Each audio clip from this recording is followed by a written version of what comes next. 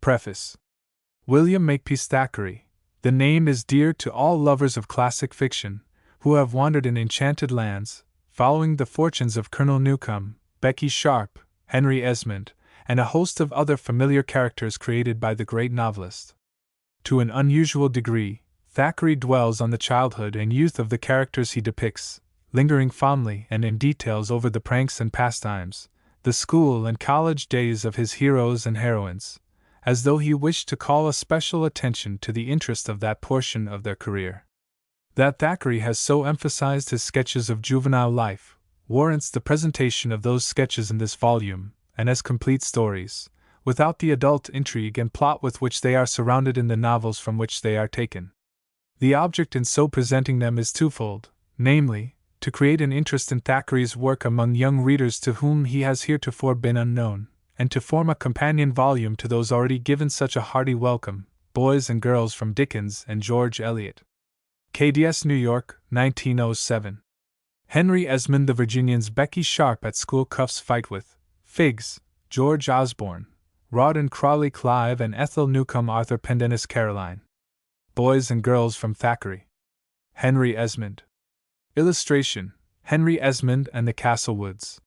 When Francis, 4th Viscount Castlewood, came to his title, and presently after, to take possession of his house of Castlewood, County Hants, in the year 1691, almost the only tenant of the place besides the domestics was a lad of 12 years of age, of whom no one seemed to take any note until my Lady Viscountess lighted upon him, going over the house with the housekeeper on the day of her arrival. The boy was in the room known as the book room, or yellow gallery, where the portraits of the family used to hang. The new and fair Lady of Castlewood found the sad, lonely little occupant of this gallery busy over his great book, which he laid down when he was aware that a stranger was at hand. And, knowing who that person must be, the lad stood up and bowed before her, performing a shy obeisance to the mistress of his house. She stretched out her hand. Indeed, when was it that that hand would not stretch out to do an act of kindness, or to protect grief and ill fortune? "And this is our kinsman, I believe," she said. "And what is your name, kinsman?" "My name is Henry Esmond," said the lad, looking up at her in a sort of delight and wonder, for she appeared the most charming object he had ever looked on. Her golden hair was shining in the gold of the sun, her complexion was of a dazzling bloom, her lips smiling and her eyes beaming with a kindness which made Harry Esmond's heart to beat with surprise. "His name is Henry Esmond, sure enough, my lady," says Mrs. Worksop, the housekeeper, and the new Viscountess, after walking down the gallery, came back to the lad, took his hand again, placing her other fair hand on his head, saying some words to him which were so kind, so sweet that the boy felt as if the touch of a superior being, or angel, smote him down to the ground, and he kissed the fair protecting hand as he knelt on one knee. To the very last hour of his life Esmond remembered the lady as she then spoke and looked, the rings on her fair hands, the very scent of her robe, the beam of her eyes lighting up with surprise and kindness, her lips blooming in a smile, the sun making a golden halo round her hair. As the boy was yet in this attitude of humility, enters behind him a portly gentleman, with a little girl of 4 years old. The gentleman burst into a great laugh at the lady and her adorer, with his little, queer figure, his sallow face, and long black hair. The lady blushed and seemed to deprecate his ridicule by a look of appeal to her husband, for it was my Lord Viscount who now arrived, and whom the lad knew, having once before seen him in the late lord's lifetime. "So this is the little priest," says my lord, who knew for what calling the lad was intended, and adding, "Welcome, kinsman. He is saying his prayers to mamma," says the little girl, and my lord burst out into another great laugh at this, and kinsman Harry looked very silly. He invented a half-dozen of speeches in reply, but 'twas months afterwards when he thought of this adventure. As it was, he had never a word in answer. "Le pauvre enfant, Illinois n'a que nous," says the lady, looking to her lord, and the boy, who understood her, though doubtless she thought otherwise, thanked her with all his heart for her kind speech. "And he shan't want for friends here," says my lord in a kind voice. "Shall he, little Trix?" The little girl, whose name was Beatrix, and whom her papa called by this diminutive, looked at Henry Esmond solemnly with a pair of large eyes, and then a smile shone over her face, which was as beautiful as that of a cherub, and she came up and put out a little hand to him. A keen and delightful pang of gratitude, happiness, affection filled the orphan child's heart as he received these tokens of friendliness and kindness. But an hour since, he had felt quite alone in the world, when he heard the great peal of bells from Castlewood Church ringing to welcome the arrival of the new lord and lady. It had rung only terror and anxiety to him, for he knew not how the new owner would deal with him, and those to whom he formerly looked for protection were forgotten or dead. Pride and doubt, too, had kept him within doors, when the vicar and the people of the village, and the servants of the house, had gone out to welcome my Lord Castlewood, for Henry Esmond was no servant, though a dependent, no relative, though he bore the name and inherited the blood of the house, and in the midst of the noise and acclamations attending the arrival of the new lord, for whom a feast was got ready, and guns were fired, and tenants and domestics huzzaed when his carriage rolled into the courtyard of the hall, no one took any notice of young Henry Esmond, who sat alone in the bookroom until his new friends found him. When my lord and lady were going away from the bookroom, the little girl, still holding him by the hand, bade him come too. "Thou wilt always forsake an old friend for a new one, Trix," says her father good-naturedly, and went into the gallery, giving an arm to his lady.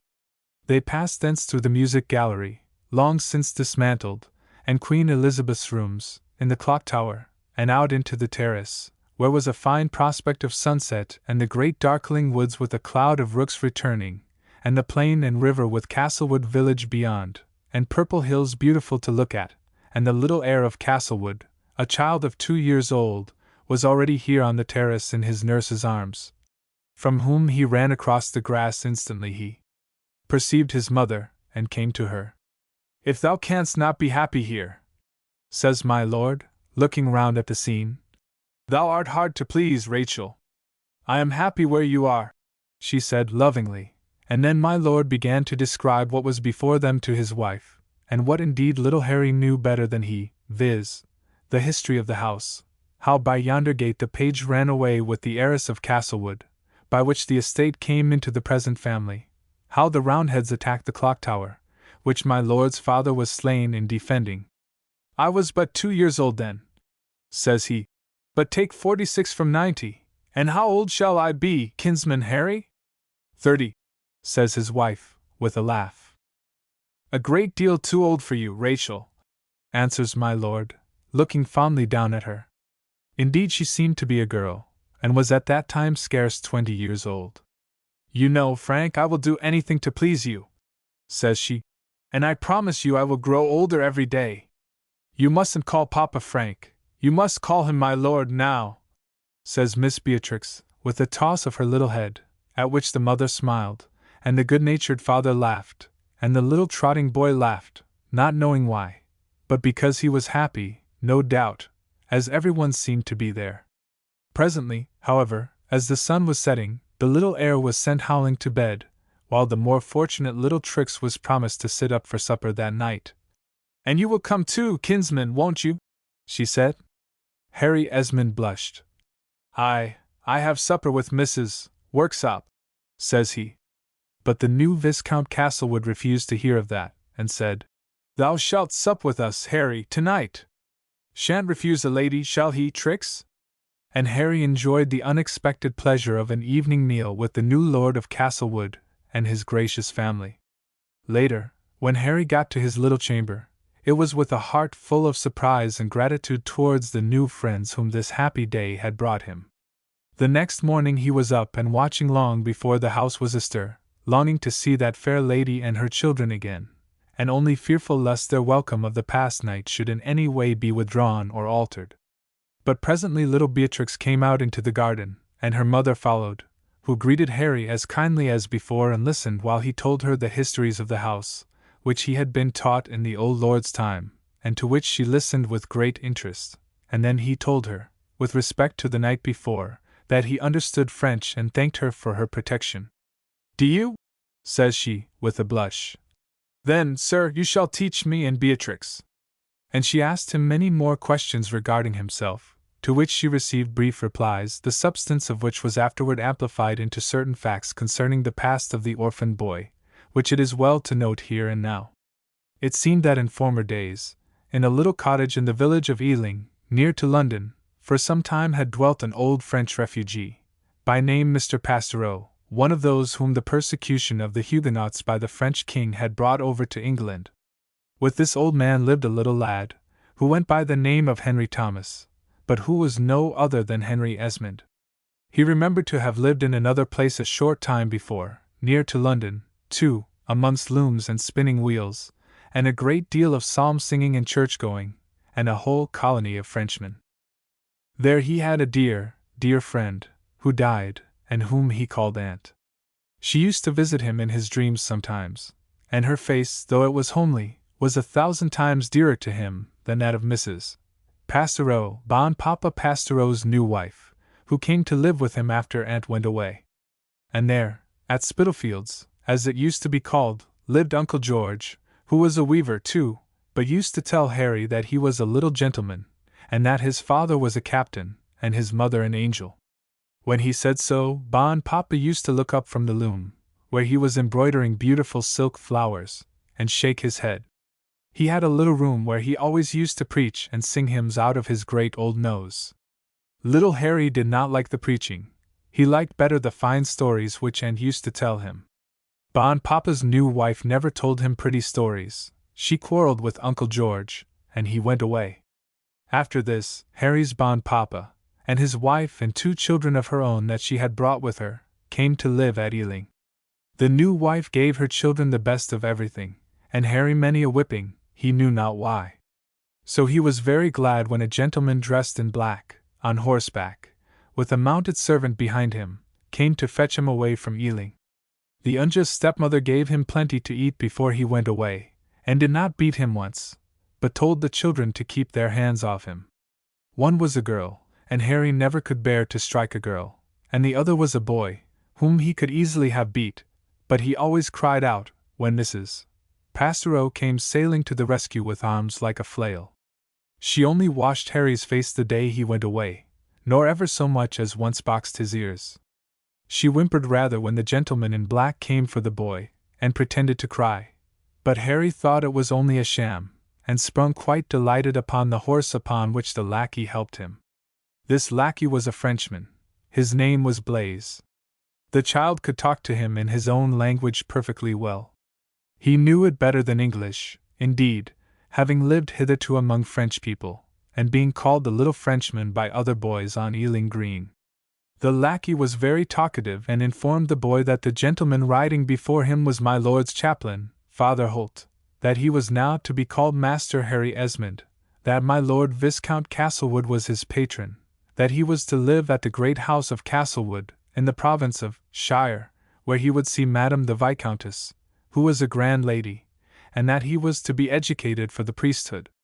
And so, seated on a cloth before Blaise's saddle, Harry Esmond was brought to London, and to a fine square called Covent Garden, near to which his patron lodged.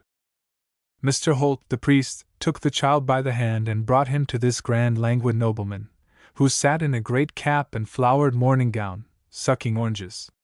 He patted Harry on the head and gave him an orange, and directed Blaise to take him out for a holiday, and out for a holiday the boy and the valet went.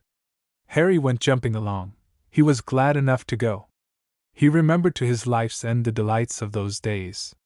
He was taken to see a play, in a house 1,000 times greater and finer than the booth at Ealing Fair, and on the next happy day they took water on the river, and Harry saw London Bridge, with the houses and book sellers' shops on it, looking like a street, and the Tower of London, with the armor, and the great lions and bears in the moat, all under company of Monsieur Blaise.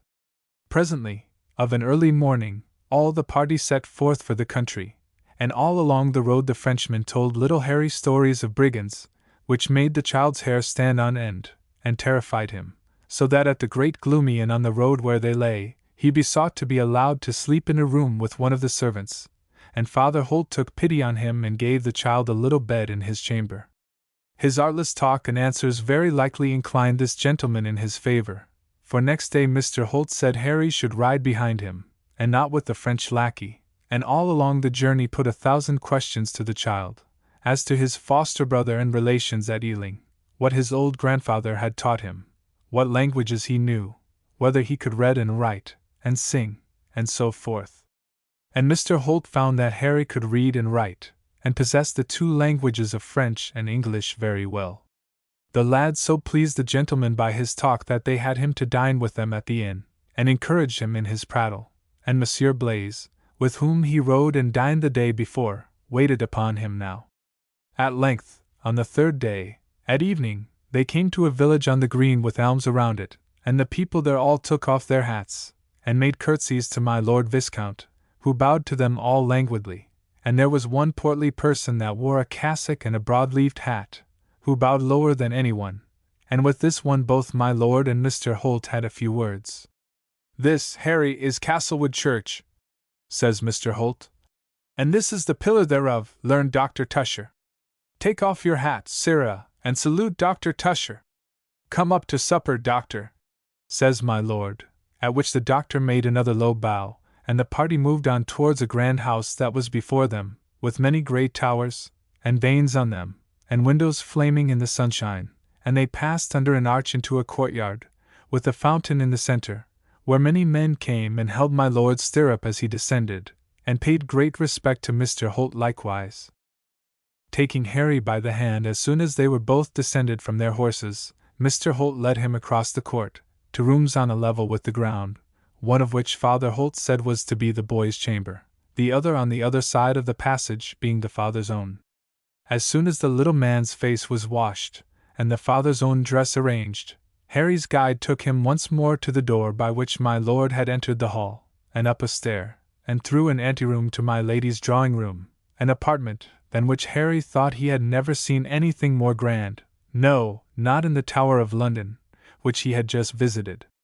Indeed, the chamber was richly ornamented in the manner of Queen Elizabeth's time, with great stained windows at either end, and hangings of tapestry, which the sun shining through the colored glass painted of 1,000 hues. And here in state, by the fire, sat a lady to whom the priest took up Harry, who was indeed amazed by her appearance. My Lady Viscountess's face was daubed with white and red up to the eyes, to which the paint gave an unearthly glare. She had a tower of lace on her head, under which was a bush of black curls, borrowed curls, so that no wonder little Harry Esmond was scared when he was first presented to her, the kind priest acting as master of the ceremonies at that solemn introduction, and he stared at her with eyes almost as great as her own, as he had stared at the player woman who acted the wicked tragedy queen, when the players came down to Ealing Fair. She sat in a great chair by the fire corner. In her lap was a spaniel dog that barked furiously. On a little table by her was her ladyship's snuff-box and her sugar-plum box. She wore a dress of black velvet, and a petticoat of flame-colored brocade. She had as many rings on her fingers as the old woman of Banbury Cross, and pretty, small feet which she was fond of showing, with great gold clocks to her stockings, and white slippers with red heels, and an odor of musk was shaken out of her garments whenever she moved or quitted the room, leaning on her tortoise-shell stick, little Fury, the dog, barking at her heels, and Mrs. Tusher, the parson's wife, by her side. "I present to your ladyship your kinsman and little page of honor, Master Henry Esmond," Mr. Holt said, bowing lowly, with a sort of comical humility. "Make a pretty bow to my lady, monsieur, and then another little bow, not so low, to Madame Tusher." Upon my lady the boy's whole attention was for a time directed. He could not keep his great eyes from her. Since the Empress of Ealing, he had seen nothing so awful. "Does my appearance please you, little page?" asked the lady. "He would be very hard to please if it didn't," cried Madame Tusher. "Have done, you silly Maria," said Lady Castlewood, adding, "Come and kiss my hand, child." And little Harry Esmond took and dutifully kissed the lean old hand, upon the gnarled knuckles of which there glittered 100 rings. "To kiss that hand would make many a pretty fellow happy," cried Mrs. Tusher, on which my lady cried out, "Go, you foolish Tusher!" And tapping her with her great fan, Tusher ran forward to seize her hand and kiss it. Fury arose and barked furiously at Tusher, and Father Holt looked on at this queer scene, with arch, grave glances. The awe exhibited by the little boy perhaps pleased the lady on whom this artless flattery was bestowed, for, having gone down on his knee, as Father Holt had directed him, and the fashion then was, and performed his obeisance, she asked, "Page Esmond, my groom of the chamber will inform you what your duties are, when you wait upon my lord and me, and good Father Holt will instruct you as becomes a gentleman of our name. You will pay him obedience in everything, and I pray you may grow to be as learned and as good as your tutor." Harry then put his small hand into the father's as he walked away from his first presentation to his mistress, and asked many questions in his artless, childish way. "Who is that other woman?" he asked. "She is fat and round. She is more pretty than my Lady Castlewood. She is Madam Tusher, the parson's wife of Castlewood. She has a son of your age, but bigger than you. Why does she like so to kiss my lady's hand? It is not good to kiss. Tastes are different, little man. Madam Tusher is attached to my lady, having been her waiting woman before she was married, in the old lord's time. She married Dr. Tusher, the chaplain. The English household divines often marry the waiting women. You will not marry the Frenchwoman, will you? I saw her laughing with Blaise in the buttery. I belong to a church that is older and better than the English church," Mr. Holt said, making a sign, whereof Esmond did not then understand the meaning, across his breast and forehead. "In our church the clergy do not marry. You will understand these things better soon. Was not St. Peter the head of your church? Dr. Rabbits of Ealing told us so." The father said, "Yes, he was. But St. Peter was married, for we heard only last Sunday that his wife's mother lay sick of a fever." On which the father again laughed, and said he would understand this too better soon, and talked of other things, and took away Harry Esmond, and showed him the great old house which he had come to inhabit. It stood on a rising green hill, with woods behind it, in which were rooks' nests, where the birds at morning and returning home at evening made a great cawing. At the foot of a hill was a river, with a steep ancient bridge crossing it, and beyond that a large pleasant green flat, where the village of Castlewood stood, with the church in the midst, the parsonage hard by it, the inn with the blacksmith's forge beside it, and the sign of the Three Castles, on the elm. The London road stretched away towards the rising sun, and to the west were swelling hills and peaks, behind which many a time Harry Esmond saw the same sun setting in after years.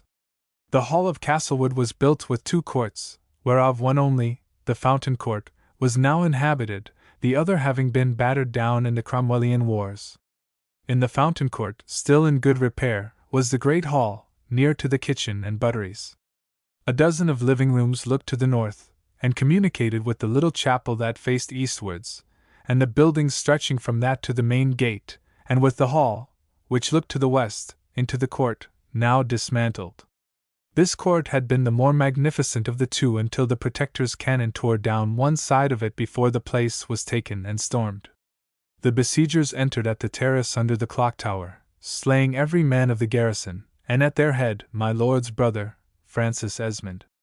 The Restoration did not bring enough money to the Lord Castlewood to restore this ruined part of his house, where were the morning parlours, and above them the long music gallery. Before this stretched the garden terrace, where the flowers grew again which the boots of the Roundheads had trodden in their assault, and which was restored without much cost, and only a little care, by both ladies who succeeded the second Viscount in the government of this mansion. Round the terrace garden was a low wall with a wicket leading to a wooded height beyond, that is called Cromwell's Battery to this day.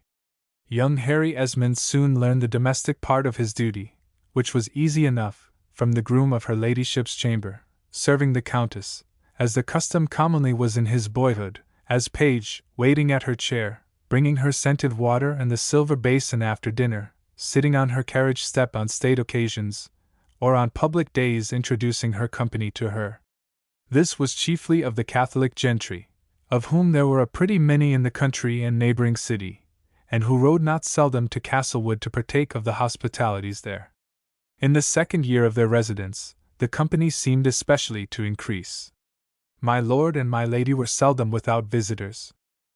Also there came in these times to Father Holt many private visitors, whom, after a little, Henry Esmond had no difficulty in recognizing as priests of the Father's order, whatever their dresses, and they adopted all sorts, might be.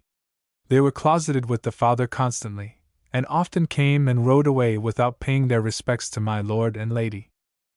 Father Holt began speedily to be so much occupied with these meetings as rather to neglect the education of the little lad who so gladly put himself under the kind priest's orders. At first they read much and regularly, both in Latin and French, the father not neglecting in anything to impress his faith upon his pupil, but not forcing him violently, and treating him with a delicacy and kindness which surprised and attached the child, always more easily won by these methods than by any severe exercise of authority.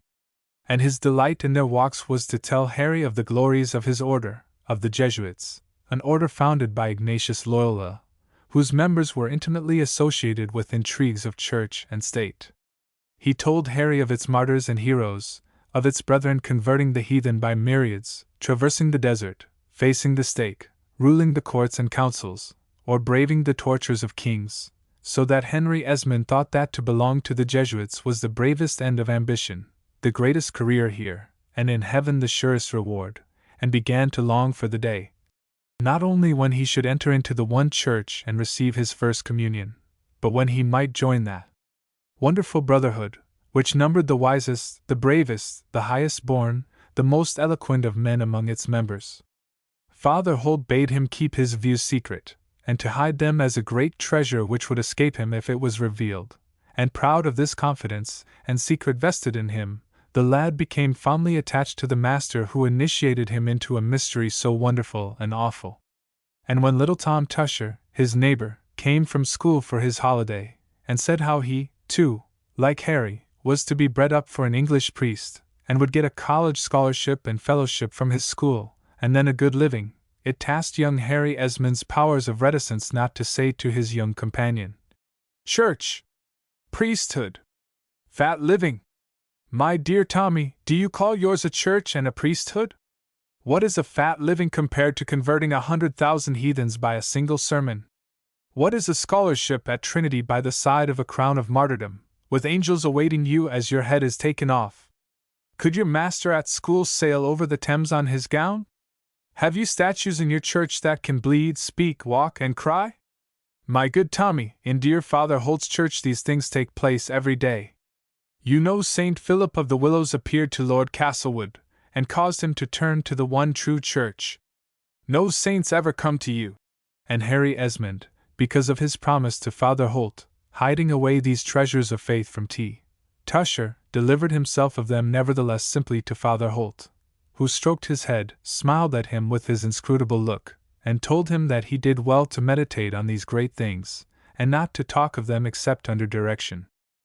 Had time enough been given, and his childish inclinations been properly nurtured, Harry Esmond had been a Jesuit priest ere he was a dozen years older, and might have finished his days a martyr in China or a victim on Tower Hill, for, in the few months they spent together at Castlewood, Mr. Holt obtained an entire mastery over the boy's intellect and affections, and had brought him to think, as indeed Father Holt thought, with all his heart too, that no life was so noble, no death so desirable, as that which many brethren of his famous order were ready to undergo. By love, by a brightness of wit and good humor that charmed all, by an authority which he knew how to assume, by a mystery and silence about him which increased the child's reverence for him, he won Harry's absolute fealty, and would have kept it, doubtless, if schemes greater and more important than a poor little boy's admission into orders had not called him away. After being at home for a few months in tranquillity, my Lord Castlewood and Lady Isabella left the country for London, taking Father Holt with them, and his little pupil scarce ever shed more bitter tears in his life than he did for nights after the first parting with his dear friend, as he lay in the lonely chamber next to that which the father used to occupy. He and a few domestics were left as the only tenants of the great house, and though Harry sedulously did all the tasks which the father set him, he had many hours unoccupied, and read in the library, and bewildered his little brain with the great books he found there. After a while, however, the little lad grew accustomed to the loneliness of the place, and in after days remembered this part of his life as a period not unhappy. When the family was at London, the whole of the establishment travelled thither with the exception of the porter, and his wife and children. These had their lodging in the gatehouse hard by, with a door into the court. That with a window looking out on the green was the chaplain's room, and next to this was a small chamber where Father Holt had his books, and Harry Esmond his sleeping closet. The side of the house facing the east had escaped the guns of the Cromwellians, whose battery was on the height facing the western court, so that this eastern end bore few marks of demolition, save in the chapel, where the painted windows surviving Edward VI had been broke by the Commonwealth men. When Father Holt was at Castlewood, little Harry Esmond acted as his familiar little servitor, beating his clothes, folding his vestments, fetching his water from the well long before daylight, ready to run anywhere for the service of his beloved priest. When the father was away, he locked his private chamber, but the room where the books were was left to little Harry. Great public events were happening at this time, of which the simple young page took little count. But one day, before the family went to London, riding into the neighbouring town on the step of my lady's coach, his lordship and she and Father Holt being inside, a great mob of people came hooting and jeering round the coach, bawling out, "The bishops forever! Down with the Pope! No popery! No popery!" So that my lord began to laugh, my lady's eyes to roll with anger, for she was as bold as a lioness, and feared nobody, whilst Mr. Holt, as Esmond saw from his place on the step, sank back with rather an alarmed face, crying out to her ladyship, "For God's sake, madam, do not speak or look out of window, sit still." But she did not obey this prudent injunction of the father. She thrust her head out of the coach window, and screamed out to the coachman, "Flog your way through them! The brutes, James, and use your whip!" James the coachman was more afraid of his mistress than of the mob, probably, for he whipped on his horses as he was bidden, and the postboy that rode with the first pair gave a cut of his thong over the shoulders of one fellow who put his hand out towards the leading horse's rein. It was a market day, and the country people were all assembled with their baskets of poultry, eggs, and such things. The postilion had no sooner lashed the man who would have taken hold of his horse, but a great cabbage came whirling like a bombshell into the carriage, at which my lord laughed more, for it knocked my lady's fan out of her hand, and plumped into Father Holt's stomach. Then came a shower of carrots and potatoes. The little page was outside the coach on the step, and a fellow in the crowd aimed a potato at him, and hit him in the eye, at which the poor little wretch set up a shout. The man, a great big saddler's apprentice of the town, laughed, and stooped to pick up another potato. The crowd had gathered quite between the horses and the inn door by this time, and the coach was brought to a dead standstill. My lord jumped as briskly as a boy out of the door on his side of the coach, squeezing little Harry behind it, had hold of the potato thrower's collar in an instant, and the next moment the brute's heels were in the air, and he fell on the stones with a thump. "You hulking coward!" says he. "You pack of screaming blackguards! How dare you attack children, and insult women? Fling another shot at that carriage, you sneaking pigskin cobbler, and by the Lord I'll send my rapier through you!" Some of the mob cried, "Huzzah, my lord!" for they knew him, and the saddler's man was a known bruiser, near twice as big as my lord Viscount. "Make way there," says he. He spoke with a great air of authority. "Make way, and let her ladyship's carriage pass."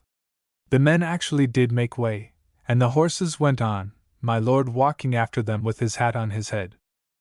This mob was one of many thousands that were going about the country at that time, huzzahing for the acquittal of 7 bishops who had been tried just then, and about whom little Harry Esmond knew scarce anything.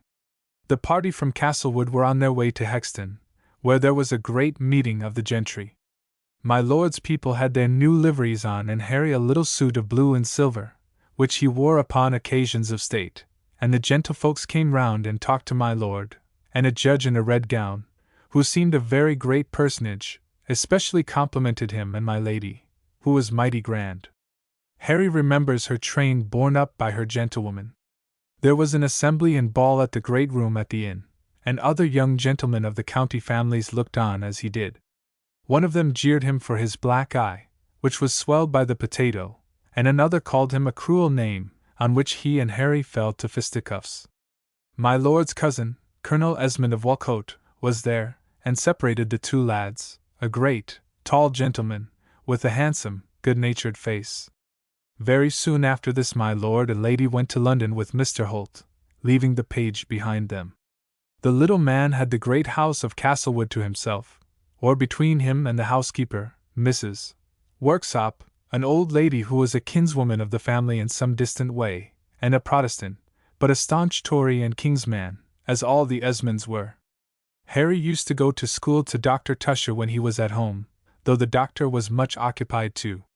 There was a great stir and commotion everywhere, even in the little quiet village of Castlewood, whither a party of people came from the town, who would have broken Castlewood chapel windows, but the village people turned out, and even old Sivrite, the Republican blacksmith, along with them, for my lady, though she was a papist, and had many odd ways, was kind to the tenantry.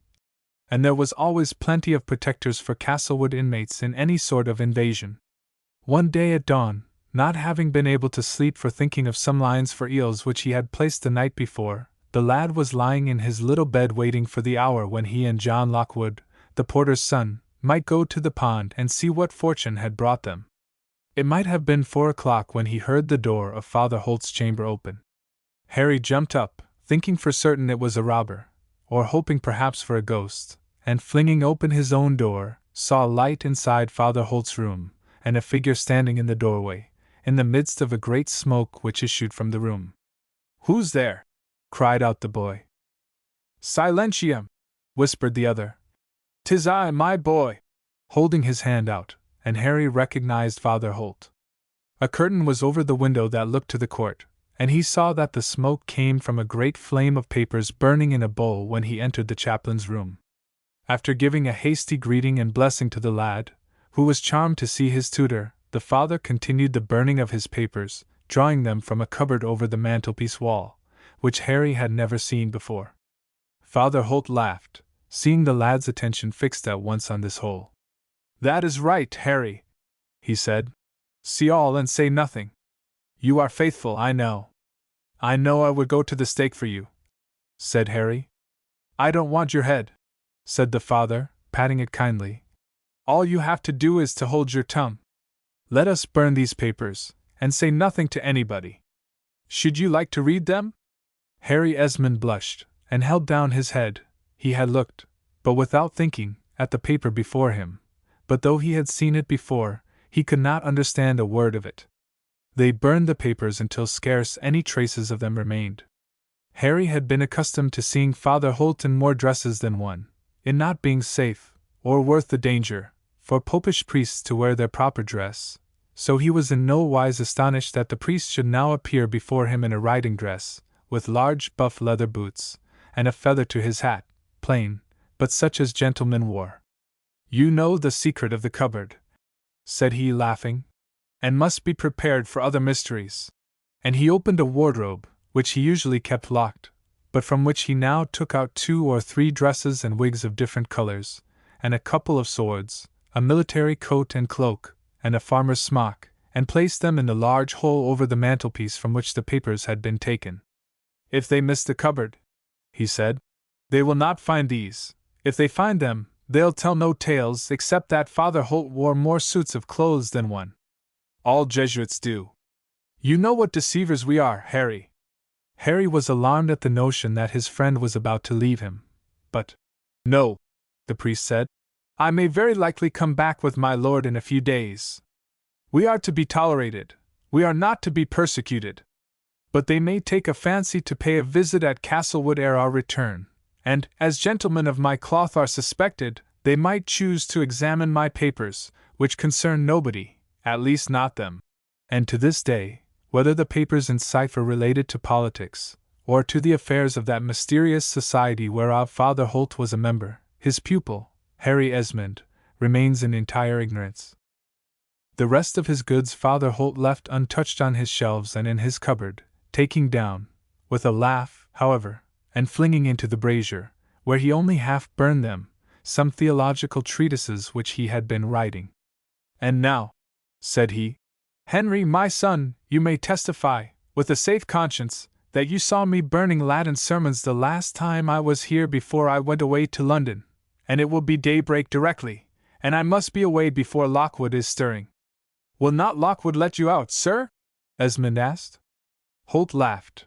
He was never more gay or good-humored than when in the midst of action or danger.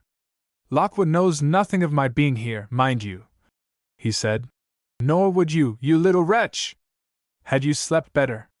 You must forget that I have been here, and now farewell. Close the door, and go to your own room, and don't come out till— stay, why should you not know one's secret more? I know you will never betray me." In the chaplain's room were 2 windows, the one looking into the court facing westwards to the fountain, the other a small casement strongly barred, and looking onto the green in front of the hall. This window was too high to reach from the ground, but mounting on a buffet which stood beneath it, Father Holt showed Harry how, by pressing on the base of the window, the whole framework descended into a cavity worked below, from which it could be restored to its usual place from without, a broken pane being purposely opened to admit the hand which was to work upon the spring of the machine. "When I am gone," Father Holt said, "you may push away the buffet, so that no one may fancy that an exit has been made that way. Lock the door, place the key— where shall we put the key? Under Chrysostom on the bookshelf, and if any ask for it, say I keep it there, and told you where to find it, if you had need to go to my room. The descent is easy down the wall into the ditch, and so once more farewell, until I see thee again, my dear son." And with this the intrepid father mounted the buffet with great agility and briskness, stepped across the window, lifting up the bars and framework again from the other side, and only leaving room for Harry Esmond to stand on tiptoe and kiss his hand before the casement closed, the bars fixing as firmly as ever, seemingly, in the stone arch overhead. Esmond, young as he was, would have died sooner than betray his friend and master, as Mr. Holt well knew. So, then, when Holt was gone, and told Harry not to see him, it was as if he had never been. And he had this answer pat when he came to be questioned a few days later. The Prince of Orange was then at Salisbury, as young Esmond learned from seeing Dr. Tusher in his best cassock, with a great orange cockade in his broad-leaved hat, and Nahan, his clerk, ornamented with a like decoration. The doctor was walking up and down in front of his parsonage when little Esmond saw him, and heard him say he was going to Salisbury to pay his duty to His Highness the Prince. The village people had orange cockades too, and his friend, the blacksmith's laughing daughter, pinned one into Harry's old hat, which he tore out indignantly when they bade him to cry, "God save the Prince of Orange and the Protestant religion!" But the people only laughed, for they liked the boy in the village, where his solitary condition moved the general pity, and where he found friendly welcomes and faces in many houses. It was while Dr. Tusher was away at Salisbury that there came a troop of dragoons with orange scarfs, and quartered in Castlewood, and some of them came up to the hall, where they took possession, robbing nothing, however, beyond the hen-house and the beer-cellar, and only insisting upon going through the house and looking for papers. The first room they asked to look at was Father Holt's room, where they opened the drawers and cupboards, and tossed over the papers and clothes, but found nothing except his books and clothes, and the vestments in a box by themselves, with which the dragoons made merry, to Harry Esmond's horror. To the questions which the gentleman put to Harry, he replied that Father Holt was a very kind man to him, and a very learned man, and Harry supposed would tell him none of his secrets if he had any. He was about 11 years old at that time, and looked as innocent as boys of his age. A kingdom was changing hands whilst my lord and lady were away.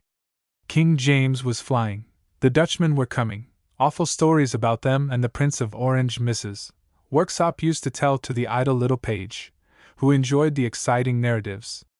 The family were away more than 6 months, and when they returned they were in the deepest state of dejection, for King James had been banished, the Prince of Orange was on the throne, and the direst persecutions of those of the Catholic faith were apprehended by my lady, who said that she did not believe there was a word of truth in the promises of toleration that Dutch monster made, or a single word the perjured wretch said. My lord and lady, being loyal followers of the banished king, were in a manner prisoners in their own house, so her ladyship gave the little page to know, who was by this time growing of an age to understand what was passing about him, and something of the character of the people he lived with.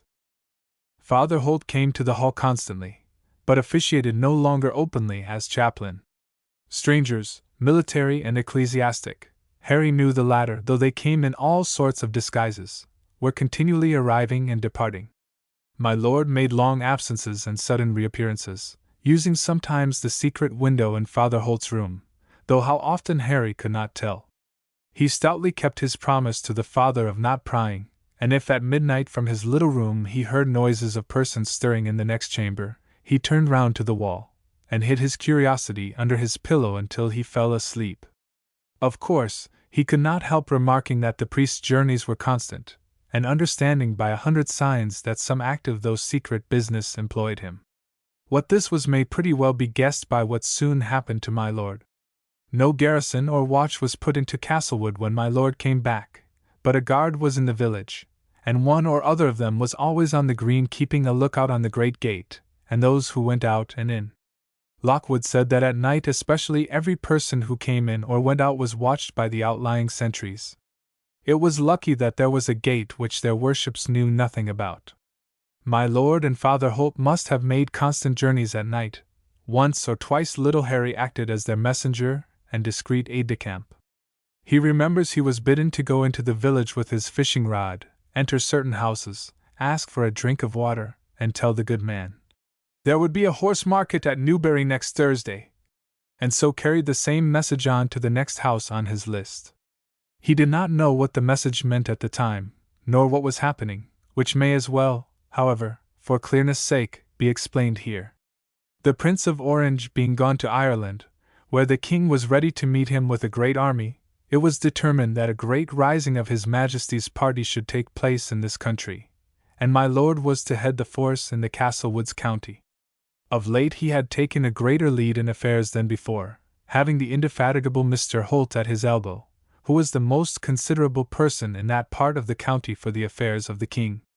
It was arranged that the regiment of Scots Greys and Dragoons, then quartered at Newbury, should declare for the king on a certain day, when likewise the gentry loyal to His Majesty's cause were to come in with their tenants and adherents to Newbury, march upon the Dutch troops at Reading under Jinkle, and those overthrown, and their indomitable little master away in Ireland. It was thought that their side might move on London itself, and a confident victory was predicted for the king. While these great matters were in agitation, one day, it must have been about the month of July, 1600, my lord, in a great horseman's coat, under which Harry could see the shining of a steel breastplate he had on, called the boy to him, and kissed him, and bade God bless him in such an affectionate way as he never had used before. Father Holt blessed him too, and then they took leave of my Lady Viscountess, who came weeping from her apartment. "My lord, God speed you," she said, stepping up and embracing my lord in a grand manner. "Mr. Holt, I ask your blessing." And she knelt down for that whilst Mrs. Tusher tossed her head up. Mr. Holt gave the same benediction to the little page, who went down and held my lord's stirrups for him to mount. There were 2 servants waiting there, too, and they rode out of Castlewood Gate. As they crossed the bridge, Harry could see an officer in scarlet ride up touching his hat, and address my lord. The party stopped, and came to some discussion, which presently ended, my lord putting his horse into a canter after taking off his hat to the officer, who rode alongside him step for step, the trooper accompanying him falling back, and riding with my lord's 2 men. They cantered over the green, and behind the elms, and so they disappeared. That evening those left behind had a great panic, the cowboy coming at milking time riding one of the Castlewood horses, which he had found grazing at the outer park wall. It was quite in the grey of the morning when the porter's bell rang, and old Lockwood let him in. He had gone with him in the morning, and returned with a melancholy story. The officer who rode up to my lord had, it appeared, said to him that it was his duty to inform his lordship that he was not under arrest, but under watch, and to request him not to ride abroad that day. My lord replied that riding was good for his health, that if the captain chose to accompany him he was welcome, and it was then that he made a bow, and they cantered away together. When he came on to Wansey Down, my lord all of a sudden pulled up, and the party came to a halt at the crossway. "Sir," says he to the officer, "we are 4 to 2, will you be so kind as to take that road, and leave me go mine?" "Your road is mine, my lord," says the officer. "Then," says my lord, But he had no time to say more, for the officer, drawing a pistol, snapped it at his lordship, and at the same moment Father Holt, drawing a pistol, shot the officer through the head. It was done, and the man dead in an instant of time. The orderly, gazing at the officer, looked scared for a moment, and galloped away for his life. "Fire! Fire!" cries out Father Holt, sending another shot after the trooper, but the two servants were too much surprised to use their pieces, and my lord calling to them to hold their hands, the fellow got away. My lord's party rode on. Shortly after midday heard firing, then met a horseman who told them that the regiments declared an hour too soon. General Jinkle was down upon them, and the whole thing was at an end. "We've shot an officer on duty, and let his orderly escape," says my lord. "Blaze," says Mr. Holt, writing 2 lines on his table book, one for my lady and one for Harry, "you must go back to Castlewood and deliver these." And Blaze went back and gave Harry the 2 papers. He read that to himself, which only said, "Burn the papers in the cupboard, burn this. You know nothing about anything." Harry read this, ran upstairs to his mistress's apartment, where her gentlewoman slept near to the door, made her bring a light and wake my lady, into whose hands he gave the other paper. As soon as she had the paper in her hand, Harry stepped back to the chaplain's room, opened the secret cupboard over the fireplace, burned all the papers in it, and, as he had seen the priest do before, took down one of his reverence's manuscript sermons, and half burnt that in the brazier. By the time the papers were quite destroyed it was daylight. Harry ran back to his mistress again. Her gentlewoman ushered him again into her ladyship's chamber. She told him to bid the coach be got ready, and that she would ride away anon. But the mysteries of her ladyship's toilet were as awfully long on this day as on any other, and long after the coach was ready, my lady was still attiring herself.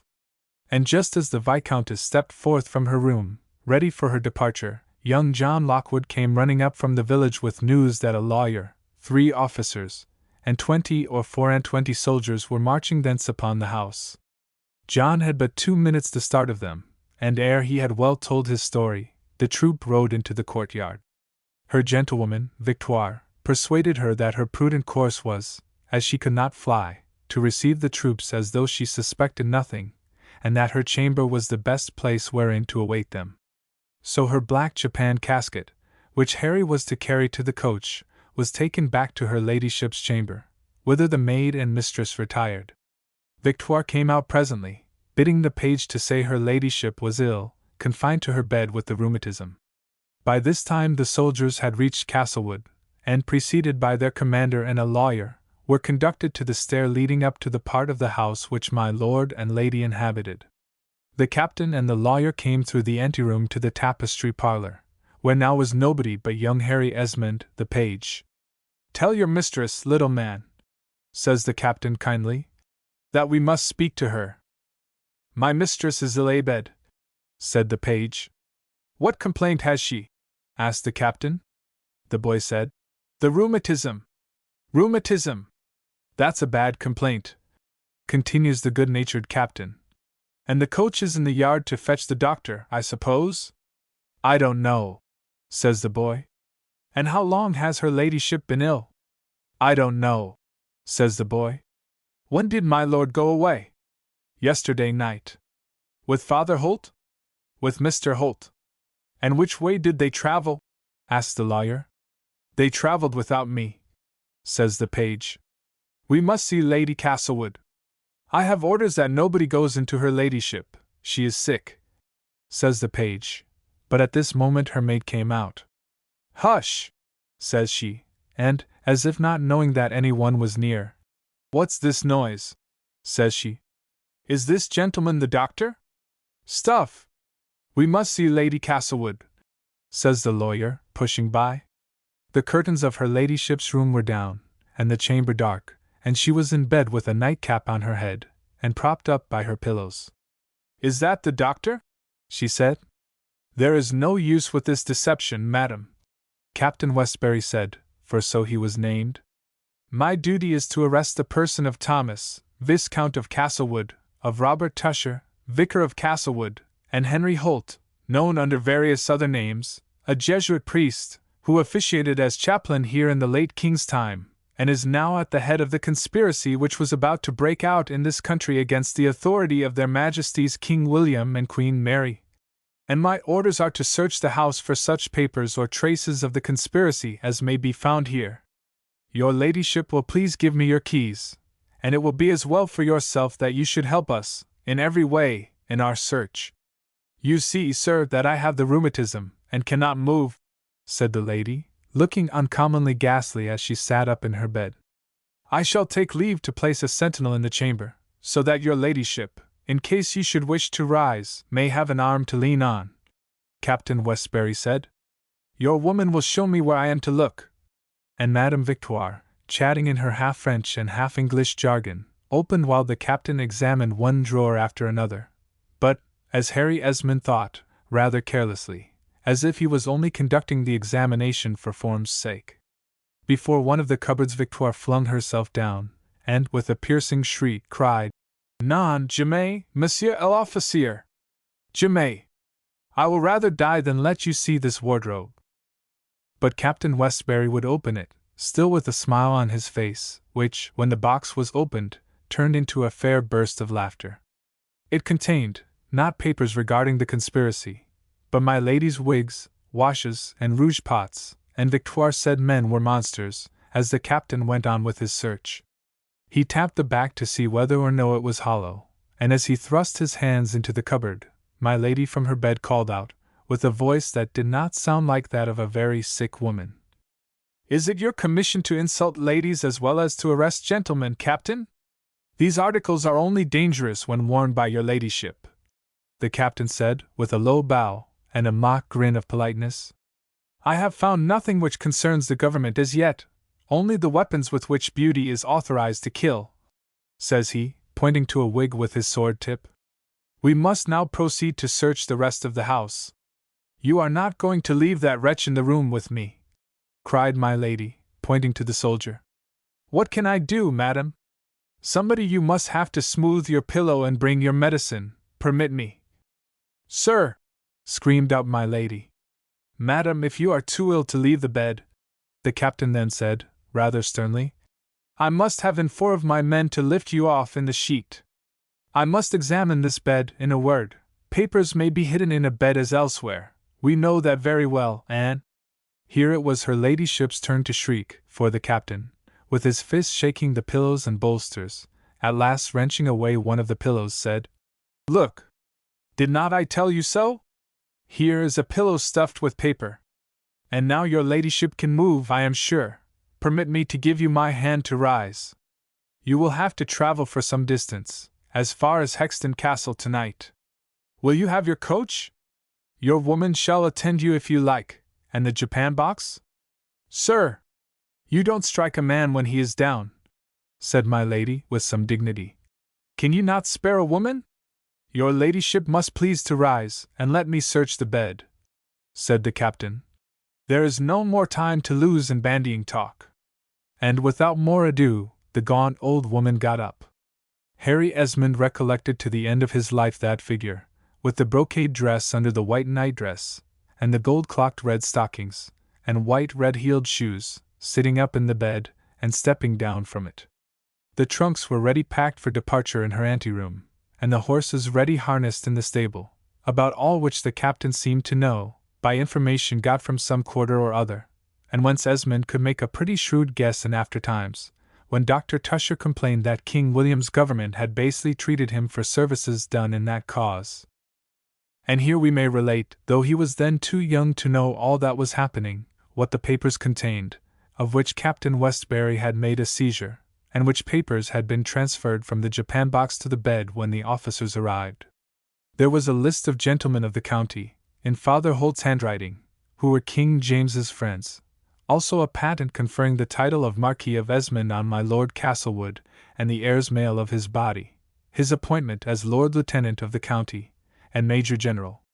There were various letters from the nobility and gentry, some ardent and some doubtful, and all valuable to the men who found them, for reasons which the lad knew little about, only being aware that his patron and his mistress were in some trouble, which had caused the flight of the one and the apprehension of the other by the officers of King William. The seizure of the papers effected, the gentlemen did not pursue their further search through Castlewood House very rigorously. They only examined Mr. Holt's room, being led thither by his pupil, who showed, as the father had bidden him, the place where the key of his chamber lay, opened the door for the gentlemen, and conducted them into the room. When the gentlemen came to the half-burned papers in the bowl, they examined them eagerly enough, and their young guide was a little amused at their perplexity. "What are these?" says one. "They're written in a foreign language," says the lawyer. "What are you laughing at, little whelp?" he added, turning round as he saw the boy smile. "Mr. Holt said they were sermons," Harry said, "and bade me to burn them." Which indeed was true of those papers. "Sermons, indeed! It's treason, I would lay a wager," cries the lawyer. "Egad! It's Greek to me," says Captain Westbury. "Can you read it, little boy?" "Yes, sir, a little," Harry said. "Then read, and read in English, sir, on your peril," said the lawyer. And Harry began to translate. "Hath not one of your own writers said the children of Adam are now laboring as much as he himself ever did, about the tree of the knowledge of good and evil, shaking the boughs thereof, and seeking the fruit, being for the most part unmindful of the tree of life? O blind generation, 'tis this tree of knowledge to which the serpent has led you." And here the boy was obliged to stop, the rest of the page being charred by the fire, and asked of the lawyer. "Shall I go on, sir?" The lawyer said. "This boy is deeper than he seems. Who knows that he is not laughing at us?" "Let's have in Dick the scholar," cried Captain Westbury, laughing, and he called to a trooper out of the window. "Ho, Dick, come in here and construe." A soldier, with a good-humored face, came in at the summons, saluting his officer. "Tell us what is this, Dick Steele?" says the lawyer. "'Tis Latin," says Dick, glancing at it, and again saluting his officer. "And from a sermon of Mr. Cudworth's." And he translated the words pretty much as Henry Esmond had rendered them. "What a young scholar you are," says the captain to the boy. "Depend on't, he knows more than he tells," says the lawyer. "I think we will pack him off in the coach with the old lady." "For construing a bit of Latin?" said the captain, very good-naturedly. "I would as lief go there as anywhere," Harry Esmond said simply, "for there is nobody to care for me." There must have been something touching in the child's voice, or in this description of his solitude, for the captain looked at him very good-naturedly, and the trooper called Steele put his hand kindly on the lad's head, and said some words in the Latin language. "What does he say?" says the lawyer. "I said I was not ignorant of misfortune myself, and had learned to succor the miserable, and that's not your trade, Mr. Sheepskin," said the trooper. "You had better leave Dick the scholar alone, Mr. Corbett," the captain said. And Harry Esmond, always touched by a kind face and a kind word, felt very grateful to this good-natured champion. The horses were by this time harnessed to the coach, and my Lady Isabella was consigned to that vehicle and sent off to Hexton, with her woman and the man of law to bear her company, a couple of troopers riding on either side of the coach. And Harry was left behind at the Hall, belonging, as it were, to nobody, and quite alone in the world. The captain and a guard of men remained in possession there, and the soldiers, who were very good-natured and kind, ate my lord's mutton and drank his wine, and made themselves comfortable, as they well might do in such pleasant quarters. After the departure of the Countess, Dick the scholar took Harry Esmond under his special protection, and would talk to him both of French and Latin, in which tongues the lad found that he was even more proficient than Scholar Dick. Hearing that he had learned them from a Jesuit, in the praise of whom and whose goodness Harry was never tired of speaking, Dick, rather to the boy's surprise, showed a great deal of theological science, and knowledge of the points at issue between the Catholic and Protestant churches, so that he and Harry would have hours of controversy together, with which conversations the long days of the troopers' stay at Castlewood were whiled away. Though the other troopers were all gentlemen, they seemed ignorant and vulgar to Harry Esmond, with the exception of this good-natured Corporal Steele, scholar, although Captain Westbury and Lieutenant Trent were always kind to the lad. They remained for some months at Castlewood, and Harry learned from them, from time to time, how Lady Isabella was being treated at Hexton Castle, and the particulars of her confinement there. King William was disposed to deal very leniently with the gentry who remained faithful to the old king's cause, and no prince usurping a crown as his enemies said he did, ever caused less blood to be shed.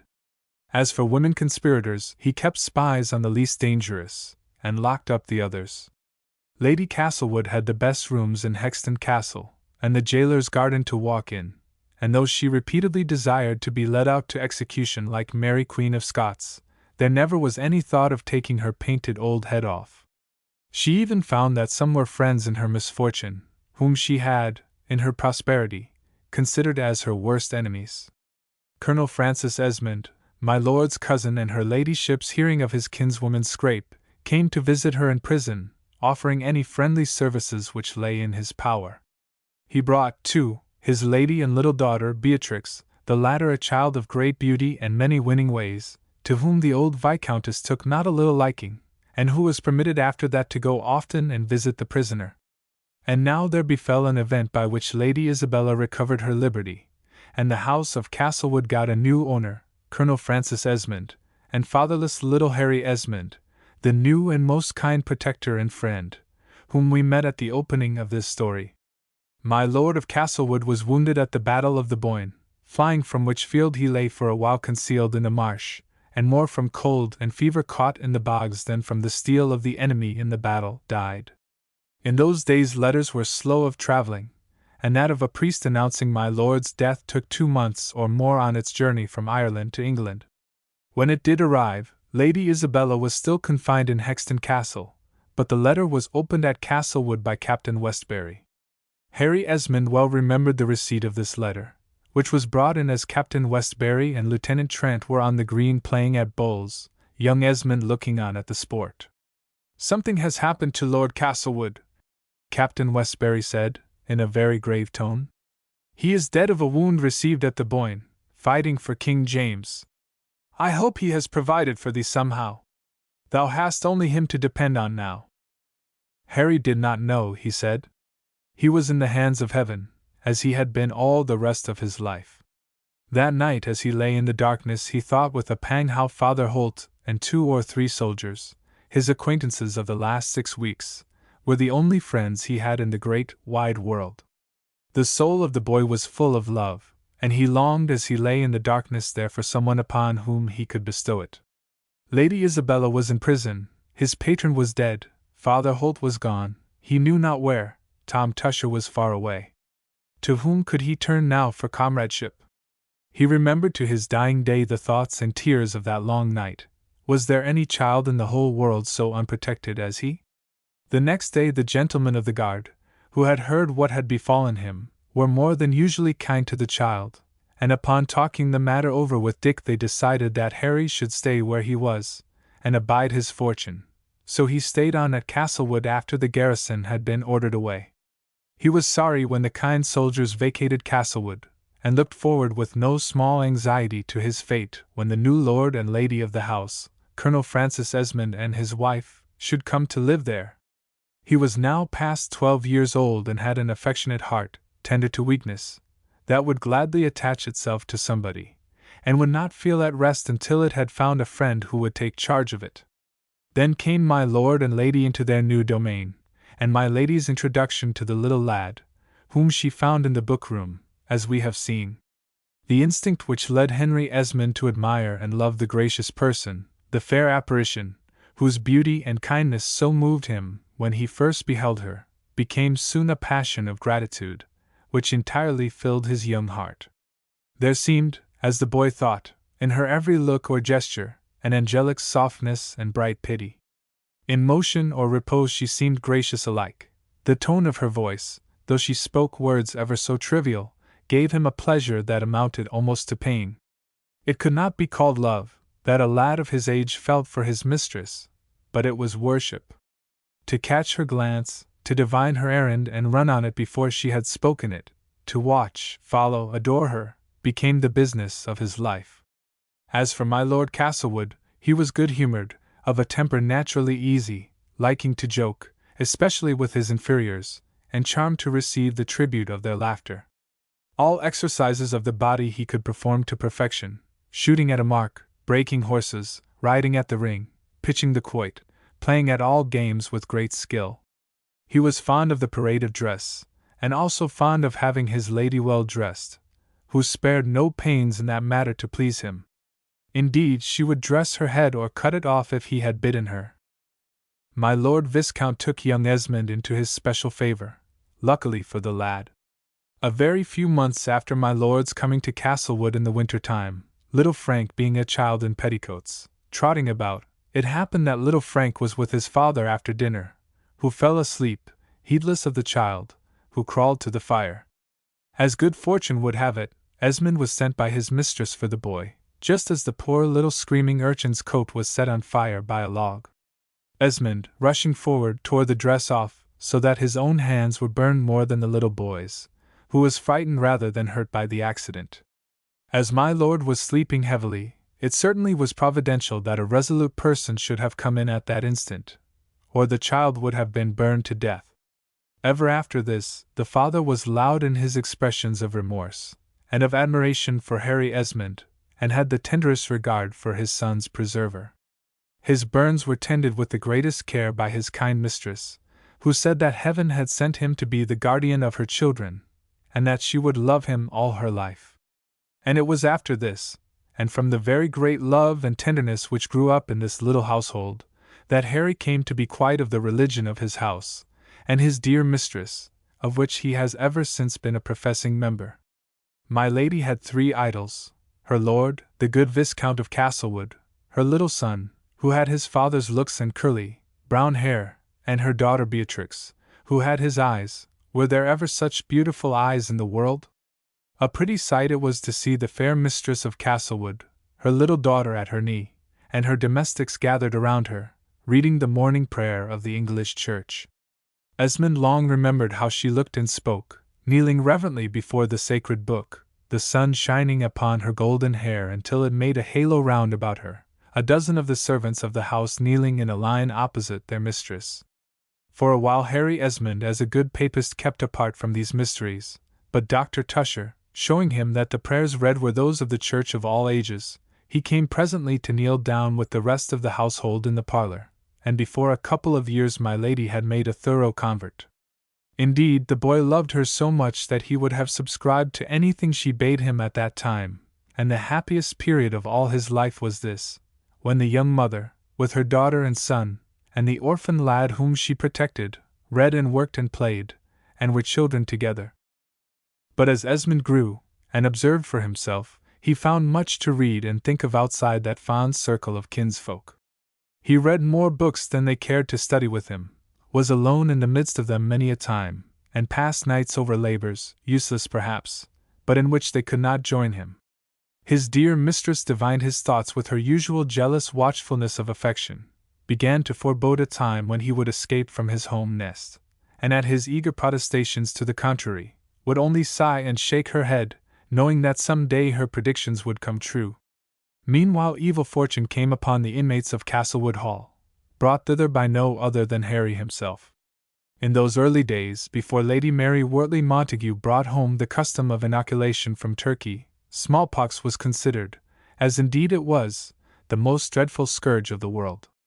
The pestilence would enter a village and destroy half its inhabitants. At its approach not only the beautiful, but the strongest were alarmed, and those fled who could. One day in the year 1694 Dr. Tusher ran into Castlewood House with a face of consternation, saying that the malady had made its appearance in the village, that a child at the inn was down with the smallpox. Now there was a pretty girl at this inn, Nancy Siveright, the blacksmith's daughter, a bouncing, fresh-looking lass, with whom Harry Esmond in his walks and rambles often happened to fall in, or, failing to meet her, he would discover some errand to be done at the blacksmith's, or would go to the inn to find her. When Dr. Tusher brought the news that smallpox was at the inn, Henry Esmond's first thought was of alarm for poor Nancy, and then of disquiet for the Castlewood family, lest he might have brought this infection to them, for the truth is, that Mr. Harry had been sitting that day for an hour with Nancy Siveright, holding her little brother, who had complained of headache, on his knee, and had also since then been drawing pictures and telling stories to little Frank Castlewood, who had occupied his knee for an hour after dinner, and was never tired of Henry's tales of soldiers and horses. As luck would have it, Beatrix had not that evening taken her usual place, which generally she was glad enough to take, upon her tutor's lap. For Beatrix, from the earliest time, was jealous of every caress which was given to her little brother Frank. She would fling away even from her mother's arms if she saw Frank had been there before her. She would turn pale and red with rage if she caught signs of affection between Frank and his mother, would sit apart and not speak for a whole night, if she thought the boy had a better fruit or a larger cake than hers, would fling away a ribbon if he had one too, and from the earliest age, sitting up in her little chair by the great fireplace opposite to the corner where Lady Castlewood commonly sat at her embroidery, would utter childish sarcasm about the favor shown to her brother.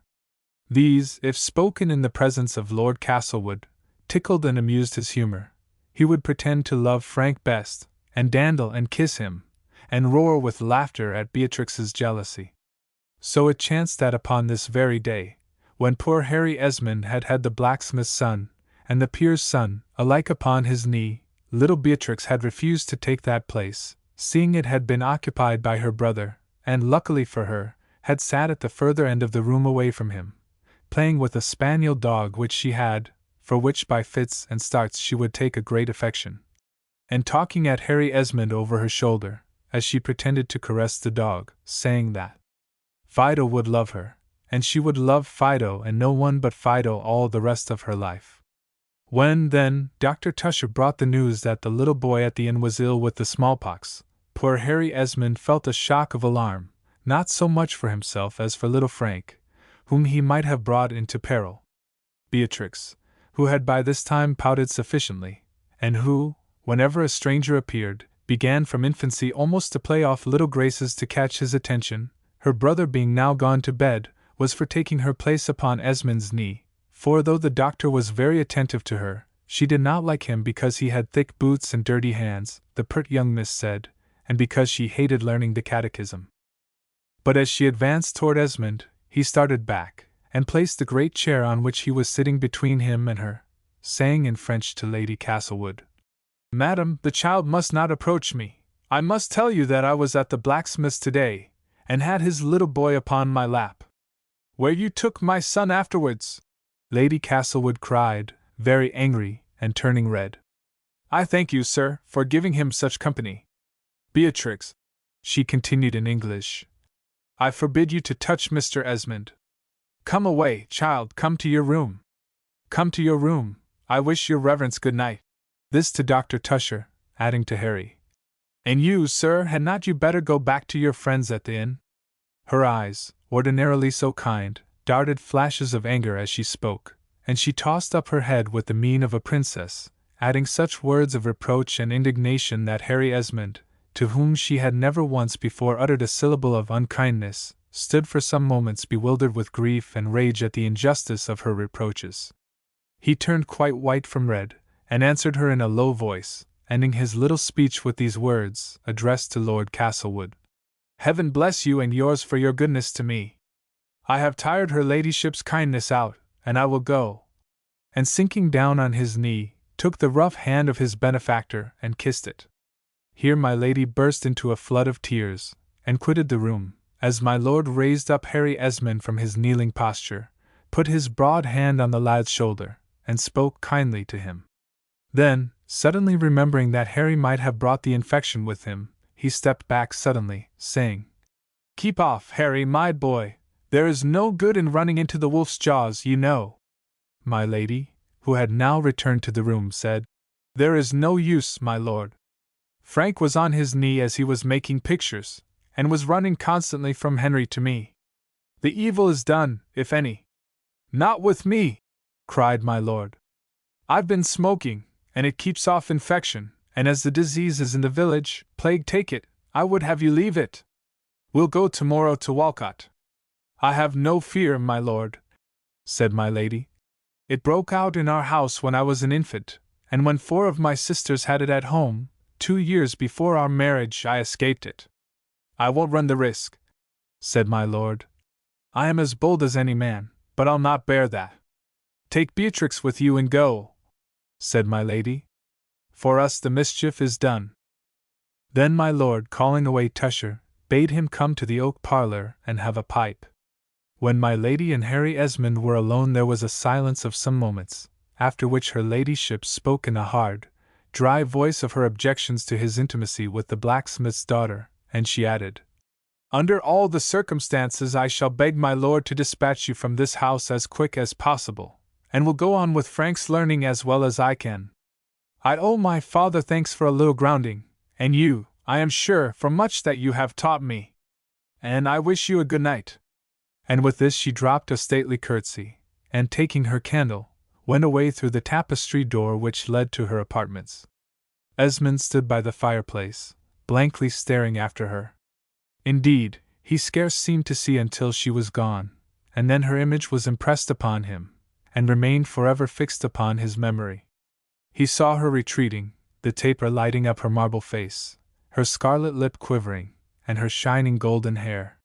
He went to his own room, and to bed, where he tried to read, as his custom was, but he never knew what he was reading. And he could not get to sleep until daylight, and woke with a violent headache, and quite unrefreshed. He had brought the contagion with him from the inn, sure enough, and was presently laid up with the smallpox, which spared the hall no more than it did the cottage. When Harry Esmond passed through the crisis of that malady, and returned to health again, he found that little Frank Esmond had also suffered and rallied after the disease, and that Lady Castlewood was down with it, with a couple more of the household. "It was a providence, for which we all ought to be thankful," Dr. Tusher said, "that my lady and her son were spared, while death carried off the poor domestics of the house." And he rebuked Harry for asking in his simply way, for which we ought to be thankful, that the servants were killed or the gentlefolk were saved. Nor could young Esmond agree with the doctor that the malady had not in the least impaired my lady's charms, for Harry thought that her ladyship's beauty was very much injured by the smallpox. When the marks of the disease cleared away, they did not, it is true, leave scars on her face, except one on her forehead, but the delicacy of her complexion was gone, her eyes had lost their brilliancy, and her face looked older. When Tusher vowed and protested that this was not so, in the presence of my lady, the lad broke out impulsively, and said, "It is true, my mistress is not near so handsome as she was."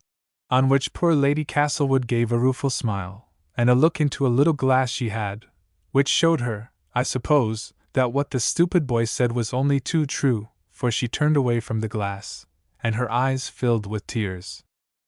The sight of these on the face of the lady whom he loved best filled Esmond's heart with a soft of rage of pity, and the young blunderer sank down on his knees and besought her to pardon him, saying that he was a fool and an idiot, that he was a brute to make such a speech, he, who caused her malady, and Dr. Tusher told him that he was a bear indeed, and a bear he would remain.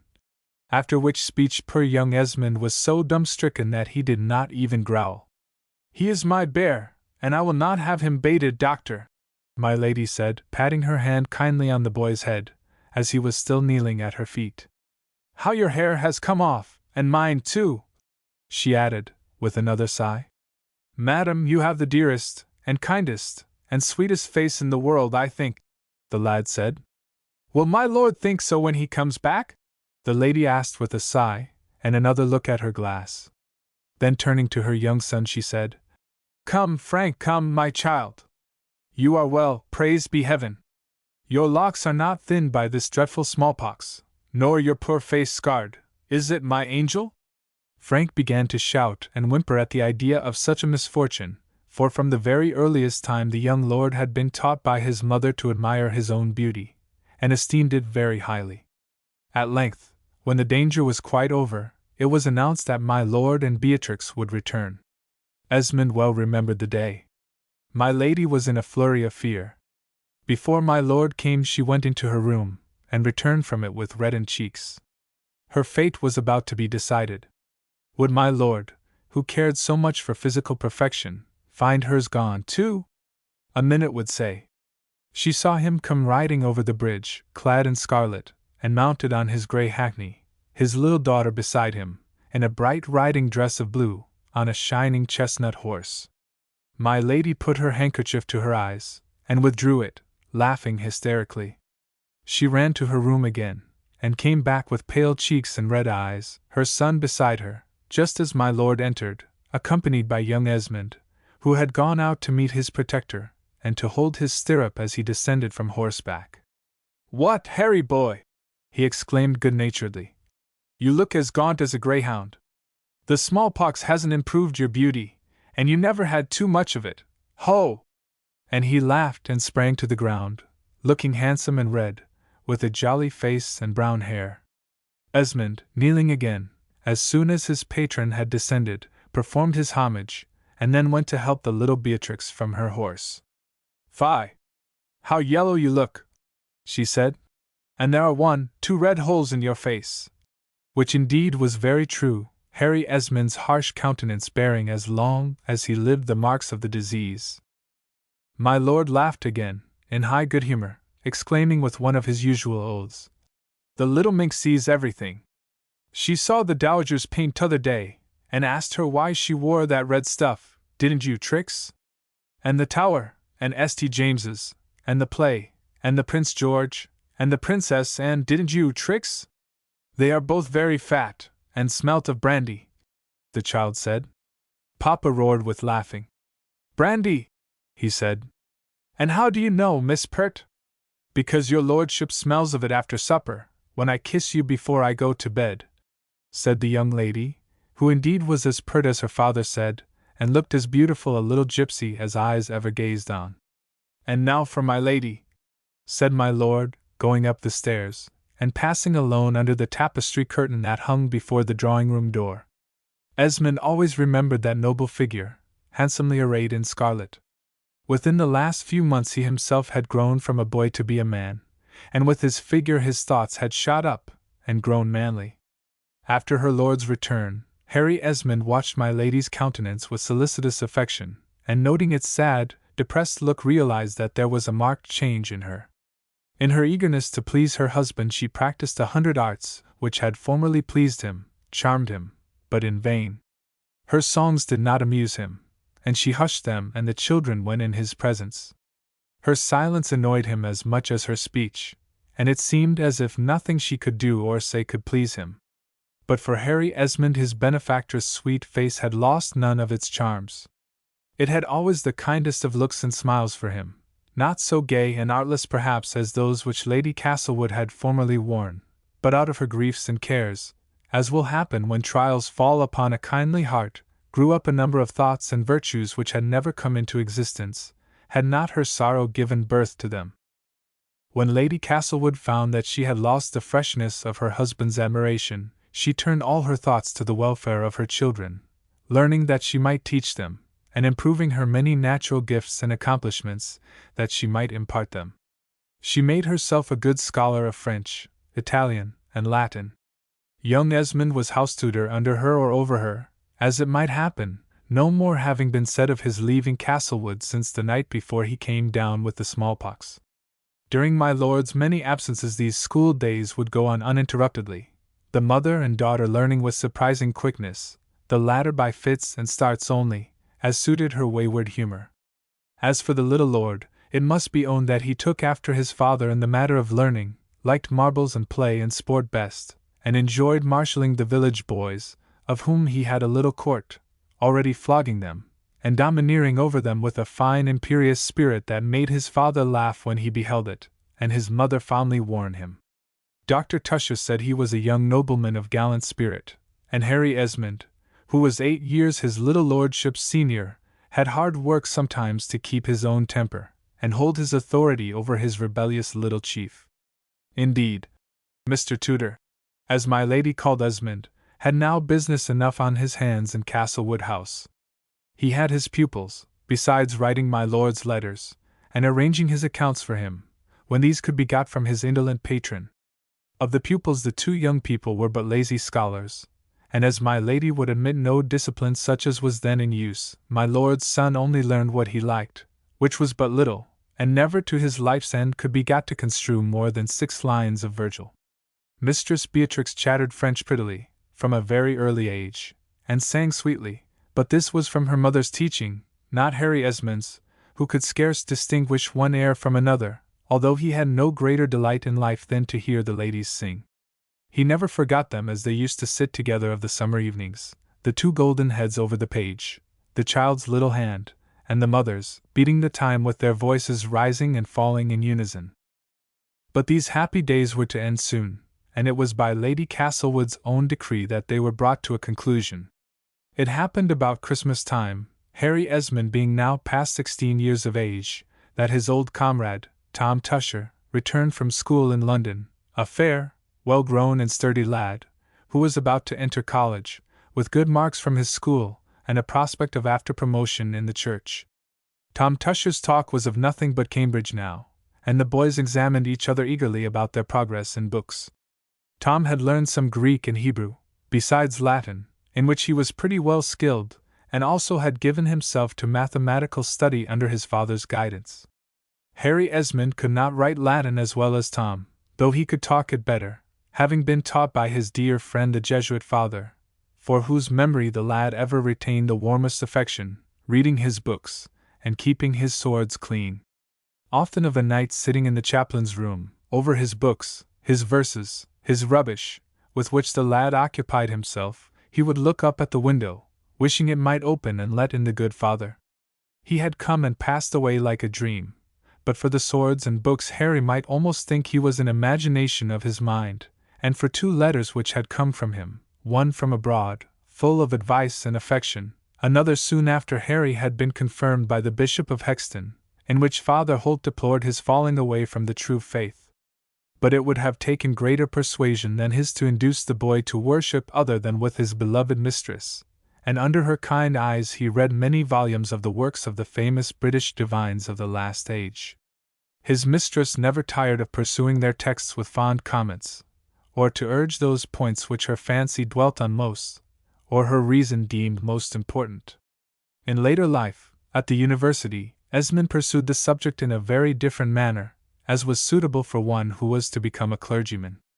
But his heart was never much inclined towards this calling. He made up his mind to wear the cassock and bands as another man does to wear a breastplate and jackboots, or to mount a merchant's desk for a livelihood, from obedience and necessity, rather than from choice.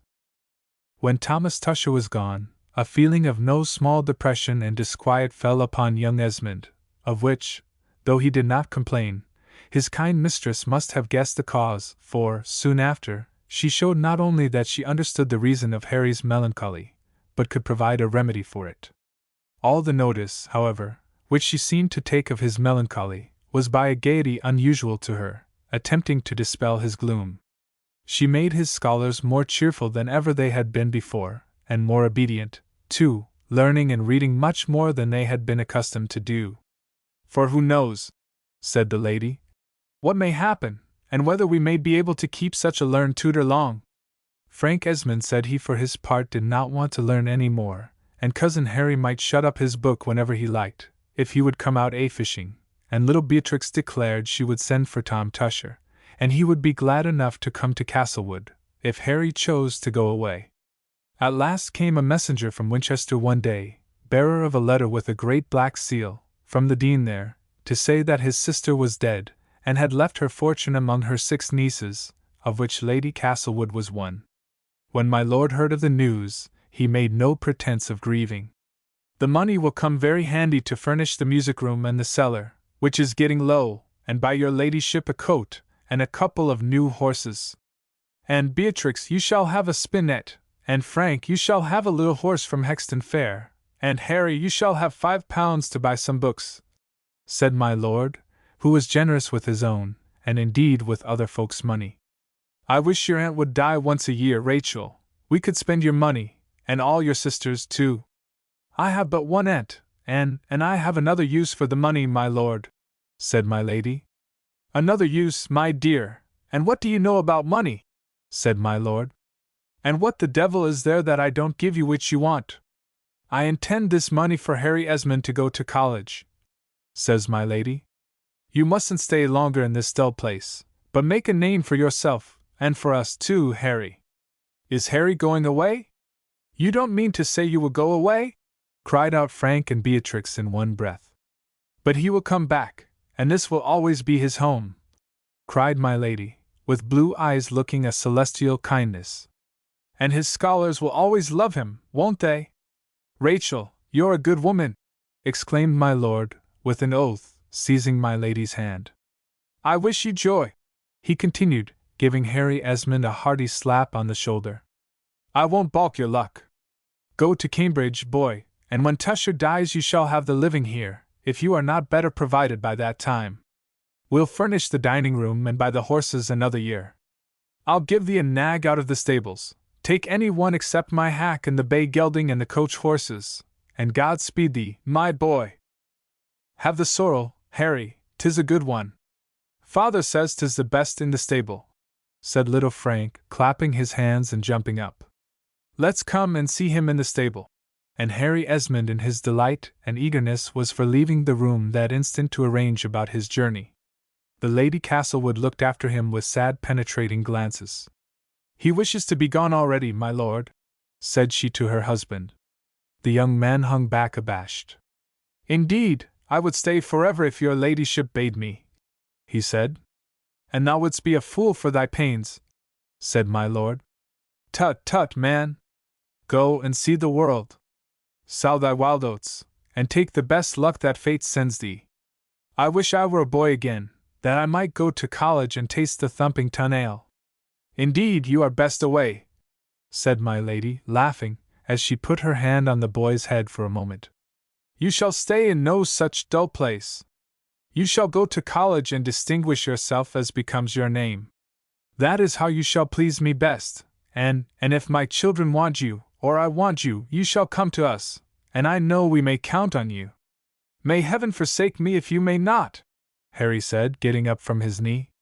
And my knight longs for a dragon this instant that he may fight, said my lady, laughing, which speech made Harry Esmond start, and turn red, for indeed the very thought was in his mind, that he would like that some chance should immediately happen whereby he might show his devotion. And it pleased him to think that his lady had called him her knight, and often he recalled this to his mind, and prayed that he might be her true knight, too. My lady's bedchamber window looked out over the country, and you could see from it the purple hills beyond Castlewood village, the green common betwixt that and the hall, and the old bridge which crossed over the river. When Harry Esmond went away to Cambridge, little Frank ran alongside his horse as far as the bridge, and there Harry stopped for a moment, and looked back at the house where the best part of his life had been passed. It lay before him with its grey familiar towers, a pinnacle or two shining in the sun, the buttresses and terrace walls casting great blue shades on the grass. And Harry remembered all his life after how he saw his mistress at the window looking out on him in a white robe, the little Beatrix's chestnut curls resting at her mother's side. Both waved a farewell to him, and little Frank sobbed to leave him. Yes, he would be his lady's true knight, he vowed in his heart. He waved her an adieu with his hat. The village people had goodbye to say to him, too. All knew that Master Harry was going to college, and most of them had a kind word and a look of farewell. I do not stop to say what adventures he began to imagine, or what career to devise for himself before he had ridden 3 miles from home. He had not read the Arabian tales as yet, but be sure that there are other folks who build castles in the air, and have fine hopes, and kick them down, too, besides honest Alnaschar. This change in his life was a very fine thing indeed for Harry, who rode away in company of my lord, who said he should like to revisit the old haunts of his youth, and so accompanied Harry to Cambridge. Their road lay through London, where my Lord Viscount would have Harry stay a few days to see the pleasures of the town before he entered upon his university studies, and whilst here Harry's patron conducted the young man to my Lady Dowager's house near London. Lady Isabella received them cordially, and asked Harry what his profession was to be. Upon hearing that the lad was to take orders, and to have the living of Castlewood when old Dr. Tusher vacated it, she seemed glad that the youth should be so provided for. She bade Harry Esmond pay her a visit whenever he passed through London, and carried her graciousness so far as to send a purse with 20 guineas for him to the tavern where he and his lord were staying, and with this welcome gift sent also a little doll for Beatrix, who, however, was growing beyond the age of dolls by this time, and was almost as tall as Lady Isabella. After seeing the town, and going to the plays, my Lord Castlewood and Esmond rode together to Cambridge, spending 2 pleasant days upon the journey. Those rapid new coaches that performed the journey in a single day were not yet established, but the road was pleasant and short enough to Harry Esmond, and he always gratefully remembered that happy holiday which his kind patron gave him. Henry Esmond was entered at Trinity College, Cambridge, to which famous college my lord had also in his youth belonged. My Lord Viscount was received with great politeness by the headmaster, as well as by Mr. Bridge, who was appointed to be Harry's tutor. Tom Tusher, who was by this time a junior soph, came to take Harry under his protection, and comfortable rooms being provided for him, Harry's patron took leave of him with many kind words and blessings, and an admonition to have to behave better at the university than my lord himself had ever done. Thus began Harry Esmond's college career, which was in no wise different from that of 100 other young gentlemen of that day. Meanwhile, while he was becoming used to the manners and customs of his new life and enjoying it thoroughly in his quiet way, at Castlewood Hall life was not so cheerful as it had been when he was there to note his mistress' sorrow or joy and act according to her need. Coming home to his dear Castlewood in the 3rd year of his academic course, Harry was overjoyed to see again the kind blue eyes of his mistress, when she and the children came to greet him. He found Frank shooting up to be like his gallant father in looks and in tastes. He had his hawks, and his spaniel dog, his little horse, and his beagles, had learned to ride and to shoot flying, and had a small court made up of the sons of the huntsmen and woodsmen, over whom he ruled as imperiously as became the heir apparent.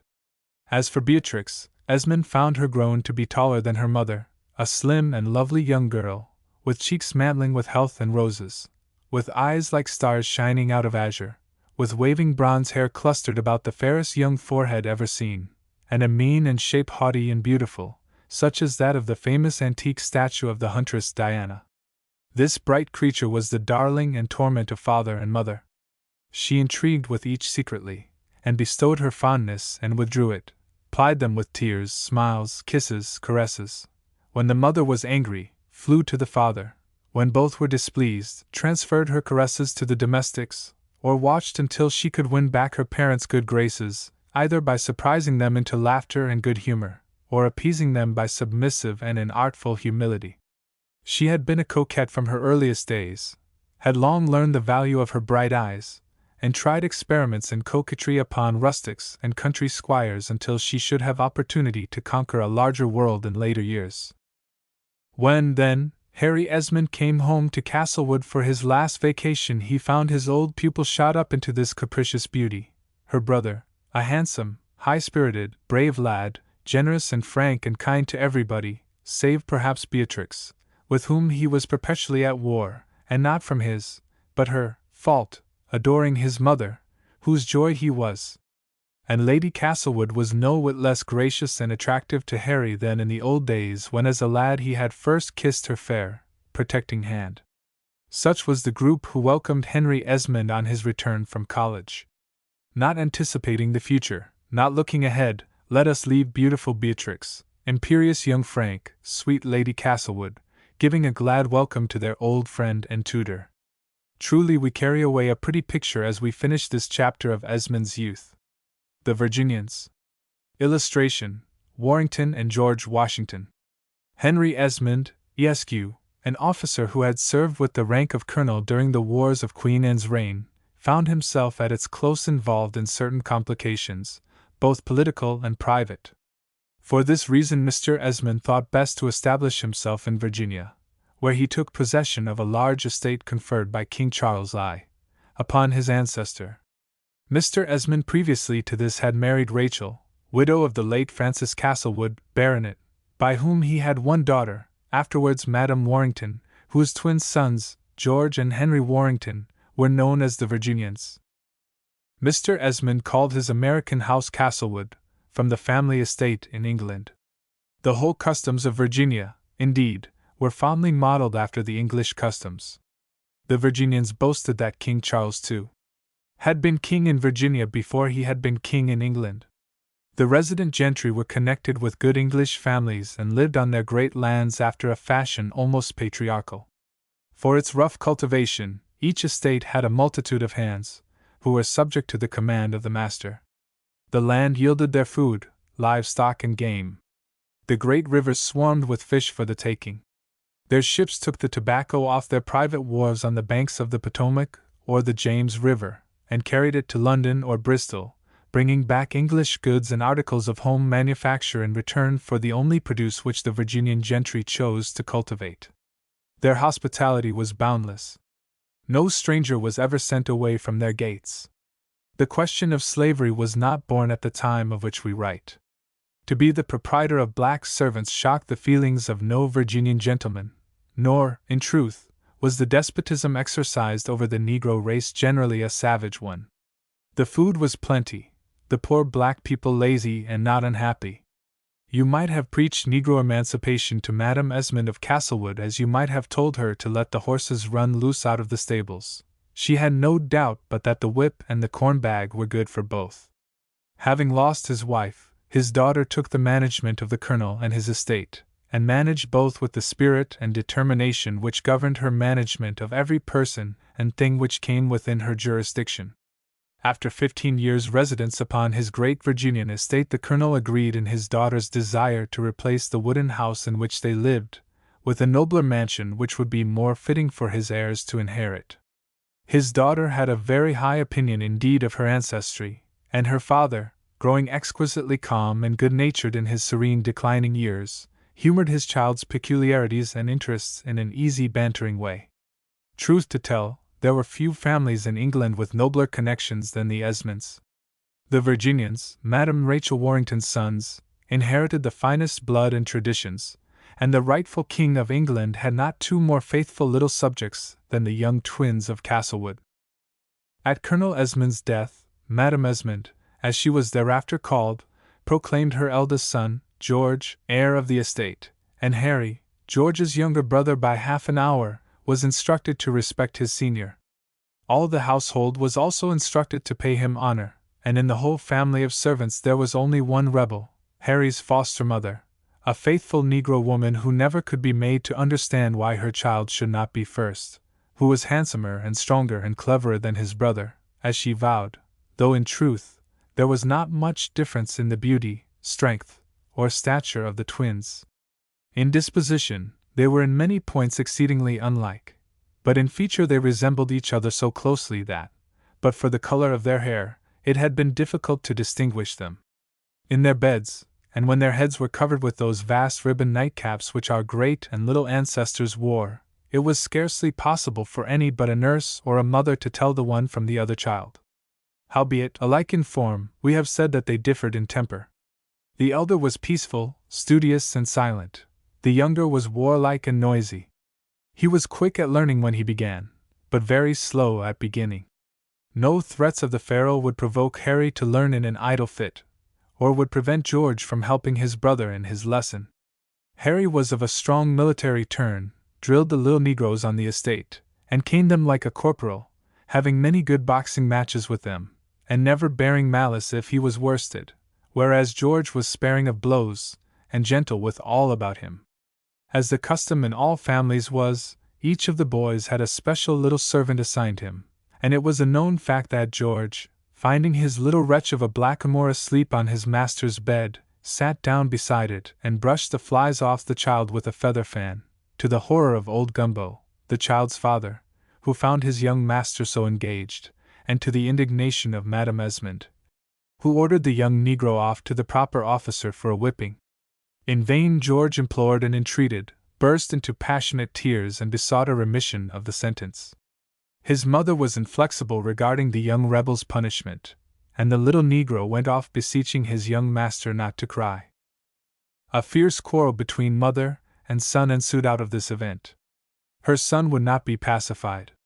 He said the punishment was a shame, that he was the master of the boy, and no one, no, not his mother, had a right to touch him, that she might order him to be corrected, and that he would suffer the punishment, as he and Harry often had, but no one should lay a hand on his boy. Trembling with passionate rebellion against what he conceived the injustice of the procedure, he vowed that on the day he came of age he would set young Gumbo free, went to visit the child in the slaves' quarters, and gave him one of his own toys. The Black Martyr was an impudent, lazy, saucy little personage, who would be none the worse for a whipping, as the Colonel, who was then living, no doubt thought, for he acquiesced in the child's punishment when Madame Esmond insisted upon it, and only laughed in his good-natured way when his indignant grandson called out, "You let Mamma rule you in everything, Grandpapa." "Why, so I do," says Grandpapa. "Rachel, my love, the way in which I am petticoat-ridden is so evident that even this baby has found it out." "Then why don't you stand up like a man?" says little Harry, who always was ready to abet his brother. Grandpapa looked queerly. "Because I like sitting down best, my dear," he said. "I am an old gentleman, and standing fatigues me." On account of a certain apish drollery and humor which exhibited itself in the lad, and a liking for some of the old man's pursuits, the first of the twins was the grandfather's favorite and companion, and would laugh and talk out all his infantine heart to the old gentleman, to whom the younger had seldom a word to say. George was a demure, studious boy, and his senses seemed to brighten up in the library, where his brother was so gloomy.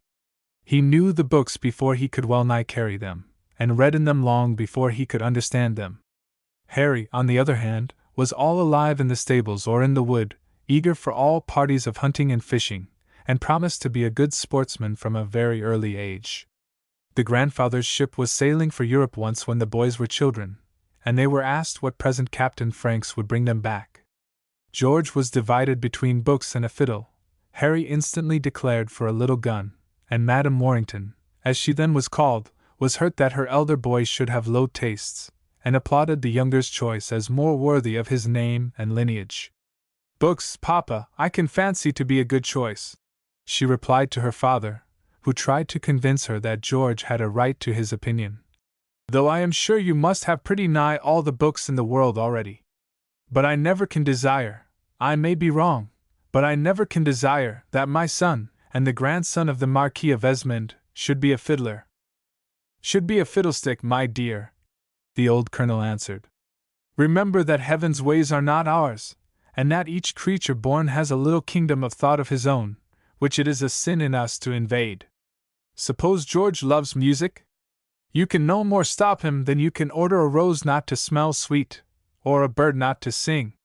A bird sings from nature. George did not come into the world with a fiddle in his hand," says Mrs. Warrington with a toss of her head. "I am sure I hated the harpsichord when a chit at Kensington school, and only learned it to please my mamma. Say what you will, I cannot believe that this fiddling is work for persons of fashion. And King David who played the harp, my dear? I wish my papa would read him more, and not speak about him in that way," said Mrs. Warrington. "Nay, my dear, it was but by way of illustration," the father replied gently. It was Colonel Esmond's nature always to be led by a woman, and he spoiled his daughter, laughing at her caprices, but humoring them, making a joke of her prejudices, but letting them have their way, indulging, and perhaps increasing, her natural imperiousness of character, which asserted itself to an unusual degree after her father's death. The colonel's funeral was the most sumptuous one ever seen in the country. The little lads of Castlewood, almost smothered in black trains and hat bands, headed the procession, followed by Madame Esmond Warrington, as she called herself after her father's death, by my Lord Fairfax, by His Excellency the Governor of Virginia, by the Randolphs, the Careys, the Harrisons, the Washingtons, and many others, for the whole county esteemed the departed gentleman whose goodness, whose high talents, whose unobtrusive benevolence had earned for him the just respect of his neighbors. The management of the house of Castlewood had been in the hands of his daughter long before the colonel slept the sleep of the just, for the truth is little Madame Esmond never came near man or woman but she tried to domineer over them. If people obeyed, she was their very good friend. If they resisted, she fought and fought until she or they gave in, and without her father's influence to restrain her she was now more despotic than ever. She exercised a rigid supervision over the estate, dismissed Colonel Esmond's English factor and employed a new one, built, improved, planted, grew tobacco, appointed a new overseer, and imported a new tutor for her boys. The little queen domineered over her little dominion, and over the princes her sons as well, thereby falling out frequently with her neighbors, with her relatives, and with her sons also. A very early difference which occurred between the Queen and Crown Prince arose out of the dismissal of the lad's tutor, Mr. Dempster, who had also been the late Colonel's secretary.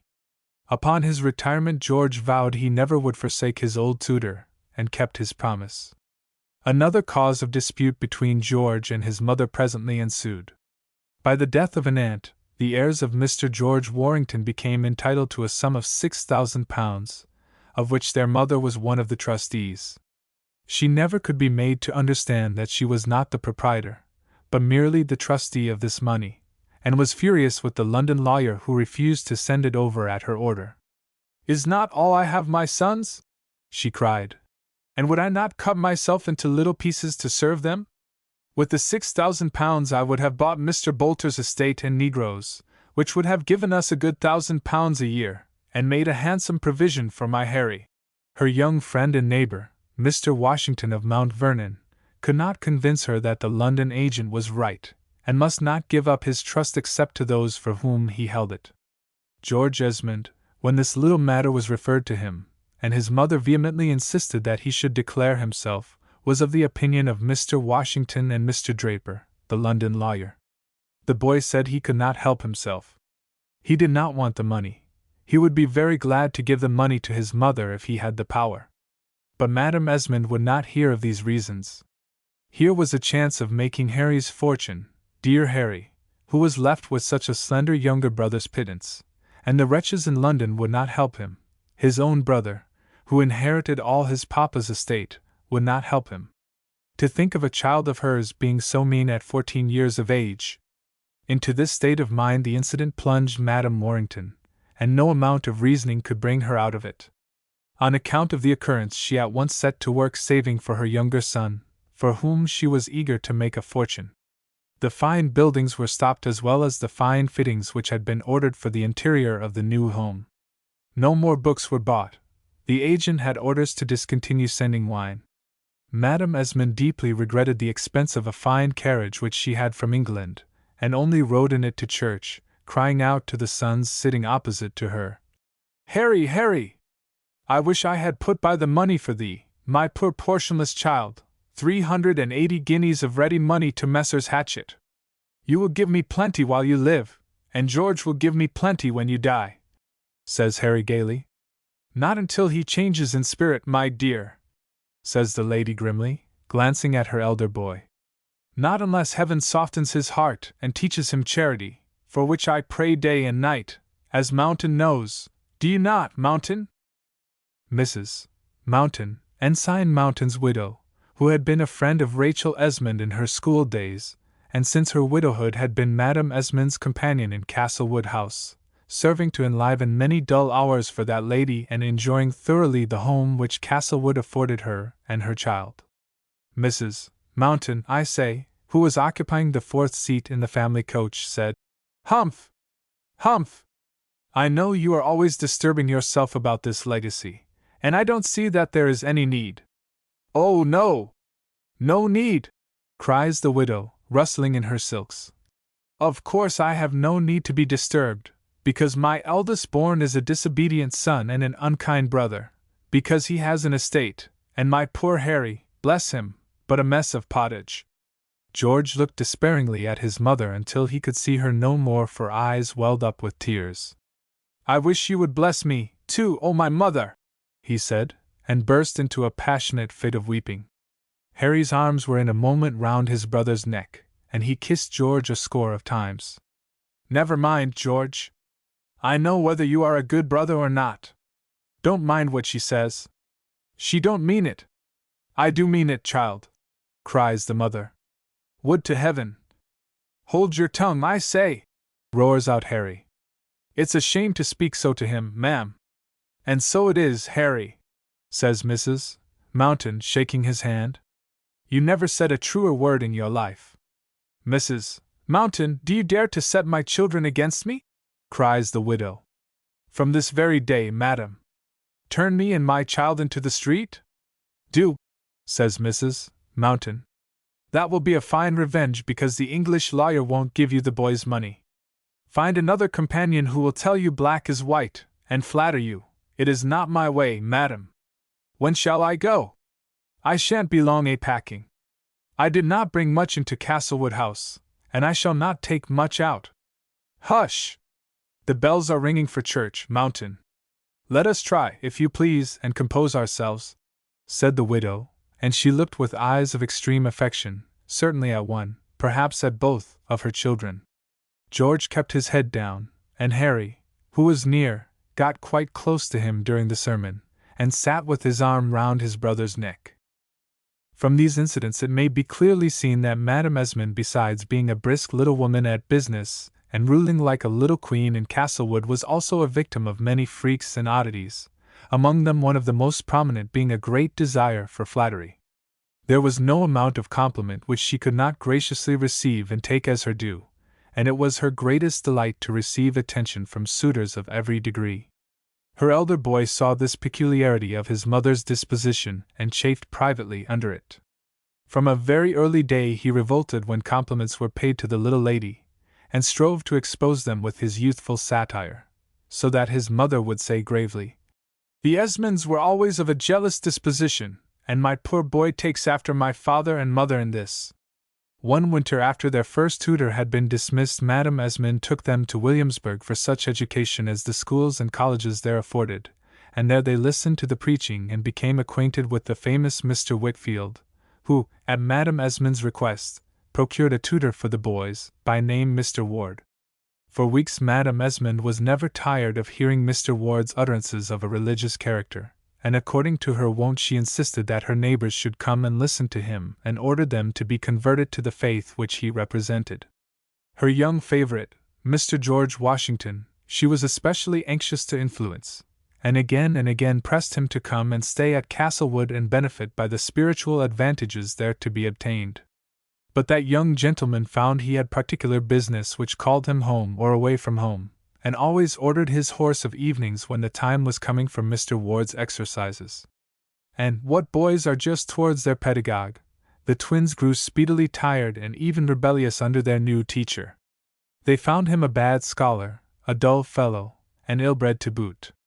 George knew much more Latin and Greek than his master, Harry, who could take much greater liberties than were allowed to his elder brother, mimicked Ward's manner of eating and talking, so that Mrs. Mountain and even Madame Esmond were forced to laugh, and little Fanny Mountain would crow with delight.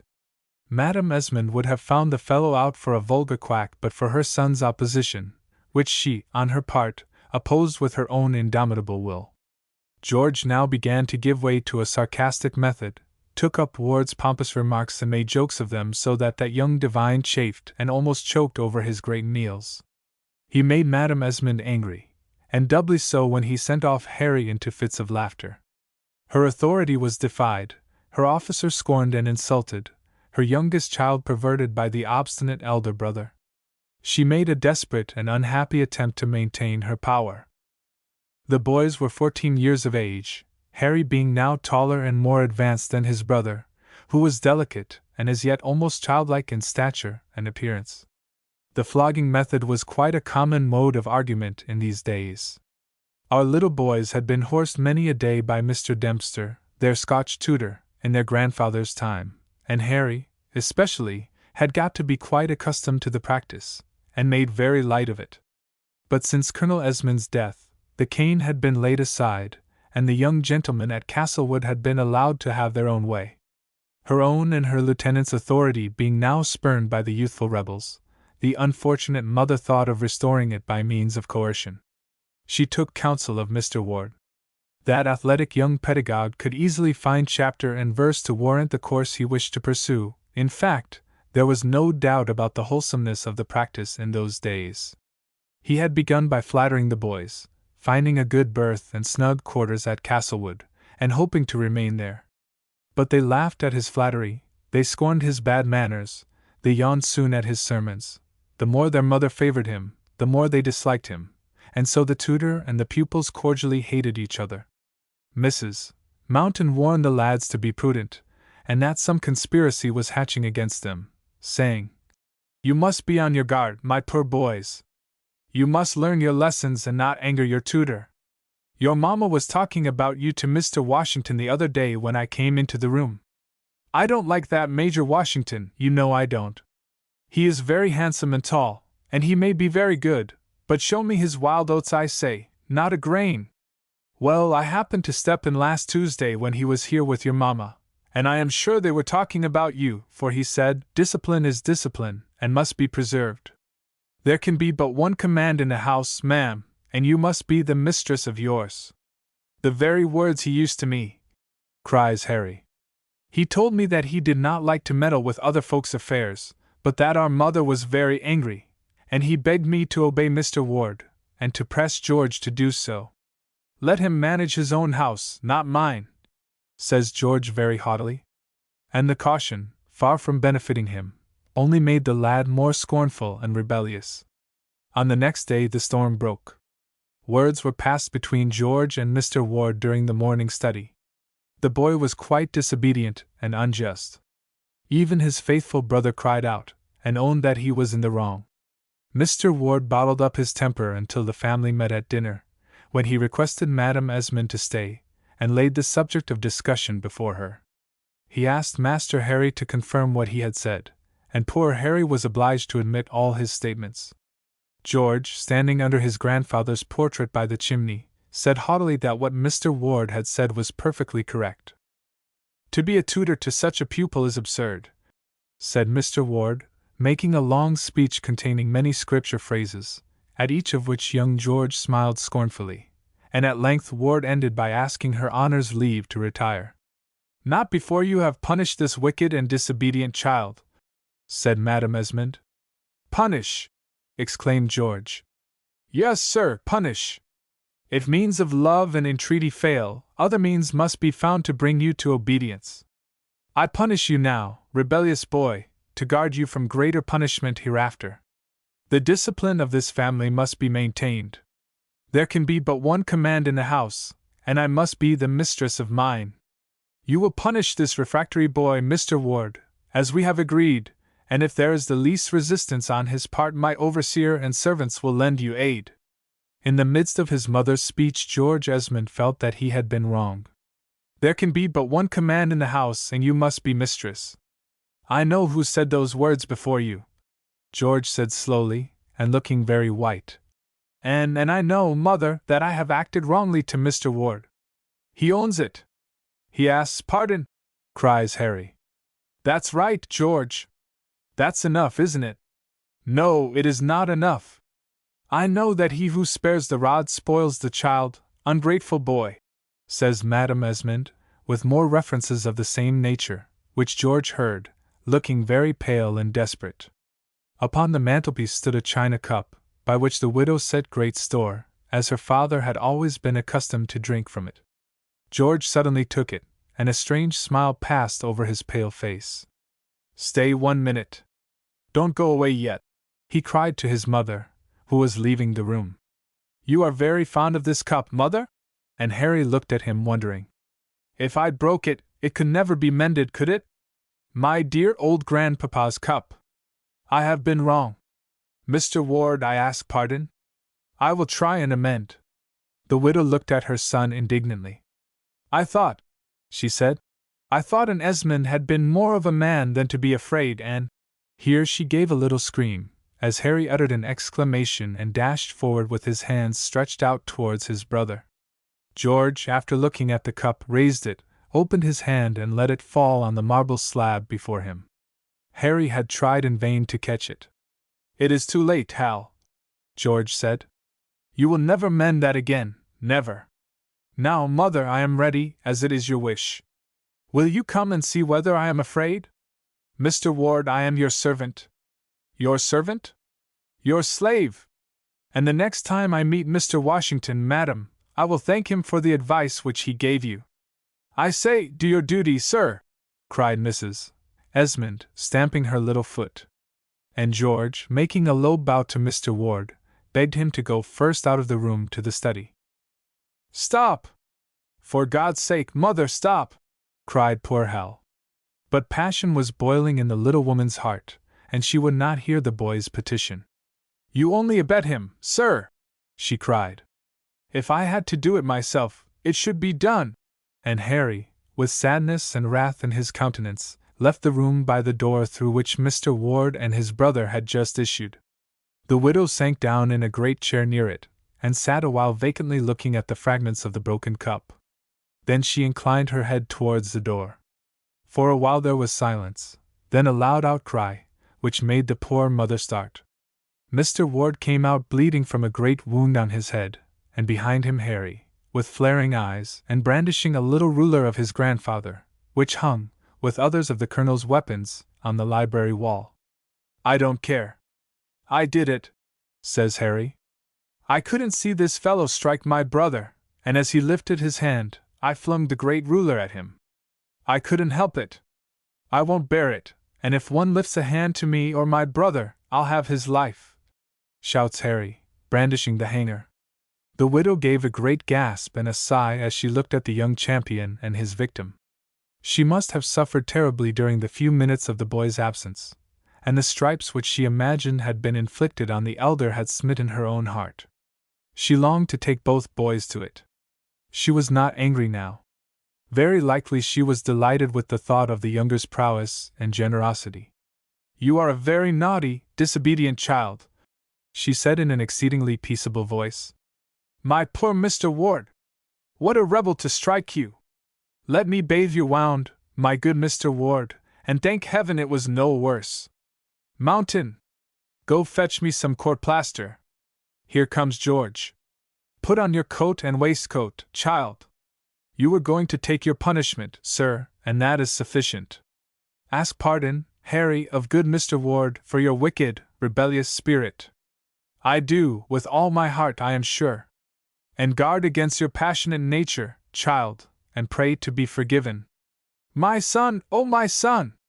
Here, with a burst of tears which she could no longer control, the little woman threw herself on the neck of her firstborn, whilst Harry went up very feebly to Mr. Ward, and said, "Indeed, I ask your pardon, sir. I couldn't help it, on my honor, I couldn't, nor bear to see my brother struck."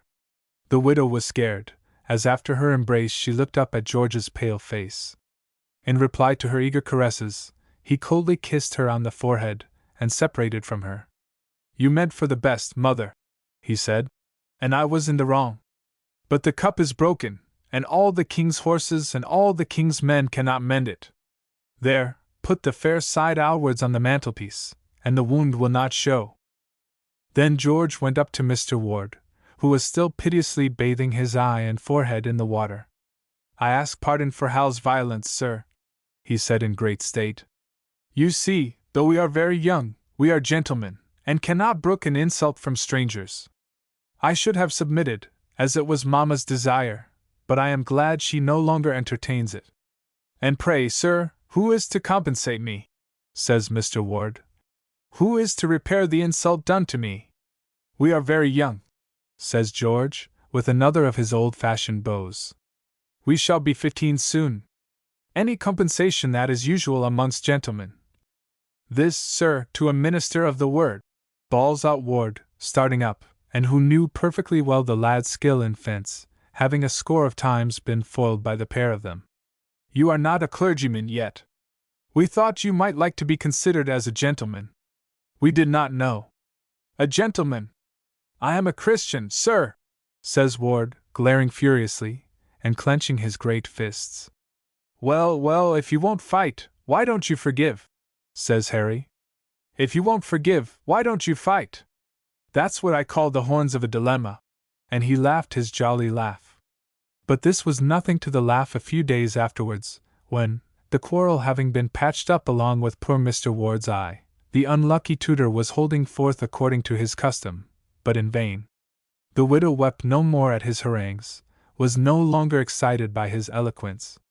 Nay, she pleaded headache, and would absent herself of an evening, on which occasions the remainder of the little congregation were very cold indeed. One day Ward, still making desperate efforts to get back his despised authority, was preaching on the necessity of obeying our spiritual and temporal rulers. "For why, my dear friends," he asked, "why are the governors appointed, but that we should be governed? Why are tutors engaged, but that children should be taught? Here a look at the boys. Why are rulers? Here he paused, looking with a sad, puzzled face at the young gentleman. He saw in their countenances the double meaning of the unlucky word he had uttered, and stammered and thumped the table with his fist.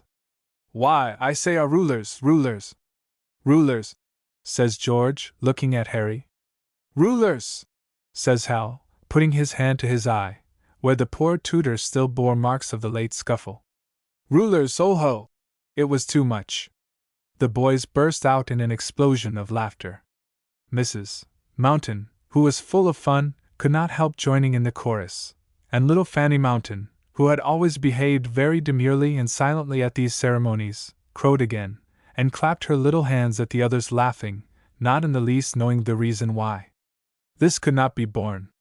Ward shut down the book before him, in a few angry but eloquent and manly words said he would speak no more in that place, and left Castlewood not in the least regretted by Madame Esmond, who had doted on him 3 months before.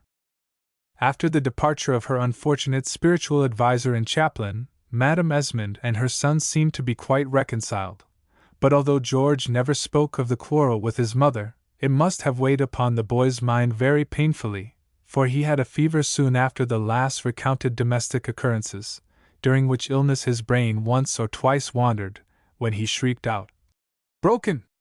Broken! It never, never can be mended!" to the silent terror of his mother, who sat watching the poor child as he tossed wakeful upon his midnight bed. That night, and for some days afterwards, it seemed very likely that poor Harry would become heir of Castlewood, but by Mr. Dempster's skilful treatment the fever was got over, the intermittent attacks diminished in intensity, and George was restored almost to health again. A change of air, a voyage even to England, was recommended, but the widow had quarreled with her children's relatives there, which made that trip impossible. A journey to the north and east was determined upon, and the 2 young gentlemen, with Mr. Dempster reinstated as their tutor, and a couple of servants to attend them, took a voyage to New York, and thence up the beautiful Hudson River to Albany, where they were received by the first gentry of the province, and thence into the French provinces, where they were hospitably entertained by the French gentry. Harry camped with the Indians and took furs and shot bears. George, who never cared for field sports, and whose health was still delicate, was a special favorite with the French ladies, who were accustomed to see very few young English gentlemen speaking the French language so readily as our young gentleman. He danced the minuet elegantly. He learned the latest imported French catches and songs and played them beautifully on his violin, and to the envy of poor Harry, who was absent on a bear hunt, he even had an affair of honor with a young ensign, whom he pinked on the shoulder, and with whom he afterwards swore an eternal friendship. When the lads returned home at the end of 10 delightful months, their mother was surprised at their growth and improvement. George especially was so grown as to come up to his younger-born brother. The boys could hardly be distinguished one from another, especially when their hair was powdered, but that ceremony being too cumbrous for country life, each of the lads commonly wore his own hair, George his raven black, and Harry his light locks, tied with a ribbon. Now Mrs. Mountain had a great turn for matchmaking, and fancied that everybody had a design to marry everybody else. As a consequence of this weakness she was able to persuade George Warrington that Mr. Washington was laying siege to Madame Esmond's heart, which idea was anything but agreeable to George's jealous disposition. "I beg you to keep this quiet, Mountain," said George, with great dignity, "or you and I shall quarrel, too. Never to any one must you mention such an absurd suspicion." "Absurd? Why absurd? Mr. Washington is constantly with the widow. She never tires of pointing out his virtues as an example to her sons. She consults him on every question respecting her estate and its management. There is a room at Castlewood regularly called Mr. Washington's room. He actually leaves his clothes here, and his portmanteau when he goes away." "Ah, George, George! The day will come when he won't go away," groaned Mrs. Mountain, and in consequence of the suspicions which her words aroused in him, Mr. George adopted toward his mother's favorite a frigid courtesy, at which the honest gentleman chafed but did not care to remonstrate, or a stinging sarcasm which he would break through as he would burst through so many brambles on those hunting excursions in which he and Harry Warrington rode so constantly together, while George, retreating to his tents, read mathematics and French and Latin, or sulked in his bookroom. Harry was away from home with some other sporting friends when Mr. Washington came to pay a visit at Castlewood. He was so peculiarly tender and kind to the mistress there, and received by her with such special cordiality, that George Warrington's jealousy had well nigh broken out into open rupture. But the visit was one of adieu, as it appeared. Major Washington was going on a long and dangerous journey, quite to the western Virginia frontier and beyond it. The French had been for some time past making inroads into our territory.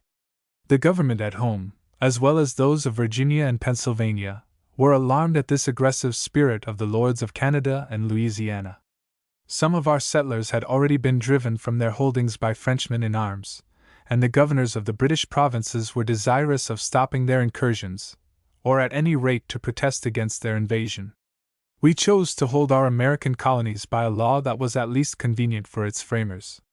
The maxim was, that whoever possessed the coast had a right to all the territory in hand as far as the Pacific, so that the British charters only laid down the limits of the colonies from north to south, leaving them quite free from east to west.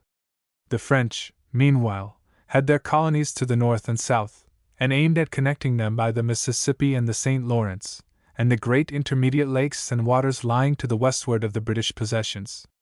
In the year 1748, though peace was signed between the two European kingdoms, the colonial question remained unsettled, to be opened again when either party should be strong enough to urge it. In the year 1753 it came to an issue on the Ohio River where the British and French settlers met. A company called the Ohio Company, having grants from the Virginia government of lands along that river, found themselves invaded in their settlements by French military detachments, who roughly ejected the Britons from their holdings. These latter applied for protection to Mr. Dinwiddie, Lieutenant Governor of Virginia, who determined upon sending an ambassador to the French commanding officer on the Ohio demanding that the French should desist from their inroads upon the territories of His Majesty King George. Young Mr. Washington jumped eagerly at the chance of distinction which this service afforded him, and volunteered to leave his home and his rural and professional pursuits in Virginia, to carry the governor's message to the French officer. Taking a guide, an interpreter, and a few attendants, and following the Indian tracks, in the fall of the year 1753 the intrepid young envoy made his way from Williamsburg almost to the shores of Lake Erie, and found the French commander at Fort Le Boeuf. That officer's reply was brief. His orders were to hold the place and drive all the English from it. The French avowed their intention of taking possession of the Ohio. And with this rough answer the messenger from Virginia had to return through danger and difficulty, across lonely forest and frozen river, shaping his course by the compass, and camping at night in the snow by the forest fires. On his return from this expedition, which he had conducted with an heroic energy and simplicity, Major Washington was a greater favorite than ever with the lady of Castlewood. She pointed him out as a model to both of her sons. "Ah, Harry," she would say, "think of you, with your cockfighting and your racing matches, and the Major away there in the wilderness, watching the French, and battling with the frozen rivers. Ah, George, learning may be a very good thing, but I wish my elder son were doing something in the service of his country." Mr. Washington on his return home began at once raising such a regiment as, with the scanty pay and patronage of the Virginian government, he could get together, and proposed with the help of these men of war to put a more peremptory veto upon the French invaders than the solitary ambassador had been enabled to lay. A small force under another officer, Colonel Trent, had already been dispatched to the west, with orders to fortify themselves so as to be able to resist any attack of the enemy. The French troops, greatly outnumbering ours, came up with the English outposts, who were fortifying themselves at a place on the confines of Pennsylvania where the great city of Pittsburgh now stands. A Virginian officer with but 40 men was in no condition to resist 20 times that number of Canadians who appeared before his incomplete works. He was suffered to draw back without molestation, and the French, taking possession of his fort, strengthened it, and christened it by the name of the Canadian governor, Duquesne. Up to this time no actual blow of war had been struck.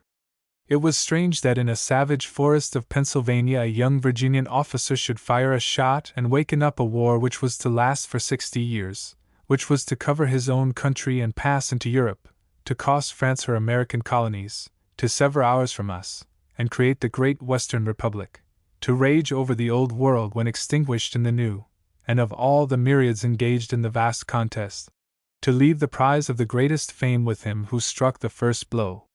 He little knew of the fate in store for him. A simple gentleman, anxious to serve his king and do his duty, he volunteered for the first service, and executed it with admirable fidelity. In the ensuing year he took the command of the small body of provincial troops with which he marched to repel the Frenchmen. He came up with their advance guard and fired upon them, killing their leader. After this he had himself to fall back with his troops, and was compelled to capitulate to the superior French force. On the 4th of July 1754, the colonel marched out with his troops from the little fort where he had hastily entrenched himself, and which they called Fort Necessity, gave up the place to the conqueror, and took his way home. His command was over, his regiment disbanded after the fruitless, inglorious march and defeat. Saddened and humbled in spirit, the young officer presented himself after a while to his old friends at Castlewood. But surely no man can have better claims to sympathy than bravery, youth, good looks, and misfortune. Mr. Washington's room at Castlewood was more than ever Mr. Washington's room now. Madame Esmond raved about him, and praised him in all her companies. She more than ever pointed out his excellences to her sons, contrasting his sterling qualities with Harry's love of pleasure, and George's listless musing over his books. George was not disposed to like Mr. Washington any better for his mother's extravagant praises. He coaxed the jealous demon within him until he must have become a perfect pest to himself, and all his friends round about him. He uttered jokes so deep that his simple mother did not know their meaning, but sat bewildered at his sarcasms. Meanwhile the quarrel between the French and English North Americans, from being a provincial, had grown to be a national quarrel. Reinforcements from France had already arrived in Canada, and English troops were expected in Virginia. It was resolved to wrest from the French all the conquests they had made upon British dominion. A couple of regiments were raised and paid by the King in America, and a fleet with a couple more was dispatched from home under an experienced commander. In February 1755, Commodore Keppel, in the famous ship Centurion, anchored in Hampton Roads with 2 ships of war under his command, and having on board General Braddock, his staff, and a part of his troops. Mr. Braddock was appointed by the Duke. A fleet of transports speedily followed him, bringing stores, and men and money in plenty. The arrival of the general and his little army caused a mighty excitement all through the provinces, and nowhere greater than at Castlewood. Harry was off forthwith to see the troops under canvas at Alexandria. The sight of their lines delighted him, and the inspiring music of their fifes and drums. He speedily made acquaintance with the officers of both regiments. He longed to join in the expedition upon which they were bound, and was a welcome guest at their mess. We may be sure that the arrival of the army and the approaching campaign formed the subject of continued conversation in the Castlewood family. To make the campaign was the dearest wish of Harry's life. He dreamed only of war and battle. He was forever with the officers at Williamsburg. He scoured and cleaned and polished all the guns and swords in the house.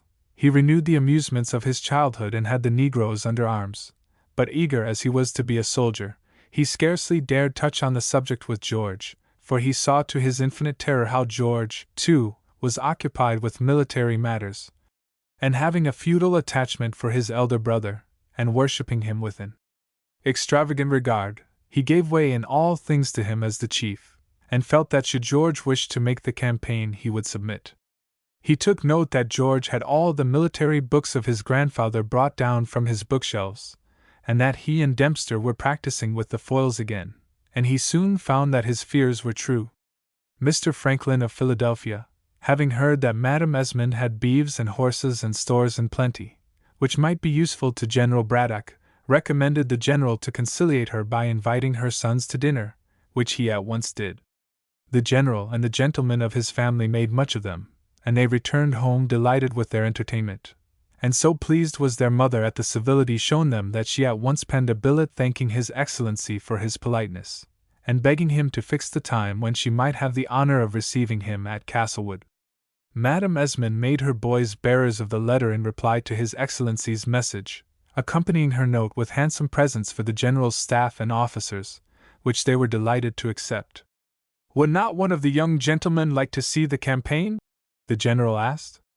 A friend of theirs, who often spoke of them, Mr. Washington, who had been unlucky in the affair of last year, had already promised to join him as aide-de-camp, and His Excellency would gladly take another young Virginian gentleman into his family. Harry's eyes brightened and his face flushed at this offer. He would like with all his heart to go, he cried out. George said, looking hard at his younger brother, that one of them would be proud to attend His Excellency, whilst it would be the other's duty to take care of their mother at home. Harry allowed his senior to speak. However much he desired to go, he would not pronounce until George had declared himself. He longed so for the campaign that the actual wish made him timid. He dared not speak on the matter as he went home with George. They rode for miles in silence, or strove to talk upon indifferent subjects, each knowing what was passing in the other's mind, and afraid to bring the awful question to an issue. On their arrival at home, the boys told their mother of General Braddock's offer. "I know it must happen," she said. "At such a crisis in the country our family must come forward. Have you settled yet which of you is to leave me?" And she looked anxiously from one to another, dreading to hear either name. "The youngest ought to go, mother. Of course I ought to go," cries Harry, turning very red. "Of course he ought," said Mrs. Mountain, who was present at their talk. "The head of the family ought to go, mother," says George, adding, "You would make the best soldier, I know that, dearest Hal. You and George Washington are great friends, and could travel well together, and he does not care for me, nor I for him, however much he is admired in the family. But, you see, 'tis the law of honor, my Harry. I must go. Had fate given you the benefit of that extra half-hour of life which I have had before you, it would have been your lot, and you would have claimed your right to go first, you know you would." "Yes, George," said poor Harry. "I own I should. You will stay at home, and take care of Castlewood and our mother. If anything happens to me, you are here to fill my place. I should like to give way, my dear, as you, I know, would lay down your life to serve me. But each of us must do his duty. What would our grandfather say if he were here?" The mother looked proudly at her two sons. "My papa would say that his boys were gentlemen," faltered Madame Esmond, and left the young men, not choosing perhaps to show the emotion which was filling her heart. It was speedily known amongst the servants that Mr. George was going on the campaign. Dinah, George's foster mother, was loud in her lamentations at losing him. Phyllis, Harry's old nurse, was as noisy, because Master George, as usual, was preferred over Master Harry. Sadie, George's servant, made preparations to follow his master, bragging incessantly of the deeds which he would do, while Gumbo, Harry's boy, pretended to whimper at being left behind, though at home Gumbo was anything but a fire-eater. But of all in the house, Mrs. Mountain was the most angry at George's determination to go on the campaign. She begged, implored, insisted that he should alter his determination, voted that nothing but mischief would come from his departure, and finally suggested that it was his duty to remain at home to protect his mother from the advances of Colonel Washington, whom she assured him she believed to desire a rich wife, and that if George would go away he would come back to find George Washington master of Castlewood. As a proof of what she said, she produced part of a letter written by Colonel Washington to his brother, in which his words seemed to the romantic Mrs. Mountain to bear out her belief. This fragment, which she had found in the Colonel's room and with none too much honesty appropriated, she now showed to George, who after gazing at the document gave her a frightful look, saying, I will return this paper to Mr. Washington." Mrs. Mountain was thoroughly scared then at what she had done and said, but it could not be taken back, so she was obliged to adjust herself to taking in good part whatever consequences might come of her dishonest act. On the day set for Madame Esmond's entertainment to General Braddock, the house of Castlewood was set out with the greatest splendor, and Madame Esmond arrayed herself in a much more magnificent dress than she was accustomed to wear, while the boys were dressed alike in gold-corded frocks, braided waistcoats, silver-hilted sword, and wore each a solitaire.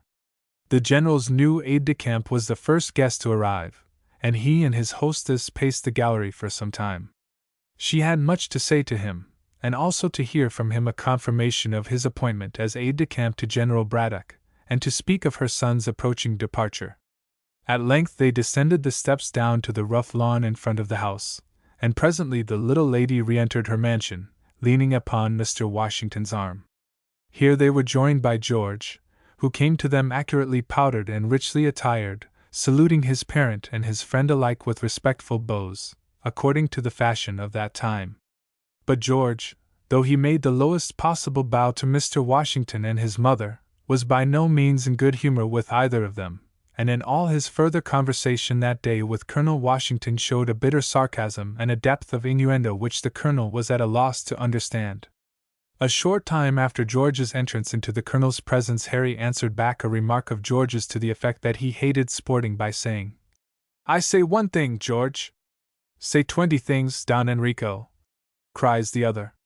"If you are not fond of sporting and that, being cleverer than me, why shouldst thou not stop at home and be quiet, and let me go out with Colonel George and Mr. Braddock?" "That's what I say," says Harry, flushing with excitement.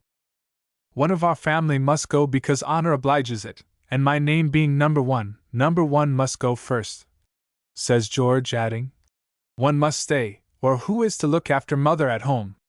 We cannot afford to be both scalped by Indians or fricasseed by French." "Fricasseed by French," cries Harry.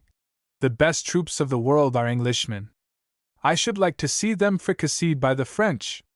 What a mortal thrashing you will give them!" And the brave lad sighed to think he should not be present at the combat.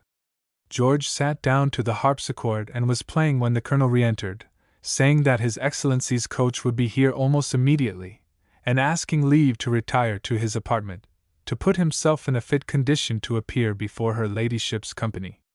As the widow was conducting Mr. Washington to his chamber, George gave way to a fit of wrath, ending in an explanation to his astonished brother of the reason of it, and telling him of Mrs. Mountain's suspicions concerning the Colonel's attitude towards their mother, which he confirmed by showing Harry the letter of Colonel Washington's which Mrs. Mountain had found and preserved.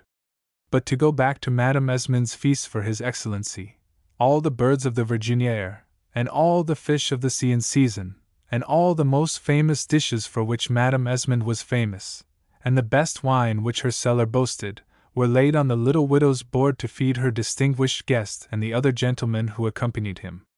The kind mistress of Castlewood looked so gay and handsome and spoke with such cheerfulness and courage to all her company that the few ladies who were present could not but congratulate Madame Esmond upon the elegance of the feast and upon her manner of presiding at it. But they were scarcely in the drawing-room, when her artificial courage failed her, and she burst into tears, exclaiming, "Ah, it may be an honor to have Mr. Braddock in my house, but he comes to take one of my sons away from me. Who knows whether my boy will return, or how? I dreamed of him last night as wounded, with blood streaming from his side." Meanwhile Mr. Washington was pondering deeply upon George's peculiar behavior towards him. The tone of freedom and almost impertinence which young George had adopted of late towards Mr. Washington had very deeply vexed and annoyed that gentleman. There was scarce half a dozen years' difference of age between him and the Castlewood twins, but Mr. Washington had always been remarked for a discretion and sobriety much beyond his time of life, whilst the boys of Castlewood seemed younger than theirs. They had always been till now under their mother's anxious tutelage, and had looked up to their neighbor of Mount Vernon as their guide, director, friend, as, indeed, almost everybody seemed to do who came in contact with the simple and upright young man. Himself of the most scrupulous gravity and good breeding, in his communication with other folks he appeared to exact, or, at any rate, to occasion, the same behavior. His nature was above levity and jokes; they seemed out of place when addressed to him. He was slow of comprehending them, and they slunk as it were abashed out of his society. "He always seemed great to me," says Harry Warrington, in one of his letters many years after the date of which we are writing, "and I never thought of him otherwise than as a hero. When he came over to Castlewood and taught us boys surveying, to see him riding to hounds was as if he was charging an army. If he fired a shot, I thought the bird must come down, and if he flung a net, the largest fish in the river was sure to be in it. His words were always few, but they were always wise. They were not idle, as our words are. They were grave, sober and strong, and ready on occasion to do their duty. In spite of his antipathy to him, my brother respected and admired the general as much as I did, that is to say, more than any mortal man. Mr. Washington was the first to leave the jovial party which were doing so much honor to Madame Esmond's hospitality. Young George Esmond, who had taken his mother's place when she left the dining-room, had been free with the glass and with the tongue. He had said a score of things to his guest which wounded and chafed the latter, and to which Mr. Washington could give no reply. Angry beyond all endurance, he left the table at length, and walked away through the open windows into the broad veranda or porch which belonged to Castlewood as to all Virginian houses. Here Madame Esmond caught sight of her friend's tall frame as it strode up and down before the windows, and gave up her cards to one of the other ladies, and joined her good neighbor out of doors. He tried to compose his countenance as well as he could, but found it so difficult that presently she asked, "Why do you look so grave?" "Indeed, to be frank with you, I do not know what has come over George," says Mr. Washington. "He has some grievance against me which I do not understand, and of which I don't care to ask the reason. He spoke to me before the gentlemen in a way which scarcely became him. We are going to the campaign together, and 'tis a pity we begin such ill friends. He has been ill. He is always wild and wayward and hard to understand, but he has the most affectionate heart in the world. You will bear with him, you will protect him. Promise you will." "Dear lady, I will do so with my life," Mr. Washington said heartily. "You know I would lay it down cheerfully for you or any you love." "And my father's blessing and mine go with you, dear friend," cried the widow. As they talked, they had quitted the porch and were pacing a walk before the house. Young George Warrington, from his place at the head of the table in the dining-room, could see them, and after listening in a very distracted manner for some time to the remarks of the gentlemen around him, he jumped up and pulled his brother Harry by the sleeve, turning him so that he, too, could see his mother and the colonel. Somewhat later, when General Braddock and the other guests had retired to their apartments, the boys went to their own room, and there poured out to one another their opinions respecting the great event of the day. They would not bear such a marriage. No. Was the representative of the Marquis of Esmond to marry the younger son of a colonial family, who had been bred up as a land surveyor, Castlewood, and the boys at 19 years of age handed over to the tender mercies of a stepfather of 23? Oh, it was monstrous! Harry was for going straightway to his mother, protesting against the odious match, and announcing that they would leave her forever if the marriage took place. George had another plan for preventing it, which he explained to his admiring brother. "Our mother," he said, "can't marry a man with whom one or both of us has been out on the field, and who has wounded us or killed us, or whom we have wounded or killed. We must have him out, Harry." Harry saw the profound truth conveyed in George's statement, and admired his brother's immense sagacity. "No, George," says he, "you are right. Mother can't marry our murderer, she won't be as bad as that. And if we pink him, he is done for. Shall I send my boy with a challenge to Colonel George now? We can't insult a gentleman in our own house," said George with great majesty. "The laws of honor forbid such inhospitable treatment. But, sir, we can ride out with him, and, as soon as the park gates are closed, we can tell him our mind." "That we can, by George!" cries Harry, grasping his brother's hand. "And that we will, too. I say, Georgie." Here the lad's face became very red, and his brother asked him what he would say. "This is my turn, brother," Harry pleaded. "If you go to the campaign, I ought to have the other affair. Indeed, I ought." And he prayed for this bit of promotion. "Again the head of the house must take the lead, my dear," George said with a superb air. "If I fall, my Harry will avenge me. But I must fight George Washington, Hal, and 'tis best I should, for, indeed, I hate him the worst." Was it not he who counseled my mother to order that wretch, Ward, to lay hands on me? Colonel Washington is my enemy especially. He has advised one wrong against me, and he meditates a greater. I tell you, brother, we must punish him. The grandsire's old Bordeaux had set George's ordinarily pale countenance into a flame. Harry, his brother's fondest worshipper, could not but admire George's haughty bearing and rapid declamation, and prepared himself, with his usual docility, to follow his chief. So the boys went to their beds, the elder conveying special injunctions to his junior to be civil to all the guests so long as they remained under the maternal roof on the morrow. The widow, occupied as she had been with the cares of a great dinner, followed by a great breakfast on the morning ensuing, had scarce leisure to remark the behavior of her sons very closely, but at least saw that George was scrupulously polite to her favorite, Colonel Washington, as to all the other guests of the house. Before Mr. Braddock took his leave he had a private audience with Madame Esmond, in which His Excellency formally arranged to take her son into his family, after which the jolly General good-naturedly shook hands with George, and bade George welcome and to be in attendance at Frederick 3 days hence, shortly after which time the expedition would set forth. And now the great coach was again called into requisition, the General's escort pranced round it, the other guests and their servants went to horse. As the boys went up the steps, there was the Colonel once more taking leave of their mother. No doubt she had been once more recommending George to his namesake's care, for Colonel Washington said, "With my life, you may depend on me," as the lads returned to their mother, and the few guests still remained in the porch. The Colonel was booted and ready to depart. "Farewell, my dear Harry," he said.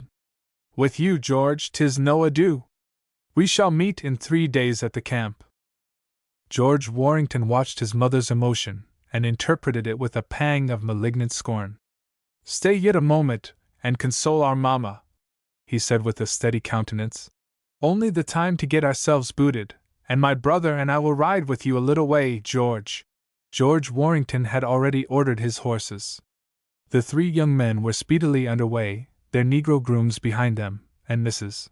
Mountain, who knew she had made mischief between them and trembled for the result, felt a vast relief that Mr. Washington was gone without a quarrel with the brothers, without, at any rate, an open declaration of love to their mother.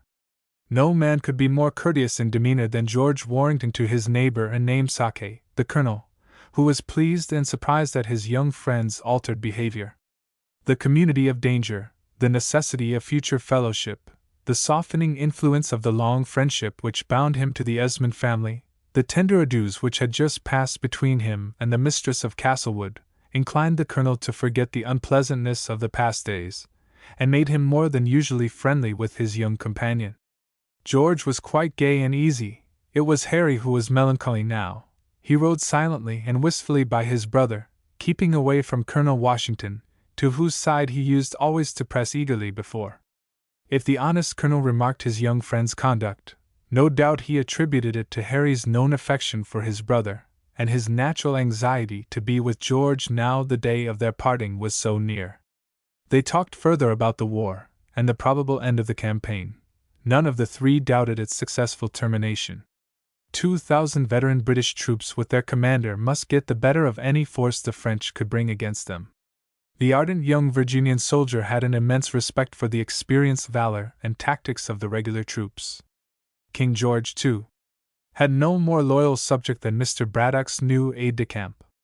So the party rode amicably together, until they reached a certain rude log-house, called Benson's, where they found a rough meal prepared for such as were disposed to partake. A couple of Hawkett's officers, whom our young gentleman knew, were sitting under the porch, with the Virginian toddy bowl before them, and the boys joined them and sent for glasses and more toddy, in a very grown-up manner. George called out to Colonel Washington, who was at the porch, to join his friends and drink, with the intention of drawing Mr. Washington into some kind of a disagreement. The lad's tone was offensive, and resembled the manner lately adopted by him, which had so much chafed Mr. Washington. He bowed, and said he was not thirsty. "Nay, the liquor is paid for," says George. "Never fear, Colonel. I said I was not thirsty. I did not say the liquor was not paid for." said the young colonel, drumming with his foot. When the king's health is proposed, an officer can hardly say no. I drink the health of His Majesty, gentlemen, cried George. Colonel Washington can drink it or leave it. The king! This was a point of military honor. The two British officers of Hawkett's, Captain Grace and Mr. Waring, both drank. The king! Harry Warrington drank. The king! Colonel Washington, with glaring eyes, gulped, too, a slight draught from the bowl. Then Captain Grace proposed. The Duke and the army. Which toast there was likewise no gainsaying. Colonel Washington had to swallow. The Duke and the army. You don't seem to stomach the toast, Colonel, said George. I tell you again, I don't want to drink, replied the colonel. It seems to me the Duke and the army would be served all the better if their healths were not drunk so often. A British officer, said Captain Grace, with doubtful articulation, never neglects a toast of that sort, nor any other duty. A man who refuses to drink the health of the Duke, hang me, such a man should be tried by a court-martial. What means this language to me? You are drunk, sir, roared Colonel Washington, jumping up and striking the table with his fist. A cursed provincial officer say I'm drunk, shrieks out Captain Grace. Waring, do you hear that? I heard it, sir, cried George Warrington. We all heard it. We entered at my invitation, the liquor called for was mine, the table was mine, and I am shocked to hear such monstrous language used at it as Colonel Washington has just employed towards my esteemed guest, Captain Waring. Confound your impudence, you infernal young jackanapes, bellowed out Colonel Washington. You dare to insult me before British officers, and find fault with my language? For months past I have borne with such impudence from you, that if I had not loved your mother, yes, sir, and your good grandfather and your brother, I would. Here his words failed him, and the irate colonel, with glaring eyes and purple face, and every limb quivering with wrath, stood for a moment speechless before his young enemy. You would what, sir? Says George, very quietly. If you did not love my grandfather, and my brother, and my mother? You are making her petticoat a plea for some conduct of yours.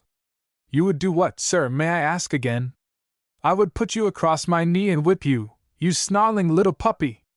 That's what I would do, cried the colonel, who had found breath by this time, and vented another explosion of fury. Because you have known us all our lives, and made our house your own, that is no reason why you should insult either of us. Here cried Harry, starting up. What you have said, George Washington, is an insult to me and my brother alike. You will ask our pardon, sir.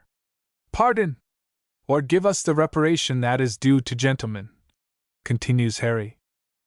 The stout colonel's heart smote him to think that he should be at mortal quarrel, or called upon to shed the blood of one of the lads he loved. As Harry stood facing him, with his fair hair, flushing cheeks, and quivering voice, an immense tenderness and kindness filled the bosom of the elder man. I am bewildered, he said. My words, perhaps, were very hasty. What has been the meaning of George's behavior to me for months back? Only tell me, and perhaps. The evil spirit was awake and victorious in young George Warrington. His black eyes shot out scorn and hatred at the simple and guileless gentleman before him. You are shirking from the question, sir, as you did from the toast just now, he said. I am not a boy to suffer under your arrogance. You have publicly insulted me in a public place, and I demand a reparation. As you please, George Warrington, and God forgive you, George.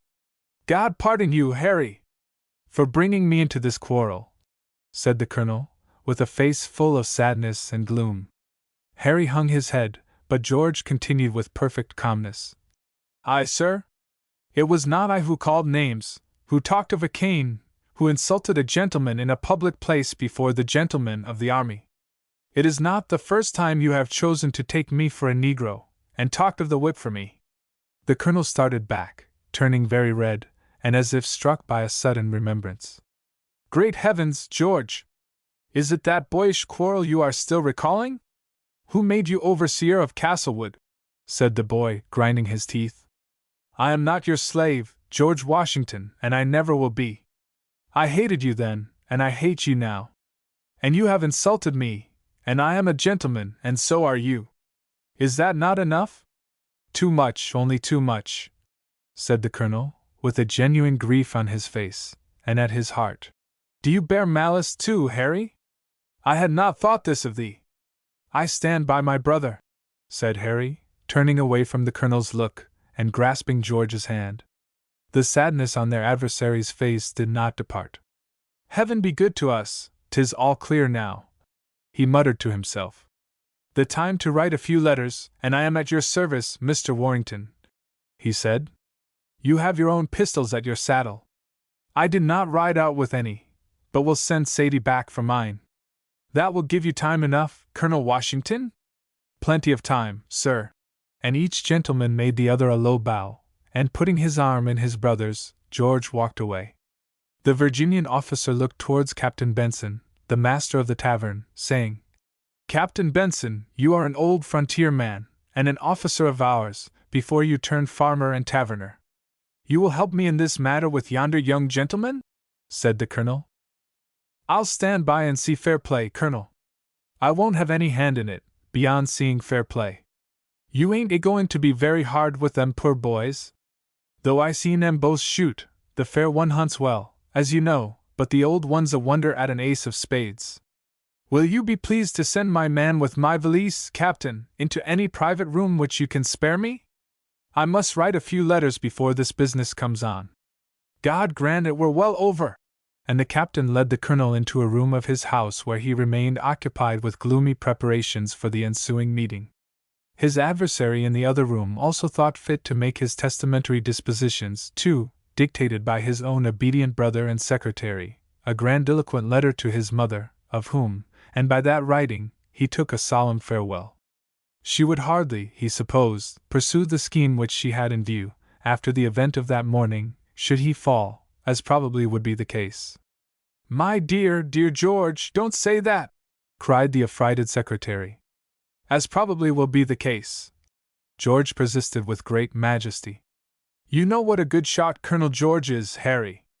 I, myself, am pretty fair at a mark, and 'tis probable that one or both of us will drop. I scarcely suppose you will carry out the intentions you have at present in view.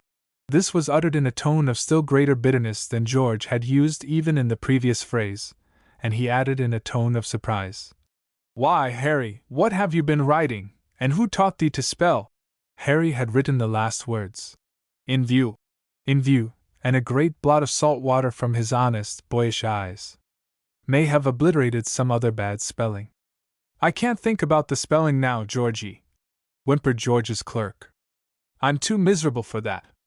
I begin to think perhaps it's all nonsense, perhaps Colonel George never meant to take possession of Castlewood, never gave himself airs, and patronized us there, never advised my mother to have me flogged, never intended to marry her, never insulted me, and was insulted before the king's officers, never wrote to his brother to say that we should be the better for his parental authority? The paper is there, cried the young man, slapping his breast pocket. And if anything happens to me, Harry Warrington, you will find it on my corpse. Write yourself, Georgie, I can't write, says Harry, digging his fists into his eyes, and smearing over the whole composition, bad spelling and all, with his elbows. On this, George, taking another sheet of paper, sat down at his brother's place, and produced a composition in which he introduced the longest words, the grandest Latin quotations, and the most profound satire of which the youthful scribe was master. He desired that his Negro boy, Sadie, should be set free, that his Horace, a choice of his books, and if possible, a suitable provision should be made for his affectionate tutor, Mr. Dempster, that his silver fruit knife, his music books, and harpsichord should be given to little Fanny Mountain, and that his brother should take a lock of his hair, and wear it in memory of his ever fond and faithfully attached George. And he sealed the document with the seal of arms that his grandfather had worn. The watch, of course, will be yours, said George, taking out his grandfather's gold watch and looking at it. Why, 2 hours and a half are gone. 'Tis time that Sadie should be back with the pistols. Take the watch, Harry, dear. It's no good, cried out Harry, flinging his arms round his brother. If he fights you, I'll fight him, too. If he kills my Georgie, he shall have a shot at me," cried the poor lad. Meanwhile, Mr. Washington had written 5 letters in his large, resolute hand, and sealed them with his seal. One was to his mother, at Mount Vernon, one to his brother, one was addressed MC only, and one to His Excellency, Major General Braddock. "And one, young gentleman, is for your mother, Madam Esmond," said the boy's informant. It was the landlord of the tavern who communicated these facts to the young men. The captain had put on his old militia uniform to do honor to the occasion, and informed the boys that the colonel was walking up and down the garden waiting for him, and that the Reg Lars was a'most sober, too, by this time. A plot of ground near the captain's log house had been enclosed with shingles, and cleared for a kitchen garden. There indeed paced Colonel Washington, his hands behind his back, his head bowed down, a grave sorrow on his handsome face. The negro servants were crowded at the palings and looking over. The officers under the porch had wakened up also, as their host remarked. There, then, stalked the tall young colonel, plunged in dismal meditation. There was no way out of his scrape, but the usual cruel one, which the laws of honor and the practice of the country ordered. Goaded into fury by the impertinence of a boy, he had used insulting words. The young man had asked for reparation. He was shocked to think that George Warrington's jealousy and revenge should have rankled in the young fellow so long, but the wrong had been the colonel's, and he was bound to pay the forfeit. A great hallooing and shouting, such as negroes use, who love noise at all times, was now heard at a distance, and all heads were turned in the direction of this outcry. It came from the road over which our travelers had themselves passed 3 hours before, and presently the clattering of a horse's hoofs was heard, and now Mr. Sadie made his appearance on his foaming horse. Presently he was in the courtyard, and was dismounting. "Sadie, sir, come here!" roars up Master Harry. "Sadie, come here, confound you!" shouts Master George. "Come directly, Mossar," says Sadie. He grins. He takes the pistols out of the holster. He snaps the locks. He points them at a grunter, which plunges through the farmyard. He points down the road, over which he has just galloped, and says again, "Comin', Mossar! Everybody comin' dot!" And now, the gallop of other horses is heard. And who is yonder? Little Mr. Dempster, spurring and digging into his pony, and that lady in a riding habit on Madam Esmond's little horse. Can it be Madam Esmond? No, it is too stout. As I live, it is Mrs. mounted on Madam's grey. Oh lor! Oh golly! Whoop! Here they come! Hooray! Dr. Dempster and Mrs. Mountain, having clattered into the yard, jumped from their horses, and ran to the garden where George and Harry were walking, their tall enemy stalking opposite to them, and almost ere George Warrington had time sternly to say, "What do you hear, madam?" Mrs. Mountain flung her arms round his neck and cried, "Oh, George, my darling! It's a mistake. It's a mistake, and is all my fault." "What's a mistake?" asked George, majestically separating himself from the embrace. "What is it, Mounted?" cries Harry, all of a tremble. "That paper I took out of his portfolio, that paper I picked up, children, where the colonel says he is going to marry a widow with 2 children. Well, it's not your mother. It's that little widow Custis whom the colonel is going to marry. It's not Mrs. Rachel Warrington. He told Madam so today, just before he was going away, and that the marriage was to come off after the campaign. And your mother is furious, boys. And when Sadie came for the pistols, and told the whole house how you were going to fight, I told him to fire the pistols off, and I galloped after him, and I've nearly broken my poor old bones in coming to you. What will Mr. Washington and those gentlemen think of my servant telling my mother at home that I was going to fight a duel?" growled Mr. George in wrath. "You should have shown your proofs before, George," says Harry, respectfully. "And, thank heaven, you are not going to fight our old friend. For it was a mistake, and there is no quarrel now, dear, is there? You were unkind to him under a wrong impression." "I certainly acted under a wrong impression," owns George. "But George! George Washington!" Harry here cries out, springing over the cabbage garden towards the bowling green, where the colonel was stalking, and though we cannot hear him, we see him, with both his hands out, and with the eagerness of youth, and with 100 blunders, and with love and affection thrilling in his honest voice, we imagine the lad telling his tale to his friend. There was a custom in those days which has disappeared from our manners now, but which then lingered. When Harry had finished his artless story, his friend the colonel took him fairly to his arms, and held him to his heart, and his voice faltered as he said, thank God for this!" "Oh, George," said Harry, who felt now he loved his friend with all his heart, "how I wish I was going with you on the campaign!" The other pressed both the boy's hands in a grasp of friendship, which, each knew, never would slacken. Then the colonel advanced, gravely holding out his hand to Harry's elder brother. But though hands were joined, the salutation was only formal and stern on both sides. "I find I have done you a wrong, Colonel Washington," George said, "and must apologize not for the error, but for much of my late behavior, which has resulted from it. The error was mine.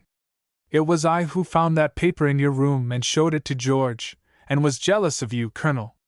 "All women are jealous," cried Mrs. Mountain. "'Tis a pity you could not have kept your eyes off my paper, madam," said Mr. Washington. "You will permit me to say so. A great deal of mischief has come because I chose to keep a secret which concerned only myself and another person. For a long time George Warrington's heart has been black with anger against me, and my feeling towards him has, I own, scarce been more friendly. All this pain might have been spared to both of us had my private papers only been read by those for whom they were written. I shall say no more now, lest my feelings again should betray me into hasty words. Heaven bless thee, Harry! Farewell, George! And take a true friend's advice, and try to be less ready to think evil of your friends. We shall meet again at the camp, and will keep our weapons for the enemy. Gentlemen, if you remember this scene tomorrow, you will know where to find me." And with a very stately bow to the English officers, the colonel left the abashed company, and speedily rode away. We must fancy that the parting between the brothers is over, that George has taken his place in Mr. Braddock's family, and Harry has returned home to Castlewood and his duty. His heart is with the army, and his pursuits at home offer the boy no pleasure. He does not care to own how deep his disappointment is, at being obliged to stay under the homely, quiet roof, now more melancholy than ever since George is away. Harry passes his brother's empty chamber with an averted face, takes George's place at the head of the table, and sighs as he drinks from his silver tankard. Madame Warrington calls the toast of the King stoutly every day, and on Sundays when Harry reads the service, and prays for all travelers by land and by water, she says, "We beseech thee to hear us," with a peculiar solemnity. Mrs. Mountain is constantly on the whimper when George's name is mentioned, and Harry's face frequently wears a look of the most ghastly alarm, but his mother's is invariably grave and sedate. She makes more blunders at piquet and backgammon than you would expect from her, and the servants find her awake and dressed, however early they may rise. She has prayed Mr. Dempster to come back into residence at Castlewood. She is not severe or haughty, as her wont certainly was, with any of the party, but quiet in her talk with them, and gentle in assertion and reply. She is forever talking of her father and his campaigns, who came out of them all with no very severe wounds to hurt him, and so she hopes and trusts will her eldest son.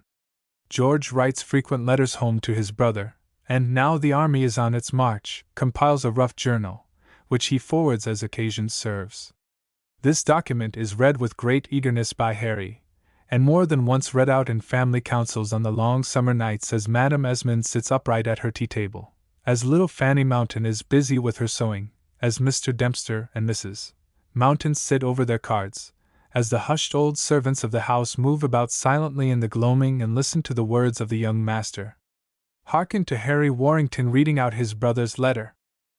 "It must be owned that the provinces are acting scurvily by His Majesty King George, and his representative here is in a flame of fury. Virginia is bad enough, and poor Maryland not much better, but Pennsylvania is worst of all. We pray them to send us troops from home to fight the French, and we propose to maintain the troops when they come. We not only don't keep our promise, and make scarce any provision for our defenders, but our people insist upon the most exorbitant prices for their cattle and stores, and actually cheat the soldiers who are come to fight their battles. No wonder the general swears, and the troops are sulky. The delays have been endless. Owing to the failure of the several provinces to provide their promised stores and means of locomotion, weeks and months have elapsed, during which time no doubt the French have been strengthening themselves on our frontier and in the forts they have turned us out of. Though there never will be any love lost between me and Colonel Washington, it must be owned that your favorite, I am not jealous, Hal, is a brave man and a good officer. The family respect him very much, and the general is always asking his opinion. Indeed, he is almost the only man who has seen the Indians in their war paint, and I own I think he was right in firing upon Mons. Jumonville last year. Harry resumes. We keep the strictest order here in camp, and the orders against drunkenness and ill behavior on the part of the men are very severe. The roll of each company is called at morning, noon, and night, and a return of the absent and disorderly is given in by the officer to the commanding officer of the regiment, who has to see that they are properly punished. Each regiment has divine service performed at the head of its colors every Sunday. The general does everything in the power of mortal man to prevent plundering, and to encourage the people round about to bring in provisions. He has declared soldiers shall be shot who dare to interrupt or molest the market people. He has ordered the price of provisions to be raised a penny a pound, and has lent money out of his own pocket to provide the camp. Altogether he is a strange compound, this general, and shows many strange inconsistencies in his conduct. Colonel Washington has had the fever very smartly, and has hardly been well enough to keep up with the march. When either of us is ill, we are almost as good friends again as ever, and though I don't love him as you do, I know he is a good soldier, a good officer, and a brave, honest man, and, at any rate, shall love him none the worse for not wanting to be our stepfather. 'Tis a pretty sight, Harry continued reading from his brother's journal, to see a long line of red coats threading through the woods or taking their ground after the march. The care against surprise is so great and constant that we defy prowling Indians to come unawares upon us, and our advanced sentries and savages have on the contrary fallen in with the enemy and taken a scalp or two from them. They are such cruel villains, these French and their painted allies, that we do not think of showing them mercy. Only think, we found but yesterday a little boy scalped but yet alive in a lone house, where his parents had been attacked and murdered by the savage enemy, of whom, so great is his indignation at their cruelty, our general has offered a reward of £5 for all the Indian scalps brought in. When our march is over, you should see our camp, and all the care bestowed on it. Our baggage and our general's tents and guard are placed quite in the center of the camp. We have outlying sentries by twos, by threes, by tens, by whole companies. At the least surprise, they are instructed to run in on the main body and rally round the tents and baggage, which are so arranged themselves as to be a strong fortification. Sadie and I, you must know, are marching on foot now, and my horses are carrying baggage. The Pennsylvanians sent such rascally animals into camp that they speedily gave in. What good horses were left 'twas our duty to give up, and Roxana has a couple of packs upon her back instead of her young master. She knows me right well, and whinnies when she sees me, and I walk by her side, and we have many a talk together on the march. July 4th. To guard against surprises, we are all warned to pay especial attention to the beat of the drum, always halting when we hear the long roll beat, and marching at the beat of the long march. We are more on the alert regarding the enemy now. We have our advance pickets doubled, and 2 sentries at every post. The men on the advanced pickets are constantly under arms, with fixed bayonets, all through the night, and relieved every 2 hours. The half that are relieved lie down by their arms, but are not suffered to leave their pickets. 'Tis evident that we are drawing near to the enemy now. This packet goes out with the generals to Colonel Dunbar's camp, who is 30 miles behind us, and will be carried thence to Frederick, and thence to my honored mother's house at Castlewood, to whom I send my duty, with kindest remembrances, as to all friends there, and how much love I need not say to my dearest brother from his affectionate George E. Warrington. The whole land was now lying parched and scorching in the July heat. For 10 days no news had come from the column advancing on the Ohio.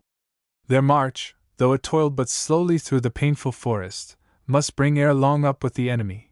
The troops, led by consummate captains, were accustomed now to the wilderness, and not afraid of surprise. Every precaution had been taken against ambush. It was the outlying enemy who were discovered, pursued, destroyed by the vigilant scouts and skirmishers of the British force. The last news heard was that the army had advanced considerably beyond the ground of Mr. Washington's discomfiture in the previous year, and 2 days after must be within a day's march of the French fort. About taking it no fears were entertained. The amount of the French reinforcements from Montreal was known.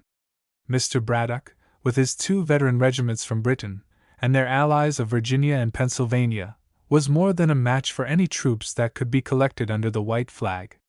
Such continued to be the talk, in the sparse towns of our Virginian province, at the gentry's houses, and the rough roadside taverns, where people met and canvassed the war. The few messengers sent back by the general reported well of the main force. It was thought the enemy would not stand or defend himself at all. Had he intended to attack, he might have seized a dozen occasions for assaulting our troops at passes through which they had been allowed to go entirely free. So George had given up his favorite mare, like a hero as he was, and was marching afoot with the line. Madame Esmond vowed that he should have the best horse in Virginia or Carolina in place of Roxana. There were horses enough to be had in the provinces, and for money. It was only for the king's service that they were not forthcoming. Although at their family meetings and repasts the inmates of Castlewood always talked cheerfully, never anticipating any but a triumphant issue to the campaign, or acknowledging any feeling of disquiet, yet it must be owned they were mighty uneasy when at home, quitting it ceaselessly, and forever on the trot from one neighbor's house to another in quest of news. It was prodigious how quickly reports ran and spread. For 3 weeks after the army's departure, the reports regarding it were cheerful, and when our Castlewood friends met at their supper their tone was confident and their news pleasant. But on the 10th of July a vast and sudden gloom spread over the province. A look of terror and doubt seemed to fall upon every face.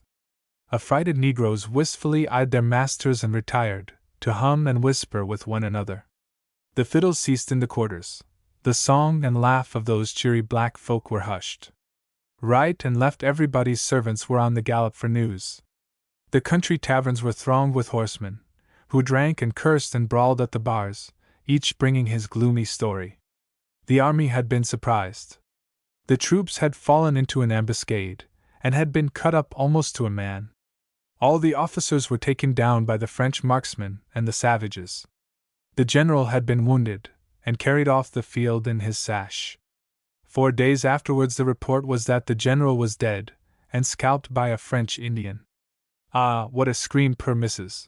Mountain gave when Gumbo brought this news from across the James River, and little Fanny sprang crying to her mother's arms. "Lord God Almighty, watch over us, and defend my boy," said Mrs. Esmond, sinking down on her knees and lifting her rigid hands to heaven.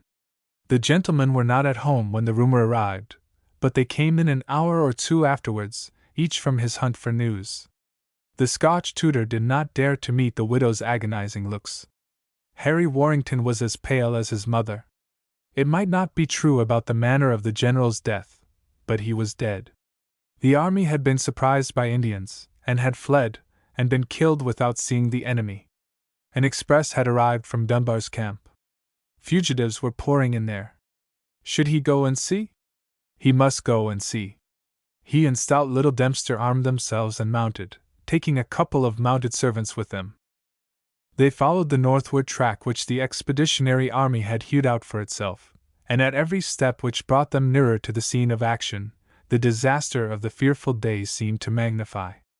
The day after the defeat a number of the miserable fugitives from the fatal battle of the 9th of July had reached Dunbar's camp, 50 miles from the field. Thither poor Harry and his companions rode, stopping stragglers, asking news, giving money, getting from one and all the same gloomy tale. 1,000 men were slain, 2/3 of the officers were down, all the general's aides-de-camp were hit. But were they killed? Those who fell never rose again. The tomahawk did its work upon them. Oh, brother! All the fond memories of their youth, all the dear remembrances of their childhood, the love and the laughter, the tender romantic vows which they had pledged to each other as lads, were recalled by Harry with pangs inexpressibly keen. Wounded men looked up and were softened by his grief. Rough men melted as they saw the woe written on the handsome young face. The hardy old tutor could scarcely look at him for tears, and grieved for him even more than for his dear pupil, who, he believed, lay dead under the savage Indian knife. At every step which Harry Warrington took towards Pennsylvania, the reports of the British disaster were magnified and confirmed. Those two famous regiments which had fought in the Scottish and Continental wars had fled from an enemy almost unseen, and their boasted discipline and valor had not enabled them to face a band of savages and a few French infantry. The unfortunate commander of the expedition had shown the utmost bravery and resolution. 4 times his horse had been shot under him. Twice he had been wounded, and the last time of the mortal hurt which ended his life 3 days after the battle. More than one of Harry's informants described the action to the poor lad, the passage of the river, the long line of advance through the wilderness, the firing in front, the vain struggle of the men to advance, and the artillery to clear the way of the enemy, then the ambushed fire from behind every bush and tree, and the murderous fusillade, by which at least half of the expeditionary force had been shot down. But not all the general's suite were killed, Harry heard. One of his aides-de-camp, a Virginian gentleman, was ill of fever and exhaustion at Dunbar's camp. One of them, but which? To the camp Harry hurried, and reached it at length. It was George Washington Harry found stretched in a tent there, and not his brother. A sharper pain than that of the fever Mr. Washington declared he felt, when he saw Harry Warrington, and could give him no news of George. Mr. Washington did not dare to tell Harry all. For 3 days after the fight his duty had been to be near the general. On the fatal 9th of July he had seen George go to the front with orders from the chief, to whose side he never returned. After Braddock himself died, the aide-de-camp had found means to retrace his course to the field. The corpses which remained there were stripped and horribly mutilated. One body he buried which he thought to be George Warrington's. His own illness was increased, perhaps occasioned, by the anguish which he underwent in his search for the unhappy volunteer. "Ah, George! If you had loved him you would have found him dead or alive!" Harry cried out. Nothing would satisfy him but that he, too, should go to the ground and examine it. With money he procured a guide or 2. He forded the river at the place where the army had passed over. He went from one end to the other of the dreadful field. The horrible spectacle of mutilation caused him to turn away with shudder and loathing. What news could the vacant woods, or those festering corpses lying under the trees, give the lad of his lost brother? He was for going, unarmed, with a white flag, to the French fort, whither, after their victory, the enemy had returned, but his guides refused to advance with him. The French might possibly respect them, but the Indians would not. "Keep your hair for your lady mother, my young gentleman," said the guide. "'Tis enough that she loses one son in this campaign."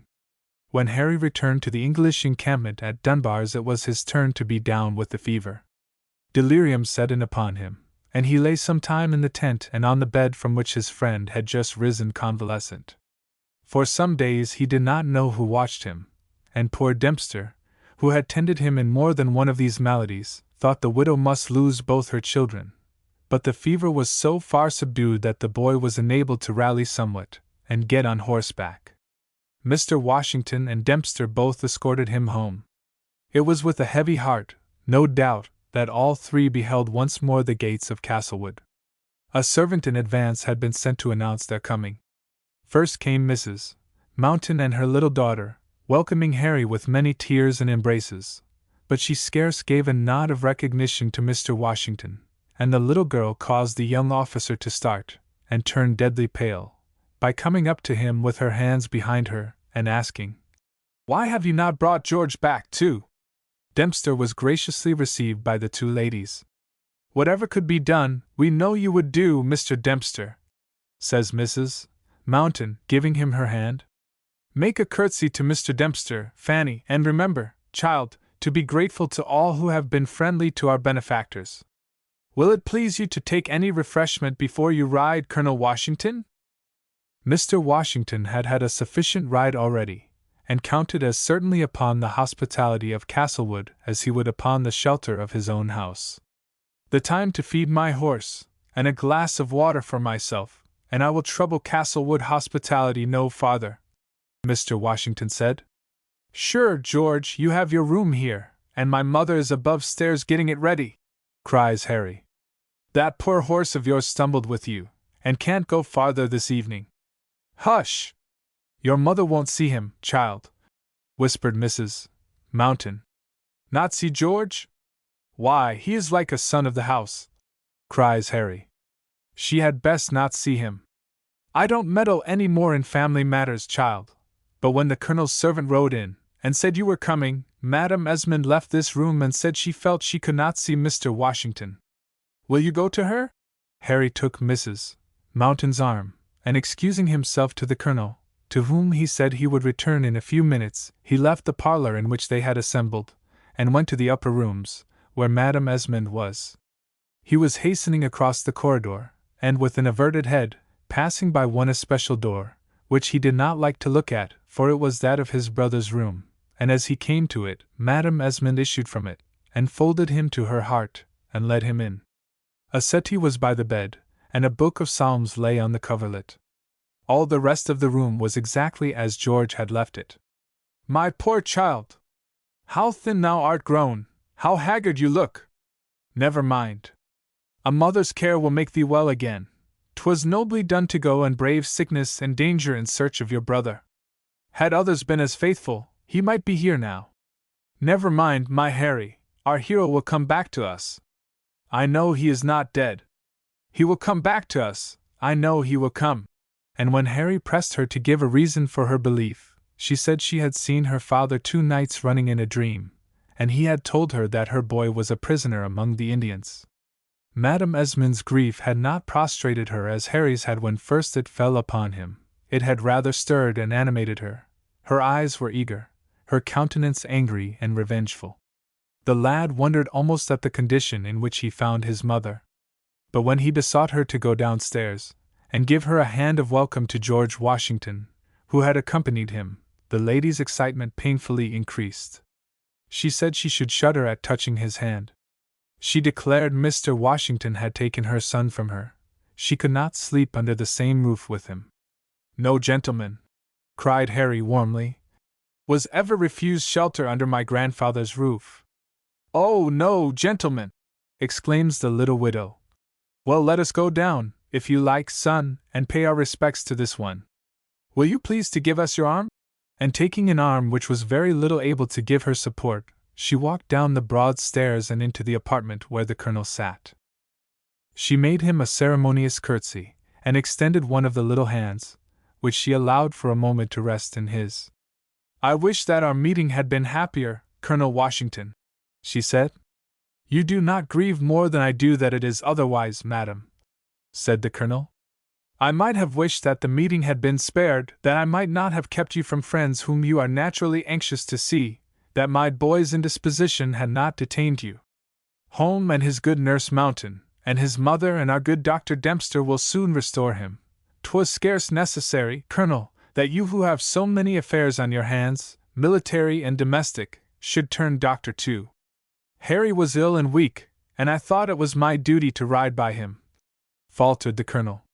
You yourself, sir, have gone through the fatigues and dangers of the campaign in the most wonderful manner, said the widow, curtsying again, and looking at him with her impenetrable black eyes. I wish to heaven, madam, someone else had come back in my place. Nay, sir, you have ties which must render your life more than ever valuable and dear to you, and duties to which, I know, you must be anxious to betake yourself. In our present deplorable state of doubt and distress, Castlewood can be a welcome place to no stranger, much less to you, and so I know, sir, you will be for leaving us ere long. And you will pardon me if the state of my own spirits obliges me for the most part to keep my chamber. But my friends here will bear you company as long as you favor us, whilst I nurse my poor Harry upstairs. Mountain, you will have the cedar room on the ground floor ready for Mr. Washington, and anything in the house is at his command. Farewell, sir. Will you be pleased to present my compliments to your mother, who will be thankful to have her son safe and sound out of the war, as also to my young friend, Martha Custis, to whom and to whose children I wish every happiness. Come, my son! And with these words, and another freezing curtsy, the pale little woman retreated, looking steadily at the colonel, who stood dumb on the floor. Strong as Madame Esmond's belief appeared to be respecting her son's safety, the house of Castlewood naturally remained sad and gloomy. To look for George was hoping against hope. No authentic account of his death had indeed arrived, and no one appeared who had seen him fall, but hundreds more had been so stricken on that fatal day, with no eyes to behold their last pangs, save those of the lurking enemy and the comrades dying by their side. A fortnight after the defeat, when Harry was absent on his quest, George's servant, Sadie, reappeared, wounded and maimed, at Castlewood. But he could give no coherent account of the battle, only of his flight from the centre, where he was with the baggage. He had no news of his master since the morning of the action. For many days Sadie lurked in the negro quarters away from the sight of Madame Esmond, whose anger he did not dare to face. That lady's few neighbors spoke of her as laboring under a delusion. So strong was it that there were times when Harry and the other members of the little Castlewood family were almost brought to share in it. No, George was not dead. George was a prisoner among the Indians. George would come back and rule over Castlewood, as sure as His Majesty would send a great force from home to recover the tarnished glory of the British arms, and to drive the French out of the Americas. As for Mr. Washington, she would never, with her own good will, behold him again. He had promised to guard George's life with his own, and where was her boy? So, if Harry wanted to meet his friend, he had to do so in secret. Madame Esmond was exceedingly excited when she heard that the colonel and her son absolutely had met, and said to Harry, "How you can talk, sir, of loving George, and then go and meet your Mr. Washington, I can't understand." So there was not only grief in the Castlewood house, but there was disunion. As a result of the gloom, and of his grief for the loss of his brother, Harry was again and again struck down by the fever, and all the Jesuits' bark in America could not cure him. They had a tobacco house and some land about the new town of Richmond, and he went thither and there mended a little, but still did not get quite well, and the physicians strongly counseled a sea voyage. Madame Esmond at one time had thoughts of going with him, but, as she and Harry did not agree very well, though they loved each other very heartily, 'twas determined that Harry should see the world for himself. Accordingly he took passage on the Young Rachel, Virginian ship, Edward Frank's master. She proceeded to Bristol and moored as near as possible to Trail's wharf, to which she was consigned. Mr. Trail, who could survey his ship from his counting-house windows, straightway took boat and came up her side, and gave the hand of welcome to Captain Franks, congratulating the captain upon the speedy and fortunate voyage which he had made. Franks was a pleasant man, who loved a joke. "We have," says he, "but yonder ugly Negro boy, who is fetching the trunks, and a passenger who has the state cabin to himself." Mr. Trail looked as if he would have preferred more mercies from heaven. "Confound you, Franks, and your luck! The Duke William, which came in last week, brought 14, and she is not half of our tonnage. And this passenger, who has the whole cabin, don't pay nothin'," continued the captain. "Swear now, it will do you good, Mr. Trail, indeed it will. I have tried the medicine. A passenger take the whole cabin and not pay? Gracious mercy, are you a fool, Captain Franks? Ask the passenger himself, for here he comes." And as the master spoke, a young man of some 19 years of age came up the hatchway. He had a cloak and a sword under his arm, and was dressed in deep mourning, and called out, "Gumbo, you idiot, why don't you fetch the baggage out of the cabin? Well, shipmate, our journey is ended. You will see all the little folks tonight whom you have been talking about. Give my love to Polly, and Betty, and little Tommy, not forgetting my duty to Mrs. Franks. I thought, yesterday, the voyage would never be done, and now I am almost sorry it is over. That little berth in my cabin looks very comfortable now I am going to leave it." Mr. Trail scowled at the young passenger who had paid no money for his passage. He scarcely nodded his head to the stranger, when Captain Franks said, "This here gentleman is Mr. Trail, sir, whose name you have heard of." "It's pretty well known in Bristol, sir," says Mr. Trail, majestically. "And this is Mr. Warrington, Madam Esmond Warrington's son, of Castlewood," continued the captain. The British merchant's hat was instantly off his head, and the owner of the Beaver was making a prodigious number of bows, as if a crown prince were before him. "Gracious powers, Mr. Warrington! This is a delight, indeed! What a crowning mercy that your voyage should have been so prosperous! You have my boat to go on shore. Let me cordially and respectfully welcome you to England. Let me shake your hand as the son of my benefactress and patroness, Mrs. Esmond Warrington, whose name is known and honored on Bristol 'Change, I warrant you. Isn't it, Franks? There's no sweeter tobacco comes from Virginia," says Mr. Franks, drawing a great brass tobacco box from his pocket, and thrusting a quid into his jolly mouth. "You don't know what a comfort it is, sir. You'll take to it, bless you, as you grow older. Won't he, Mr. Trail? I wish you had 10 shiploads of it instead of 1. You might have 10 shiploads. I've told Madam Esmond so. I've rode over her plantation. She treats me like a lord when I go to the house. She is a real-born lady, she is, and might have 1,000 hogsheads as easy as her hundreds, if there were but hands enough. I have lately engaged in the guinea trade, and could supply her ladyship with any number of healthy young negroes before next fall," said Mr. Trail, obsequiously. "We are averse to the purchase of negroes from Africa," said the young gentleman, coldly. "My grandfather and my mother have always objected to it, and I do not like to think of selling or buying the poor wretches. It is for their good, my dear young sir. We purchase the poor creatures only for their benefit. Let me talk this matter over with you at my own house. I can introduce you to a happy home, a Christian family, and a British merchant's honest fare. Can't I, Captain Franks?" "Can't say," growled the captain. "Never asked me to take bite or sup at your table. Asked me to psalm singing once, and to hear Mr. Ward preach. Don't care for them sort of entertainments." Not choosing to take any notice of this remark, Mr. Trail continued in his low tone. "Business is business, my dear young sir, and I know 'tis only my duty, the duty of all of us, to cultivate the fruits of the earth in their season. As the heir of Lady Esmond's estate, for I speak, I believe, to the heir of the great property?" The young gentleman made a bow. "I would urge upon you, at the very earliest moment, the duty of increasing the ample means with which Heaven has blessed you. As an honest factor, I could not do otherwise. As a prudent man, should I scruple to speak of what will tend to your profit and mine? No, my dear Mr. George.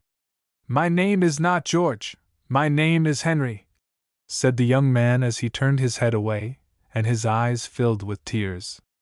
"Gracious powers! What do you mean, sir? Did you not say you were my lady's heir, and is not George Esmond Warrington Esq? Hold your tongue, you fool!" cried Mr. Franks, striking the merchant a tough blow on his sleek sides, as the young lad turned away. "Don't you see the young gentleman swabbing his eyes, and note his black clothes? What do you mean, Captain Franks, by laying your hand on your owners? Mr. George is the heir. I know the colonels will well enough. Mr. George is there," said the captain, pointing with his thumb to the deck. "Where?" cries the factor. "Mr. George is there," reiterated the captain, again lifting up his finger towards the topmast, or the sky beyond. "He is dead a year, sir, come next 9th of July. He would go out with General Braddock on that dreadful business to the Belle Riviere. He and 1,000 more never came back again. Every man of them was murdered as he fell. You know the Indian way, Mr. Trail?" And here the captain passed his hand rapidly round his head. "Horrible! Ain't it, sir? Horrible! He was a fine young man, the very picture of this one, only his hair was black, which is now hanging in a bloody Indian wigwam. He was often and often on board of the young Rachel, and would have his chests of books broke open on deck before they landed. He was a shy and silent young gent, not like this one, which was the merriest, wildest young fellow, full of his songs and fun. He took on dreadful at the news, went to his bed, had that fever which lays so many of them by the heels along that swampy Potomac, But he's got better on the voyage. The voyage makes everyone better, and, in course, the young gentleman can't be forever crying after a brother who dies and leaves him a great fortune. Ever since we sighted Ireland he has been quite gay and happy, only he would go off at times when he was most merry, saying, I wish my dearest Georgie could enjoy this here sight along with me, and when you mentioned t'other's name, you see, he couldn't stand it. And the honest captain's own eyes filled with tears, as he turned and looked towards the object of his compassion. Mr. Trail assumed a sad expression befitting the tragic compliment with which he prepared to greet the young Virginian, but the latter answered him very curtly, declining his offers of hospitality, and only stayed in Mr. Trail's house long enough to drink a glass of wine and to take up a sum of money of which he stood in need. But he and Captain Franks parted on the very warmest terms, and all the little crew of the Young Rachel cheered from the ship's side as their passenger left it. Again and again Harry Warrington and his brother had pored over the English map, and determined upon the course which they should take upon arriving at home. All Americans of English ancestry who love their mother country have rehearsed their English travels, and visited in fancy the spots with which their hopes, their parents' fond stories, their friends' descriptions, have rendered them familiar. There are few things to me more affecting in the history of the quarrel which divided the two great nations than the recurrence of that word home, as used by the younger towards the elder country. Harry Warrington had his chart laid out. Before London, and its glorious temples of St. Paul's and St. Peter's, its grim tower, where the brave and loyal had shed their blood, from Wallace down to Balmerino and Kilmarnock, pitted by gentle hearts. Before the awful window at Whitehall, whence the martyr Charles had issued, to kneel once more, and then ascended to heaven, before playhouses, parks, and palaces, wondrous resorts of wit, pleasure, and splendor. Before Shakespeare's resting place under the tall spire which rises by Avon.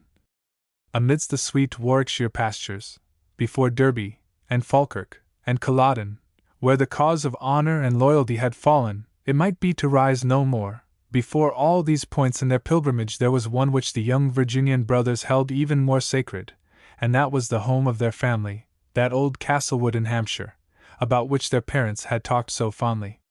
From Bristol to Bath, from Bath to Salisbury, to Winchester, to Hexton, to Home, they knew the way, and had mapped the journey many and many a time.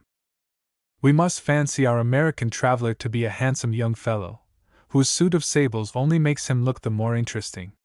The plump landlady looked kindly after the young gentleman as he passed through the inn-hall from his post-chaise, and the obsequious chamberlain bowed him upstairs to the Rose, or the Dolphin. The trim chambermaid dropped her best curtsy for his fee, and Gumbo, in the inn-kitchen, where the townsfolk drank their mug of ale by the great fire, bragged of his young master's splendid house in Virginia, and of the immense wealth to which he was heir. The post-chaise whirled the traveler through the most delightful home scenery his eyes had ever lighted on. If English landscape is pleasant to the American of the present day, who must needs contrast the rich woods and growing pastures and picturesque ancient villages of the old country with the rough aspect of his own, how much pleasanter must Harry Warrington's course have been, whose journeys had lain through swamps and forest solitudes from one Virginian ordinary to another log-house at the end of the day's route, and who now lighted suddenly upon the busy, happy, splendid scene of English summer? And the high road, 100 years ago, was not that grass-grown desert of the present time. It was alive with constant travel and traffic. The country towns and inns swarmed with life and gaiety. The ponderous wagon, with its bells and plodding team, the light post-coach that achieved the journey from the White Hart, Salisbury, to the Swan with Two Necks, London, in 2 days, the strings of pack-horses that had not yet left the road, my lord's gilt post-chaise and 6, with the outriders galloping on ahead, the country squire's great coach and heavy Flanders mares, the farmers trotting to market, or the parson jolting to the cathedral town on Dumpling, his wife behind on the pillion, all these crowding sights and brisk people greeted the young traveler on his summer journey. Hodge, the farmer's boy, took off his hat, and Polly, the milkmaid, bobbed a curtsy, as the chaise whirled over the pleasant village green, and the white-headed children lifted their chubby faces and cheered. The church spires glistened with gold, the cottage gables glared in sunshine, the great elms murmured in summer, or casts purple shadows over the grass. Young Warrington never had had such a glorious day, or witnessed a scene so delightful. To be 19 years of age, with high health, high spirits, and a full purse, to be making your first journey, and rolling through the country in a post-chaise at 9 miles an hour. Oh, happy youth! Almost it makes one young to think of him. And there let us leave him at Castlewood Inn, on ground hallowed by the footsteps of his ancestors. There he stands, with new scenes, new friends, new experiences ahead, rich in hope, in expectation, and in the enthusiasm of youth that comes but once, and is so fleet of foot. And still more glad would he have been had he known that the near future was to verify his mother's belief, to restore to him the twin brother now mourned as dead. And glad are we, in looking beyond this story of boyhood days, to find that though in the Revolutionary War the subjects of this sketch fought on different sides in the quarrel, they came out peacefully at its conclusion, as brothers should, their love never having materially diminished, however angrily the contest divided them. The colonel in scarlet, and the general in blue and buff hang side by side in the wainscoted parlor of the Warringtons in England, and the portraits are known by the name of the Virginians. Becky Sharp at school. Illustration: Becky Sharp leaving Chiswick. While the last century was in its teens, and on one sunshiny morning in June, there drove up to the great iron gate of Miss Pinkerton's Academy for Young Ladies, on Chiswick Mall, a large family coach, with 2 fat horses in blazing harness, driven by a fat coachman in a 3-cornered hat and wig, at the rate of 4 miles an hour. A black servant, who reposed on the box beside the fat coachman, uncurled his bandy legs as soon as the equipage drew up opposite Miss Pinkerton's shining brass plate, and as he pulled the bell at least a score of young heads were seen peering out of the narrow windows of the stately old brick house. Nay, the acute observer might have recognized the little red nose of good-natured Miss Jemima Pinkerton herself, rising over some geranium pots in the window of that lady's own drawing-room. "It is Mrs. Sedley's coach, sister," said Miss Jemima. "Sambo, the black servant, has just rung the bell, and the coachman has a new red waistcoat. Have you completed all the necessary preparations incident to Miss Sedley's departure, Miss Jemima?" asked Miss Pinkerton, that majestic lady, the friend of the famous literary man, Dr. Johnson, the author of the great dictionary of the English language, called commonly the Great Lexicographer. "The girls were up at 4 this morning, packing her trunks, sister," replied Miss Jemima. "We have made her a bowpot.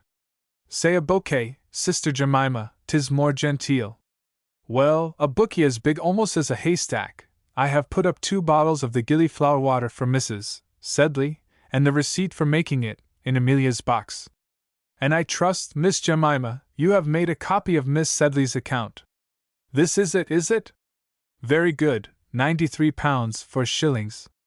Be kind enough to address it to John Sedley, Esquire, and to seal this billet which I have written to his lady." In Miss Jemima's eyes an autograph letter of her sister, Miss Pinkerton, was an object of as deep veneration as would have been a letter from a sovereign. Only when her pupils quitted the establishment, or when they were about to be married, and once, when poor Miss Birch died of the scarlet fever, was Miss Pinkerton known to write personally to the parents of her pupils, and it was Jemima's opinion that if anything could have consoled Mrs. Birch for her daughter's loss, it would have been that pious and eloquent composition in which Miss Pinkerton announced the event. In the present instance Miss Pinkerton's billet was to the following effect: The Mall, Chiswick, June 15, 18. Madam, after her 6 years' residence at the Mall, I have the honor and happiness of presenting Miss Amelia Sedley to her parents, as a young lady not unworthy to occupy a fitting position in their polished and refined circle. Those virtues which characterize the young English gentlewoman, those accomplishments which become her birth and station, will not be found wanting in the amiable Miss Sedley, whose industry and obedience have endeared her to her instructors, and whose delightful sweetness of temper has charmed her aged and her youthful companions. In music, dancing, in orthography, in every variety of embroidery and needlework, she will be found to have realized her friends' fondest wishes. In geography there is still much to be desired, and a careful and undeviating use of the backboard, for 4 hours daily during the next 3 years is recommended as necessary to the acquirement of that dignified deportment and carriage so requisite for every young lady of fashion. In the principles of religion and morality, Miss Sedley will be found worthy of an establishment which has been honored by the presence of the great lexicographer and the patronage of the admirable Mrs. Chapwan.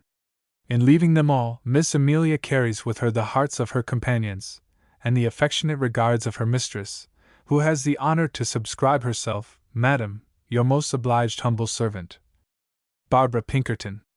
P.S. Miss Sharp accompanies Miss Sedley. It is particularly requested that Miss Sharp's stay in Russell Square may not exceed 10 days. The family of distinction with whom she is engaged as governess desire to avail themselves of her services as soon as possible. This letter completed, Miss Pinkerton proceeded to write her own name and Miss Sedley's in the flyleaf of a Johnson's Dictionary, the interesting work which she invariably presented to her scholars on their departure from the Mall. On the cover was inserted a copy of Lines addressed to a young lady on quitting Miss Pinkerton's school, at the Mall, by the late revered Dr. Samuel Johnson. In fact, the lexicographer's name was always on the lips of this majestic woman, and a visit he had paid to her was the cause of her reputation and her fortune. Being commanded by her elder sister to get the dictionary from the cupboard, Miss Jemima had extracted 2 copies of the book from the receptacle in question. When Miss Pinkerton had finished the inscription in the first, Jemima, with rather a dubious and timid air, handed her the second. "For whom is this, Miss Jemima?" said Miss Pinkerton, with awful coldness. "For Becky Sharp," answered Jemima, trembling very much, and blushing over her withered face and neck, as she turned her back on her sister. "For Becky Sharp. She's going too." "Miss Jemima!" exclaimed Miss Pinkerton, in the largest capitals. "Are you in your senses? Replace the dictionary in the closet, and never venture to take such a liberty in future." "Well, sister, it's only 2 and 9 pence, and poor Becky will be miserable if she don't get one." "Send Miss Sedley instantly to me," was Miss Pinkerton's only answer. And venturing not to say another word, poor Jemima trotted off, exceedingly flurried and nervous, while the 2 pupils, Miss Sedley and Miss Sharp, were making final preparation for their departure for Miss Sedley's home. Now, Miss Sedley's papa was a merchant in London, and a man of some wealth, whereas Miss Sharp was only an articled pupil, for whom Miss Pinkerton had done, as she thought, quite enough, without conferring upon her at parting the high honor of the dictionary. Miss Sharp's father had been an artist, and in former years had given lessons in drawing at Miss Pinkerton's school. He was a clever man, a pleasant companion, a careless student, with a great propensity for running into debt, and a partiality for the tavern. As it was with the utmost difficulty that he could keep himself, and as he owed money for a mile round Soho, where he lived, he thought to better his circumstances by marrying a young woman of the French nation, who was by profession an opera girl, who had had some education somewhere, and her daughter Rebecca spoke French with purity and a Parisian accent. It was in those days rather a rare accomplishment, and led to her engagement with the orthodox Miss Pinkerton. For, her mother being dead, her father, finding himself fatally ill, as a consequence of his bad habits, wrote a manly and pathetic letter to Miss Pinkerton, recommending the orphan child to her protection, and so descended to the grave, after 2 bailiffs had quarreled over his corpse. Rebecca was 17 when she came to Chiswick, and was bound over as an articled pupil, her duties being to talk French, as we have seen, and her privileges to live cost-free, and with a few guineas a year, to gather scraps of knowledge from the professors who attended the school. She was small, and slight in person, pale, sandy-haired, and with eyes almost habitually cast down. When they looked up, they were very large, odd, and attractive. By the side of many tall and bouncing young ladies in the establishment, Rebecca Sharp looked like a child. But she had the dismal precocity of poverty. Many a dun had she talked to, and turned away from her father's door. Many a tradesman had she coaxed and wheedled into good humor, and into the granting of 1 meal more. She had sat commonly with her father, who was very proud of her wit, and heard the talk of many of his wild companions, often but ill-suited for a girl to hear. But she had never been a girl, she said, she had been a woman since she was 8 years old.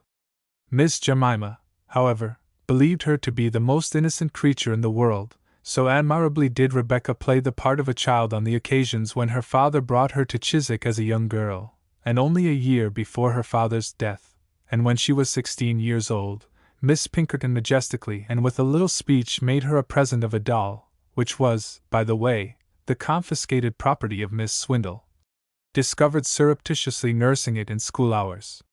How the father and daughter laughed as they trudged home together after the evening party, and how Miss Pinkerton would have raged had she seen the caricature of herself which the little mimic, Rebecca, managed to make out of the doll. Becky used to go through dialogues with it. It formed the delight of the circle of young painters who frequented the studio, who used regularly to ask Rebecca if Miss Pinkerton was at home.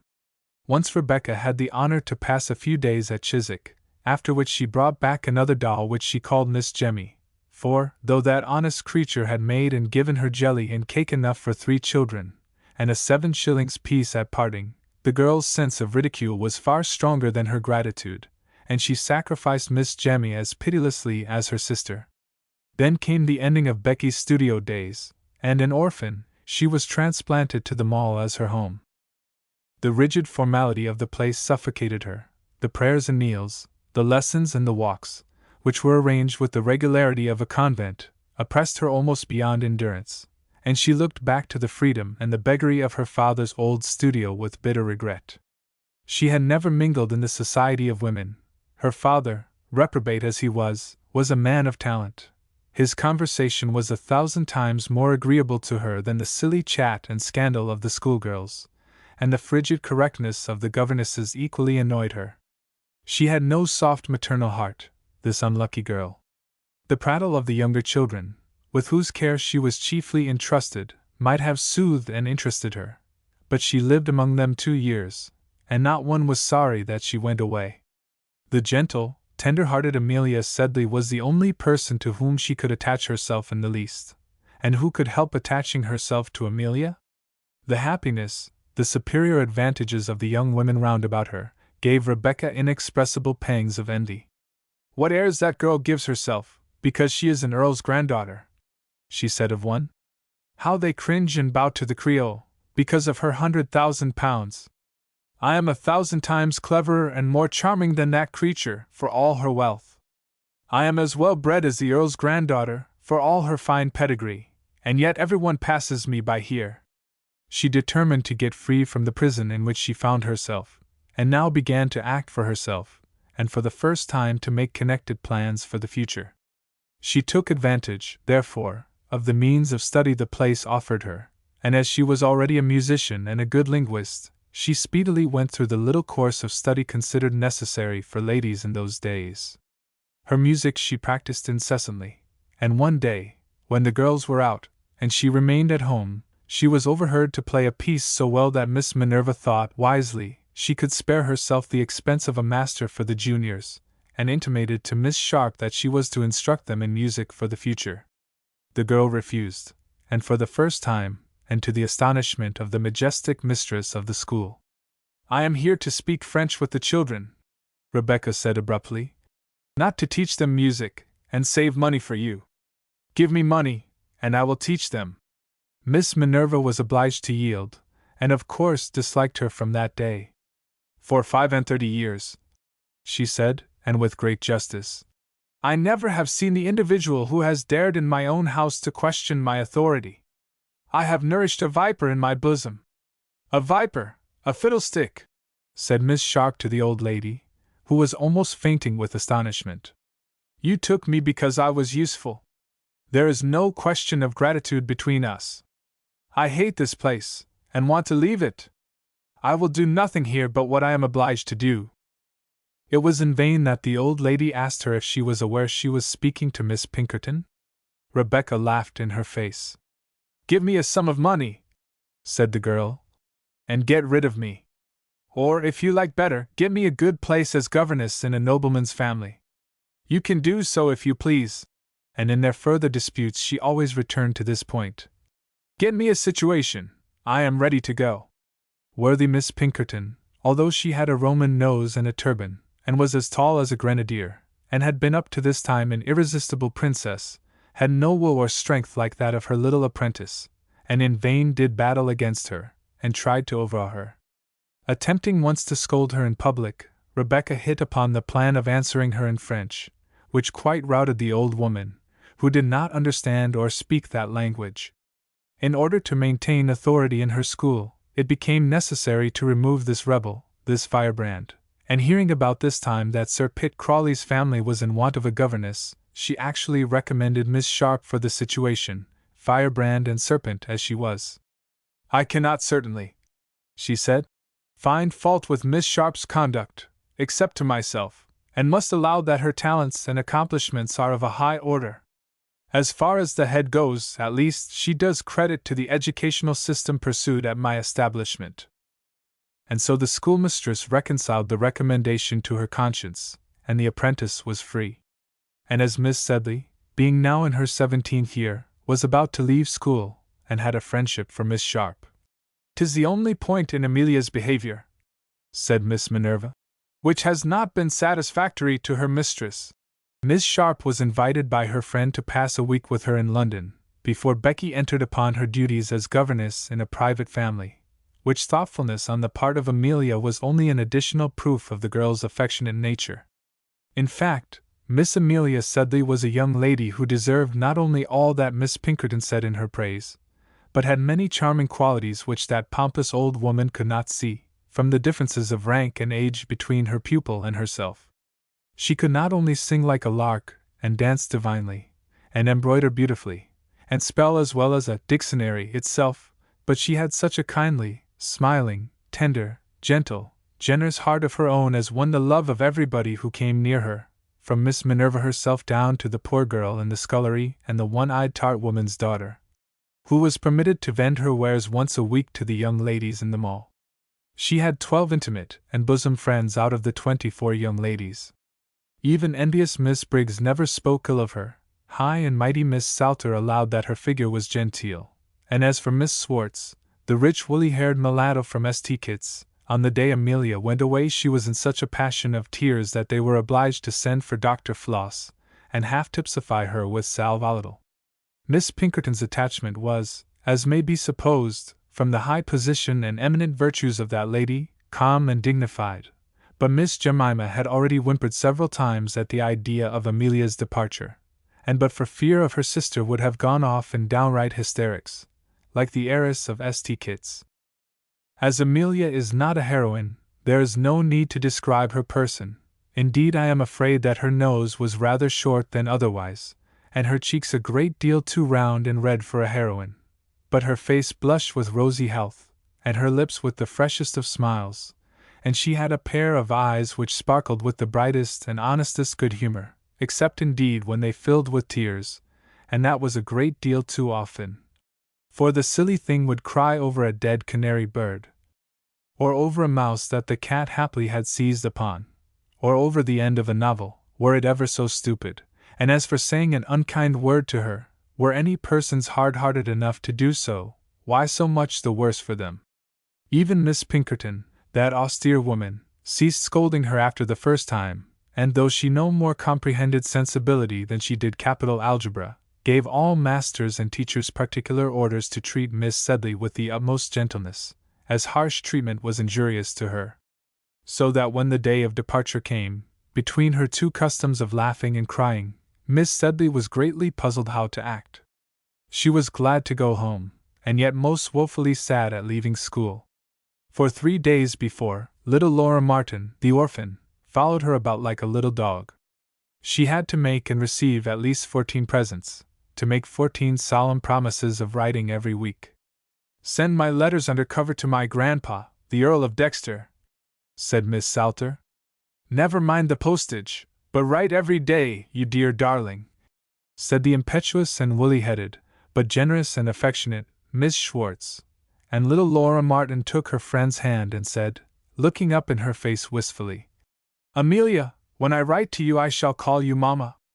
All of these details, foolish and sentimental as they may seem, go to show the extreme popularity and personal charm of Amelia. Well then, the flowers, and the presents, and the trunks, and bonnet boxes of Miss Sedley having been arranged by Mr. Sambo in the carriage, together with a very small and weather-beaten old cowskin trunk with Miss Sharp's card neatly nailed upon it, which was delivered by Sambo with a grin, and packed by the coachman with a corresponding sneer, the hour for parting came. And the grief of that moment was considerably lessened by the admirable discourse which Miss Pinkerton addressed to her pupil. Not that the parting speech caused Amelia to philosophize, or that it armed her in any way with a calmness, the result of argument, but it was intolerably dull, and having the fear of her schoolmistress greatly before her eyes, Miss Sedley did not venture, in her presence, to give way to any ablutions of private grief. A seed cake and a bottle of wine were produced in the drawing-room, as on the solemn occasions of the visits of parents, and these refreshments being partaken of, Miss Sedley was at liberty to depart. "You'll go in and say good-bye to Miss Pinkerton, Becky," said Miss Jemima to that young lady, of whom nobody took any notice, and who was coming downstairs with her own bandbox. "I suppose I must," said Miss Sharp calmly, and much to the wonder of Miss Jemima, and the latter, having knocked at the door, and receiving permission to come in, Miss Sharp advanced in a very unconcerned manner, and said in French, and with a perfect accent, "Mademoiselle, je viens vous faire mes adieux." Miss Pinkerton did not understand French, as we know, she only directed those who did, but biting her lips and throwing up her venerable and Roman-nosed head, she said, "Miss Sharp, I wish you a good morning." As she spoke, she waved one hand, both by way of adieu and to give Miss Sharp an opportunity of shaking one of the fingers of the hand, which was left out for that purpose. Miss Sharp only folded her own hands with a very frigid smile and bow, and quite declined to accept the proffered honor, on which Miss Pinkerton tossed up her turban more indignantly than ever. In fact, it was a little battle between the young lady and the old one, and the latter was worsted. "Heaven bless you, my child!" she exclaimed, embracing Amelia, and scowling the while over the girl's shoulder at Miss Sharp. "Come away, Becky," said Miss Jemima, pulling the young woman away in great alarm, and the drawing-room door closed upon them forever. Then came the struggle and parting below. Words refused to tell it. All the servants were there in the hall, all the dear friends, all the young ladies, even the dancing master, who had just arrived, and there was such a scuffling, and hugging, and kissing, and crying, with the hysterical yoops of Miss Schwartz, the parlor boarder, from her room, as no pen can depict, and as the tender heart would fain pass over. The embracing was over, they parted, that is, Miss Sedley parted from her friends. Miss Sharp had demurely entered the carriage some minutes before. Nobody cried for leaving her. Sambo of the bandy legs slammed the carriage door on his young weeping mistress. He sprang up behind the carriage. "Stop!" cried Miss Jemima, rushing to the gate with a parcel. "It's some sandwiches, my dear," she called to Amelia. "You may be hungry, you know, and Becky Sharp, here's a book for you, that my sister, that is, Johnson's dictionary, you know, you mustn't leave us without that. Goodbye. Drive on, coachman, God bless you!" And the kind creature retreated into the garden, overcome with emotion. But lo! And just as the coach drove off, Miss Sharp suddenly put her pale face out of the window, and flung the book back into the garden, flung it far and fast, watching it fall at the feet of astonished Miss Jemima, then sank back in the carriage, exclaiming, "So much for the dictionary, and thank God I am out of Chiswick!" The shock of such an act almost caused Jemima to faint with terror. "Well, I never," she began. "What an audacious," she gasped. Emotion prevented her from completing either sentence. The carriage rolled away, the great gates were closed, the bell rang for the dancing lesson. The world is before the two young ladies, and so, farewell to Chiswick Mall. Cuffs fight with figs. Illustration: Cuffs fight with figs. Cuffs fight with figs, and the unexpected issue of that contest will long be remembered by every man who was educated at Dr. Swishtail's famous school. The latter youth, who used to be called Hi-Ho Dobbin, G-Ho Dobbin, Figs, and by many other names indicative of puerile contempt, was the quietest, the clumsiest, and, as it seemed, the dullest of all Dr. Swishtail's young gentlemen. His parent was a grocer in the city, and it was bruited abroad that he was admitted into Dr. Swishtail's academy upon what are called mutual principles, that is to say, the expenses of his board and schooling were defrayed by his father in goods, not money, and he stood there, almost at the bottom of the school, in his scraggy corduroys and jacket, through the seams of which his great big bones were bursting. As the representative of so many pounds of tea, candles, sugar, mottled soap, plums, of which a very mild proportion was supplied for the puddings of the establishment, and other commodities. A dreadful day it was for young Dobbin when one of the youngsters of the school, having run into the town upon a poaching excursion for hardbake and polonies, espied the cart of Dobbin and Rudge, grocers and oilmen, Thames Street, London, at the doctor's door, discharging a cargo of the wares in which the firm dealt. Young Dobbin had no peace after that. The jokes were frightful and merciless against him. "Hullo, Dobbin," one wag would say. "Here's good news in the paper. Sugar is ris, my boy." Another would set a sum. "If a pound of mutton candles cost 7 halfpenny, how much must Dobbin cost?" And a roar would follow from all the circle of young knaves, usher and all, who rightly considered that the selling of goods by retail is a shameful and infamous practice, meriting the contempt and scorn of all real gentlemen. "Your father's only a merchant, Osborne," Dobbin said in private to the little boy who had brought down the storm upon him. At which the latter replied haughtily, "My father's a gentleman, and keeps his carriage." And Mr. William Dobbin retreated to a remote outhouse in the playground, where he passed a half-holiday in the bitterest sadness and woe. Now, William Dobbin, from an incapacity to acquire the rudiments of the Latin language, as they are propounded in that wonderful book, the Eton Latin Grammar, was compelled to remain among the very last of Dr. Swishtail's scholars, and was taken down continually by little fellows with pink faces and pinafores when he marched up with the lower form, a giant amongst them, with his downcast, stupefied look, his dog's-eared primer, and his tight corduroys. High and low, all made fun of him. They sewed up those corduroys, tight as they were. They cut his bed springs. They upset buckets and benches, so that he might break his shins over them, which he never failed to do. They sent him parcels, which, when opened, were found to contain the paternal soap and candles. There was no little fellow but had his jeer and joke at Dobbin, and he bore everything quite patiently, and was entirely dumb and miserable. Cuff, on the contrary, was the great chief and dandy of the Swishtail Seminary. He smuggled wine in. He fought the town boys. Ponies used to come for him to ride home on Saturdays. He had his top boots in his room in which he used to hunt in the holidays. He had a gold repeater, and took snuff like the doctor. He had been to the opera, and knew the merits of the principal actors, preferring Mr. Kean to Mr. Kemble. He could knock you off 40 Latin verses in an hour. He could make French poetry. What else didn't he know, or couldn't he do? They said even the doctor himself was afraid of him. Cuff, the unquestioned king of the school, ruled over his subjects, and bullied them, with splendid superiority. This one blacked his shoes, that toasted his bread, others would fag out, and give him balls at cricket during whole summer afternoons. Figs was the fellow whom he despised most, and with whom, though always abusing him, and sneering at him, he scarcely ever condescended to hold personal communication. One day in private the two young gentlemen had had a difference. Figs, alone in the schoolroom, was blundering over a home letter, when Cuff, entering, bade him go upon some message, of which tarts were probably the subject. "I can't," says Dobbin. "I want to finish my letter." "You can't?" says Mr. Cuff, laying hold of that document, in which many words were scratched out, many were misspelt, on which had been spent I don't know how much thought, and labor, and tears, for the poor fellow was writing to his mother, who was fond of him, although she was a grocer's wife, and lived in a back parlor in Thames Street. "You can't?" says Mr. Cuff.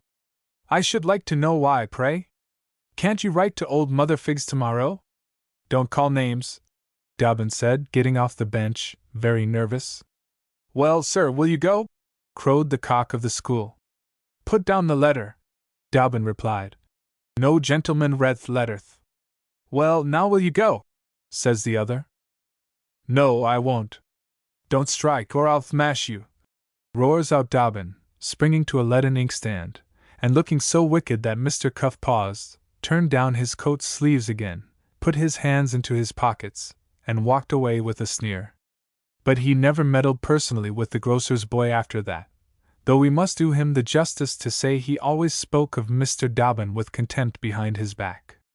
Some time after this interview it happened that Mr. Cuff, on a sunshiny afternoon, was in the neighborhood of poor William Dobbin, who was lying under a tree in the playground, spelling over a favorite copy of the Arabian Nights, which he had, apart from the rest of the school, who were pursuing their various sports, quite lonely, and almost happy.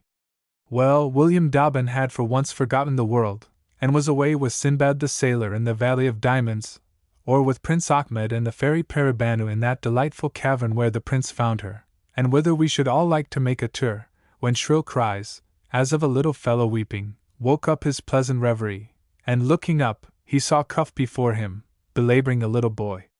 It was the lad who had peached upon him about the grocer's cart, but he bore little malice, not at least towards the young and small. "How dare you, sir, break the bottle?" says Cuff to the little urchin, swinging a yellow cricket stump over him.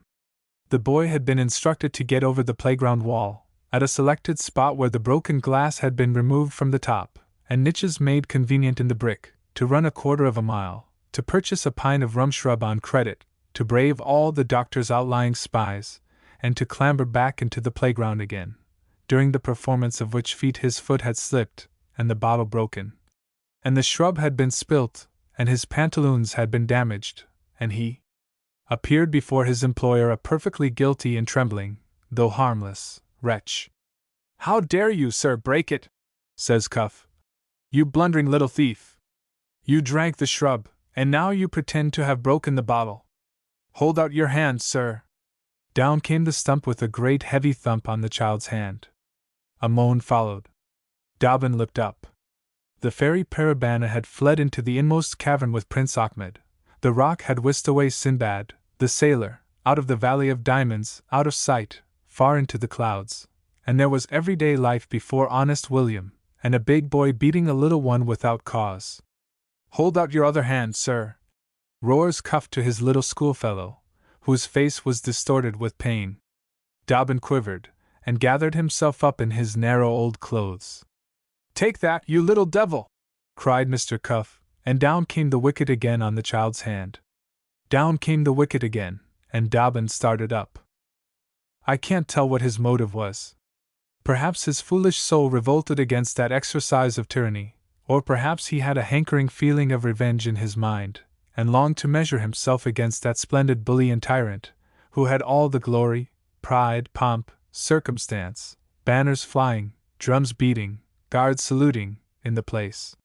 Whatever may have been his incentive, however, up he sprang, and screamed out, "Hold off, Cuff! Don't bully that child any more, or I'll—" "Or you'll what?" Cuff asked in amazement at this interruption. "Hold out your hand, you little beast!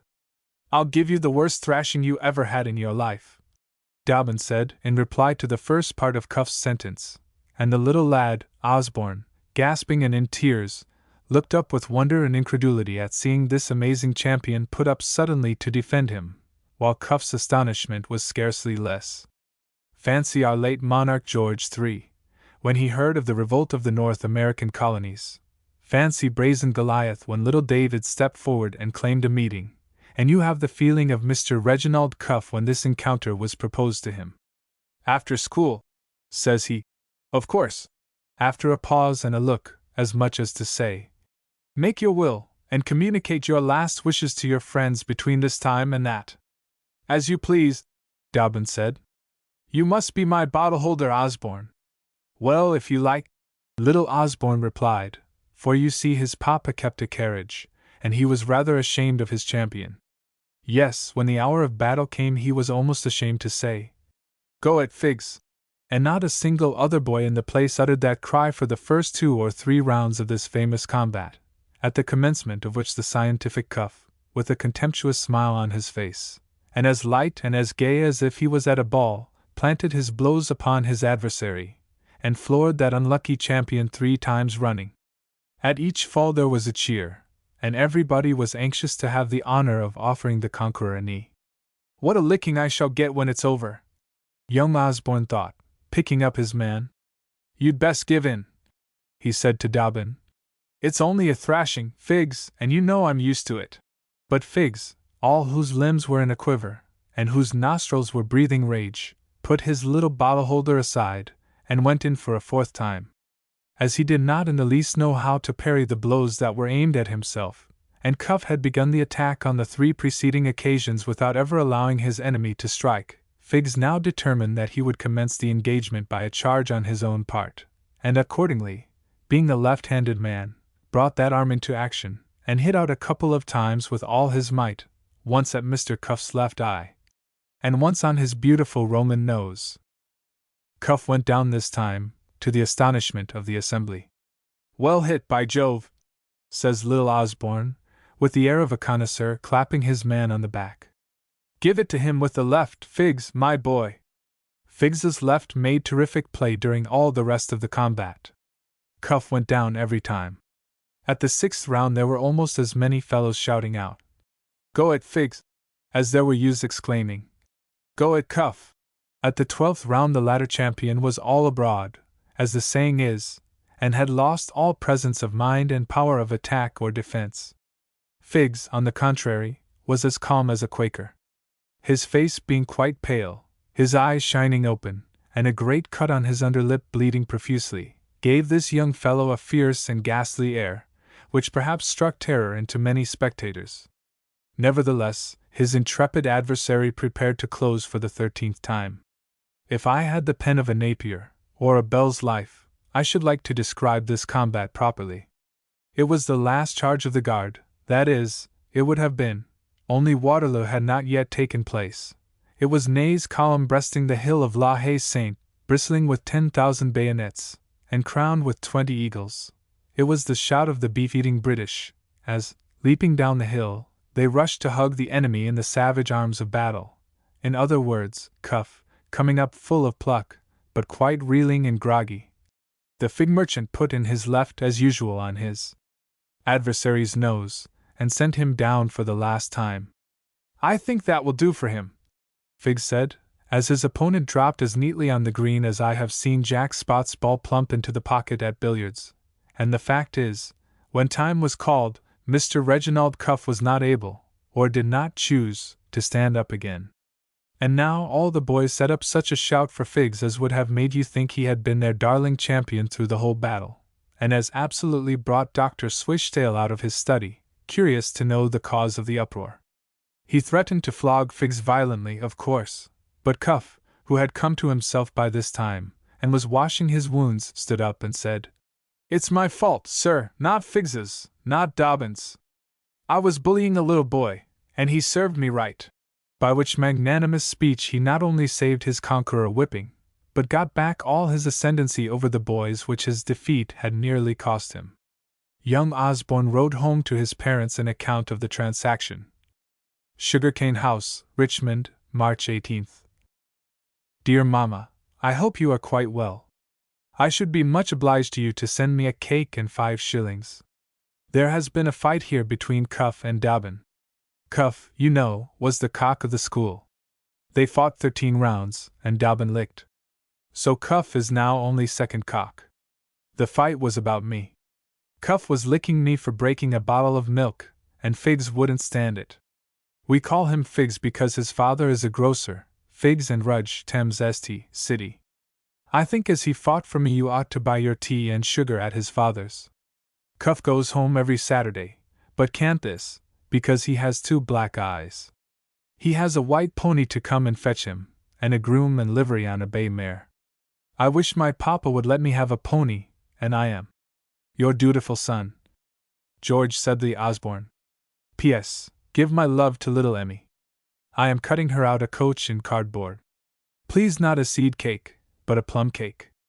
In consequence of Dobbin's victory, his character rose prodigiously in the estimation of all his schoolfellows, and the name of Figs, which had been a byword of reproach, became as respectable and popular a nickname as any other in use in the school.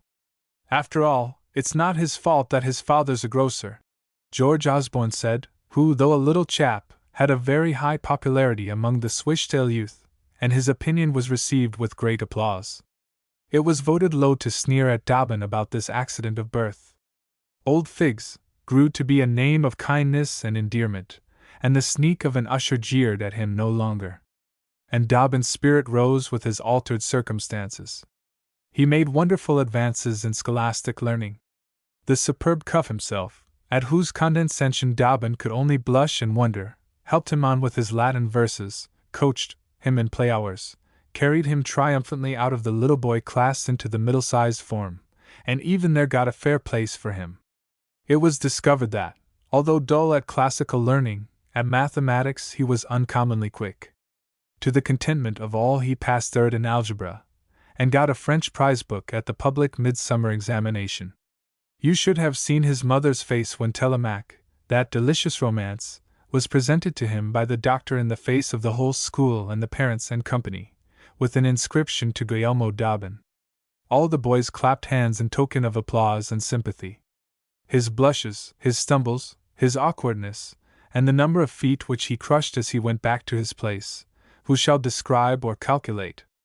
Old Dobbin, his father, who now respected him for the first time, gave him 2 guineas publicly, most of which he spent in a general tuck-out for the school, and he came back in a tail-coat after the holidays. Dobbin was much too modest a young fellow to suppose that this happy change in all his circumstances arose from his own generous and manly disposition.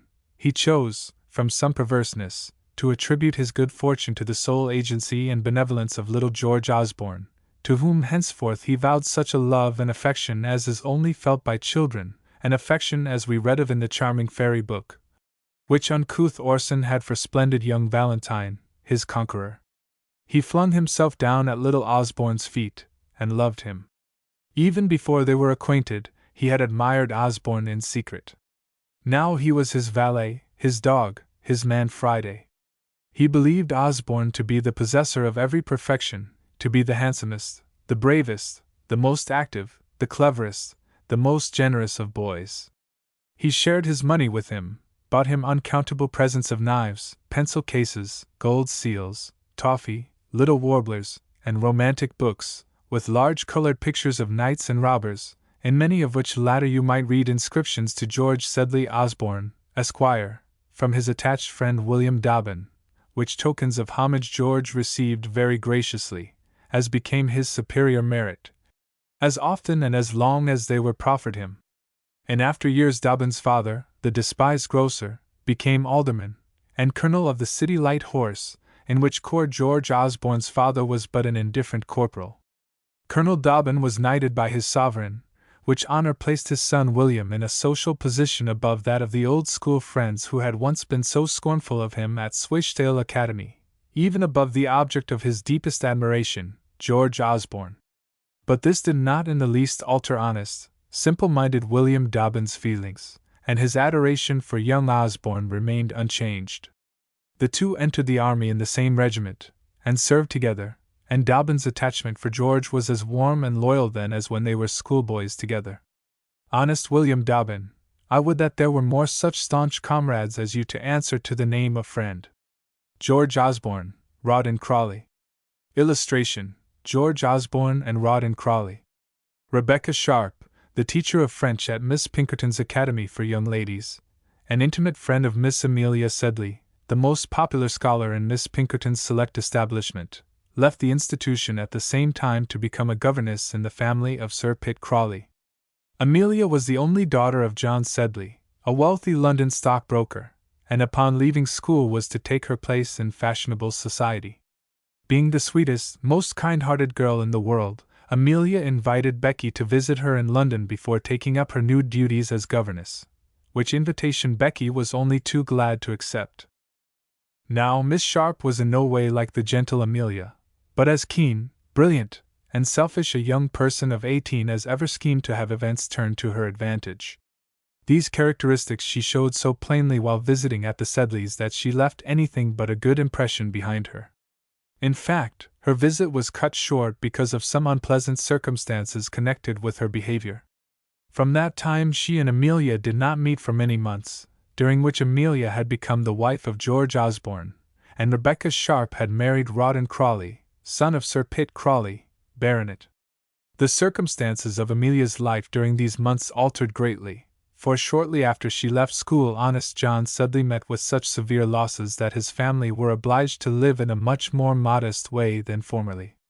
Because of this misfortune, the course of Amelia's love affair with young Lieutenant Osborne did not run smoothly, for his father was far too ambitious to consent to his only son's marriage with the daughter of a ruined man, although John Sedley was his son's godfather, and George had been devoted to Amelia since early boyhood. Lieutenant Osborne therefore went away with his regiment, and poor little Amelia was left behind, to pine and mourn until it seemed there was no hope of saving her life unless happiness should speedily come to her. Then it was that Major Dobbin, George Osborne's staunch friend of schooldays, and also an ardent admirer of Amelia's, saw how she was grieving and took upon himself to inform George Osborne of the state of affairs. The young lieutenant came hurrying home just in time to save a gentle little heart from wearing itself away with sorrowing, and married Amelia without his father's consent. This so enraged the old gentleman that he refused to have his name mentioned in the home where the boy had grown up, the veriest tyrant and idol of his sisters and father. To Brighton George and Amelia went on their honeymoon, and there they met Becky Sharp and her husband. Though the circumstances of the two young women's career had altered, Amelia and Becky were unchanged in character, but that is of small concern to us, except as it affects their children, to whose lives we now turn with keen interest, noting how they reflect the dispositions, and are affected by the characters of their mothers. As for little Rawdon Crawley, Becky's only child, he had few early happy recollections of his mother. She had not, to say the truth, seen much of the young gentleman since his birth. After the amiable fashion of French mothers, she had placed him out at nurse in a village in the neighborhood of Paris, where little Rawdon lived, not unhappily, with a numerous family of foster brothers in wooden shoes. His father, who was devotedly attached to the little fellow, would ride over many a time to see him here, and the elder Rawdon's paternal heart glowed to see him rosy and dirty, shouting lustily, and happy in the making of mud pies under the superintendence of the gardener's wife, his nurse. Rebecca, however, did not care much to go and see her son and heir, who as a result preferred his nurse's caresses to his mamma's, and when finally he quitted that jolly nurse, he cried loudly for hours. He was only consoled by his mother's promise that he should return to his nurse the next day, which promise, it is needless to say, was not kept. Instead, the boy was consigned to the care of a French maid, Genevieve, while his mother was seldom with him, and the Frenchwoman was so neglectful of her young charge that at one time he very narrowly escaped drowning on Calais sands, where Genevieve had left and lost him. So with little care and less love his childhood passed until presently he went with his father and mother, Colonel and Mrs. Crawley, to London, to their new home in Curzon Street, Mayfair. Their little Rawdon's time was mostly spent hidden upstairs in a garret somewhere, or crawling below into the kitchen for companionship. His mother scarcely ever took notice of him. He passed the days with his French nurse as long as she remained in the family, and when she went away, a housemaid took compassion on the little fellow, who was howling in the loneliness of the night, and got him out of his solitary nursery into her bed in the garret, and comforted him. Rebecca, her friend, my Lord Stein, and one or two more were in the drawing-room taking tea after the opera, when this shouting was heard overhead. "It's my cherub crying for his nurse," said his mother, who did not offer to move and go and see the child. "Don't agitate your feelings by going to look after him," said Lord Stein sardonically. "Bah!" exclaimed Becky, with a sort of blush. "He'll cry himself to sleep." And they fell to talking about the opera. Mr. Rawdon Crawley had stolen off, however, to look after his son and heir, and came back to the company when he found that honest Dolly was consoling the child. The Colonel's dressing room was in those upper regions. He used to see the boy there in private. They had interviews together every morning when he shaved, Rawdon minor sitting on a box by his father's side, and watching the operation with never-ceasing pleasure. He and the sire were great friends. The father would bring him sweetmeats from the dessert, and hide them in a certain old epaulette box where the child went to seek them, and laughed with joy on discovering the treasure, laughed, but not too loud, for Mamma was asleep and must not be disturbed. She did not go to rest until very late, and seldom rose until afternoon. His father bought the boy plenty of picture books, and crammed his nursery with toys. Its walls were covered with pictures pasted up by the father's own hand. He passed hours with the boy, who rode on his chest, pulled his great mustaches as if they were driving reins, and spent days with him in indefatigable gambols. The room was a low one, and once, when the child was not 5 years old, his father, who was tossing him wildly up in his arms, hit the poor little chap's skull so violently against the ceiling that he almost dropped him, so terrified was he at the disaster. Rawdon minor had made up his face for a tremendous howl, but just as he was going to begin, the father interposed. "For God's sake, Roddy, don't wake Mamma!" he cried. And the child, looking in a very hard and piteous way at his father, bit his lips, clenched his hands, and didn't cry a bit. Rawdon told that story at the clubs, at the mess, to everybody in town. "By gad, sir," he explained to the public in general, "what a good plucky one that boy of mine is! What a trump he is!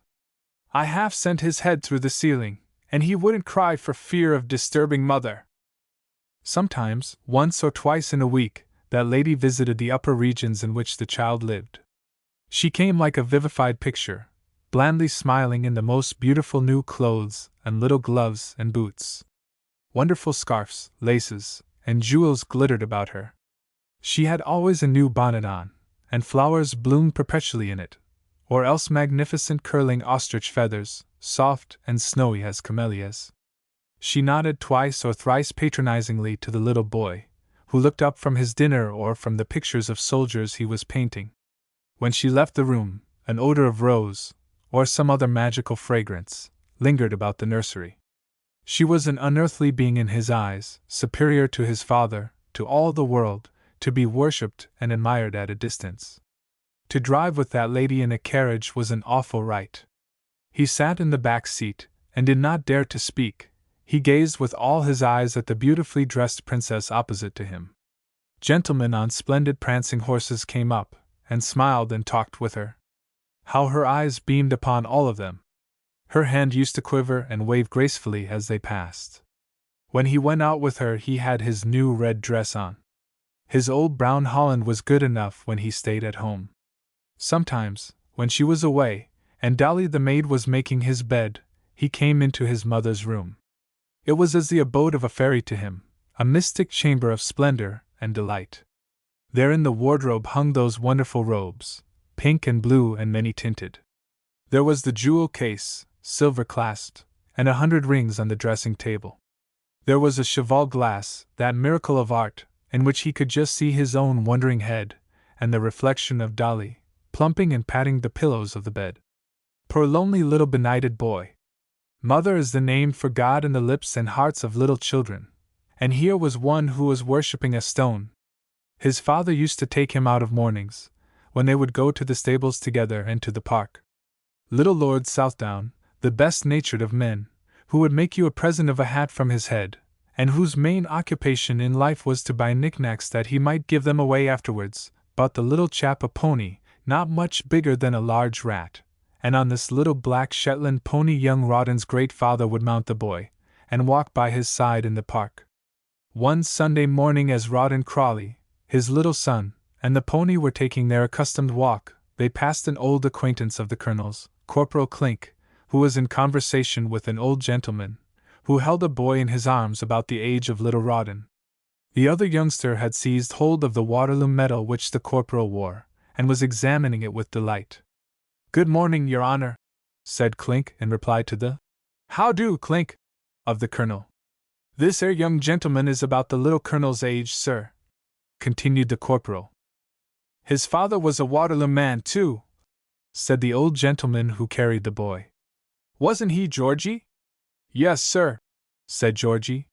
He and the little chap on the pony were looking at each other with all their might, solemnly scanning each other as children do. "His father was a captain in the regiment," said the old gentleman rather pompously. "Captain George Osborne, sir, perhaps you knew him. He died the death of a hero, sir, fighting against the Corsican tyrant." I knew him very well, sir, said Colonel Crawley. And his wife, his dear little wife, sir, how is she? She is my daughter, sir, said the old gentleman proudly, putting down the boy, and taking out his card, which he handed to the colonel, while little Georgie went up and looked at the Shetland pony. Should you like to have a ride? Said Rawdon Minor from the saddle. Yes, said Georgie. The colonel, who had been looking at him with some interest, took up the child and put him on the pony behind Rawdon Minor. Take hold of him, Georgie, he said. Take my little boy around the waist. His name is Rawdon. And both the children began to laugh. You won't see a prettier pair, I think, this summer's day, sir, said the good-natured corporal, and the colonel, the corporal, and old Mr. Sedley, with his umbrella, walked by the side of the children, who enjoyed each other and the pony enormously. In later years they often talked of that first meeting. But this is anticipating our story, for between the time of their first ride together, and the time when circumstances brought them together again, the little chaps saw nothing of one another for a number of years, during which the incidents of their lives differed as widely as did the lives of their parents.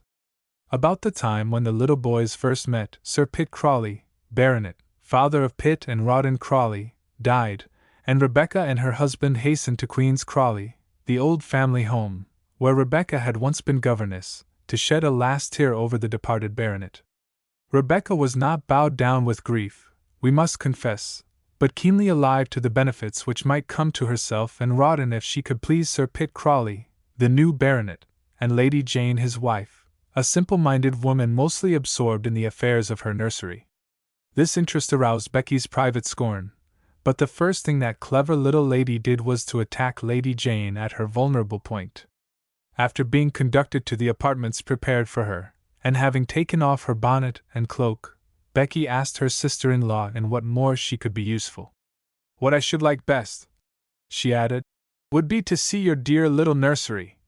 At which the two ladies looked very kindly at each other, and went to the nursery hand in hand. Becky admired little Matilda, who was not quite 4 years old, as the most charming little love in the world, and the boy, Pitt Blinky Southdown, a little fellow of 2 years, pale, heavy-eyed, and large-headed, she pronounced to be a perfect prodigy in size, intelligence, and beauty. The funeral over, Rebecca and her husband remained for a visit at Queen's Crawley, which assumed its wonted aspect. Rawdon Sr. received constant bulletins respecting little Rawdon, who was left behind in London, and sent messages of his own. I am very well, he wrote. I hope you are very well. I hope Mamma is very well. The pony is very well. Gray takes me to ride in the park. I can canter. I met the little boy who rode before. He cried when he cantered. I do not cry.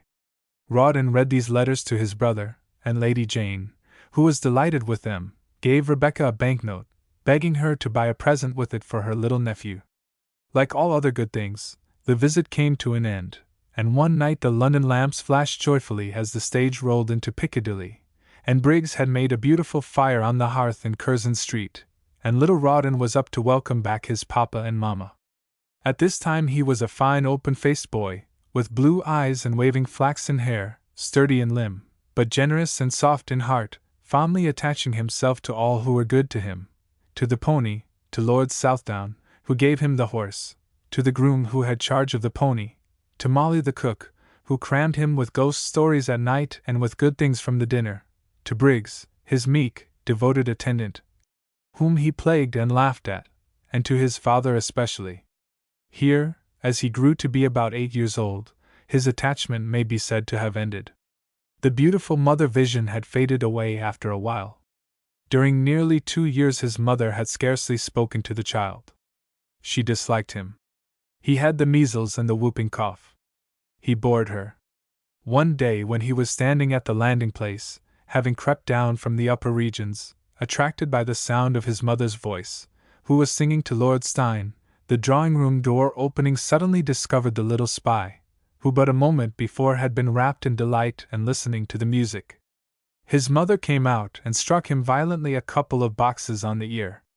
He heard a laugh from the Marquis in the inner room, and fled down below to his friends of the kitchen, bursting in an agony of grief. It is not because it hurts me, little Rawdon gasped out. Only. Sobs and tears wound up the sentence in a storm. It was the little boy's heart that was bleeding. Why mayn't I hear her singing? Why don't she ever sing to me, as she does to that bald-headed man with the large teeth? He gasped out at various intervals these exclamations of grief and rage. The cook looked at the housemaid. The housemaid looked knowingly at the footman, who all sat in judgment on Rebecca from that moment. After this incident the mother's dislike increased to hatred. The consciousness that the child was in the house was a reproach and a pain to her. His very sight annoyed her. Fear, doubt, and resistance sprang up too, in the boy's own bosom. He and his mother were separated from that day of the boxes on the ear. Lord Steyne also disliked the boy. When they met he made sarcastic bows or remarks to the child, or glared at him with savage-looking eyes. Rawdon used to stare him in the face and double his little fists in return. Had it not been for his father, the child would have been desolate indeed, in his own home. But an unexpected good time came to him a day or two before Christmas, when he was taken by his father and mother to pass the holidays at Queen's Crawley. Becky would have liked to leave him at home, but for Lady Jane's urgent invitation to the youngster, and the symptoms of revolt and discontent manifested by Rawdon at her neglect of her son. "He is the finest boy in England," the father said reproachfully, "and you don't seem to care for him as much as you do for your spaniel. He shan't bother you much. At home he will be away from you in the nursery, and he shall go outside on the coach with me." So little Rawdon was wrapped up in shawls and comforters for the winter's journey, and hoisted respectfully onto the roof of the coach in the dark morning. With no small delight watched the dawn arise, and made his first journey to the place which his father still called home. It was a journey of infinite pleasure to the boy, to whom the incidents of the road afforded endless interest, his father answering all questions connected with it, and telling him who lived in the great white house to the right, and whom the park belonged to. Presently the boy fell asleep, and it was dark when he was wakened up to enter his uncle's carriage at Mudbury, and he sat and looked out of it wondering as the great iron gates flew open, and at the white trunks of the limes as they swept by, until they stopped at length before the lighted windows of the hall, which were blazing and comfortable with Christmas welcome. The hall door was flung open, a big fire was burning in the great old fireplace, a carpet was down over the checkered black flags, and the next instant Becky was kissing Lady Jane. She and Sir Pitt performed the same salute with great gravity, while Sir Pitt's two children came up to their cousin. Matilda held out her hand and kissed him. Pitt Blinky Southdown, the son and heir, stood aloof, and examined him as a little dog does a big one.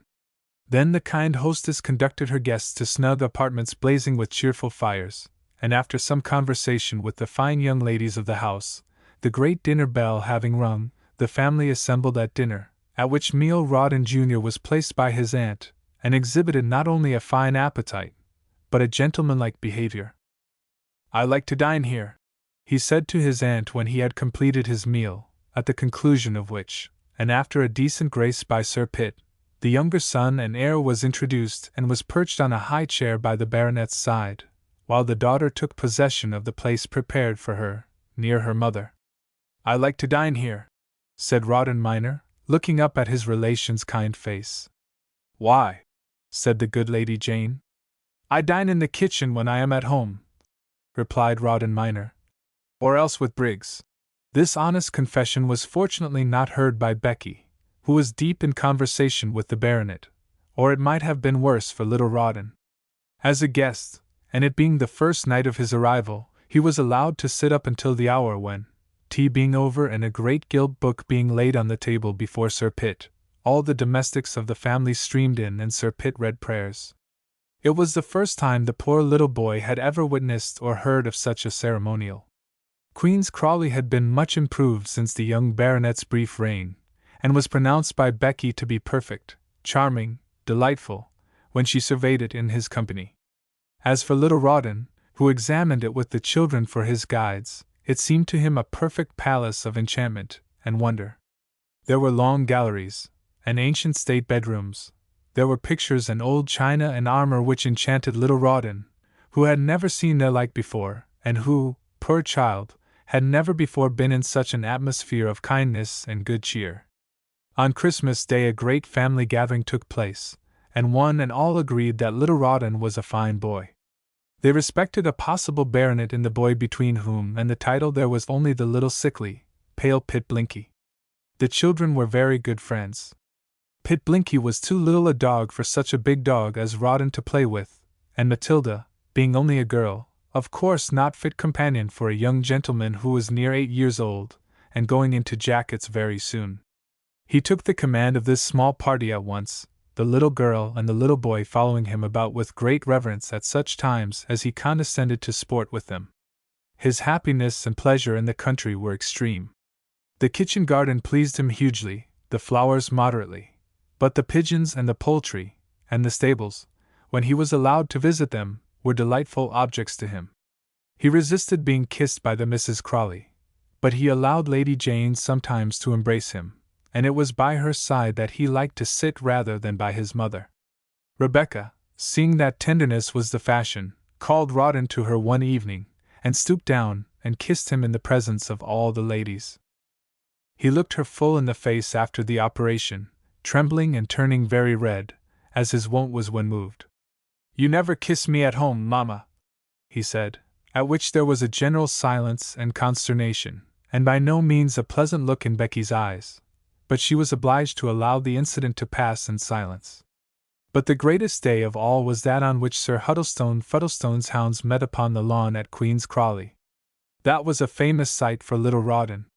At 10:30 Tom Moody, Sir Huddlestone Fuddlestone's huntsman, was seen trotting up the avenue, followed by the noble pack of hounds in a compact body, the rear being brought up by the two whips clad in stained scarlet frocks, light, hard-featured lads on well-bred lean horses, possessing marvelous dexterity in casting the points of their long, heavy whips at the thinnest part of any dog's skin who dared to straggle from the main body, or to take the slightest notice, or even so much as wink at the hares and rabbits starting under their noses. Next came Boy Jack, Tom Moody's son, who weighed 5 stone, measured 8 40 inches, and would never be any bigger. He was perched on a large raw-boned hunter, half covered by a capacious saddle. This animal was Sir Huddlestone Fuddlestone's favorite horse, the Nob. Other horses ridden by other small boys arrived from time to time, awaiting their masters, who came cantering on and on. Tom Moody rode up presently, and he and his pack drew off into a sheltered corner of the lawn, where the dogs rolled on the grass, and played or growled angrily at one another, ever and anon breaking out into furious fights, speedily to be quelled by Tom's voice, unmatched at rating, or the snaky thongs of the whips. Many young gentlemen cantered up on thoroughbred hacks, spatterdashed to the knee, and entered the house to pay their respects to the ladies, or, more modest and sportsmanlike, divested themselves of their mud boots, exchanged their hacks for their hunters, and warmed their blood by a preliminary gallop round the lawn. Then they collected round the pack in the corner, and talked with Tom Moody of past sport, and the merits of Sniveller and Diamond, and of the state of the country, and of the wretched breed of foxes. Sir Huddlestone presently appears mounted on a clever cob, and rides up to the hall, where he enters and does the civil thing by the ladies, after which, being a man of few words, he proceeds to business. The hounds are drawn up to the hall door, and little Rawdon descends among them, excited yet half alarmed by the caresses which they bestow upon him, at the thumps he receives from their waving tails, and at their canine bickerings, scarcely restrained by Tom Moody's tongue and lash. Meanwhile, Sir Huddlestone has hoisted himself unwieldily on the knob. "Let's try Souster Spinney, Tom," says the baronet.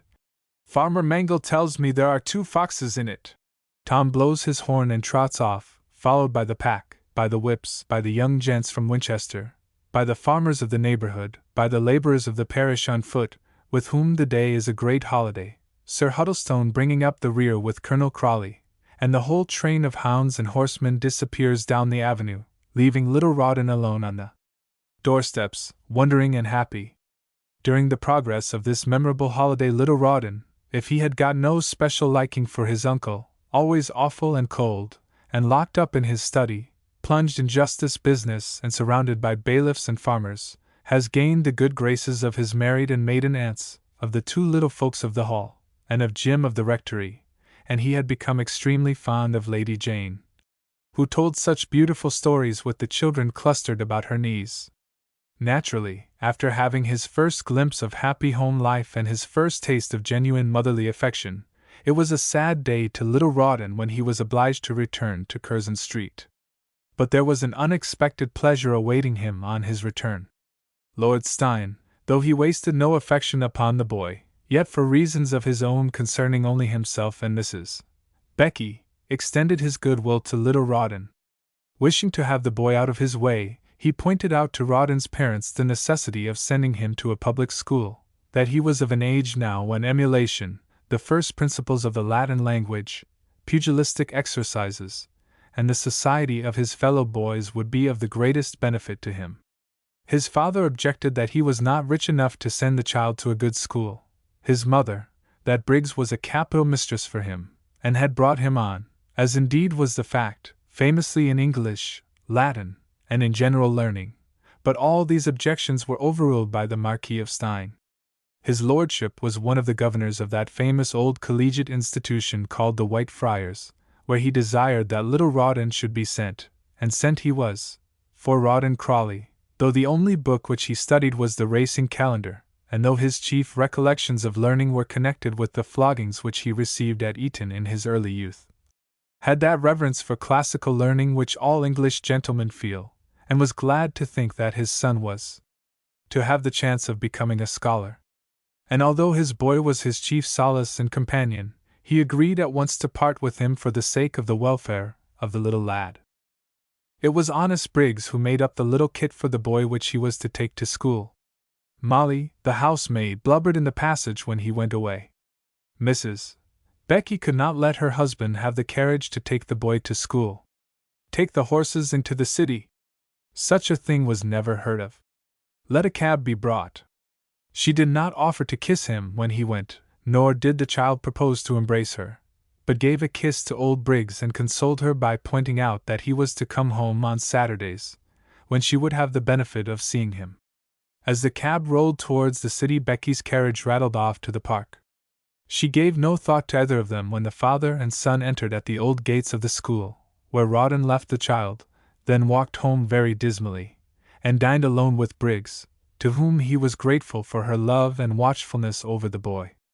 They talked about little Rawdon a long time, and Mr. Crawley went off to drink tea with Lady Jane, who was very fond of Rawdon, as was her little girl, who cried bitterly when the time for her cousin's departure came. Rawdon Sr. now told Lady Jane how little Rawdon went off like a trump, and how he was to wear a gown and little knee breeches, and Jack Blackball's son of the old regiment had taken him in charge and promised to be kind to him. The colonel went to see his son a short time afterwards, and found the lad sufficiently well and happy, grinning and laughing in his little black gown and little breeches. As a protégé of the great Lord Steyne, the nephew of a county member, and son of a colonel and C.B. whose names appeared in some of the most fashionable parties in the Morning Post, perhaps the school authorities were disposed not to look unkindly on the child. He had plenty of pocket money, which he spent in treating his comrades royally to raspberry tarts, and he was often allowed to come home on Saturdays to his father, who always made a jubilee of that day.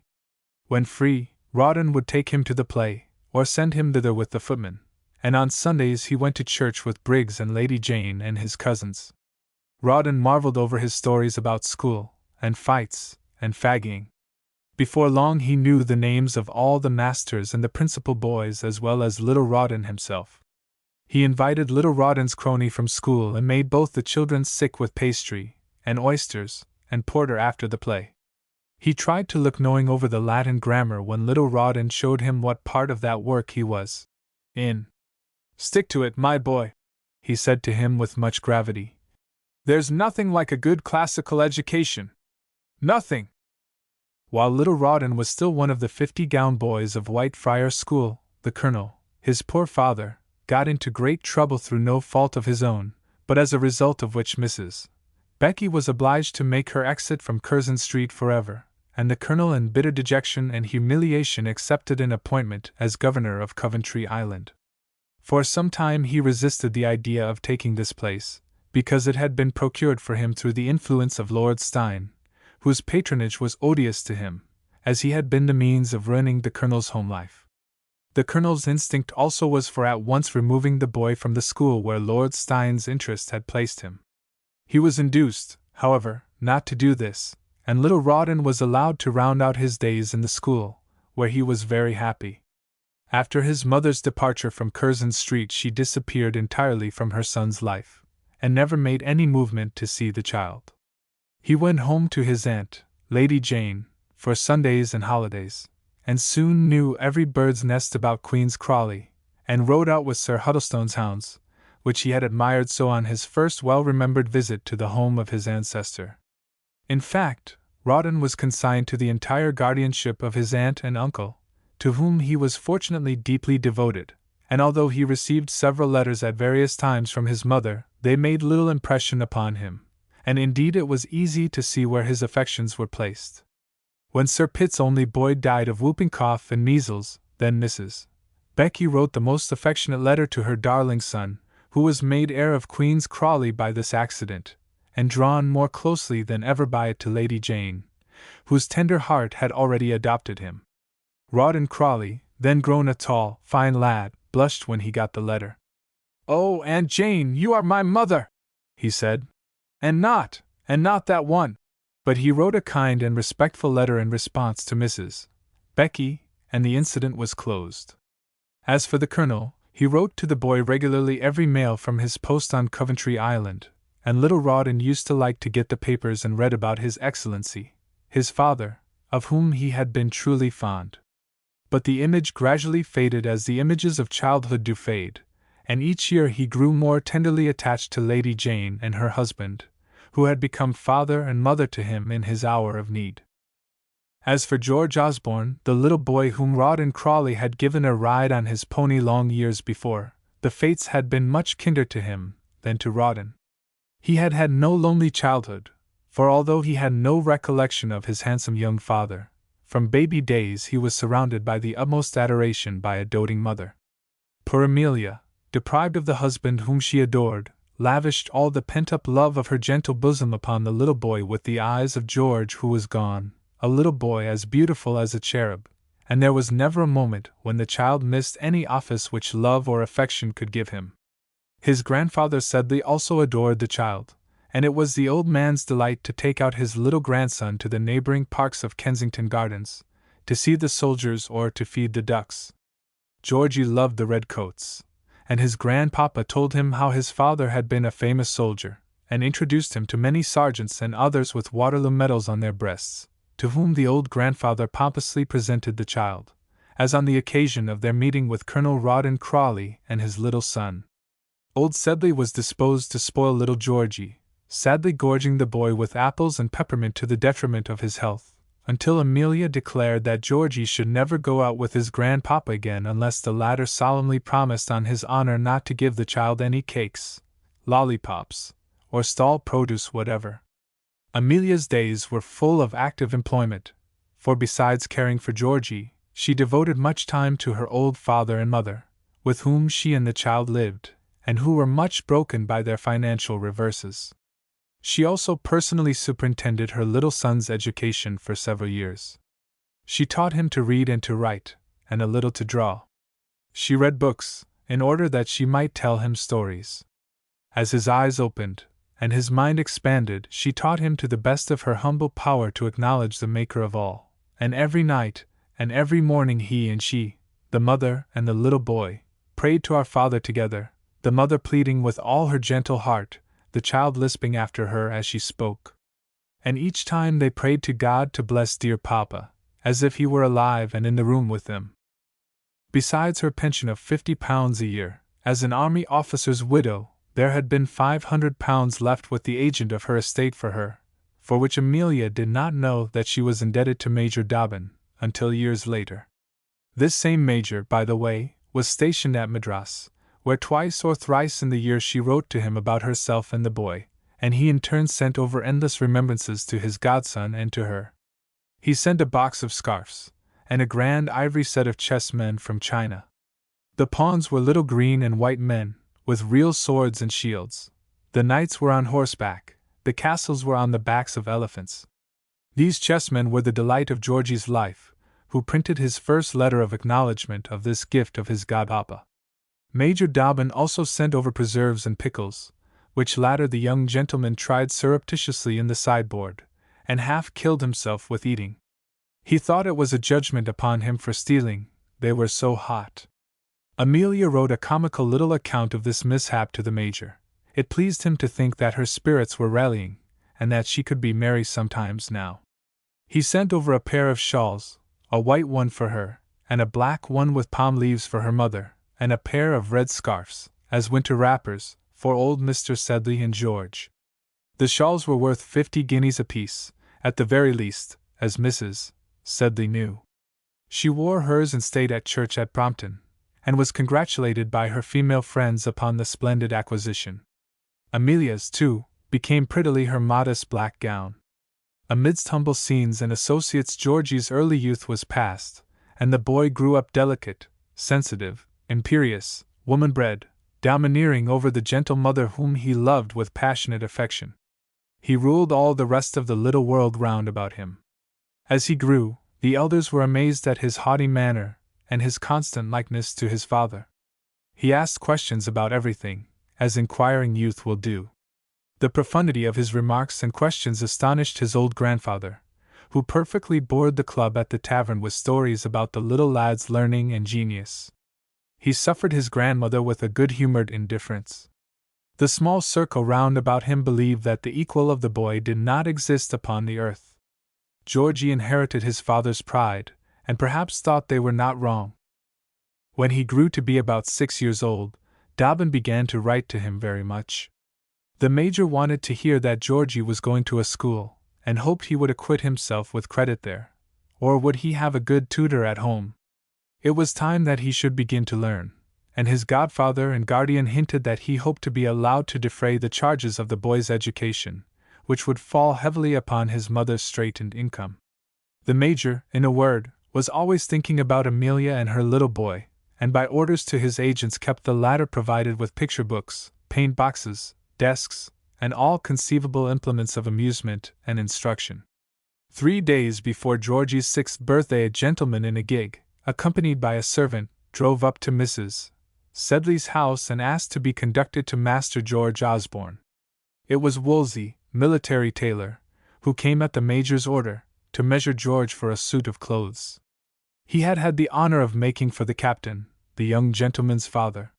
Sometimes, too, the Major's sisters, the Misses Dobbin, would call in the family carriage to take Amelia and the little boy a drive. The patronage of these ladies was very uncomfortable to Amelia, but she bore it meekly enough, for her nature was to yield, and besides, the carriage and its splendors gave little Georgie immense pleasure.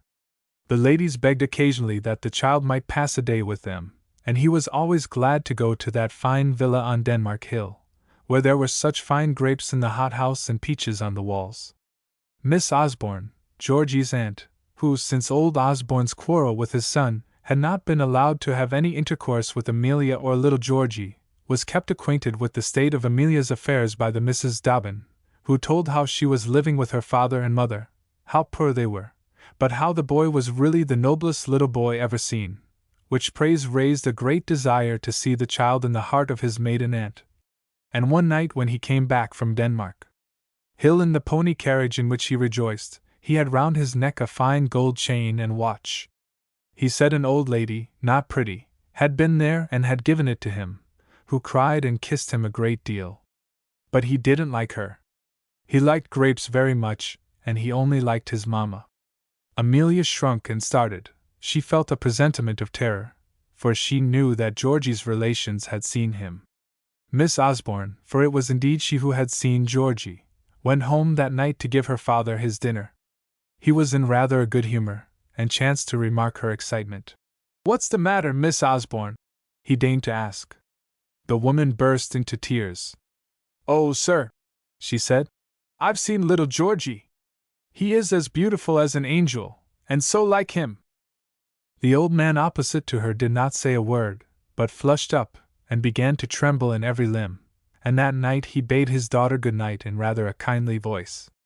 And he must have made some inquiries of the Misses Dobbin regarding her visit to them when she had seen Georgie, For a fortnight afterwards he asked her where was her little French watch and chain she used to wear. "I bought it with my money, sir," she said in a great fright, not daring to tell what she had done with it. "Go and order another like it, or a better, if you can get it," said the old gentleman, and lapsed again into silence. After that time the Misses Dobbin frequently invited Georgie to visit them, and hinted to Amelia that his aunt had shown her inclination. Perhaps his grandfather himself might be disposed to be reconciled to him in time. Surely, Amelia could not refuse such advantageous chances for the boy. Nor could she, but she acceded to their overtures with a very heavy and suspicious heart, was always uneasy during the child's absence from her, and welcomed him back as if he was rescued out of some danger. He brought back money and toys, at which the widow looked with alarm and jealousy. She asked him always if he had seen any gentleman. Only old Sir William, who drove him about in the four-wheeled chaise, and Mr. Dobbin, who arrived on the beautiful bay horse in the afternoon, in the green coat and pink neckcloth, with the gold-headed whip, who promised to show him the Tower of London and take him out with the Surrey hounds. At last he said, there was an old gentleman, with thick eyebrows and a brown hat and large chain and seals. He came one day as the coachman was leading Georgie around the lawn on the grey pony. He looked at me very much. He shook very much. I said, my name is Norval, after dinner. My aunt began to cry. She is always crying. Such was George's report on that night. Then Amelia knew that the boy had seen his grandfather, and looked out feverishly for a proposal which she was sure would follow, and which came, in fact, a few days afterwards. Mr. Osborne formally offered to take the boy, and make him heir to the fortune which he had intended that his father should inherit. He would make Mrs. George Osborne an allowance, such as to assure her a decent competency. But it must be understood that the child would live entirely with his grandfather, and be only occasionally permitted to see Mrs. George Osborne at her own home. This message was brought to her in a letter one day. She had only been seen angry a few times in her life, but now Mr. Osborne's lawyer so beheld her. She rose up trembling and flushing very much after reading the letter, and she tore the paper into 100 fragments, which she trod on. I take money to part from my child! Who dares insult me proposing such a thing? Tell Mr. Osborne it is a cowardly letter, sir, a cowardly letter. I will not answer it. I wish you good morning. And she bowed the lawyer out of the room like a tragedy queen. Her parents did not remark her agitation on that day. They were absorbed in their own affairs, and the old gentleman, her father, was deep in speculation, in which he was sinking the remittances regularly sent from India by his son, Joseph, for the support of his aged parents, and also that portion of Amelia's slender income which she gave each month to her father. Of this dangerous pastime of her father's Amelia was kept in ignorance, until the day came when he was obliged to confess that he was penniless. At once Amelia handed over to him what little money she had retained for her own and Georgie's expenses. She did this without a word of regret, but returned to her room to cry her eyes out, for she had made plans which would now be impossible, to have a new suit made for Georgie. This she was obliged to countermand, and hardest of all, she had to break the matter to Georgie, who made a loud outcry. Everybody had new clothes at Christmas. The other boys would laugh at him. He would have new clothes, she had promised them to him. The poor widow had only kisses to give him. She cast about among her little ornaments to see if she could sell anything to procure the desired novelties. She remembered her India shawl that Dobbin sent her, which might be of value to a merchant with whom ladies had all sorts of dealings and bargains in these articles. She smiled brightly as she kissed away Georgie to school in the morning, and the boy felt that there was good news in her look. As soon as he had gone she hurried away to the merchant with her shawl hidden under her cloak. As she walked she calculated how, with the proceeds of her shawl, besides the clothes, she would buy the books that he wanted, and pay his half-year's schooling at the little school to which he went, and how she would buy a new coat for her father. She was not mistaken as to the value of the shawl.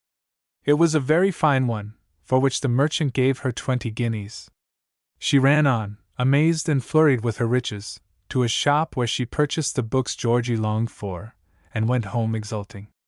And she pleased herself by writing in the fly-leaf in her neatest little hand, George Osborne, a Christmas gift from his affectionate mother. She was going to place the books on Georgie's table, when in the passage she and her mother met. The gilt bindings of the little volumes caught the old lady's eye.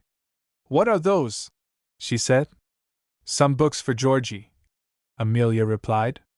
I promised them to him at Christmas." "Books!" cried the old lady indignantly. "Books! When the whole house wants bread. Oh, Amelia! You break my heart with your books, and that boy of yours, whom you are ruining, though part with him you will not. Oh, Amelia, may God send you a more dutiful child than I have had. There's Joseph deserts his father in his old age, and there's George, who might be rich, going to school like a lord, with a gold watch and chain round his neck, while my dear, old man is without a shilling." Hysterical sobs ended Mrs. Sedley's grief, which quite melted Amelia's tender heart. "Oh, mother, mother!" she cried. "You told me nothing. I promised him the books. I only sold my shawl this morning. Take the money, take everything." Taking out her precious golden sovereigns, which she thrust into her mother's hands, and then went into her room, and sank down in despair and utter misery.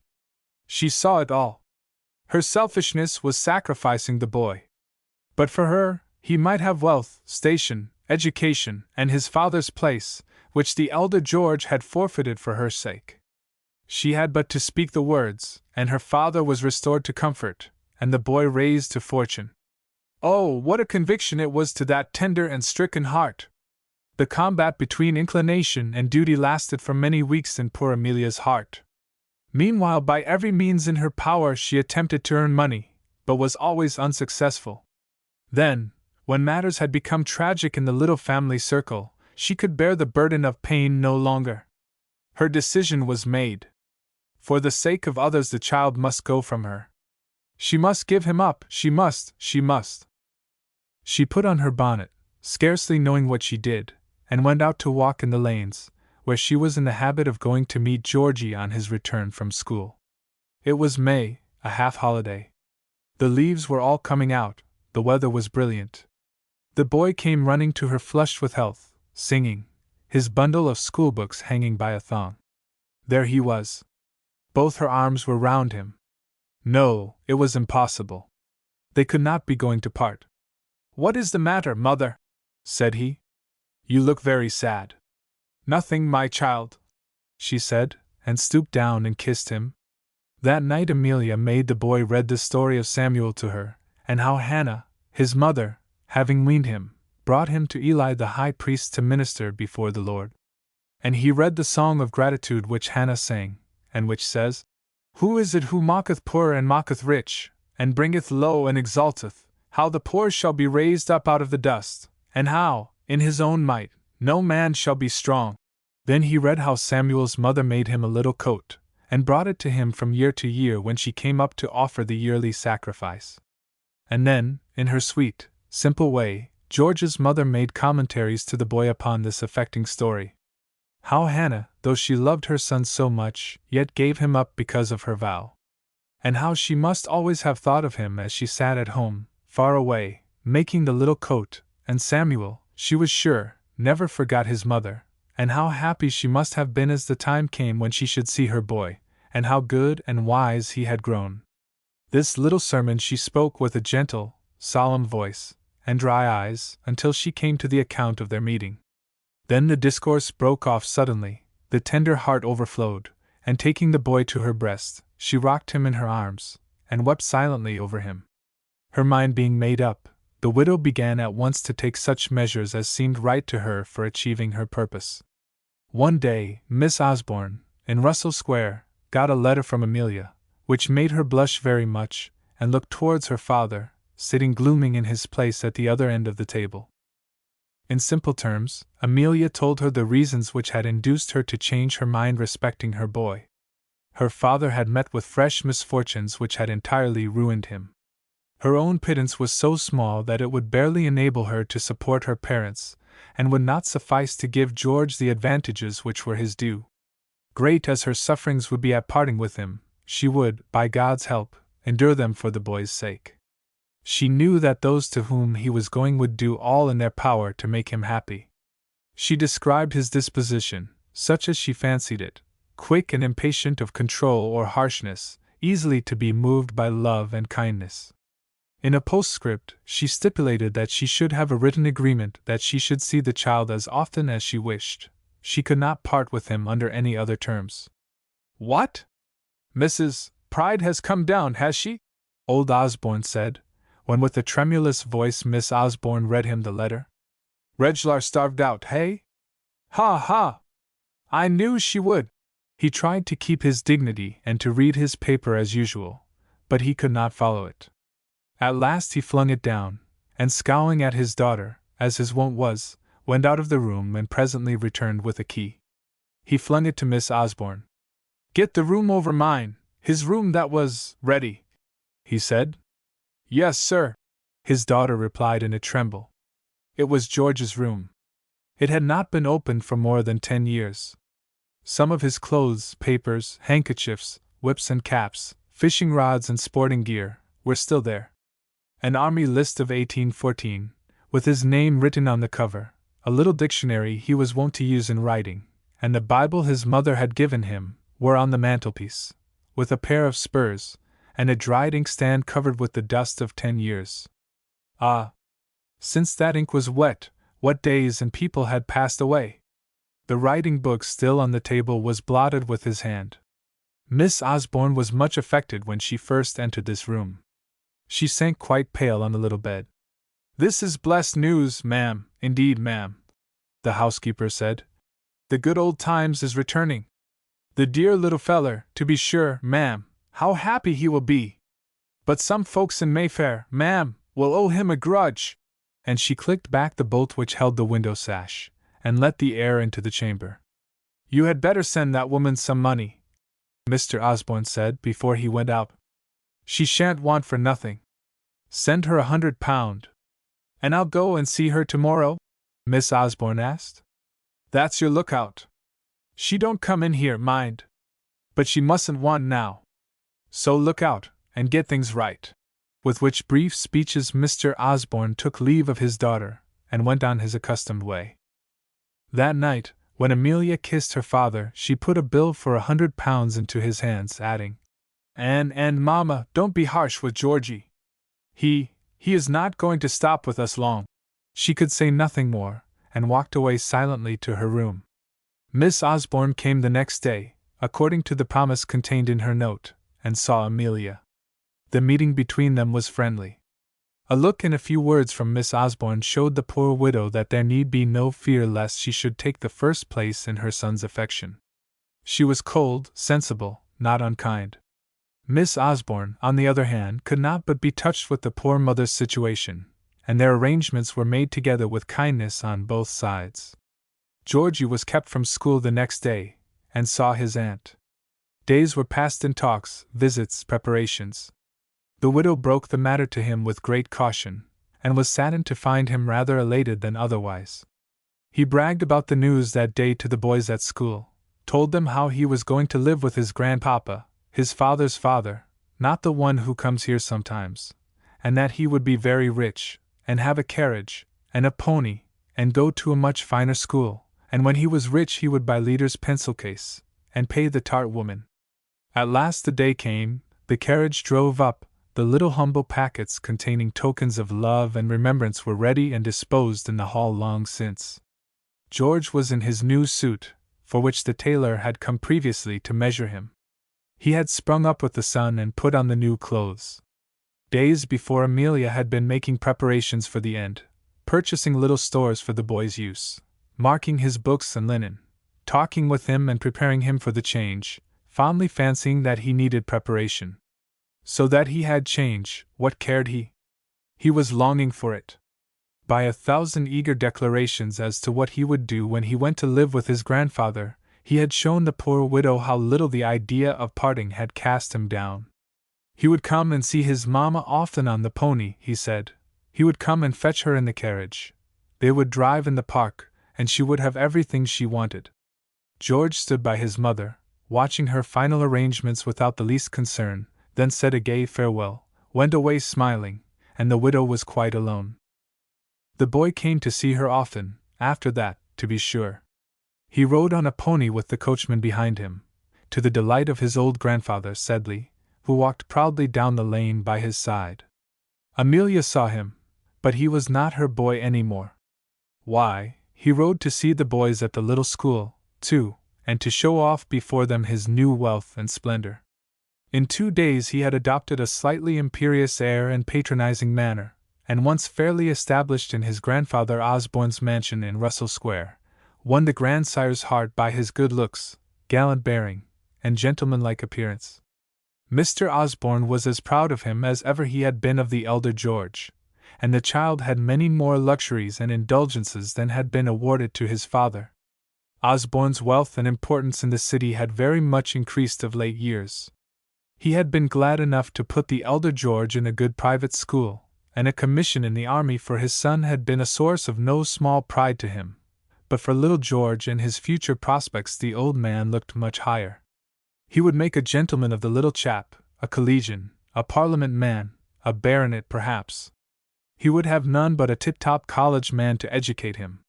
He would mourn in a solemn manner that his own education had been neglected, and repeatedly point out the necessity of classical acquirements.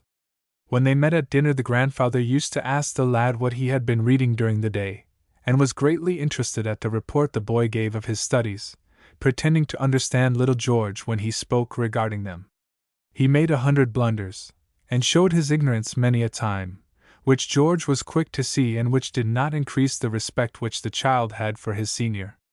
In fact, as young George had lorded it over the tender, yielding nature of his mother, so the coarse pomposity of the dull old man with whom he next came in contact made him lord over the latter, too. If he had been a prince royal, he could not have been better brought up to think well of himself, and while his mother was yearning after him at home, he was having a number of pleasures and consolations administered to him which made the separation from Amelia a very easy matter to him. In fact, Master George Osborne had every comfort and luxury that a wealthy and lavish old grandfather thought fit to provide. He had the handsomest pony which could be bought, and on this was taught to ride, first at a riding school, then in state to Regent's Park, and then to Hyde Park with Martin the coachman behind him. Though he was scarcely 11 years of age, Master George wore straps, and the most beautiful little boots, like a man. He had gilt spurs and a gold-headed whip and a fine pin in his neckerchief, and the neatest little kid gloves which could be bought.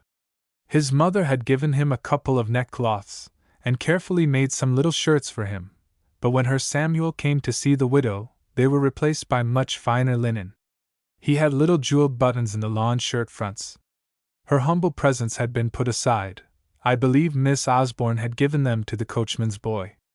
Amelia tried to think she was pleased at the change. Indeed, she was happy and charmed to see the boy looking so beautiful. She had a little black profile of him done for $1, which was hung over her bed. One day the boy came galloping down on his accustomed visit to her, and with great eagerness pulled a red morocco case out of his coat pocket. "I bought it with my own money, Mamma," he said. "I thought you'd like it." Amelia opened the case, and giving a little cry of delighted affection, seized him and embraced him 100 times. It was a miniature of himself, very prettily done by an artist who had just executed his portrait for his grandfather. Georgie, who had plenty of money, bethought him to ask the painter how much a copy of the portrait would cost, saying that he would pay for it out of his own money, and that he wanted to give it to his mother. The pleased painter executed it for a small price, and old Osborne himself, when he heard of the incident, growled out his satisfaction, and gave the boy twice as many sovereigns as he paid for the miniature. At his new home Master George ruled like a lord, and charmed his old grandfather by his ways. "Look at him," the old man would say, nudging his neighbor with a delighted purple face. "Did you ever see such a chap? Lord, Lord! He'll be ordering a dressing case next, and razors to shave with. I'm blessed if he won't." The antics of the lad did not, however, delight Mr. Osborne's friends so much as they pleased the old gentleman. It gave Mr. Justice Coffin no pleasure to hear Georgie cut into the conversation and spoil his stories. Mr. Sergeant Toffee's lady felt no particular gratitude when he tilted a glass of port wine over her yellow satin, and laughed at the disaster, nor was she better pleased, although old Osborne was highly delighted, when Georgie whopped her third boy, a young gentleman a year older than Georgie, and by chance home for the holidays. George's grandfather gave the boy a couple of sovereigns for that feat, and promised to reward him further for every boy above his own size and age whom he whopped in a similar manner. It is difficult to say what good the old man saw in these combats. He had a vague notion that quarreling made boys hardy, and that tyranny was a useful accomplishment for them to learn. Flushed with praise and victory over Master Toffee, George wished naturally to pursue his conquests further, and one day as he was strutting about in new clothes near St. Paneras, and a young baker's boy made sarcastic comments upon his appearance, the youthful patrician pulled off his dandy jacket with great spirit, and giving it in charge to the friend who accompanied him, Master Todd, of Great Coram Street, Russell Square, son of the junior partner of the house of Osborne and Company, tried to whop the little baker. But the chances of war were unfavorable this time, and the little baker whopped Georgie, who came home with a rueful black eye and all his fine shirt frill dabbled with the claret drawn from his own little nose. He told his grandfather that he had been in combat with a giant, and frightened his poor mother at Brampton with long, and by no means authentic, accounts of the battle. This young Todd, of Coram Street, Russell Square, was Master George's great friend and admirer. They both had a taste for painting theatrical characters, for hardbake and raspberry tarts, for sliding and skating in the Regent's Park and the Serpentine, when the weather permitted, for going to the play, whither they were often conducted, by Mr. Osborne's orders, by Rowson, Master George's appointed body servant, with whom they sate in great comfort in the pit. In the company of this gentleman they visited all the principal theatres of the metropolis, knew the names of all the actors from Drury Lane to Sadler's Wells, and performed, indeed, many of the plays to the Todd family and their youthful friends, with West's famous characters, on their pasteboard theatre. A famous tailor from the west end of the town was summoned to ornament little Georgie's person, and was told to spare no expense in so doing. So, Mr. Woolsey, of Conduit Street, gave a loose rein to his imagination, and sent the child home fancy trousers, fancy waistcoats, and fancy jackets enough to furnish a school of little dandies. George had little white waistcoats for evening parties, and little cut velvet waistcoats for evening parties, and little cut velvet waistcoats for dinners, and a dear little darling shawl dressing gown, for all the world like a little man. He dressed for dinner every day, like a regular West End swell. As his grandfather remarked, one of the domestics was affected to his special service, attended him at his toilette, answered his bell, and brought him his letters always on a silver tray. Georgie, after breakfast, would sit in the armchair in the dining-room, and read the Morning Post, just like a grown-up man. Those who remembered the captain, his father, declared Master George was his pa, every inch of him. He made the house lively by his activity, his imperiousness, his scolding, and his good nature. George's education was confided to the Reverend Lawrence Veal, a private pedagogue who prepared young noblemen and gentlemen for the universities, the Senate, and the learned professions, whose system did not embrace the degrading corporal severities still practiced at the ancient places of education, and in whose family the pupils would find the elegances of refined society and the confidence and affection of a home. As his prospectus stated, Georgie was only a day pupil. He arrived in the morning, and if it was fine would ride away in the afternoon, on his pony. The wealth of his grandfather was reported in the school to be prodigious. The Reverend Mr. Veal used to compliment Georgie upon it personally, warning him that he was destined for a high station, that it became him to prepare for the lofty duties to which he would be called later, that obedience in the child was the best preparation for command in the man, and that he therefore begged George would not bring toffee into the school and ruin the health of the other pupils, who had everything they wanted at the elegant and abundant table of Mrs. Veal. Whenever Mr. Veal spoke he took care to produce the very finest and longest words of which the vocabulary gave him the use, and his manner was so pompous that little Georgie, who had considerable humor, used to mimic him to his face with great spirit and dexterity, without ever being discovered.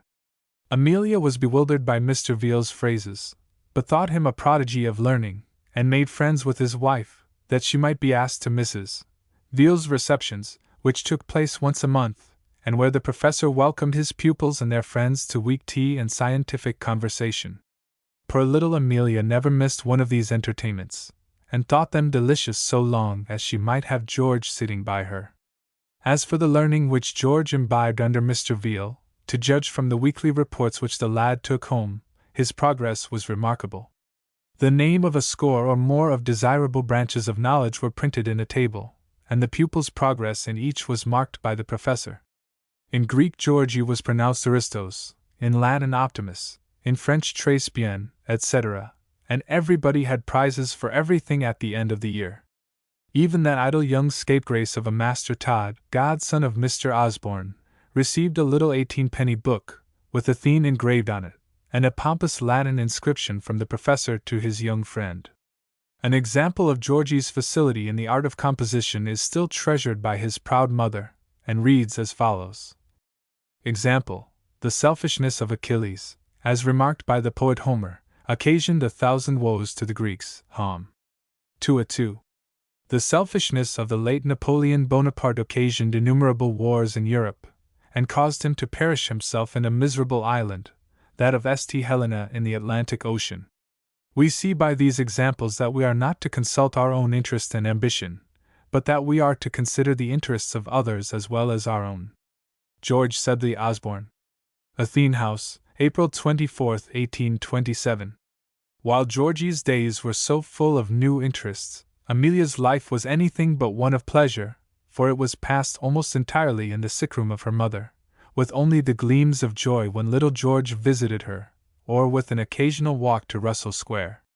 Then came the day when the invalid was buried in the churchyard at Brompton, and Amelia's little boy sat by her side at the service in pompous new sables and quite angry that he could not go to a play upon which he had set his heart, while his mother's thoughts went back to just such another rainy, dark day, when she had married George Osborne in that very church.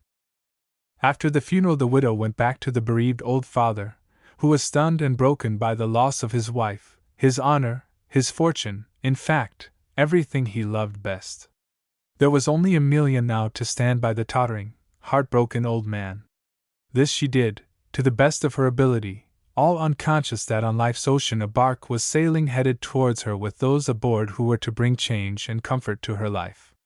One day when the young gentlemen of Mr. Veal's select school were assembled in the study, a smart carriage drove up to the door, and 2 gentlemen stepped out. Everybody was interested, from Mr. Veal himself, who hoped he saw the fathers of some future pupils arriving, down to Master George, glad of any pretext of laying his book down. The boy who always opened the door came into the study, and said, "2 gentlemen want to see Master Osborne."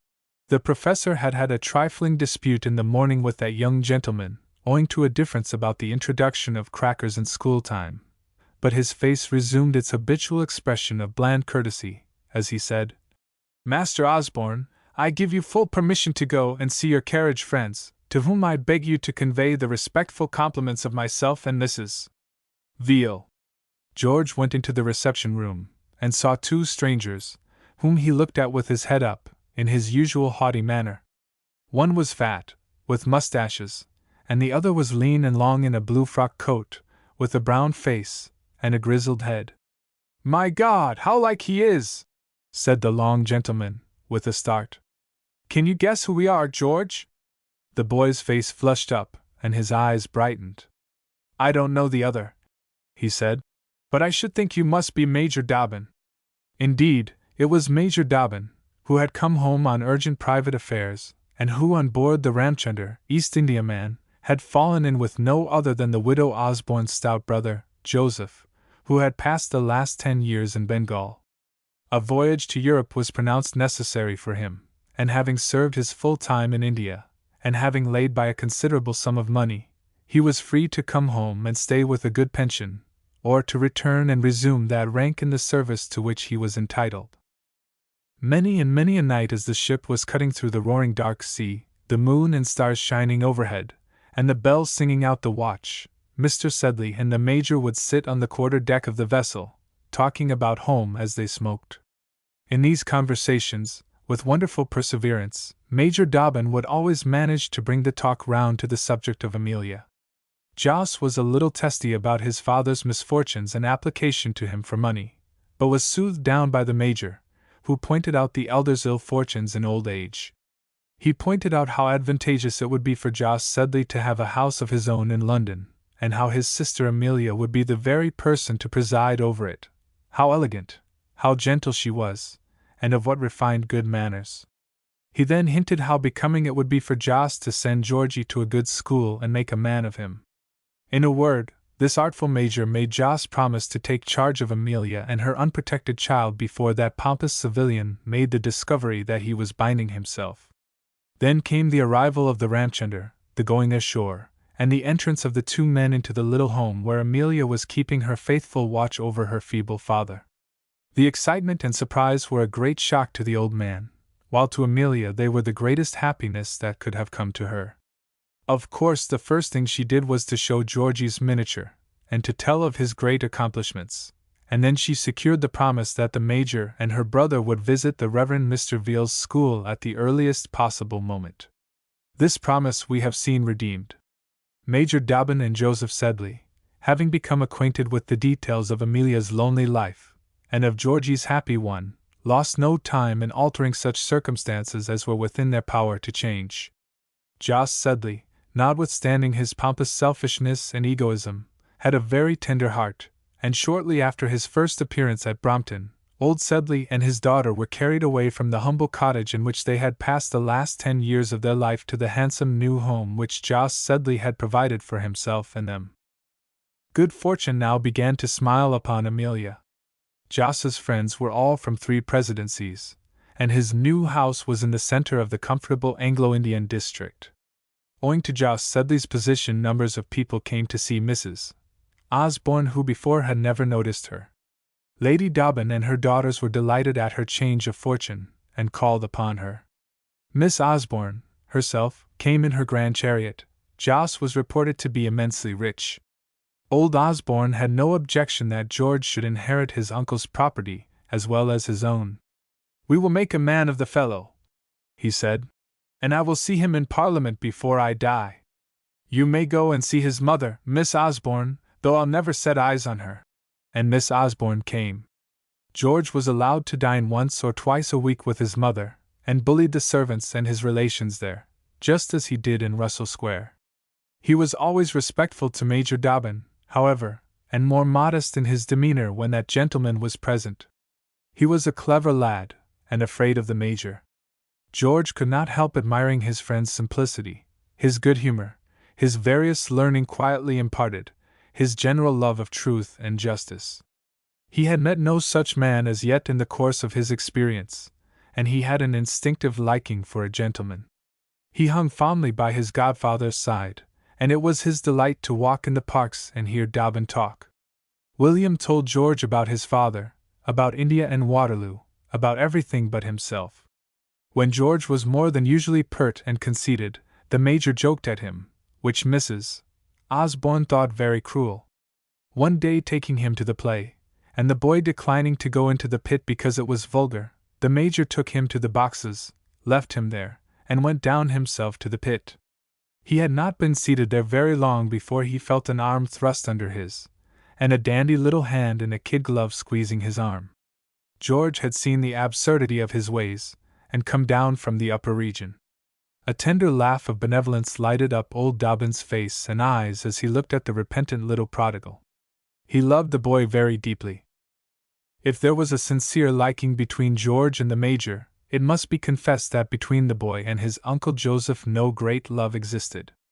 George had got a way of blowing out his cheeks, and putting his hands in his waistcoat pockets, and saying, "God bless my soul, you don't say so," so exactly after the fashion of old Jos, that it was impossible to refrain from laughter. The servants would explode at dinner if the lad, asking for something which wasn't at table, put on that countenance, and used that favorite phrase. Even Dobbin would shoot out a sudden peal at the boy's mimicry. If George did not mimic his uncle to his face, it was only by Dobbin's rebukes and Amelia's terrified entreaties that the little scapegrace was induced to desist. And Joseph, having a dim consciousness that the lad thought him an ass, and was inclined to turn him into ridicule, used to be of course doubly pompous and dignified in the presence of Master George. When it was announced that the young gentleman was expected to dine with his mother, Mr. Joss commonly found that he had an engagement at the club, and perhaps nobody was much grieved at his absence.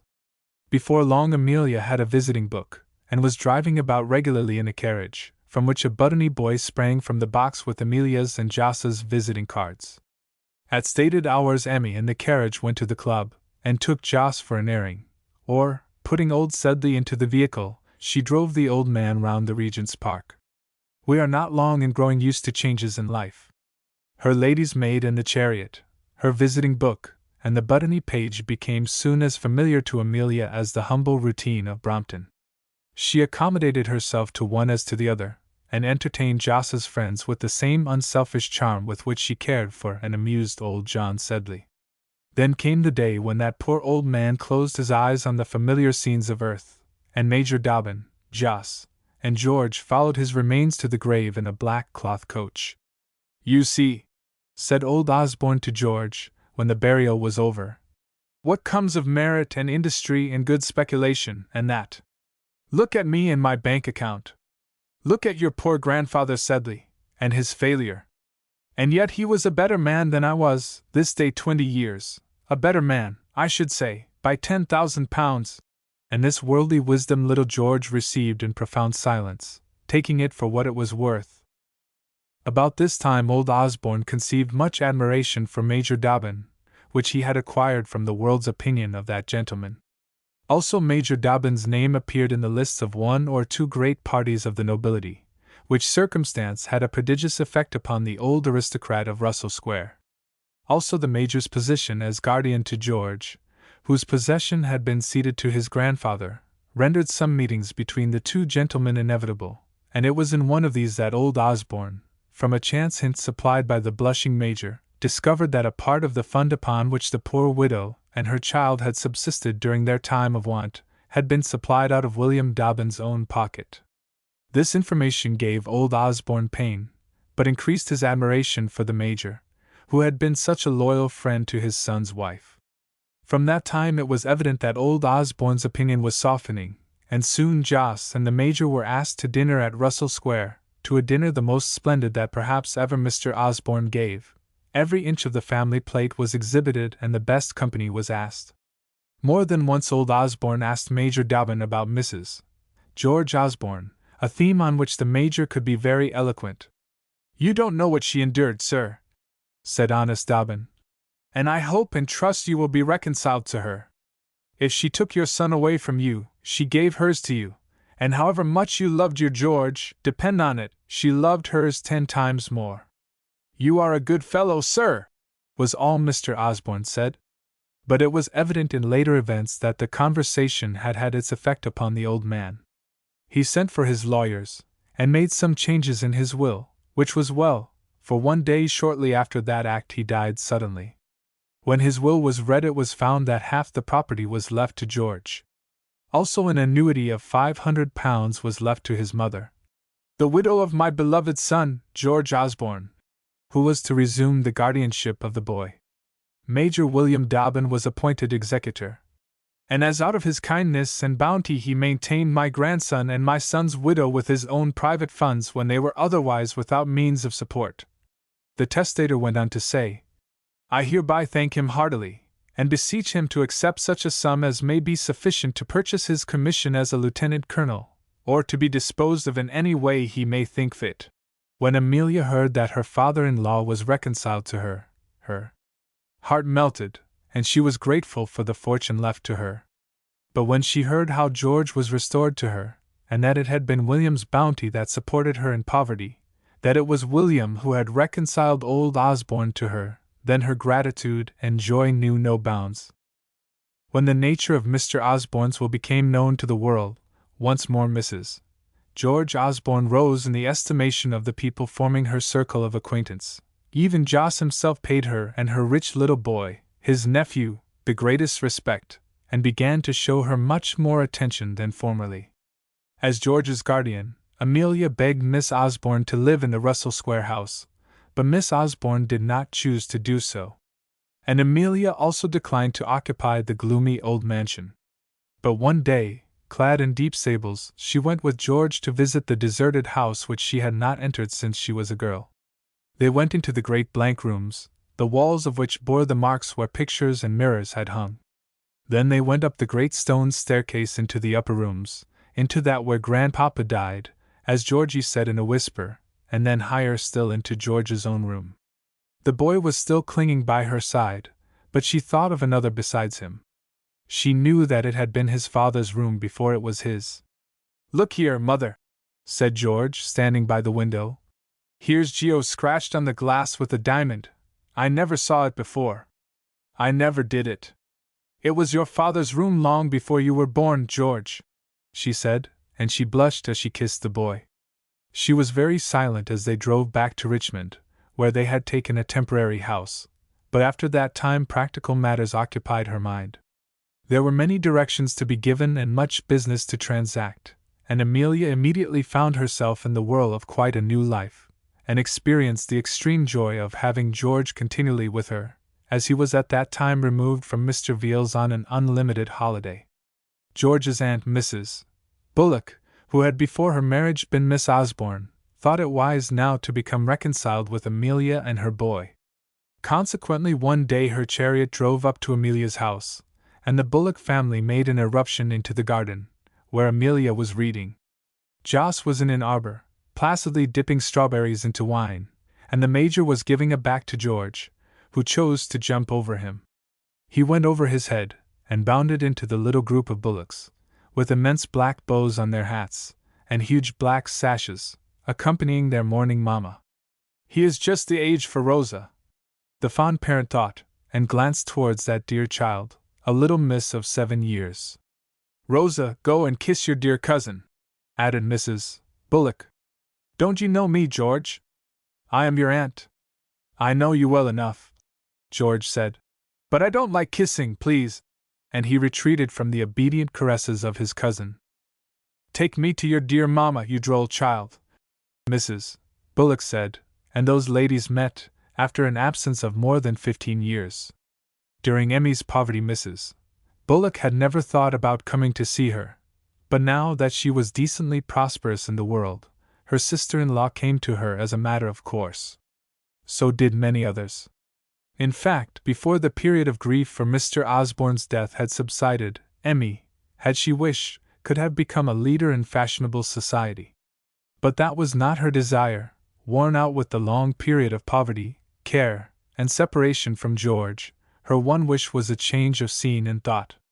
Because of this wish, some time later, on a fine morning, when the Batavia steamboat was about to leave its dock, we see among the carriages being taken on, a very neat, handsome traveling carriage, from which a courier, Kirsch by name, got out and informed inquirers that the carriage belonged to an enormously rich nabob from Calcutta and Jamaica, with whom he was engaged to travel.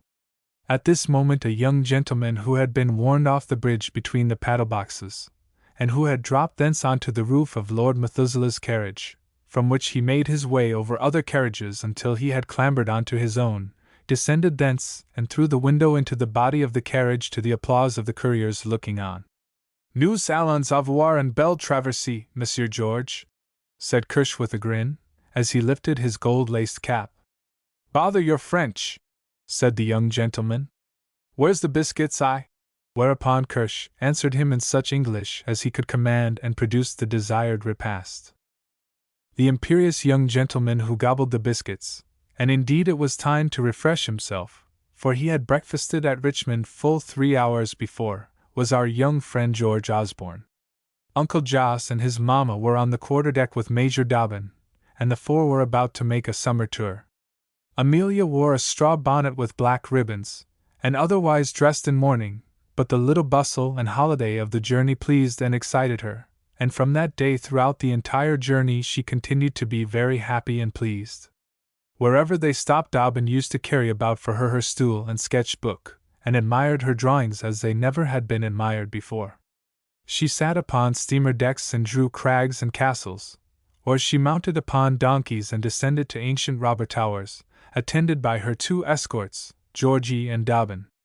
Dobbin was interpreter for the party, having a good military knowledge of the German language, and he and the delighted George, who was having a wonderful trip, fought over again the campaigns of the Rhine and the Palatinate. In the course of a few weeks of constant conversation with Herr Kirsch on the box of the carriage, George made great advance in the knowledge of High Dutch, and could talk to hotel waiters and postilions in a way that charmed his mother and amused his guardian. At the little ducal town of Pumpernickel our party settled down for a protracted stay. There each one of them found something especially pleasing or interesting them, and there it was that they encountered an acquaintance of other days, no other than Mrs. Rawdon Crawley, and because of Becky's experiences since she had quitted her husband, her child, and the little house in Curzon Street, London, of which he knew the details, Major Dobbin was anything but pleased at the meeting. But Becky told Amelia a pathetic little tale of misery, neglect, and estrangement from those she loved, and tender-hearted Amelia, who quivered with indignation at the recital, at once invited Becky to join their party.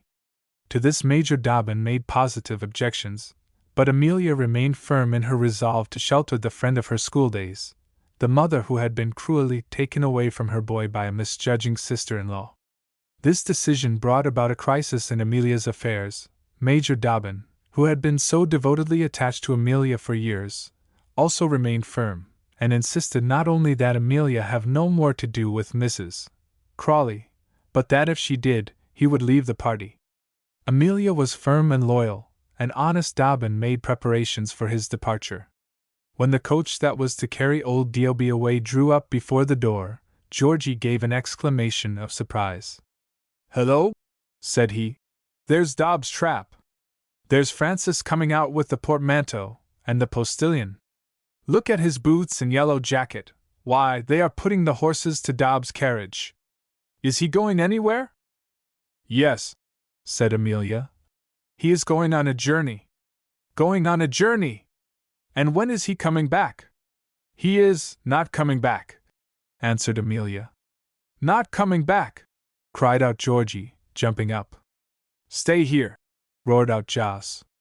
"Stay, Georgie," said his mother, with a very sad face. The boy stopped, kicked about the room, jumped up and down from the window seat, and finally, when the Major's luggage had been carried out, gave way to his feelings again. "By Jove, I will go!"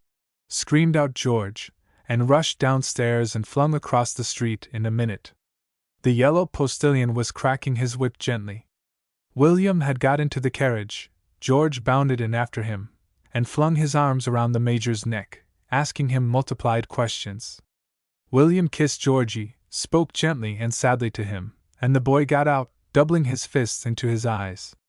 The yellow postilion cracked his whip again, up sprang Francis to the box, and away Dobbin was carried, never looking up as he passed under Amelia's window, and Georgie, left alone in the street, burst out crying in the face of all the crowd and continued his lamentations far into the night, when Amelia's maid, who heard him howling, brought him some preserved apricots to console him. Thus honest Dobbin passed out of the life of Amelia and her boy, but not forever. Gentle Amelia was soon disillusioned in regard to the old schoolmate whom she had taken under her care, and found that in all the world there was no one who meant so much to her as faithful Dobbin. One morning she wrote and dispatched a note, the inscription of which no one saw, but on account of which she looked very much flushed and agitated when Georgie met her coming from the post, and she kissed him and hung over him a great deal that night. 2 mornings later George, walking on the dike with his mother, saw by the aid of his telescope an English steamer near the pier. George took the glass again and watched the vessel. "How she does pitch! There goes a wave slap over her bows. There's a man lying down, and a chap, in a cloak with a hurrah! It's D.O.B., by Jingo!" He clapped to the telescope and flung his arms round his mother, then ran swiftly off, and Amelia was left to make her peace alone with the faithful Major, who had returned at her request. Some days later Becky Sharp felt it wise to leave for Bruges, and in the little church at Ostend there was a wedding, at which the only witnesses were Georgie and his Uncle Jos. Amelia Osborne had decided to accept the Major's protection for life, to the never-ending satisfaction of George, to whom the Major had always been comrade and father. Immediately after his marriage, Colonel Dobbin quitted the service and rented a pretty little country place in Hampshire, not far from Queen's Crawley, where Sir Pitt and his family constantly resided now, and where Rawdon Crawley was regarded as their son. Lady Jane and Mrs. Dobbin became great friends, and there was a perpetual crossing of pony chaises between the two places. Lady Jane was godmother to Mrs. Dobbin's little girl, who bore her name, and the two lads, George Osborne and Rawdon Crawley, who had met so many years before as children when little Rawdon invited George to take a ride on his pony, and whose lives had been filled with such different experiences since that time, now became close friends. They were both entered at the same college at Cambridge, hunted and shot together in the vacations, confided in each other, and when we last see them, fast becoming young men, they are deep in a quarrel about Lady Jane's daughter, with whom they were both, of course, in love. No further proof of approaching age is needed than a quarrel over a young lady, and the lads, George and Rawdon, now give place forever to men. Though the circumstances of their lives had been unlike, though George had had all the love that a devoted mother could give, and all the luxury which money could supply, and Rawdon had been without a mother's devotion, without the surroundings which had made George's life luxurious, on the threshold of manhood we find them on an equal footing, entering life serena, strong of limb, glad of heart, eager for what manhood was to bring them. Clive and Ethel Newcome. Illustration: Clive and Ethel Newcome. When one is about to write the biography of a certain person, it seems but fair to give as its background such facts concerning the hero's antecedents as place the details of his life in their proper setting. And so, having the honor to be the juvenile biographer of Mr. Clive Newcome, I deem it wise to preface the story of his life with a brief account of events and persons antecedent to his birth. Thomas Newcome, Clive's grandfather, had been a weaver in his native village, and brought the very best character for honesty, thrift, and ingenuity with him to London, where he was taken into the house of Hobson Brothers, cloth manufacturers, afterwards Hobson and Newcome. When Thomas Newcome had been some time in London, he quitted the house of Hobson, to begin business for himself. And no sooner did his business prosper than he married a pretty girl from his native village. What seemed an imprudent match, as his wife had no worldly goods to bring him, turned out a very lucky one for Newcome. The whole countryside was pleased to think of the marriage of the prosperous London tradesman with the penniless girl whom he had loved in the days of his own poverty. The great country clothiers, who knew his prudence and honesty, gave him much of their business, and Susan Newcome would have been the wife of a rich man had she not died a year after her marriage, at the birth of her son, Thomas. Newcome had a nurse for the child, and a cottage at Clapham, hard by Mr. Hobson's house, and being held in good esteem by his former employers, was sometimes invited by them to tea.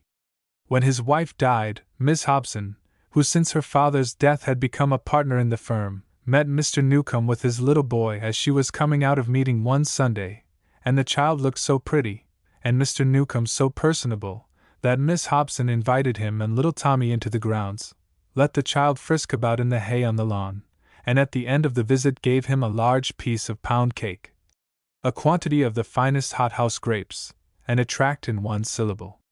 Tommy was ill the next day, but on the next Sunday his father was at meeting, and not very long after that Miss Hobson became Mrs. Newcome. After his father's second marriage, Tommy and Sarah, his nurse, who was also a cousin of Mr. Newcome's first wife, were transported from the cottage, where they had lived in great comfort, to the palace hard by, surrounded by lawns and gardens, graperies, aviaries, luxuries of all kinds. This paradise was separated from the outer world by a thick hedge of tall trees and an ivy-covered porter's gate, through which they who travelled to London on the top of the Clapham coach could only get a glimpse of the bliss within. It was a serious paradise. As you entered at the gate, gravity fell on you, and decorum wrapped you in a garment of starch. The butcher boy who galloped his horse and cart madly about the adjoining lanes, on passing that lodge fell into an undertaker's pace, and delivered his joints and sweetbreads silently at the servants' entrance. The rooks in the elms cawed sermons at morning and evening, The peacocks walked demurely on the terraces. The guinea fowls looked more Quaker-like than those birds usually do. The lodge-keeper was serious, and a clerk at the neighboring chapel. The pastor, who entered at that gate and greeted his comely wife and children, fed the little lambkins with tracts. The head gardener was a Scotch Calvinist, after the strictest order. On a Sunday the household marched away to sit under his or her favorite minister, the only man who went to church being Thomas Newcomb, with Tommy, his little son.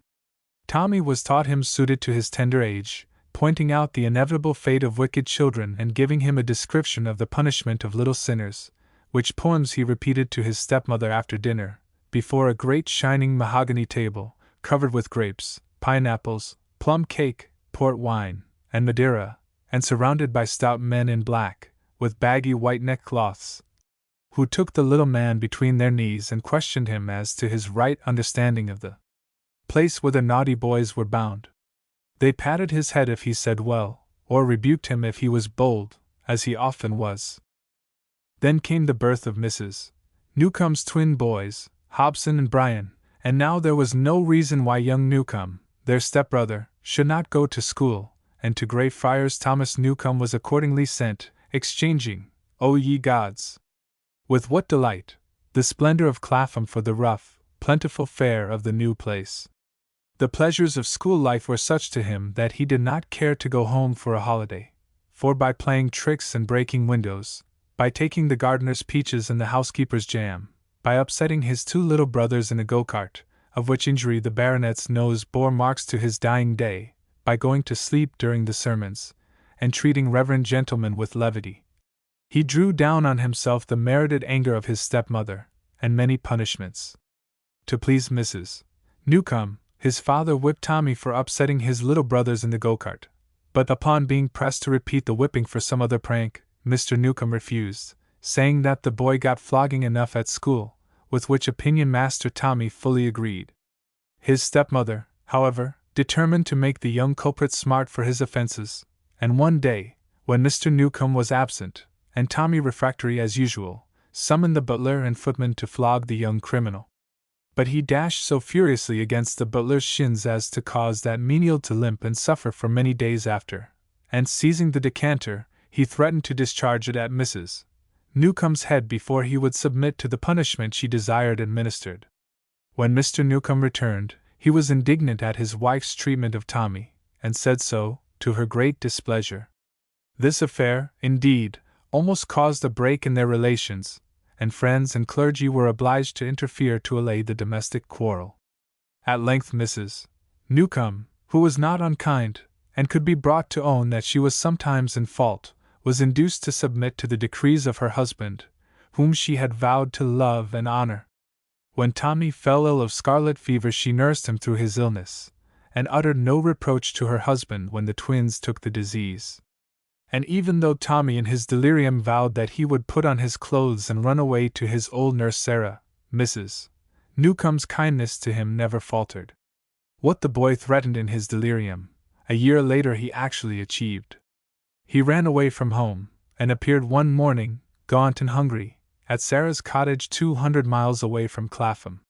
She housed the poor prodigal with many tears and kisses, and put him to bed and to sleep, from which slumber he was aroused by the appearance of his father, whose instinct, backed by Mrs.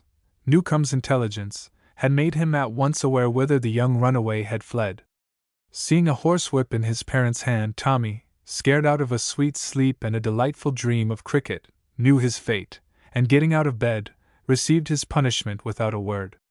Very likely the father suffered more than the child, for, when the punishment was over, the little man, yet quivering with the pain, held out his little bleeding hand, and said, I can take it from you, sir," saying which his face flushed, and his eyes filled, whereupon the father burst into a passion of tears, and embraced the boy, and kissed him, besought him to be rebellious no more, flung the whip away from him, and swore, come what would, he would never strike him again.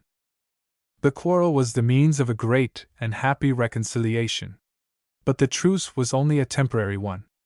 War very soon broke out again between the impetuous lad and his rigid, domineering stepmother.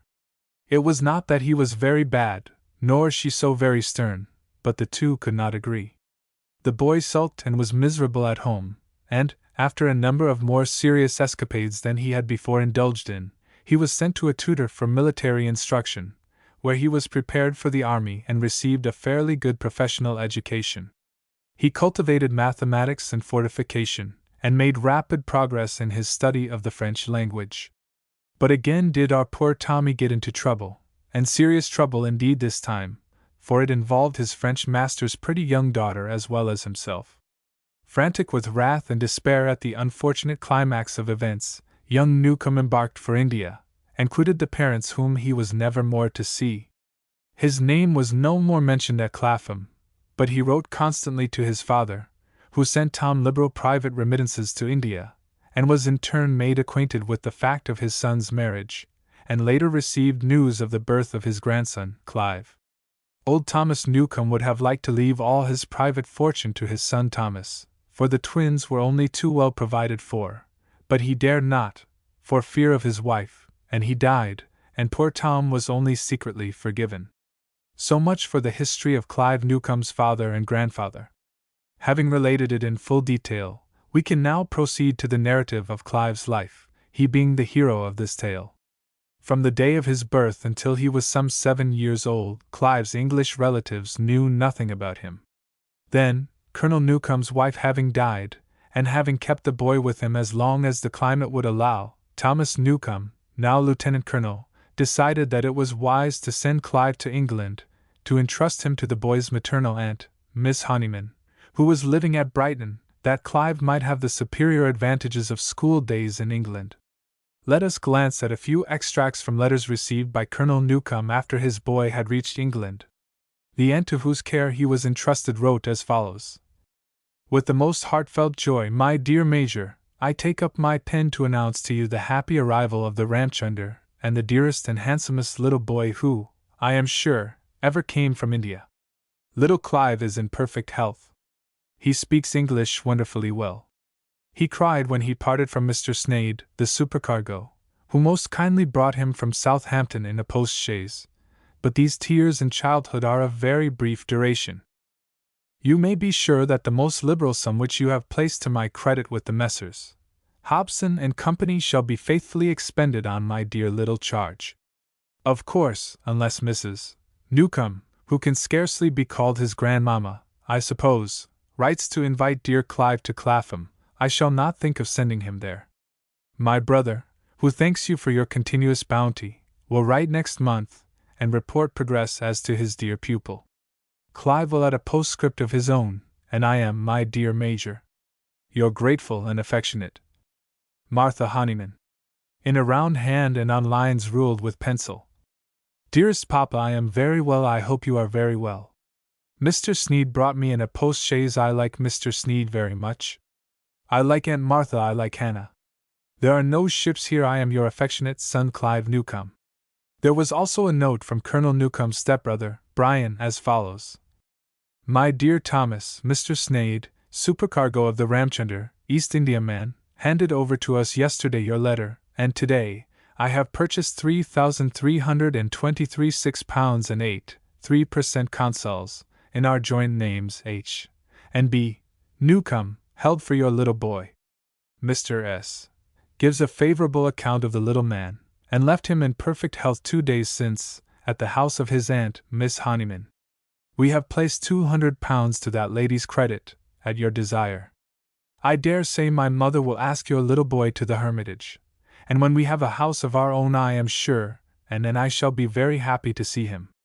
Yours affectionately, B. Newcomb. And another from Miss Honeyman's brother, containing the following. Major Newcomb. My dear Colonel, Clive is everything that a father's and uncle's, a pastor's, a teacher's, affections could desire. He is not a premature genius. He is not, I frankly own, more advanced in his classical and mathematical studies than some children even younger than himself, but he has acquired the rudiments of health. He has laid in a store of honesty and good humor which are not less likely to advance him in life than mere science and language, etc., etc. Your affectionate brother-in-law, Charles Honeyman. Another letter from Miss Honeyman herself said, My dear Colonel, As my dearest little Clive was too small for a great school, I thought he could not do better than stay with his old aunt and have his Uncle Charles for a tutor, who is one of the finest scholars in the world. Of late he has been too weak to take a curacy, so I thought he could not do better than become Clive's tutor, and agreed to pay him out of your handsome donation of £250 for Clive, a sum of £100 per year. But I find that Charles is too kind to be a schoolmaster, and Master Clive laughs at him. It was only the other day after his return from his grandmamma's that I found a picture of Mrs. Newcombe and Charles, too, and of both their spectacles quite like. He has done me and Hannah, too. Mr. Speck, the artist, says he is a wonder at drawing. Our little Clive has been to London on a visit to his uncles and to Clapham, to pay his duty to his step-grandmother, the wealthy Mrs. Newcombe. She was very gracious to him, and presented him with a £5 note, a copy of Kirke White's poems and a work called Little Henry and His Bearer, relating to India, and the excellent catechism of our church. Clive is full of humour, and I enclose you a rude scrap representing the Bishopess of Clapham, as Mrs. Newcombe is called. Instead then of allowing Clive to be with Charles in London next month, I shall send him to Dr. Timpany's school, Marine Parade, of which I hear the best account, but I hope you will think of soon sending him to a great school. My father always said it was the best place for boys, and I have a brother to whom my poor mother spared the rod, and who I fear has turned out but a spoiled child. I am, dear Colonel, your most faithful servant, Martha Honeyman. Besides the news gleaned from these letters, we gather the main facts concerning little Clive's departure from the Colonel's side. He had kept the child with him until he felt sure that the change would be of advantage to the pretty boy, then had parted from him with bitter pangs of heart, and thought constantly of him with longing and affection. With the boy, it was different. Half an hour after his father had left him and in grief and loneliness was rowing back to shore, Clive was at play with a dozen other children on the sunny deck of the ship. When 2 bells rang for their dinner, they were all hurrying to the table, busy over their meal, and forgetful of all but present happiness. But with that fidelity which was an instinct of his nature, Colonel Newcombe thought ever of his absent child and longed after him. He never forsook the native servants who had had charge of Clive, but endowed them with money sufficient to make all their future lives comfortable. No friends went to Europe, nor ship departed, but Newcombe sent presents to the boy and costly tokens of his love and thanks to all who were kind to his son. His aim was to save money for the youngster, but he was of a nature so generous that he spent 5 rupees where another would save them. However, he managed to lay by considerable out of his liberal allowances, and to find himself and Clive growing richer every year. When Clive has had 5 or 6 years at school, that was his scheme. He will be a fine scholar, and have at least as much classical learning as a gentleman in the world need possess. Then I will go to England, and we will pass 3 or 4 years together, in which he will learn to be intimate with me, and I hope, to like me. I shall be his pupil for Latin and Greek, and try and make up for lost time. I know there is nothing like a knowledge of the classics to give a man good breeding. I shall be able to help him with my knowledge of the world, and to keep him out of the way of sharpers and a pack of rogues who commonly infest young men. And we will travel together, first through England, Scotland, and Ireland, for every man should know his own country, and then we will make the grand tour. Then by the time he is 18 he will be able to choose his profession. He can go into the army, or, if he prefers, the church, or the law, they are open to him. And when he goes to the university, by which time I shall be, in all probability, a major general, I can come back to India for a few years, and return by the time he has a wife and a home for his old father, or, if I die, I shall have done the best for him, and my boy will be left with the best education, a tolerable small fortune, and the blessing of his old father. Such were the plans of the kind schemer. How fondly he dwelt on them, how affectionately he wrote of them to his boy. How he read books of travels and looked over the maps of Europe, and said, "Rome, sir, glorious Rome, it won't be very long, Major, before my boy and I see the Colosseum, and kiss the Pope's toe. We shall go up the Rhine to Switzerland, and over the Simplon, the work of the great Napoleon. By Jove, sir, think of the Turks before Vienna, and Sobieski clearing 80,000 of them off the face of the earth. How my boy will rejoice in the picture galleries there, and in Prince Eugene's prints. The boy's talent for drawing is wonderful, sir, wonderful. He sent me a picture of our old school. The very actual thing, sir, the cloisters, the school, the head gown boy going in with the rods, and the doctor himself. It would make you die of laughing. He regaled the ladies of the regiment with Dives' letters, and those of Miss Honeyman, which contained an account of the boy.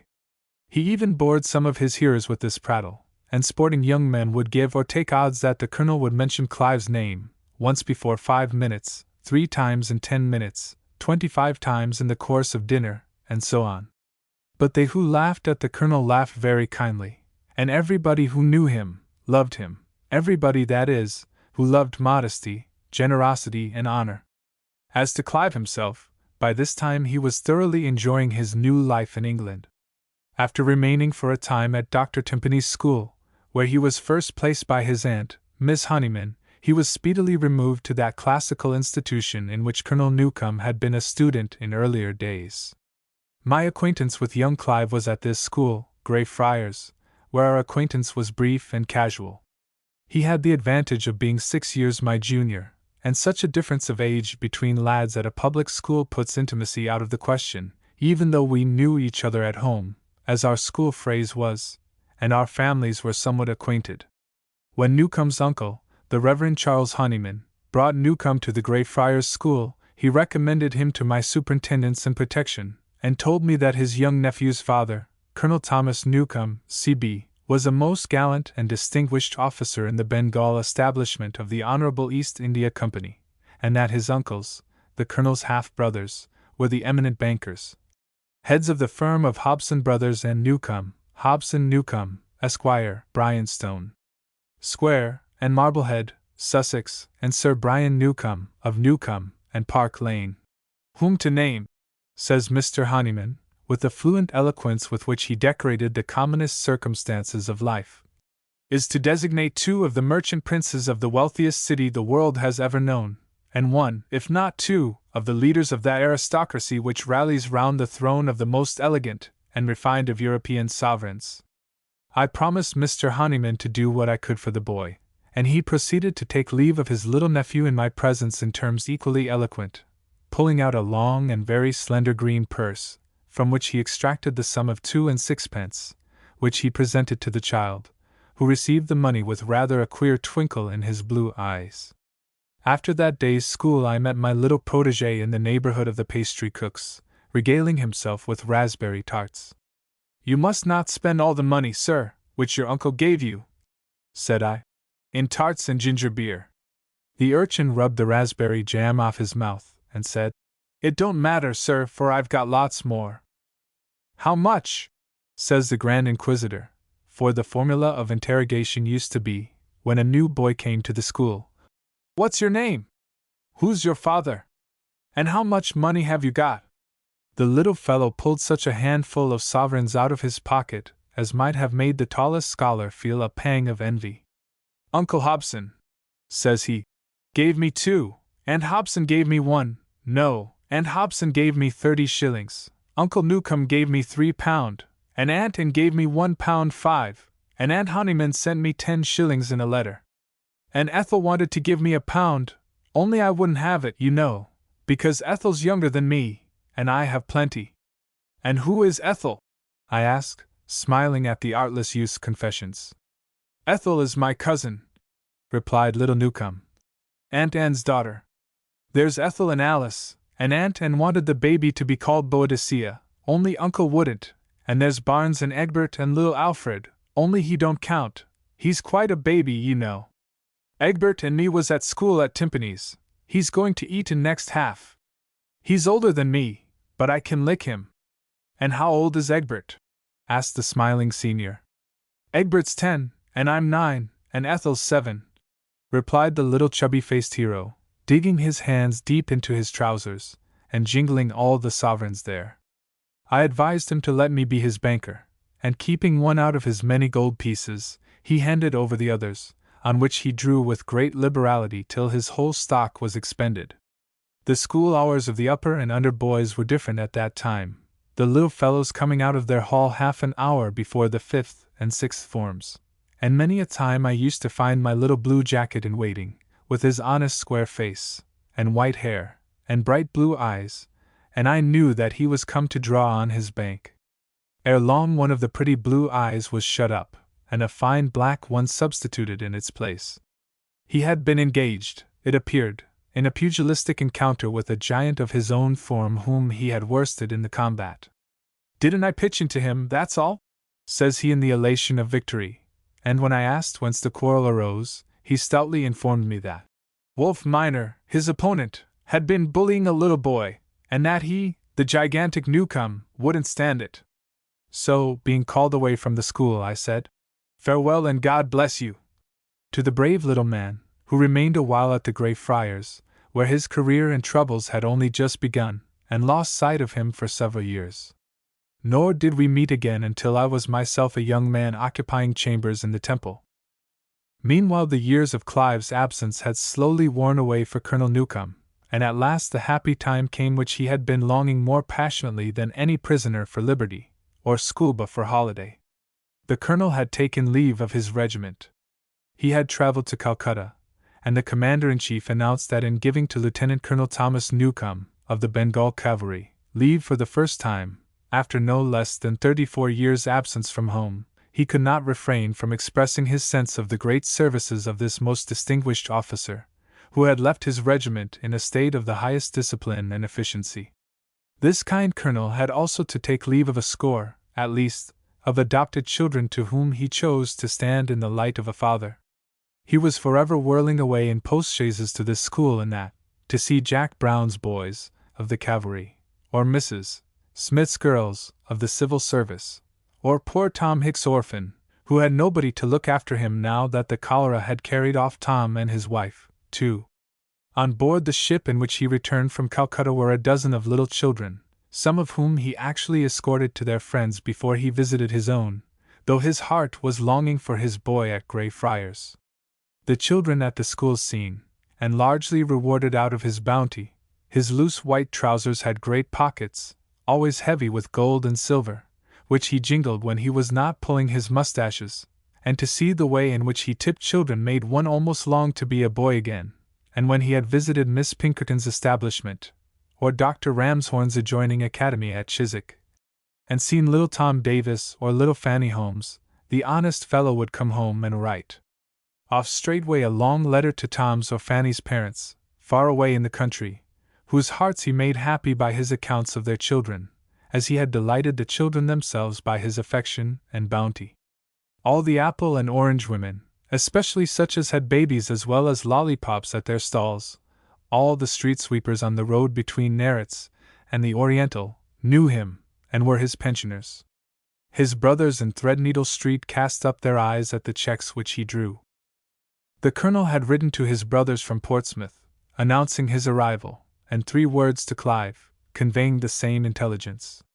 The letter was served to the boy along with 1 bowl of tea and 1 buttered roll, of 80 such which were distributed to 80 other boys, boarders of the same house with our young friend. How the lad's face must have flushed and his eyes brightened when he read the news! When the master of the house, the Reverend Mr. Popkinson, came into the lodging-room, with a good-natured face, and said, "Newcomb, you're wanted," he knew who had come. He did not heed that notorious bruiser, old Hodge, who roared out, "Confound you, Newcomb, I'll give it you for upsetting your tea over my new trousers." He ran to the room where the stranger was waiting for him. We will shut the door, if you please, upon that scene.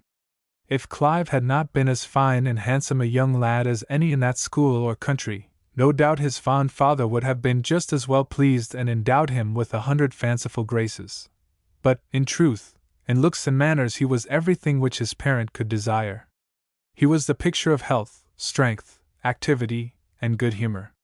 He had a good forehead shaded with a quantity of waving light hair, a complexion which ladies might envy, a mouth which seemed accustomed to laughing, and a pair of blue eyes that sparkled with intelligence and frank kindness.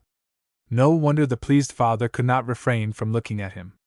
The bell rang for second school, and Mr. Popkinson, arrayed in cap and gown, came in to shake Colonel Newcomb by the hand, and to say he supposes it was to be a holiday for Newcomb that day.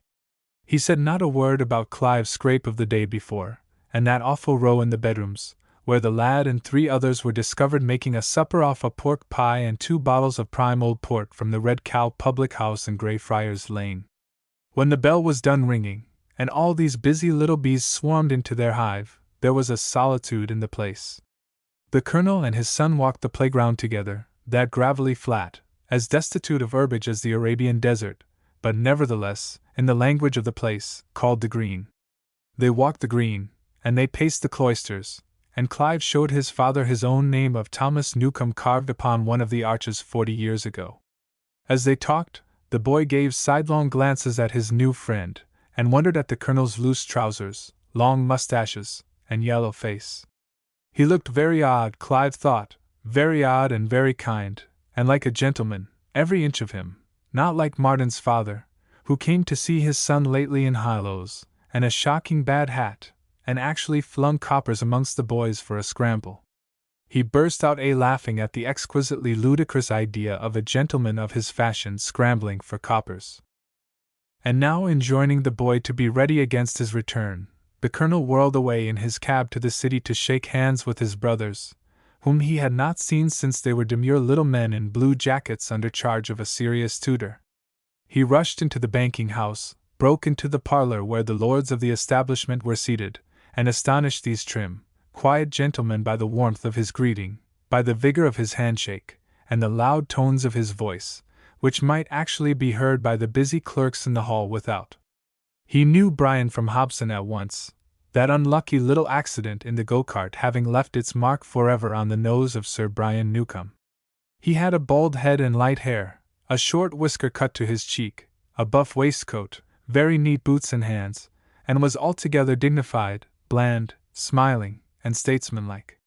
Hobson Newcomb, Esquire, was more portly than his elder brother, and allowed his red whiskers to grow on his cheeks and under his chin. He wore thick shoes with nails in them, and affected the country gentleman in his appearance. His hat had a broad brim, and his ample pockets always contained agricultural produce, samples of bean or corn, or a whiplash or balls for horses. In fine, he was a good old country gentleman, and a better man of business than his more solemn brother, at whom he laughed in his jocular way, and said rightly that a gentleman must get up very early to get ahead of him. These gentlemen each received the Colonel in a manner consistent with his peculiar nature. Sir Brian regretted that lady and was away from London, being at Brighton with the children, who were all ill of the measles. Hobson said, "Maria can't treat you to such good company as lady and could give you.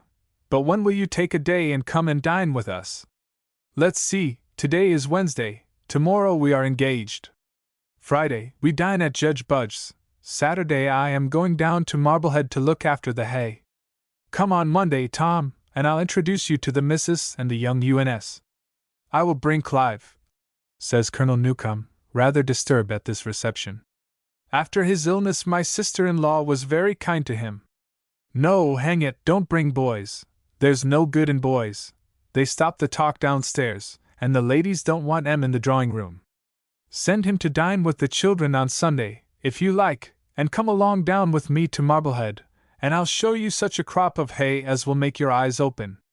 Are you fond of farming? I have not seen my boy for years," says the Colonel. "I had rather pass Saturday and Sunday with him, if you please, and some day we will go to Marblehead together." "Well, an offer's an offer. I don't know any pleasanter thing than getting out of this confounded city and smelling the hedges, and looking at the crops coming up, and passing the Sunday in quiet." And his own tastes being thus agricultural, the worthy gentleman thought that everybody else must delight in the same recreation. "In the winter, I hope, we shall see you at Newcomb," says the elder brother, blandly smiling. "I can't give you any tiger shooting, but I'll promise you that you shall find plenty of pheasants in our jungle." And he laughed very gently at this mild sally. At this moment a fair-haired young gentleman, languid and pale, and dressed in the height of fashion, made his appearance and was introduced as the baronet's oldest son, Barnes Newcomb. He returned Colonel Newcomb's greeting with a smile, saying, "Very happy to see you, I am sure. You find London very much changed since you were here?" Very good time to come, the very full of the season. Poor Thomas Newcomb was quite abashed by his strange reception. Here was a man, hungry for affection, and one relation asked him to dinner next Monday, and another invited him to shoot pheasants at Christmas. Here was a beardless young sprig, who patronized him and asked him whether he found London was changed. As soon as possible he ended the interview with his step-brothers, and drove back to Ludgate Hill, where he dismissed his cab and walked across the muddy pavements of Smithfield, on his way back to the old school where his son was, a way which he had trodden many a time in his own early days. There was Cistercian Street, and the Red Cow of his youth. There was the quaint old Greyfriars Square, with its blackened trees and garden, surrounded by ancient houses of the build of the last century, now slumbering like pensioners in the sunshine. Under the great archway of the hospital he could look at the old Gothic building, and a black-gowned pensioner or two crawling over the quiet square, or passing from one dark arch to another. The boarding houses of the school were situated in the square, hard by the more ancient buildings of the hospital. A great noise of shouting, crying, clapping forms and cupboards, treble voices, bass voices, poured out of the schoolboys' windows. Their life, bustle, and gaiety contrasted strangely with the quiet of those old men, creeping along in their black gowns under the ancient arches yonder, whose struggle of life was over, whose hope and noise and bustle had sunk into that grey calm.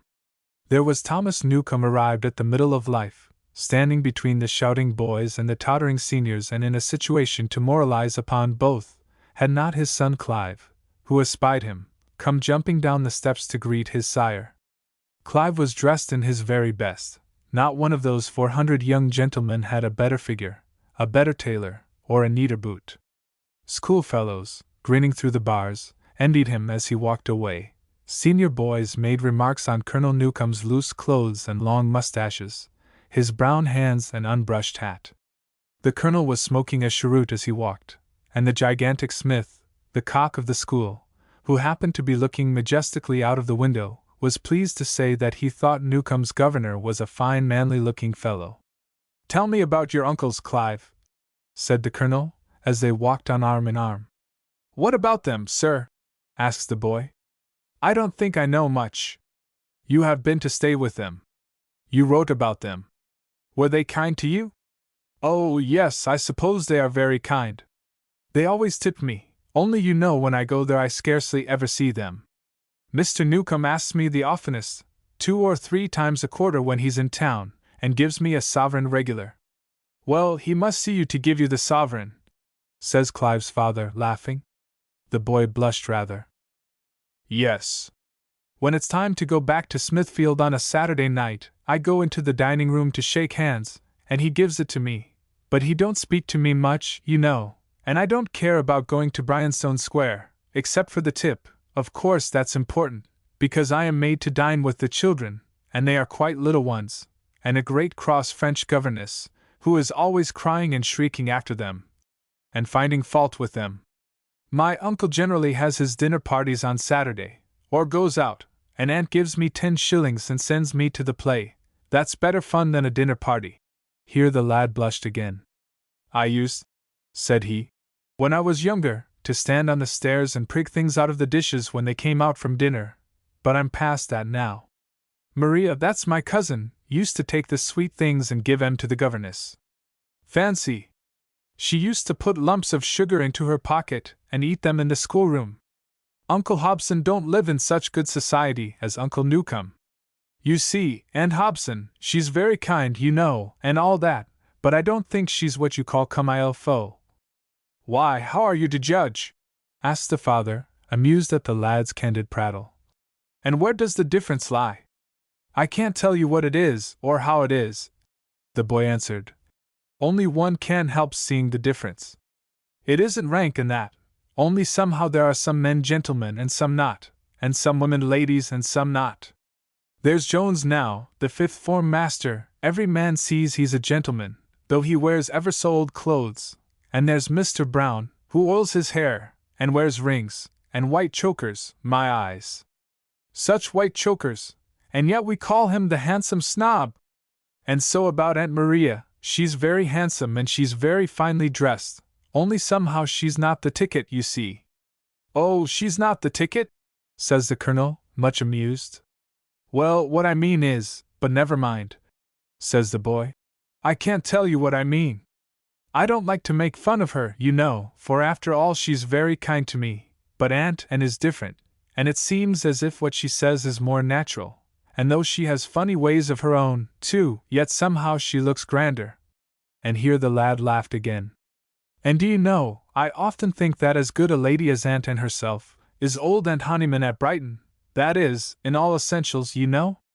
And she is not a bit ashamed of letting lodgings, or being poor herself, as sometimes I think some of our family. I thought we were going to speak no ill of them, says the colonel, smiling. Well, it only slipped out unawares, says Clive, laughing. But at Newcombe, when they go on about the Newcomes, and that great ass, Barnes Newcombe, gives himself his airs, it makes me die of laughing. That time I went down to Newcombe I went to see old Aunt Sarah, and she told me everything, and do you know, I was a little hurt at first, for I thought we were swells till then? And when I came back to school, where perhaps I had been giving myself airs, and bragging about Newcombe, why, you know, I thought it was right to tell the fellows. That's a man, said the colonel, with delight, though had he said, that's a boy, he had spoken more correctly. That's a man, cried the colonel. Never be ashamed of your father, Clive. Ashamed of my father, says Clive, looking up to him, and walking on as proud as a peacock. I say, the lad resumed, after a pause. Say what you say, said the father. Is that all true what's in the peerage, in the baronetage, about Uncle Newcombe and Newcombe, about the Newcombe who was burned at Smithfield, about the one that was at the Battle of Bosworth, and the old Newcombe who was that is, who was surgeon to Edward the Confessor, and was killed at Hastings? I am afraid it isn't, and yet I should like it to be true. I think every man would like to come of an ancient and honorable race, said the colonel in his honest way. As you like your father to be an honorable man, why not your grandfather, and his ancestors before him? But if we can't inherit a good name, at least we can do our best to leave one, my boy, and that is an ambition which, please God, you and I will both hold by. With this simple talk the old and young gentlemen beguiled their way, until they came into the western quarter of the town, where Hobson Newcombe lived in a handsome and roomy mansion. Colonel Newcombe was bent on paying a visit to his sister-in-law, although as they waited to be let in they could not but remark through the opened windows of the dining-room that a great table was laid and every preparation was made for a feast. My brother said he was engaged to dinner today, said the colonel. Does Mrs. Newcombe give parties when he is away? She invites all the company, answered Clive. My uncle never asks anyone without Aunt's leave. The colonel's countenance fell. He has a great dinner, and does not ask his own brother, Newcombe thought. Why, if he had come to India with all his family, he might have stayed for a year, and I should have been offended had he gone elsewhere. A hot menial in a red waistcoat came and opened the door, and without waiting for preparatory queries said, Not at home. It's my father, John, said Clive. My aunt will see Colonel Newcombe. Mrs. is not at home, said the man. Mrs. is gone in carriage, not at this door. Take them things down the area steps, young man. This latter speech was addressed to a pastry cook's boy with a large sugar temple and many conical papers containing delicacies for dessert. Mind the heis is here in time, or there'll be a blow-up with your governor. And John struggled back, closing the door on the astonished colonel. Upon my life, they actually shut the door in our faces, said the poor gentleman. The man is very busy, sir. There's a great dinner. I'm sure my aunt would not refuse you, Clive interposed. She is very kind. I suppose it's different here from what it is in India. There are the children in the square, those are the girls in blue, that's the French governess, the one with the yellow parasol. How do you do, Mary? How do you do, Fanny? This is my father, this is your uncle. The colonel surveyed his little nieces with that kind expression which his face always wore when it was turned toward children. Have you heard of your uncle in India? He asked them. No, says Maria. Yes, says Fanny. You know, Mademoiselle said that if we were naughty we should be sent to our uncle in India. I think I should like to go with you. "Oh, you silly child!" cries Maria.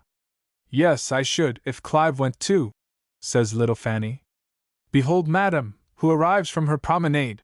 Mademoiselle exclaimed, and turning round, Colonel Newcome beheld, for the first time, his sister-in-law, a stout lady with fair hair and a fine bonnet and a pelisse, who was reclining in her barouche with the scarlet plush garments of her domestics blazing before and behind her.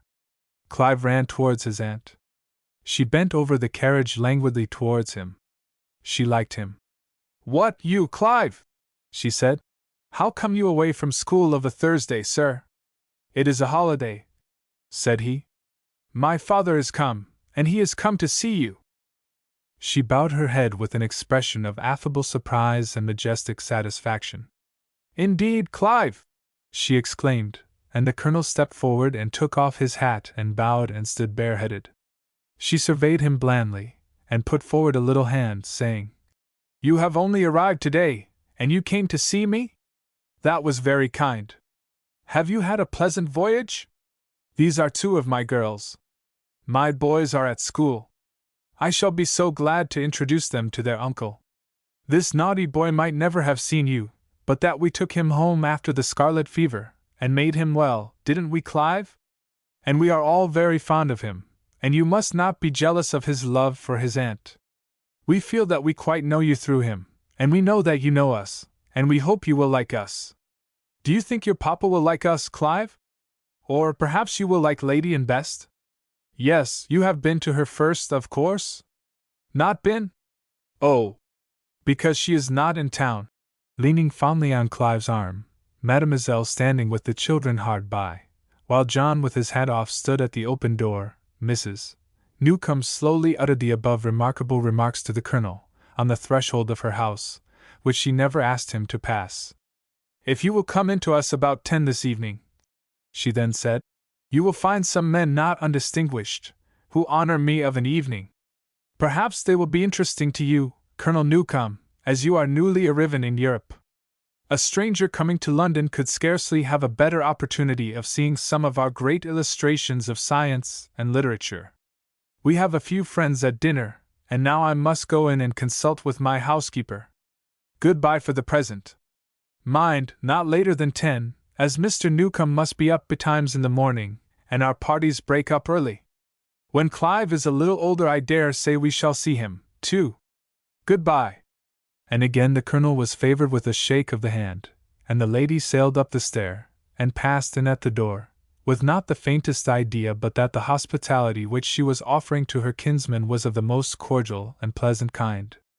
Having met Colonel Newcome on the steps of her house, she ordered him to come to her evening party, and though he had not been to an evening party for 35 years, though he had not been to bed the night before, he never once thought of disobeying Mrs.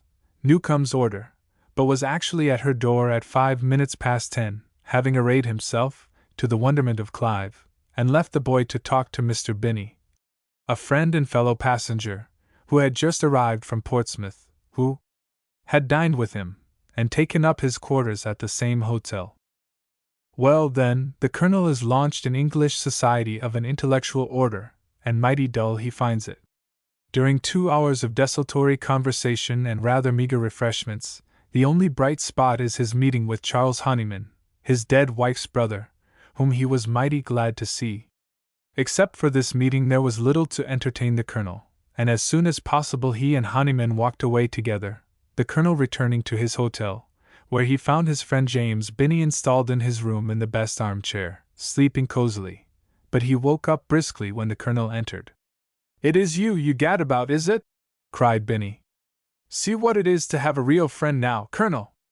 I waited for you, because I knew you would want to talk about that scapegrace of yours. Isn't he a fine fellow, James?" says the colonel, lighting a cheroot as he sits on the table. Was it joy, or the bedroom candle with which he lighted his cigar, which illuminated his honest features so, and made them so to shine?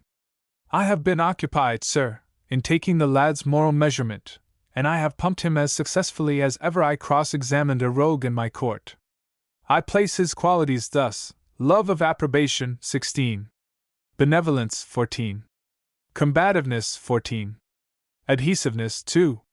Amativeness is not yet, of course, fully developed, but I expect will be prodigiously strong. The imaginative and reflective organs are very large, those of calculation weak. He may make a poet or a painter, or you may make a soldier of him, though worse men than him's good enough for that, but a bad merchant, a lazy lawyer, and a miserable mathematician. My opinion, Colonel, is that young scapegrace will give you a deal of trouble, or would, only you are so absurdly proud of him, and you think everything he does is perfection. He'll spend your money for you. He'll do as little work as need be. He'll get into scrapes with the sacks. He's almost as simple as his father, and that is to say that any rogue will cheat him, and he seems to me to have your obstinate habit of telling the truth, Colonel, which may prevent his getting on in the world, but on the other hand will keep him from going very wrong. So that, though there is every fear for him, there's some hope and some consolation. What do you think of his Latin and Greek? Asked the Colonel. Before going out to his party, Newcomb had laid a deep scheme with Binny, and it had been agreed that the latter should examine the young fellow in his humanities. "Wall," cries the Scot, "I find that the lad knows as much about Greek and Latin as I knew myself when I was 18 years of age. My dear Binny, is it possible? You, the best scholar in all India!" And which amounted to exactly nothing. By the admirable C-stem pursuit at your public schools, just about as much knowledge as he could get by 3 months' application at home. Mind ye, I don't say he would apply, it is most probable he would do no such thing. But at the cost of how much? £200 annually, for 5 years, he has acquired about 25 guineas worth of classical literature, enough, I dare say, to enable him to quote Horace respectably through life, and what more do you want from a young man of his expectations? I think I should send him into the army, that's the best place for him, there's the least to do and the handsomest clothes to wear," says the little wag, daintily taking up the tail of his friend's coat.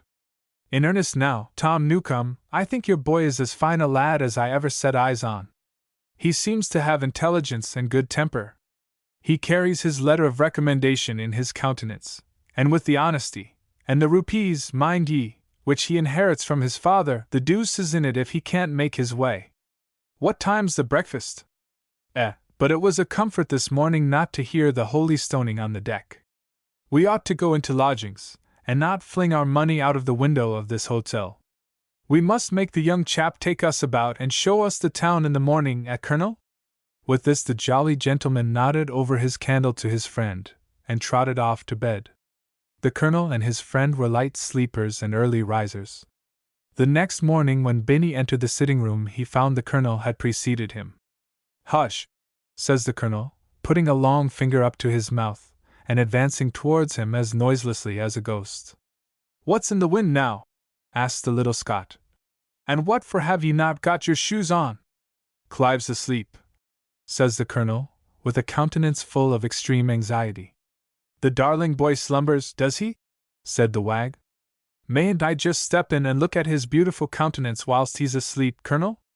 "You may if you take off those confounded creaking shoes," the other answered, quite gravely, and Binny turned away to hide his jolly round face, which was screwed up with laughter. "Have ye been breathing a prayer over your rosy infant's slumbers, Tom?" asks Mr. Binny. "And if I have, James Binny," the Colonel said gravely, and his sallow face blushing somewhat, "if I have, I hope I've done no harm. The last time I saw him asleep was 9 years ago, a sickly little pale-faced boy in his little cot, and now, sir, that I see him again, strong and handsome and all that a fond father can wish to see a boy, I should be an ungrateful villain, James, if I didn't do what you said just now, and thank God Almighty for restoring him to me." Binny did not laugh any more. "By George! Tom Newcomb," said he, "you're just one of the saints of the earth. If all men were like you there'd be an end of both our trades, and there would be no fighting and no soldiering, no rogues, and no magistrates to catch them."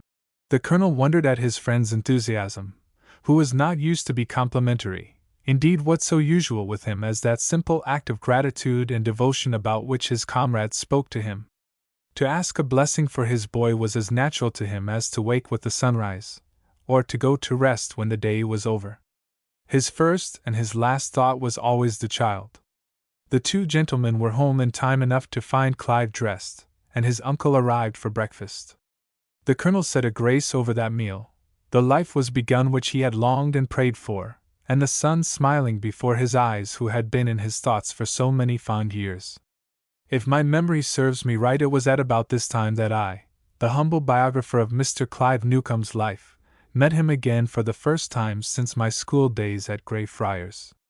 Going to the play one night with some fellows of my own age, and laughing enthusiastically at the farce, we became naturally hungry at midnight, and a desire for Welsh rabbits and good old glee singing led us to the Cave of Harmony, then kept by the celebrated Hoskins, with whom we enjoyed such intimacy that he never failed to greet us with a kind nod. We also knew the three admirable glee singers. It happened that there was a very small attendance at the cave that night, and we were all more sociable and friendly because the company was select. The songs were chiefly of the sentimental class. Such ditties were much in vogue at the time of which I speak. There came into the cave a gentleman with a lean brown face and long black mustaches, dressed in very loose clothes, and evidently a stranger to the place. At least he had not visited it for a long time. He was pointing out changes to a lad who was in his company, and calling for sherry and water. He listened to the music, and twirled his mustaches with great enthusiasm. At the very first glimpse of me, the boy jumped up from the table, bounded across the room, ran to me with his hands out, and blushing said, "Don't you know me?" It was little Newcome, my schoolfellow, whom I had not seen for 6 years, grown a fine tall young stripling now, with the same bright blue eyes which I remembered when he was quite a little boy. "What the deuce brings you here?" said I. He laughed and looked roguish. "My father, that's my father, would come. He's just come back from India. He says all the wits used to come here. I told him your name, and that you used to be very kind to me when I first went to Smithfield. I've left now, I'm to have a private tutor. I say, I've got such a jolly pony. It's better fun than old Smiffle." Here the whiskered gentleman, Newcome's father, strode across the room twirling his mustaches, and came up to the table where we sat, making a salutation with his hat in a very stately and polite manner, so that Hoskins himself felt obliged to bow. The glee singers murmured among themselves, and that mischievous little wag, little Nadab the improvisatory, began to mimic him, feeling his imaginary whiskers, after the manner of the stranger, and flapping about his pocket handkerchief in the most ludicrous manner.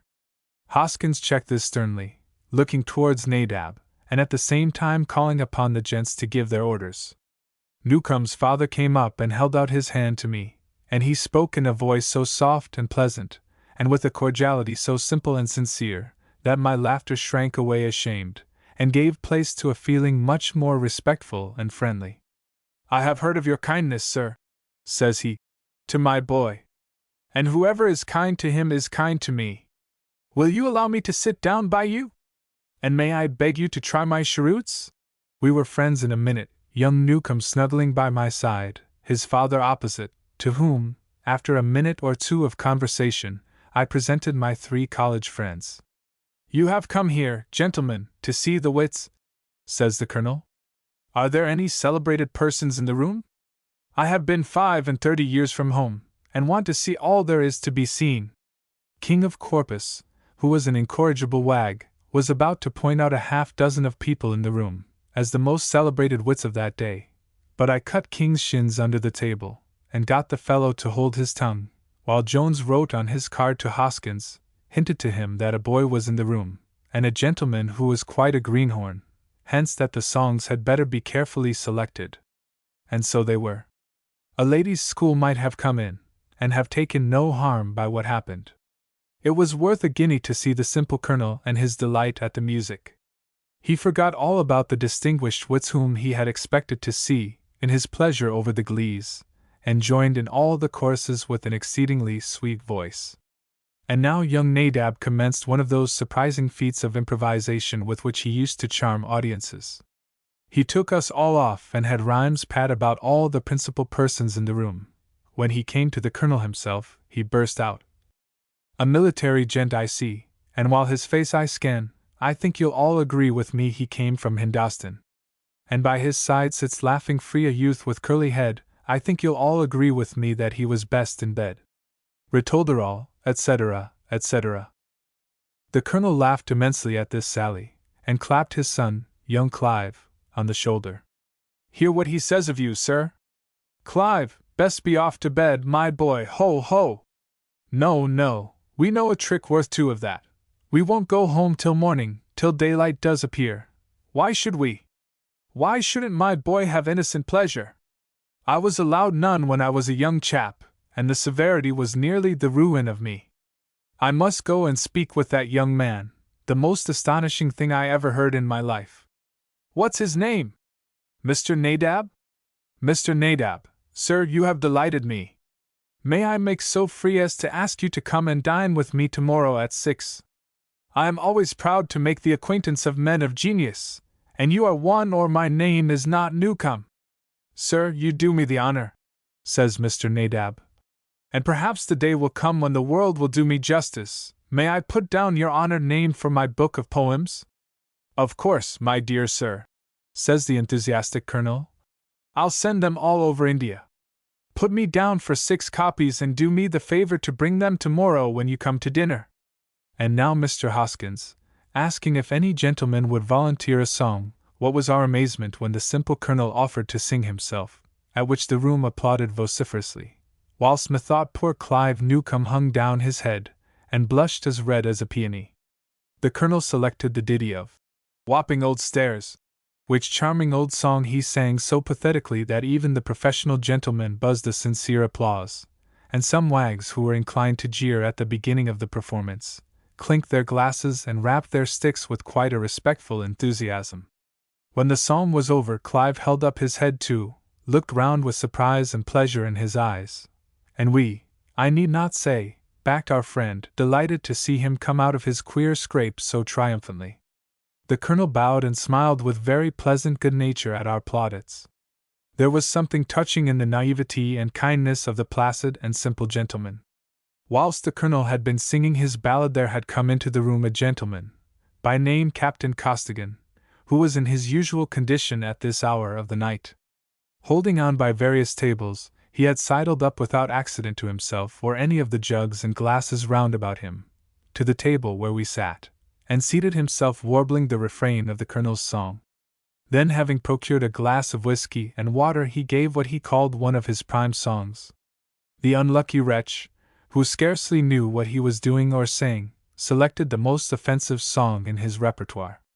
At the end of the second verse the Colonel started up, clapping on his hat, seizing his stick, and looking ferocious. "Silence!" he roared out. "Hear, hear!" cried certain wags at a farther table. "Go on, Costigan!" said others. "Go on!" cries the Colonel in his high voice, trembling with anger. "Does any gentleman say go on? Does any man who has a wife and sisters or children at home say go on? Do you dare, sir, to call yourself a gentleman, and to say that you hold the King's commission, and to sit amongst Christians and men of honor, and defile the ears of young boys with this wicked balderdash? Why do you bring young boys here, old boy?" cries a voice of the malcontents. "Why? Because I thought I was coming to a society of gentlemen," cried out the indignant Colonel.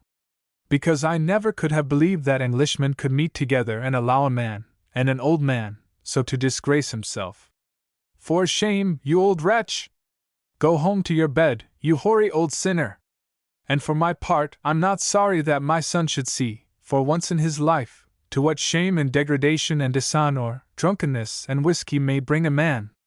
Never mind the change, sir, curse the change," says the Colonel, facing the amazed waiter.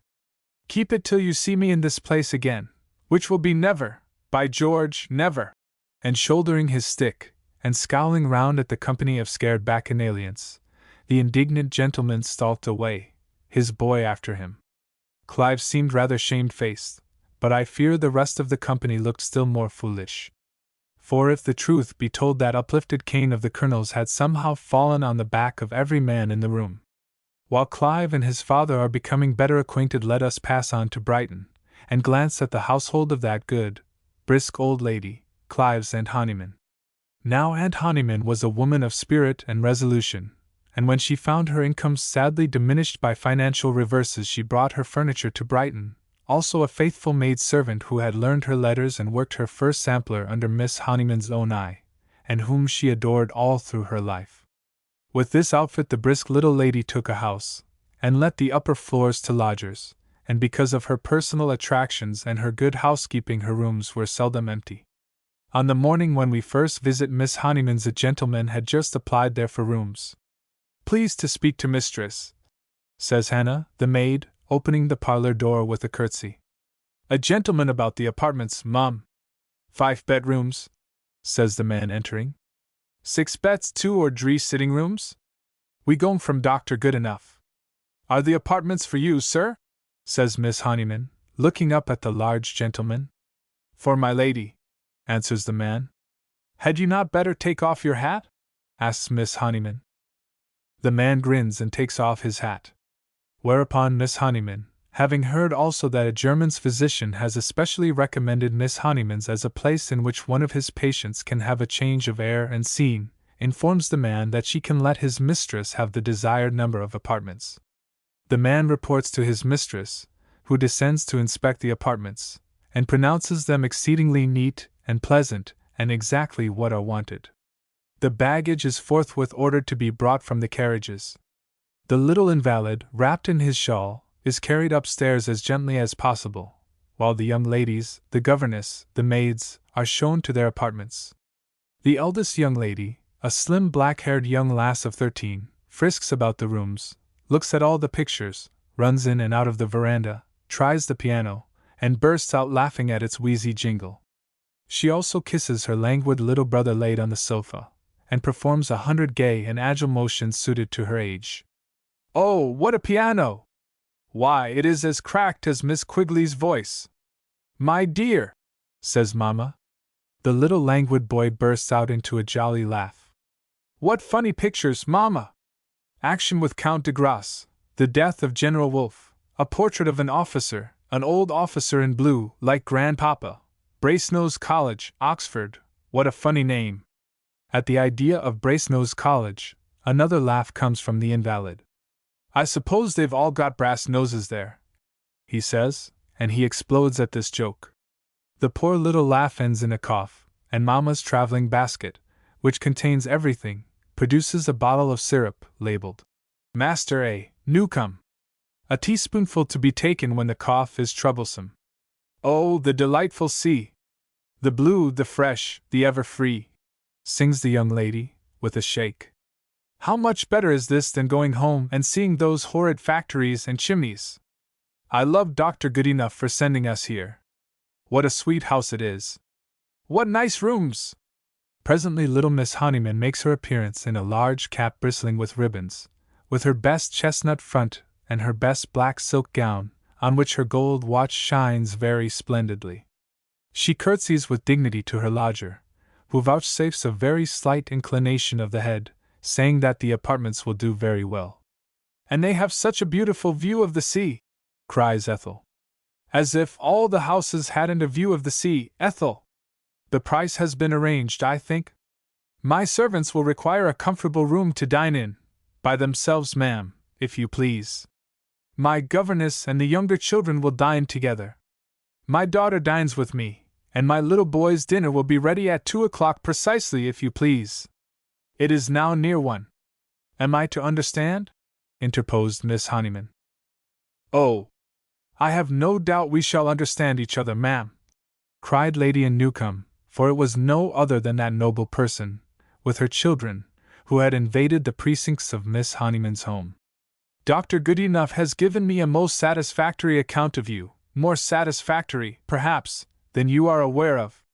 Breakfast and tea, if you please, will be served in the same manner as dinner, and you will have the kindness to order fresh milk every morning for my little boy, ass's milk. Dr. Goodenough has ordered ass's milk. Anything further I want I will communicate through the man who first spoke to you, and that will do." A heavy shower of rain was descending at this moment, and little Miss Honeyman, looking at her lodger, who had sat down and taken up her book, said, "Have your ladyship's servants unpacked your trunks?" "What on earth, madam, has that to do with the question?" They will be put to the trouble of packing again, I fear. I cannot provide 3 times 5 are 15 separate meals for 7 persons, besides those of my own family. If your servants cannot eat with mine, or in my kitchen, they and their mistress must go elsewhere. And the sooner the better, madam, the sooner the better, says Miss Honeyman, trembling with indignation, and sitting down in a chair, spreading her silks. Do you know who I am? asks Lady Anne, rising. Perfectly well, madam, says the other. And had I known, you should never have come into my house, that's more. Madam, cries the lady, on which the poor little invalid, scared and nervous, and hungry for his dinner, began to cry from his sofa. It will be a pity that the dear little boy should be disturbed. Dear little child, I have often heard of him, and of you, miss, says the little householder, rising. I will get you some dinner, my dear, for Clive's sake. And meanwhile your ladyship will have the kindness to seek for some other apartments, for not a bit shall my fire cook for any one else of your company. And with this the indignant little landlady sailed out of the room. Gracious goodness! Who is the woman? Cries Lady Anne. I never was so insulted in my life. Oh, mamma, it was you began, says downright Ethel. That is, hush, Alfred dear, hush, my darling. Oh, it was mamma began. I'm so hungry. I'm so hungry, howled the little man on the sofa, or off it rather, for he was now down on the ground kicking away the shawls which enveloped him. What is it, my boy? What is it, my blessed darling? You shall have your dinner. Give her all, Ethel. There are the keys of my desk, there's my watch, there are my rings. Let her take my all. The monster! The child must live. It can't go away in such a storm as this. Give me a cloak, a parasol, anything, I'll go forth and get a lodging. I'll beg my bread from house to house, if this fiend refuses me. Eat the biscuits, dear. A little of the syrup, Alfred darling, it's very nice, love, and come to your old mother, your poor old mother. Alfred roared out. No, it's not an ice, it's an iced. I won't have syrup. I will have dinner. The mother, whose embraces the child repelled with infantine kicks, plunged madly at the bells, rang them all 4 vehemently, and ran downstairs towards the parlor, whence Miss Honeyman was issuing. The good lady had not at first known the names of her lodgers, until one of the nurses entrusted with the care of Master Alfred's dinner informed her that she was entertaining Lady Anne Newcome, and that the pretty girl was the fair Miss Ethel, the little sick boy, the little Alfred of whom his cousin spoke, and of whom Clive had made 100 little drawings in his rude way, as he drew everybody. Then bidding Sally run off to St. James Street for a chicken, she saw it put on the spit, and prepared a bread sauce, and composed a batter pudding, as she only knew how to make batter puddings. Then she went to array herself in her best clothes, as we have seen. Then she came to wait upon Lady Anne, not a little flurried as to the result of that queer interview. Then she whisked out of the drawing-room, as before has been shown, and finding the chicken roasted to a turn, the napkin and tray ready spread by Hannah the neat-handed, she was bringing them up to the little patient when the frantic parent met her on the stair. Is it for my child?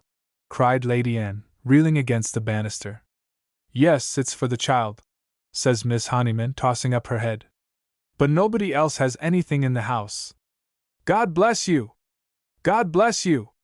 A mother's blessings go with you, gurgled the lady, who was not, it must be confessed, a woman of strong moral character. It was good to see the little man eating the fowl. Ethel, who had never cut anything in her young existence, except her fingers now and then with her brother's and her governess's penknives, bethought her of asking Miss Honeyman to carve the chicken. Lady Anne, with clasped hands and streaming eyes, sat looking on at the ravishing scene. Why did you not let us know you were Clive's aunt? Ethel asked, putting out her hand. The old lady took hers very kindly, and said, Because you didn't give me time, and do you love Clive, my dear? The reconciliation between Miss Honeyman and her lodger was perfect, and for a brief season Lady Anne Newcome was in rapture with her new lodgings and every person and thing which they contained. The drawing-rooms were fitted with the greatest taste, the dinner was exquisite. Were there ever such delicious veal cutlets, such fresh French beans? Indeed they were very good. said Miss Ethel. "I am so glad you like the house, and Clive, and Miss Honeyman." Ethel's mother was constantly falling in love with new acquaintances, so these raptures were no novelty to her daughter. Ethel had had so many governesses, all darlings during the first week, and monsters afterwards, that the poor child possessed none of the accomplishments of her age. She could not play on the piano, she could not speak French well, she could not tell you when gunpowder was invented, she had not the faintest idea of the date of the Norman conquest, or whether the earth went round the sun, or vice versa. She did not know the number of counties in England, Scotland, and Wales, let alone Ireland. She did not know the difference between latitude and longitude. She had had so many governesses. Their accounts differed. Poor Ethel was bewildered by a multiplicity of teachers, and thought herself a monster of ignorance. They gave her a book at a Sunday school, and little girls of 8 years old answered questions of which she knew nothing. The place swam before her. She could not see the sun shining on their fair flaxen heads and pretty faces. The rosy little children, holding up their eager hands and crying the answer to this question and that, seemed mocking her. She seemed to read in the book. "Oh, Ethel, you dunce, dunce, dunce!" She went home silent in the carriage, and burst into bitter tears on her bed. Naturally a haughty girl of the highest spirit, resolute and imperious, this little visit to the parish school taught Ethel lessons more valuable than ever so much arithmetic and geography. When Ethel was 13 years old she had grown to be such a tall girl that she overtopped her companions by a head or more, and morally perhaps, also, felt herself too tall for their society. "Fancy myself," she thought, "dressing a doll like Lily Putland, or wearing a pinafore like Lucy Tucker." She did not care for their sports. She could not walk with them, it seemed as if everyone stared, nor dance with them at the academy, nor attend the cours de littérature universelle et de science comprehensive of the professeur then de mode. The smallest girls took her up in the class. She was bewildered by the multitude of things they bade her learn. At the youthful little assemblies of her sex, when, under the guide of their respected governesses, the girls came to tea at 6 o'clock, dancing, charades, and so forth, Ethel heard it not with the children of her own age, nor yet with the teachers who sat apart at these assemblies, imparting to each other their little wrongs. But Ethel romped with the little children, the rosy little trots, and took them on her knees, and told them 1,000 stories. By these she was adored, and loved like a mother almost, for as such the hearty, kindly girl showed herself to them. But at home she was alone, and intractable, and did battle with the governesses, and overcame them one after another. While Lady Anne Newcome and her children were at Brighton, Lady Kew, mother of Lady Anne, was also staying there, but refused to visit the house in which her daughter was stopping for fear that she herself might contract the disease from which her grandchildren were recovering. She received news of them, however, through her grandson, Lord Kew, and his friend Jack Belsize, who enjoyed dining with the old lady whenever they were given the opportunity. Having met their cousins one day before dining with Lady Kew, their news was most interesting and enthusiastic. "That little chap who has just had the measles, he's a dear little brick," said Jack Belsize. "And as for Miss Ethel, Ethel is a trump, ma'am," says Lord Kew, slapping his hand on his knee. "Ethel is a brick, and Alfred is a trump, I think you say," remarks Lady Kew. "And Barnes is a snob. This is very satisfactory to know. We met the children out today," cries the enthusiastic Kew, "as I was driving Jack in the drag, and I got out and talked to M. The little fellow wanted a drive, and I said I would drive him and Ethel, too, if she would come. Upon my word, she's as pretty a girl as you can see on a summer's day. And the governess said no, of course, governesses always do. But I said I was her uncle, and Jack paid her such a fine compliment that she finally let the children take their seats beside me, and Jack went behind. We drove on to the downs. My horses are young, and when they get on the grass they are as if they were mad. They ran away, ever so far, and I thought the carriage must upset.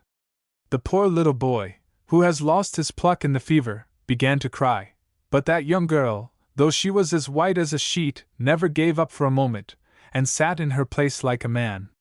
We met nothing, luckily, and I pulled the horses in after a mile or two, and I drove him into Brighton as quiet as if I had been driving a hearse. And that little trump of an Ethel, what do you think she said? She said I was not frightened, but you must not tell Mamma. My aunt, it appears, was in a dreadful commotion. I ought to have thought of that.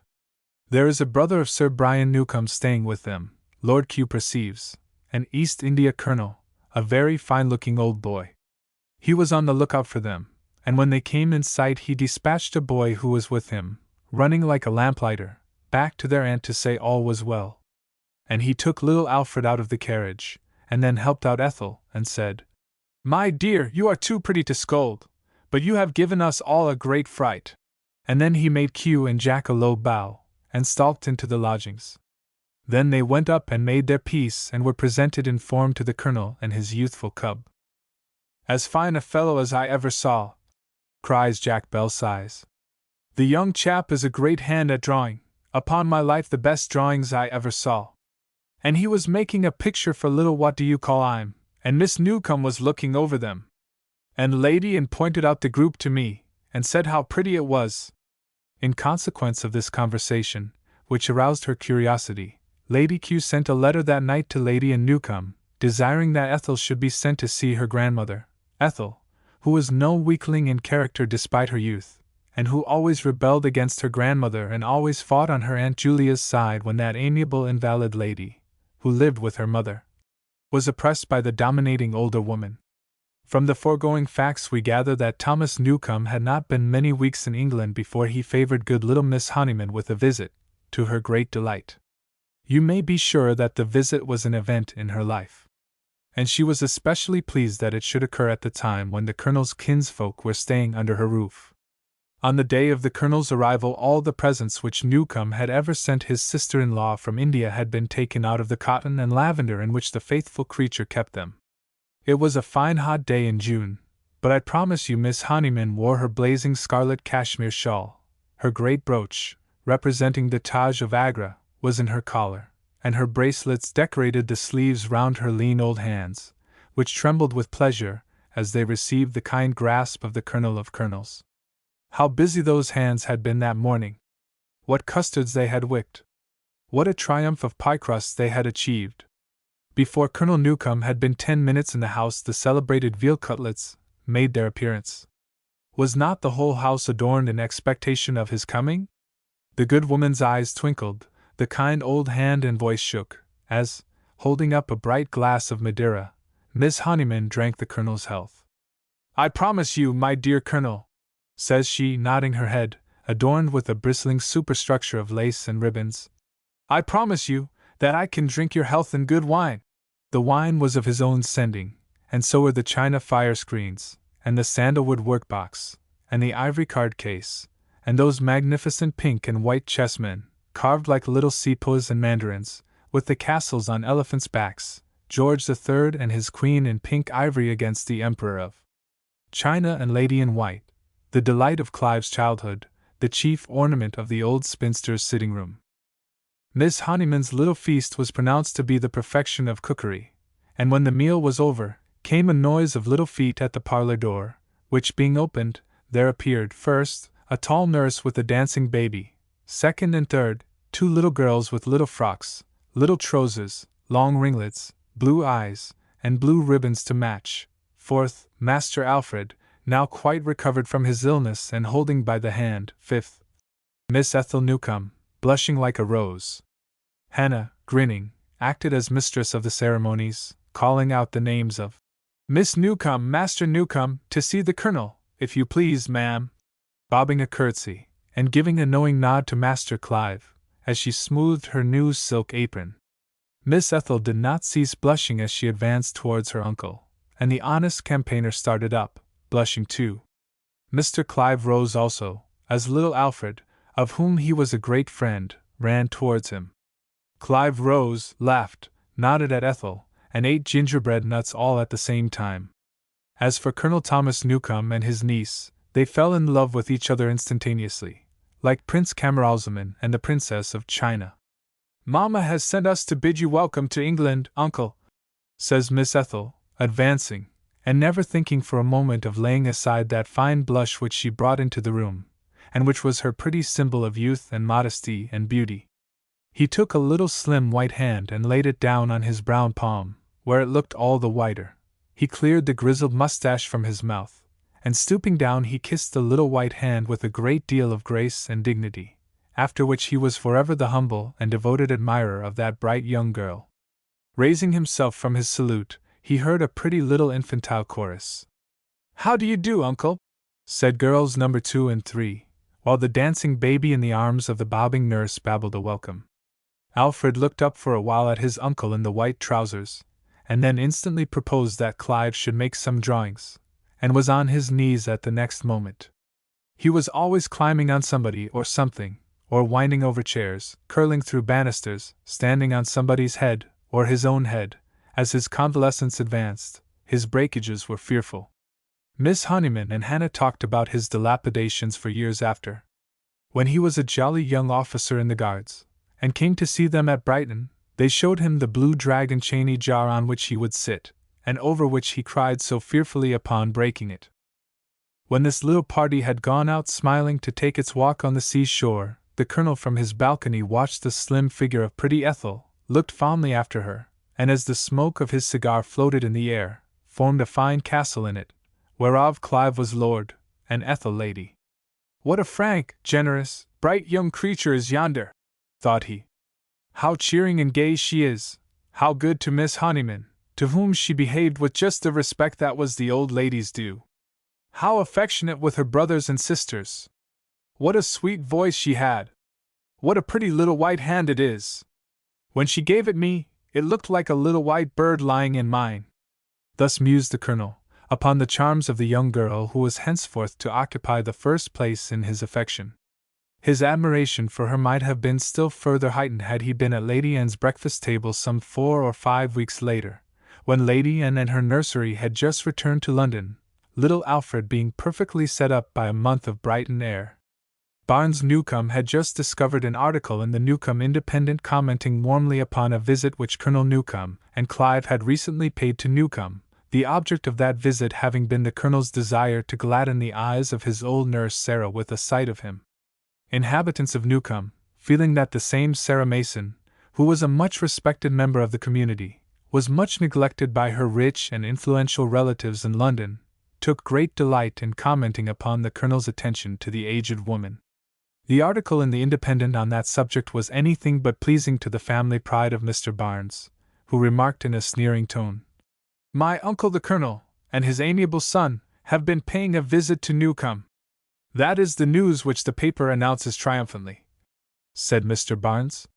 "You are always sneering about our uncle," broke in Ethel, impetuously, "and saying unkind things about Clive. Our uncle is a dear, good, kind man, and I love him.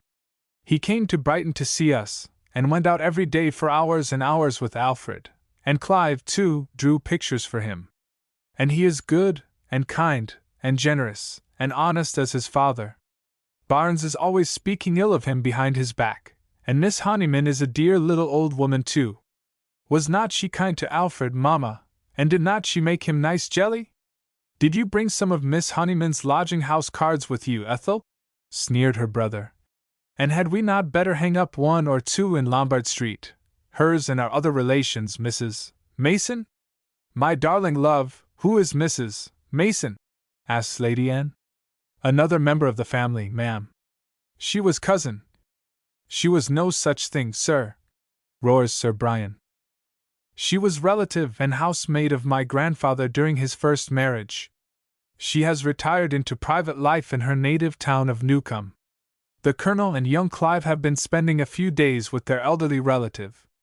It's all here in the paper, by Jove!" Mr. Barnes clenched his fist and stamped upon the newspaper with much energy. "And so they should go down and see her, and so the Colonel should love his nurse and not forget his relations if they are old and poor," cries Ethel, with a flush on her face, and tears starting in her eyes. "The Colonel went to her like a kind, dear, good, brave uncle as he is. The very day I go to Newcombe I'll go to see her." She caught a look of negation in her father's eye. "I will go, that is, if Papa would give me leave," says Miss Ethel, adding simply, "If we had gone sooner there would not have been all this abuse of us in the papers." To which statement her worldly father and brother perforce agreeing, we may congratulate good old Nurse Sarah upon adding to the list of her friends such a frank, open-hearted, high-spirited young woman as Miss Ethel Newcomb. In spite of the notoriety given him in the newspapers by his visit to Nurse Sarah, at his native place, he still remained in high favor with Sir Brian Newcomb's family, where he paid almost daily visits, and was received with affection at least by the ladies and children of the house. Who was it that took the children to Astley's but Uncle Newcomb? I saw him there in the midst of a cluster of these little people, all children together, the little girls, Sir Brian's daughters, holding each by a finger of his hands, young Masters Alfred and Edward clapping and hurrahing by his side, while Mr. Clive and Miss Ethel sat in the back of the box enjoying the scene, but with that decorum which belonged to their superior age and gravity. As for Clive, he was in these matters much older than the grizzled old warrior his father. It did one good to hear the Colonel's honest laughs at clown's jokes, and to see the tenderness and simplicity with which he watched over this happy brood of young ones. How lavishly did he supply them with sweetmeats between the acts! There he sat in the midst of them, and ate an orange himself with perfect satisfaction, and was eager to supply any luxury longed for by his young companions. The Colonel's organ of benevolence was so large that he would have liked to administer bounties to the young folks, his nephews and nieces in Bryanstone Square, as well as to their cousins in Park Lane, but Mrs. Newcomb was a great deal too virtuous to admit of such spoiling of children. She took the poor gentleman to task for an attempt upon her boys when those lads came home for their holidays, and caused them ruefully to give back the shining gold sovereigns with which their uncle had thought to give them a treat. So the Colonel was obliged to confine his benevolence to that branch of the family where it was graciously accepted. Meanwhile the Colonel had a new interest to absorb his attention. He had taken a new house at 120 Fitzroy Square in connection with that Indian friend of his, Mr. Binney.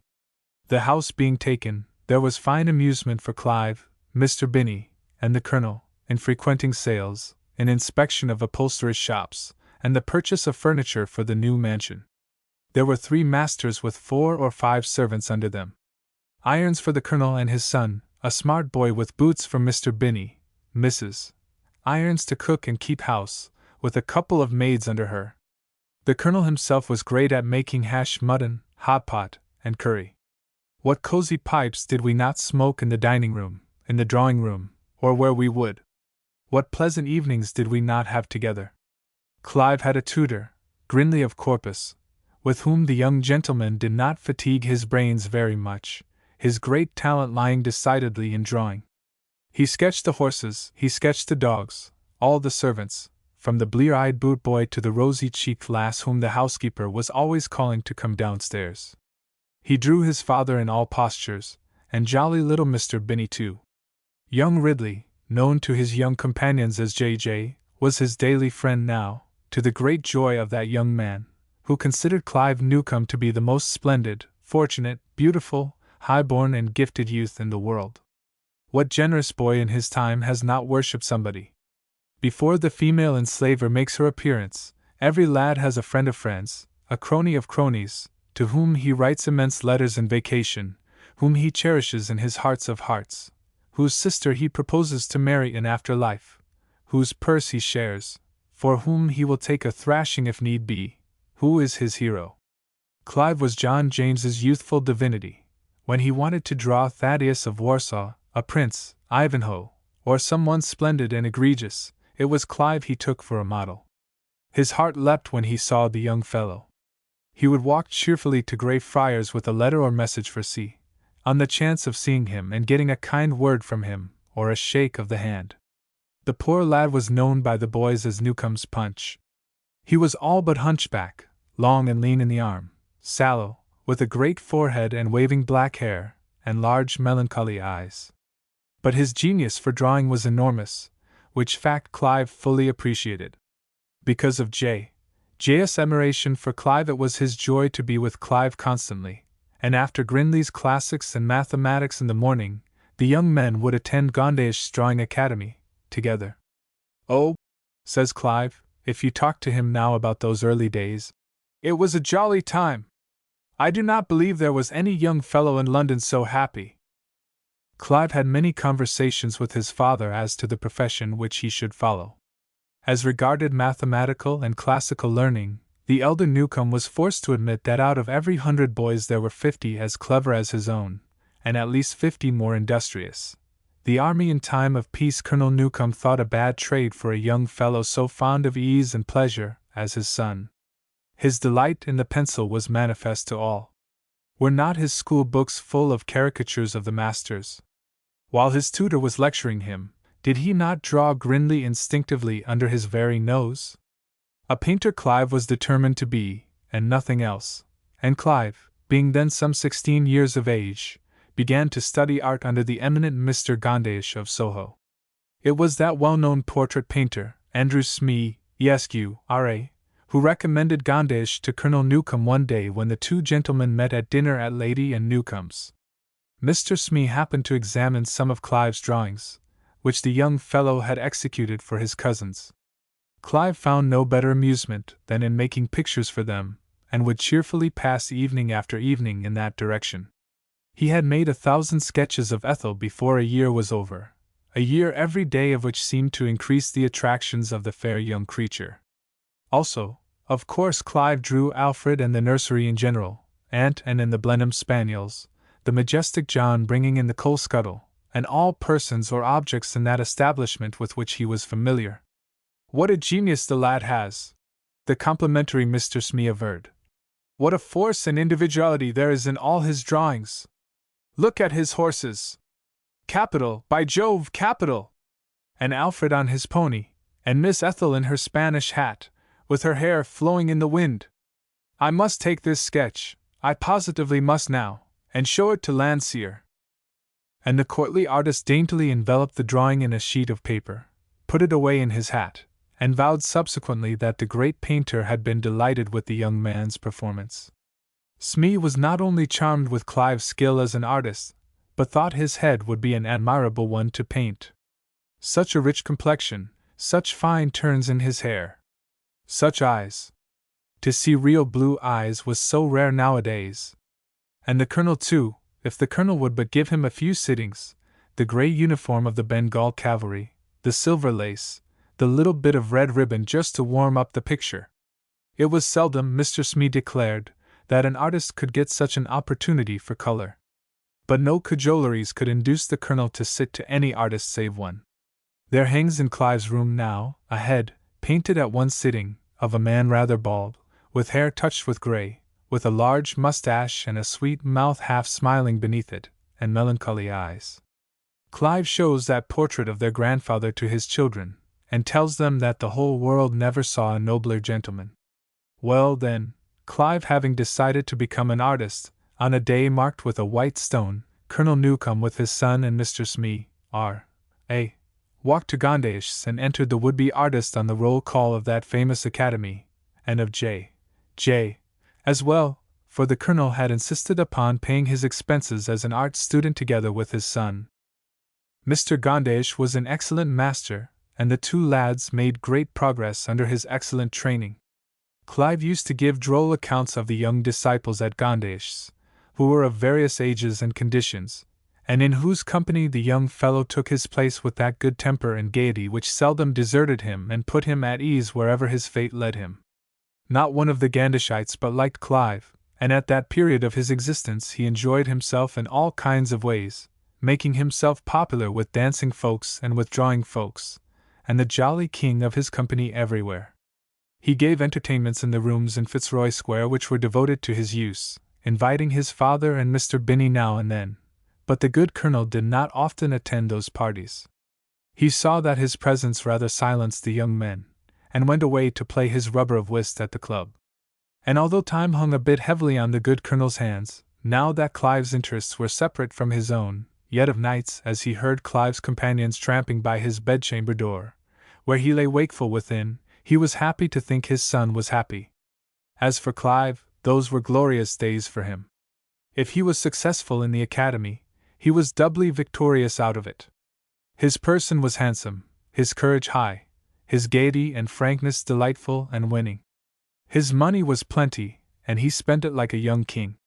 He was not the most docile of Mr. Gondish's pupils, and if the truth must be told about him, though one of the most frank, generous, and kind-hearted persons, was somewhat haughty and imperious. He had been known to lament since that he was taken from school too early, where a further course of thrashings would, he believed, have done him good. He lamented that he was not sent to college, where if a young man receives no other discipline at least he meets his equals in society and assuredly finds his betters, whereas in Mr. Gondesh's studio our young gentleman scarcely found a comrade that was not in one way or other his flatterer, his inferior, his honest or dishonest admirer. The influence of his family's rank and wealth acted more or less on all these simple folks, who would run on his errands and vied with each other winning his favor. His very goodness of heart rendered him a more easy prey to their flattery, and his kind and jovial disposition led him into company from which he had much better have been away.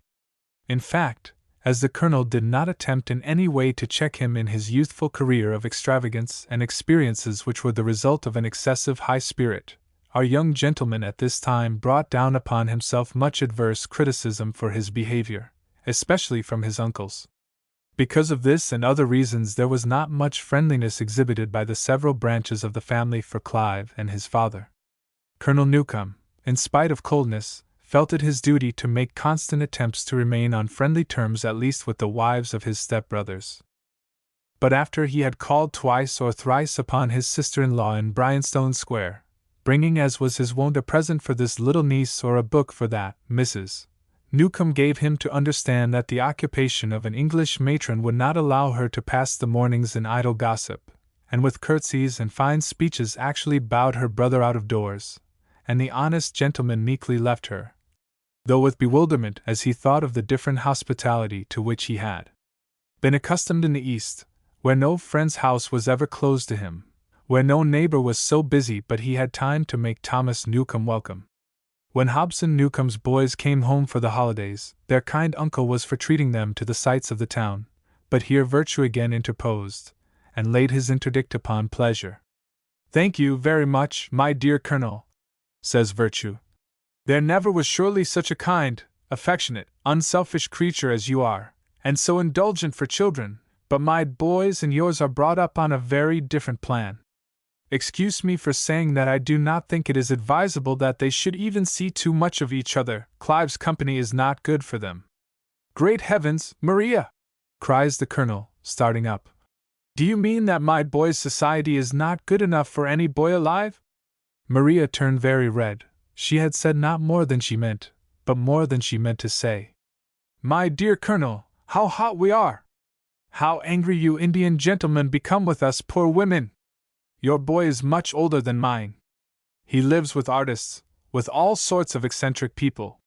Our children are bred on quite a different plan. Hobson will succeed his father in the bank, and dear Samuel, I trust, will go into the church.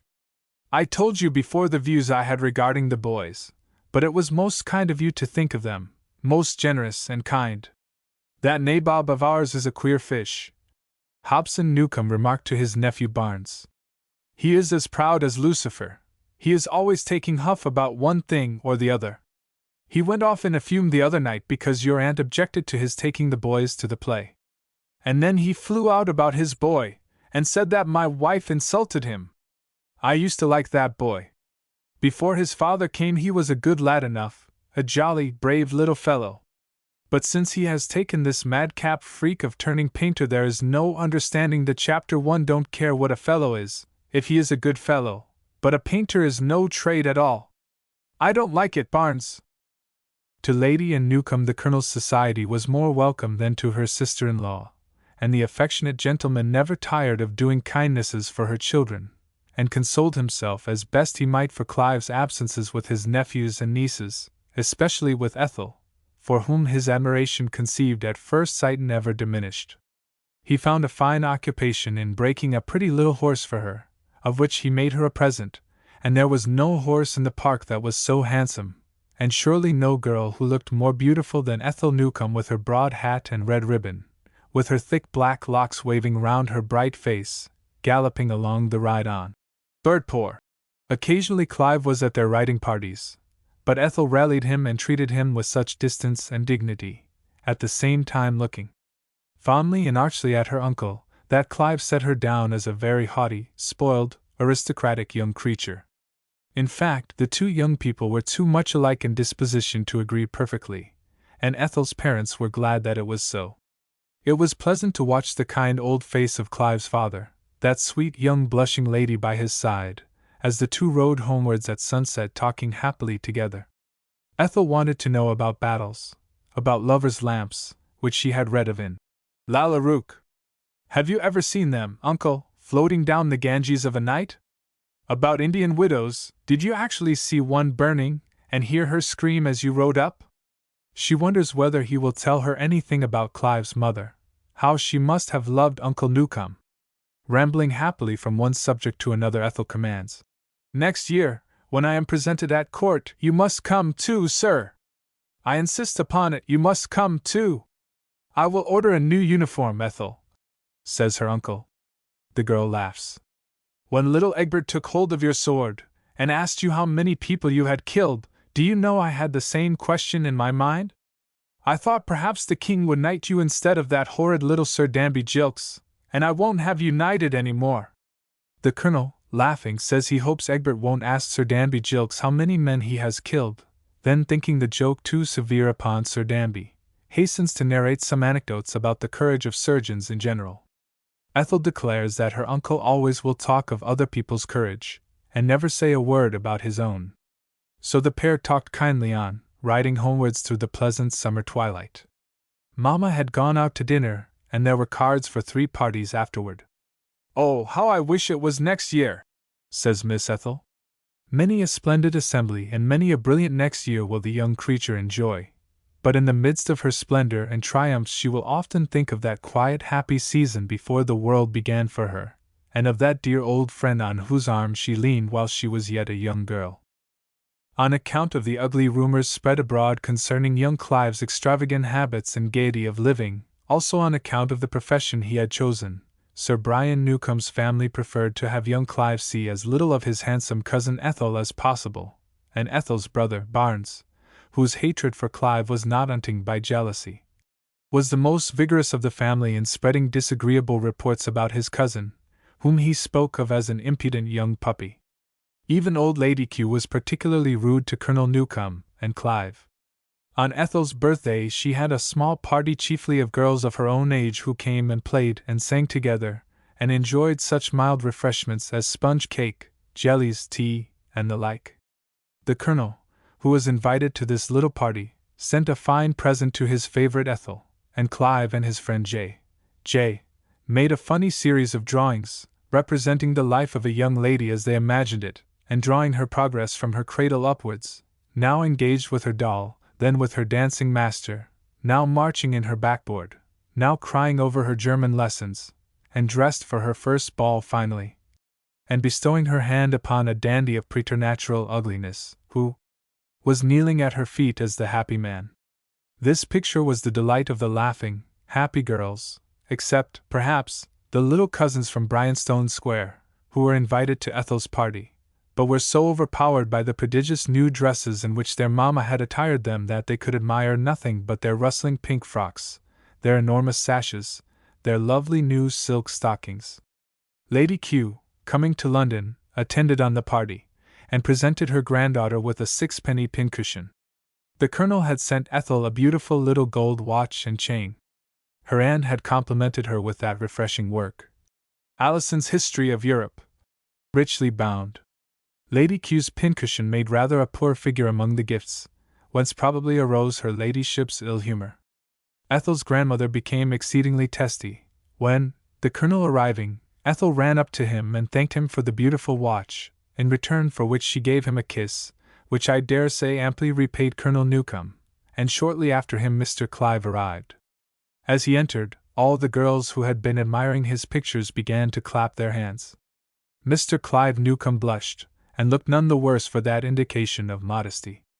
Lady Kew had met Colonel Newcome a half-dozen times at her daughter's house, but on this occasion she had quite forgotten him, for when the colonel made a bow, her ladyship regarded him steadily, and beckoning her daughter to her, asked who the gentleman was who had just kissed Ethel. With the clapping of hands that greeted Clive's arrival, The Countess was by no means more good-humored.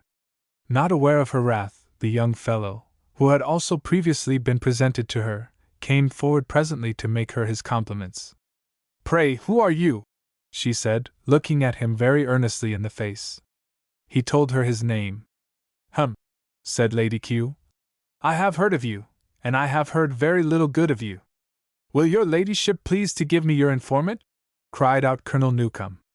Barnes Newcome, who had condescended to attend his sister's little party, and had been languidly watching the frolics of the young people, looked very much alarmed, and hastened to soften the incident by a change of conversation.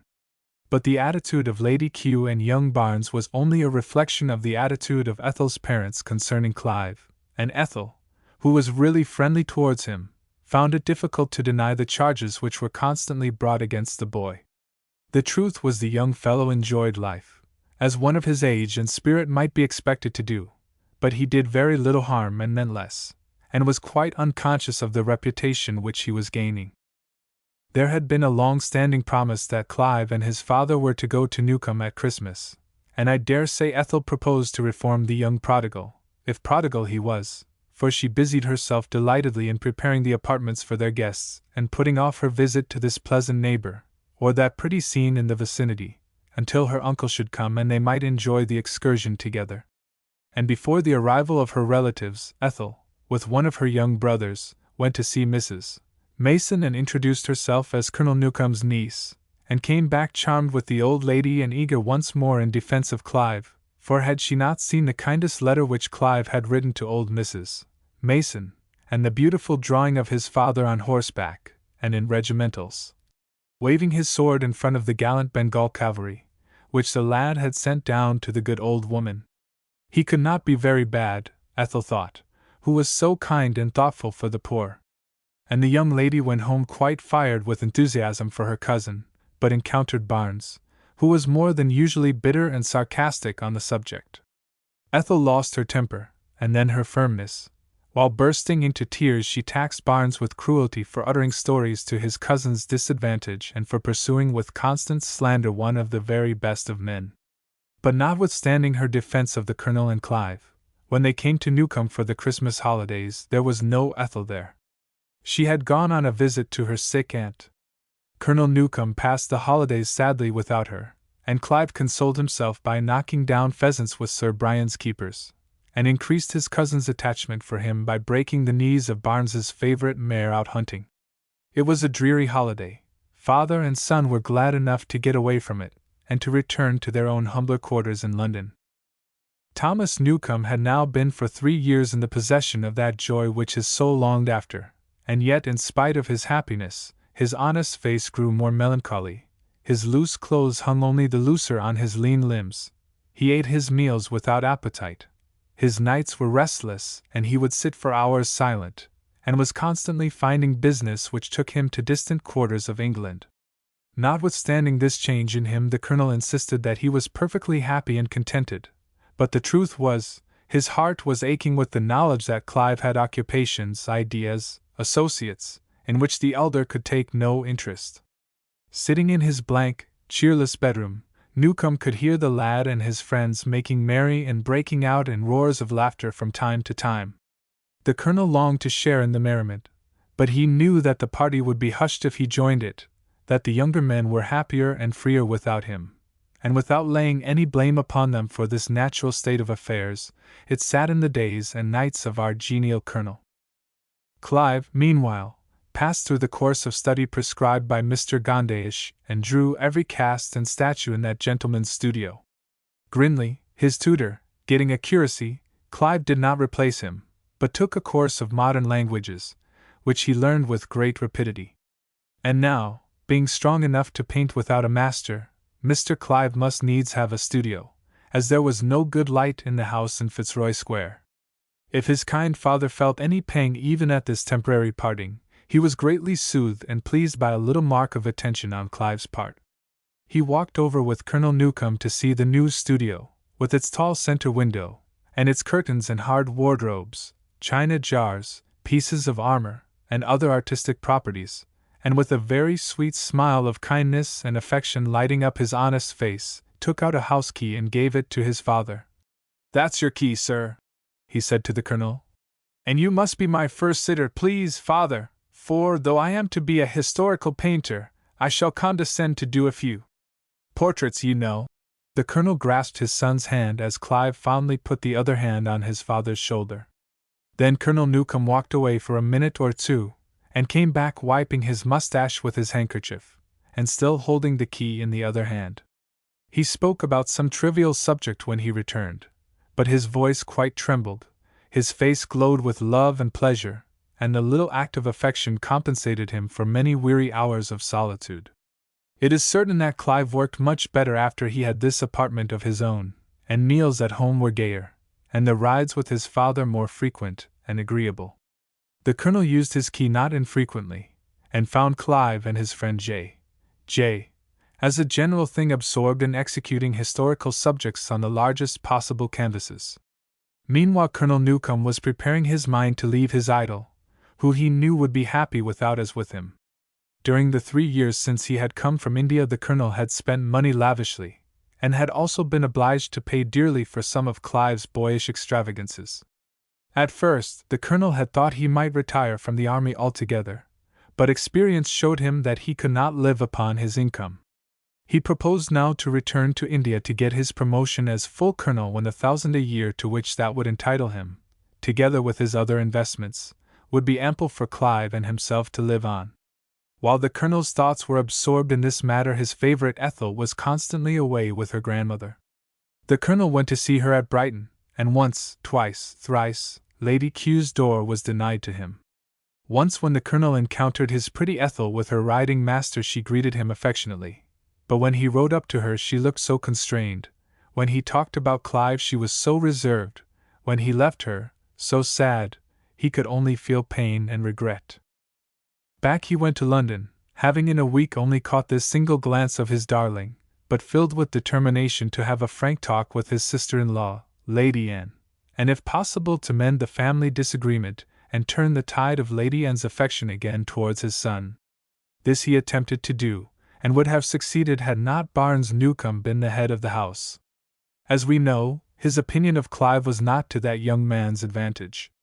These opinions were imparted to his Uncle Hobson at the bank, and Uncle Hobson carried them home to his wife, who took an early opportunity of repeating them to the colonel, and the colonel was brought to see that Barnes was his boy's enemy, and words very likely passed between them, for Thomas Newcome took a new banker at this time, and was very angry because Hobson Brothers wrote to him to say that he had overdrawn his account.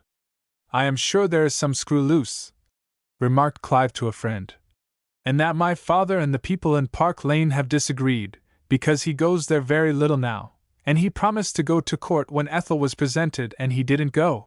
This state of affairs between the members of the Newcome family continued for some months. Then, happily, a truce was declared, the quarrel between the Newcome brothers came to an end, for that time at least, and was followed by a rather showy reconciliation and a family dinner at Bryanstone Square. Everybody was bent upon being happy and gracious. It was, "My dear brother, how do you do?" from Sir Brian. "My dear Colonel, how glad we are to see you! How well you look!" from Lady Anne. Ethel Newcome ran to him with both hands out, an eager welcome on her beautiful face. And even Lady Q held out her hand to Colonel Newcome, saying briskly, "Colonel, it is an age since we met," and turning to Clive with equal graciousness to say, "Mr. Clive, let me shake hands with you. I have heard all sorts of good of you, that you have been painting the most beautiful things, that you are going to be quite famous." There was no doubt about it. It was an evening of reconciliation on every side.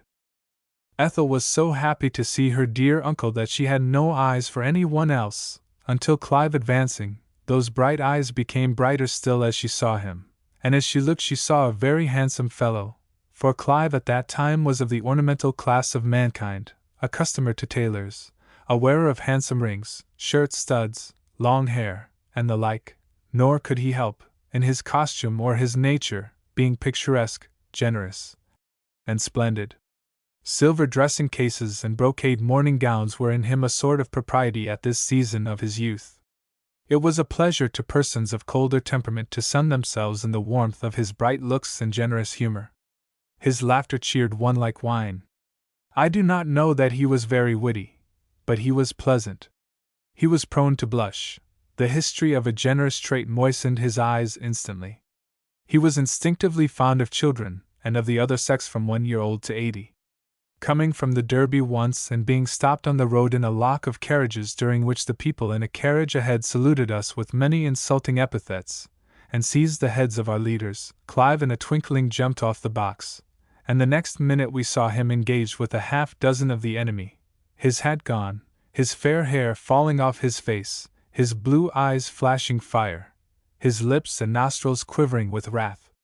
His father sat back in the carriage looking on with delight and wonder while a policeman separated the warriors. Clive ascended the box again, with his coat gashed from waist to shoulder. I hardly ever saw the elder Newcome in such a state of triumph. While we have been making this sketch of Clive, Ethel was standing looking at him, and the blushing youth cast down his eyes before hers while her face assumed a look of arch humor. And now let us have a likeness of Ethel. She was 17 years old, rather taller than the majority of girls, her face somewhat grave and haughty, but on occasion brightening with humor or beaming with kindliness and affection. Too quick to detect affectation or insincerity in others, too impatient of dullness or pomposity, she was more sarcastic now than she became when after years of suffering had softened her nature. Truth looked out of her bright eyes, and rose up armed and flashed scorn or denial when she encountered flattery or meanness or imposture. But those who had no cause to fear her keenness or her coldness admired her beauty, nor could the famous Parisian model whom Clive said she resembled be more perfect in form than this young lady. Her hair and eyebrows were jet black, but her complexion was dazzlingly fair and her cheeks as red as those belonging by right to a blonde. In her black hair there was a slight natural ripple.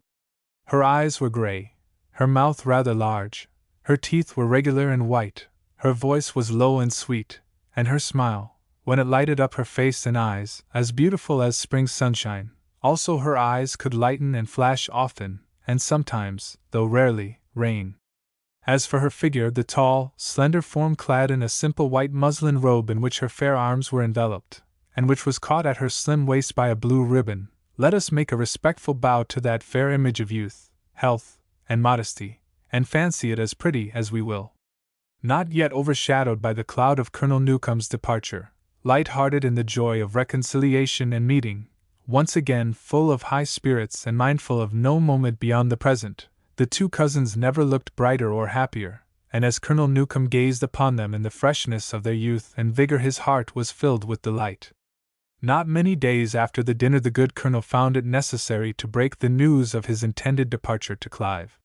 His resolution to go being taken, and having been obliged to dip somewhat deeply into the little purse he had set aside for European expenses to help a kinsman in distress, the colonel's departure came somewhat sooner than he had expected. But, as he said, "A year sooner or later, what does it matter? Clive will go away and work at his art, and see the great schools of painting while I am absent. I thought at one time how pleasant it would be to accompany him. I fancy now a lad is not the better for being always tied to his parents' apron strings. You young fellows are too clever for me. I haven't learned your ideas or read your books. I feel myself very often an old damper in your company. I will go back, sir, where I have some friends, and where I am somebody still. I know an honest face or two, white and brown, that will lighten up in the old regiment when they see Tom Newcome again." With this resolution taken, the colonel began saying farewell to his friends. He and Clive made a pilgrimage to Greyfriars, and the colonel ran down to Newcombe to give Mrs. Mason a parting benediction, went to all the boys' and girls' schools where his little protégés were, so as to be able to take the very latest account of the young folks to their parents in India, and thence proceeded to Brighton to pass a little time with good Miss Honeyman. With Sir Brian's family he parted on very good terms. I believe Sir Brian even accompanied him downstairs from the drawing-room in Park Lane, and actually saw his brother into his cab. But as for Ethel, she was not going to be put off with this sort of parting, and the next morning a cab dashed up to Fitzroy Square, and she was closeted with Colonel Newcome for 5 minutes, and when he led her back to the carriage there were tears in his eyes. Then came the day when Clive and his father travelled together to Southampton, where a group of the Colonel's faithful friends were assembled to say a "God bless you" to their dear old friend, and see the vessel sail.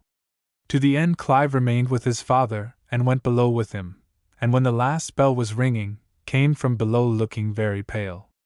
The plank was drawn after him almost as soon as he stepped on land, and the vessel had sailed. Although Thomas Newcombe had gone back to India in search of more money, he was nevertheless rather a wealthy man and was able to leave 100 a year in England to be transferred to his boy as soon as he came of age.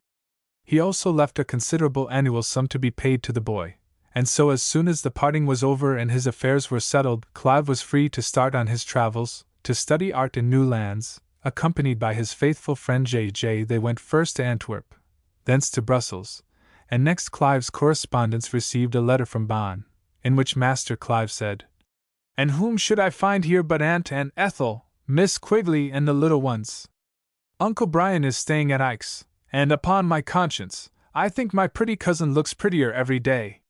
J.J. and I were climbing a little hill which leads to a ruin, when I heard a little voice cry, 'Hello! It's Clive!'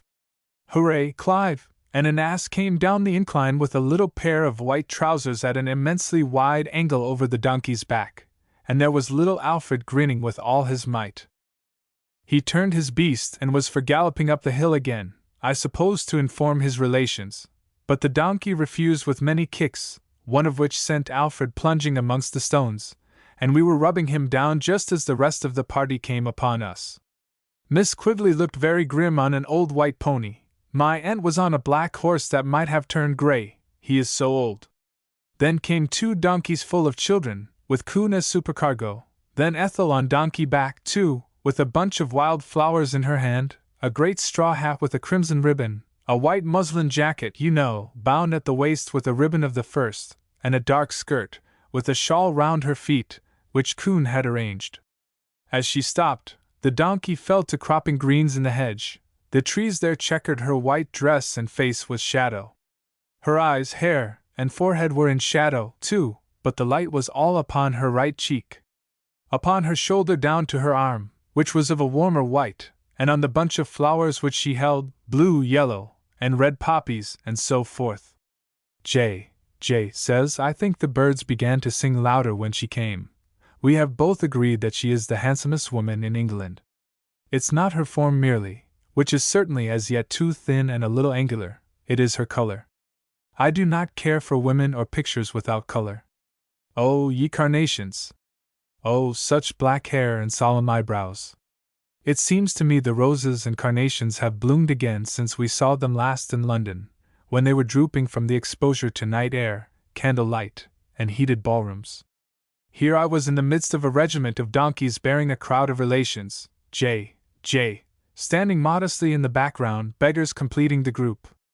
Throw in the Rhine in the distance flashing by the 7 mountains, but mind and make Ethel the principal figure. If you make her like she certainly will be, and other lights will be only minor fires. You may paint her form, but can't paint her color. Thus wrote Clive from Bonn, and now that the old Countess and Barnes were away, the barrier between Clive and his family was withdrawn. The young folks who loved him were free to see him as often as he would come. They were going to Baden, would he come too?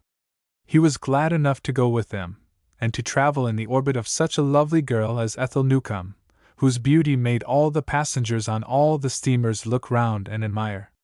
The journey was all sunshine and pleasure and novelty, and I liked to think of the pretty girl and the gallant young fellow enjoying this holiday. Few sights are more pleasant than to watch a happy, manly English youth, free-handed and generous-hearted, content and good-humor shining in his honest face, pleased and pleasing, eager, active, and thankful for services, and exercising bravely his noble youthful privilege to be happy and to enjoy. As for J., he, too, had his share of enjoyment. Clive was still his hero as ever, his patron, his splendid young prince and chieftain. Who was so brave, who was so handsome, generous, witty as Clive? To hear Clive sing, as the lad would whilst they were seated at their work, or driving along on this happy journey, through fair landscapes in the sunshine, gave J. the keenest pleasure. His wit was a little slow, but he would laugh with his eyes at Clive's sallies, or ponder over them and explode with laughter presently, giving a new source of amusement to these merry travelers, and little Alfred would laugh at JJ's laughing, and so, with 100 harmless jokes to enliven, and the ever-changing, ever-charming smiles of nature to cheer and accompany it, the happy day's journey would come to an end. So they traveled by the accustomed route to the prettiest town of all places where pleasure has set up her tents, and there enjoyed themselves to the fullest extent. Among Colonel Newcome's papers to which the family biographer has had access, there are a couple of letters from Clive, dated Baden this time, and full of happiness, gaiety, and affection. Letter number 1 says, "Ethel is the prettiest girl here. At the assemblies all the princes, counts, dukes, etc., are dying to dance with her. She sends her dearest love to her uncle." By the side of the words "prettiest girl" are written in a frank female hand the monosyllable "stuff," and as a note to the expression "dearest love," with a star to mark the text in the note, are squeezed in the same feminine characters at the bottom of Clive's page the words "that I do." En. In letter number 2, Clive, after giving amusing details of life at Baden and the company whom he met there, concludes with this: "Ethel is looking over my shoulder. She thinks me such a delightful creature that she is never easy without me. She bids me to say that I am the best of sons and cousins, and am, in a word, a darling do." The rest of this important word is not given, but goose is added in the female hand. Ethel takes up the pen. "My dear uncle," she says, "while Clive is sketching out of the window, let me write to you a line or two on his paper, though I know you like to hear no one speak but him. I wish I could draw him for you as he stands yonder looking the picture of good health, good spirits, and good humor. Everybody likes him. He is quite unaffected, always gay, always pleased, and he draws more beautifully every day." When these letters were received by the good colonel in India, we can well imagine the joy that warmed his fond heart. He himself was comfortably settled in the only place which would ever be home to him. His son, the idol of his heart, was with Ethel, his darling. The objects of his tenderest affection were gay, happy, together, and best of all, thinking of him. That he was not with them gave him no regrets. His love was too great for that. That their youth was soon to give place to the sober experiences of life gave him no pang of fear for them. Reading their letters, the colonel was filled with quiet contentment. Their future he could trust to the care of that guiding hand to whom he had entrusted his boy in childhood's earliest days. Arthur Pendennis. Illustration: Arthur Pendennis at Fair Oaks. Early in the regency of George the Magnificent there lived in a small town in the west of England, called Clavering, a gentleman whose name was Pendennis. At an earlier date Mr. Pendennis had exercised the profession of apothecary and surgeon, and had even condescended to sell a plaster across the counter of his humble shop, or to vend toothbrushes, hair powder, and London perfumery. And yet that little apothecary was a gentleman with good education, and of as old a family as any in the county of Somerset. He had a Cornish pedigree which carried the Pendennises back to the time of the Druids. He had had a piece of university education, and might have pursued that career with honor, but in his second year at Oxford his father died insolvent, and he was obliged to betake himself to the trade which he always detested. For some time he had a hard struggle with poverty, but his manners were so gentlemanlike and soothing that he was called in to prescribe for some of the ladies in the best families of Bath. Then his humble little shop became a smart one, then he shut it up altogether, then he had a gig with a man to drive in, and before she died his poor old mother had the happiness of seeing her beloved son step into a close carriage of his own, with the arms of the family of Pendennis handsomely emblazoned on the panels. He married Miss Helen Thistlewood, a very distant relative of the noble family of Baracres, having met that young lady under Lady Pentaple's roof. The secret ambition of Mr. Pendennis had always been to be a gentleman. By prudence and economy, his income was largely increased, and finally he sold his business for a handsome sum, and retired forever from handling of the mortar and pestle, having purchased as a home the house of Fair Oaks, nearly a mile out of Clavering. The estate was a beautiful one, and Arthur Pendennis, his son, being then but 8 years of age, dated his earliest recollections from that place. Fair Oaks lawn comes down to the little river Brawl, and on the other side were the plantations and woods of Clavering Park. The park was let out in pasture when the Pendennises came first to live at Fair Oaks. Shutters were up in the house, a splendid freestone palace, with great stairs, statues, and porticos. Sir Richard Clavering, Sir Francis's grandfather, had commenced the ruin of the family by the building of this palace. His successor had achieved the ruin by living in it. The present Sir Francis was abroad somewhere, and until now nobody could be found rich enough to rent that enormous mansion. Through the deserted rooms, mouldy, clanking halls, and dismal galleries of which Arthur Pendennis many a time walked trembling when he was a boy. At sunset from the lawn of Fair Oaks there was a pretty sight. It and the opposite park of Clavering were in the habit of putting on a rich golden tinge, which became them both wonderfully. The upper windows of the great house flamed so as to make your eyes wink. The little river ran off noisily westward and was lost in sombre wood, behind which the towers of the old Abbey Church of Clavering, whereby that town is called Clavering St. Mary's to the present day, rose up in purple splendor. Little Arthur's figure and his mother's cast long blue shadows over the grass, and he would repeat in a low voice, for a scene of great natural beauty always moved the boy, who inherited this sensibility from his mother, certain lines beginning, "These are thy glorious works, Parent of good, Almighty! Thine this universal frame," greatly to Mrs. Pendennis's delight.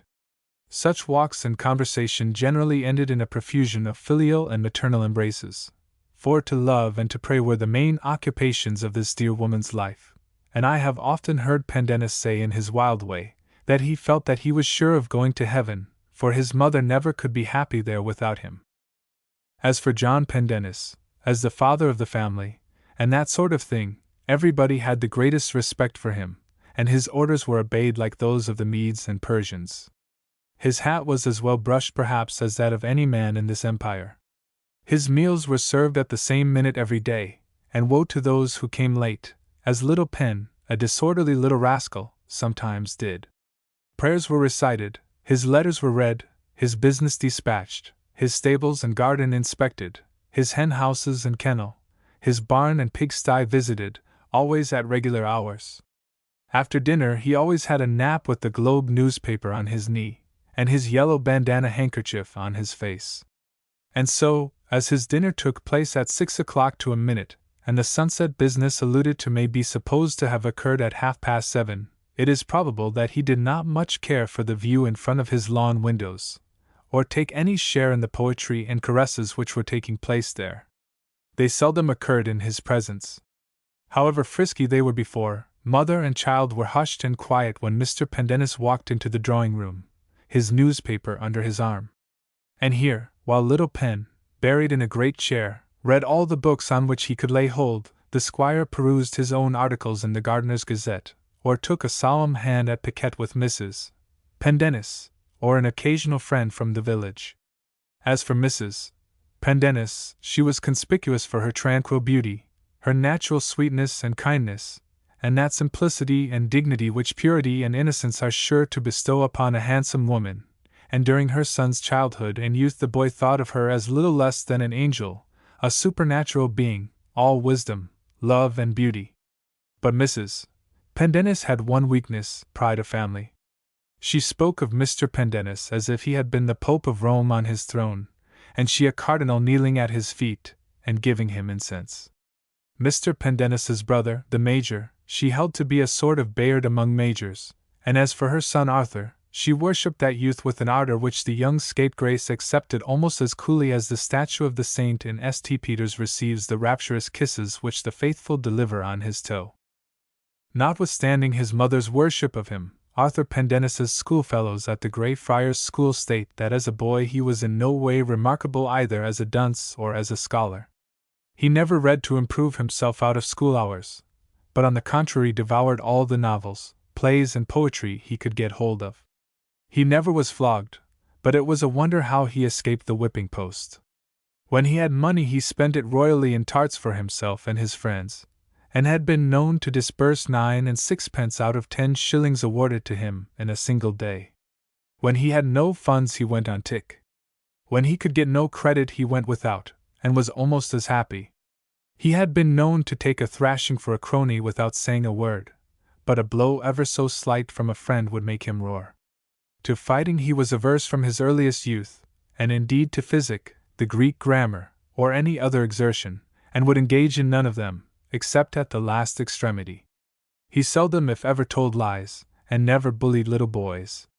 Those masters or seniors who were kind to him, he loved with boyish ardor. And though the doctor, when he did not know his Horace, or could not construe his Greek play, said that boy Pendennis was a disgrace to the school, a candidate for ruin in this world, and perdition in the next, a profligate who would most likely bring his venerable father to ruin and his mother to a dishonored grave, and the like, yet as the doctor made use of these compliments to most of the boys in the place, little Pen, at first uneasy and terrified by these charges, became gradually accustomed to hear them, and he has not, in fact, either murdered his parents or committed any act worthy of transportation or hanging up to the present day. Thus, with various diversions and occupations, his school days passed until he was about 16 years old, when he was suddenly called away from his academic studies. It was at the close of the forenoon school, and Pen had been unnoticed all the previous part of the morning till now, when the doctor put him on to construe in a Greek play. He did not know a word of it, though little Timmins, his form fellow, was prompting him with all his might. Pen had made a sad blunder or two, when the awful chief broke out upon him. "Pendennis, sir," he said, "your idleness is incorrigible and your stupidity beyond example. You are a disgrace to your school, and to your family, and I have no doubt will prove so in after life to your country. If that vice, sir, which is described to us as the root of all evil, be really what moralists have represented, what a prodigious quantity of future crime and wickedness are you, unhappy boy, laying the seed! Miserable trifler! A boy, sir, who does not learn his Greek play cheats the parent who spends money for his education. A boy who cheats his parent is not very far from robbing or forging upon his neighbor. A man who forges on his neighbor pays the penalty of his crime at the gallows.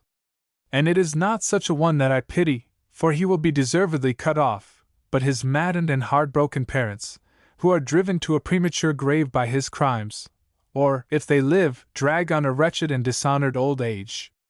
Go on, sir, and I warn you that the very next mistake that you make shall subject you to the punishment of the rod. Who's that laughing? What ill-conditioned boy is there that dares to laugh?" shouted the doctor. Indeed, while the master was making this oration, there was a general titter behind him in the schoolroom. The orator had his back to the door of this ancient apartment, which was open, and a gentleman who was quite familiar with the place, for both Major Arthur, Pen's uncle, and Mr. John Pendennis had been at the school, was asking the fifth-form boy who sat by the door for Pendennis. The lad, grinning, pointed to the culprit against whom the doctor was pouring out the thunders of his just wrath. Major Pendennis could not help laughing. He remembered having stood under that very pillar where Pen the younger now stood, and having been assaulted by the doctor's predecessor years and years ago. The intelligence was passed round, in an instant, that it was Pendennis's uncle, and 100 young faces, wondering and giggling, between terror and laughter, turned now to the newcomer and then to the awful doctor. The major asked the fifth-form boy to carry his card up to the doctor, which the lad did with an arch look. Major Pendennis had written on the card, "I must take AP home. His father is very ill." As the doctor received the card, and stopped his harangue with rather a scared look, the laughter of the boys, half constrained until then, burst out in a general shout. "Silence!" roared out the doctor, stamping with his foot. Pen looked up and saw who was his deliverer. The major beckoned to him gravely, and tumbling down his books, Pen went across. The doctor took out his watch. It was 2 minutes to 1. "We will take the juvenile at afternoon school," he said, nodding to the captain, and all the boys, understanding the signal, gathered up their books and poured out of the hall. Young Pen saw by his uncle's face that something had happened at home. "Is there anything the matter with my mother?" he said. He could hardly speak for emotion and the tears which were ready to start.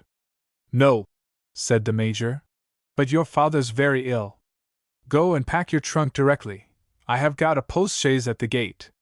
Pen went off quickly to his boarding-house to do as his uncle bade him, and the doctor, now left alone in the schoolroom, came out to shake hands with the major. "There is nothing serious, I hope?" said the doctor.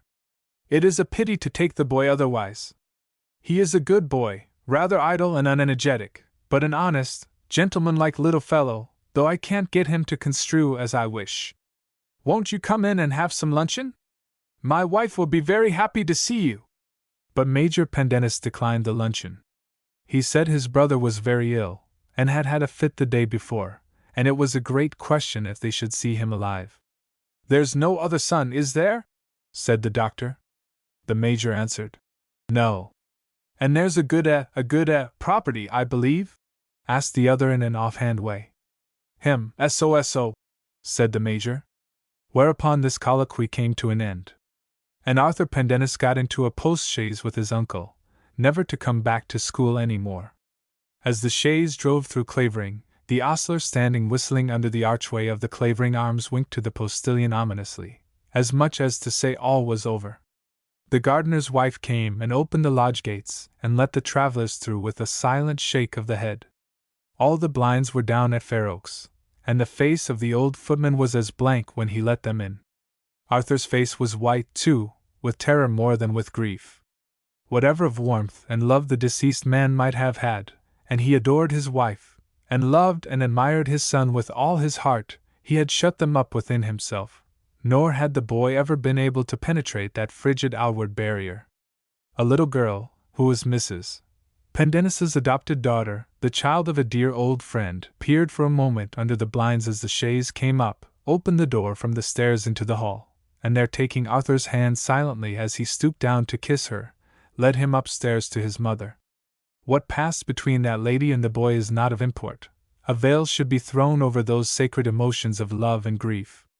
As for Arthur Pendennis, after that awful shock which the sight of his dead father must have produced on him, and the pity and feeling which such an event no doubt occasioned, I am not sure that in the very moment of the grief, and as he embraced his mother, and tenderly consoled her and promised to love her forever, there was not springing up in his breast a sort of secret triumph and exultation. He was the chief now and lord. He was Pendennis, and all round about him were his servants and handmaids. "You'll never send me away," little Laura said, tripping by him and holding his hand. "You won't send me to school, will you, Arthur?" Arthur kissed her and patted her head.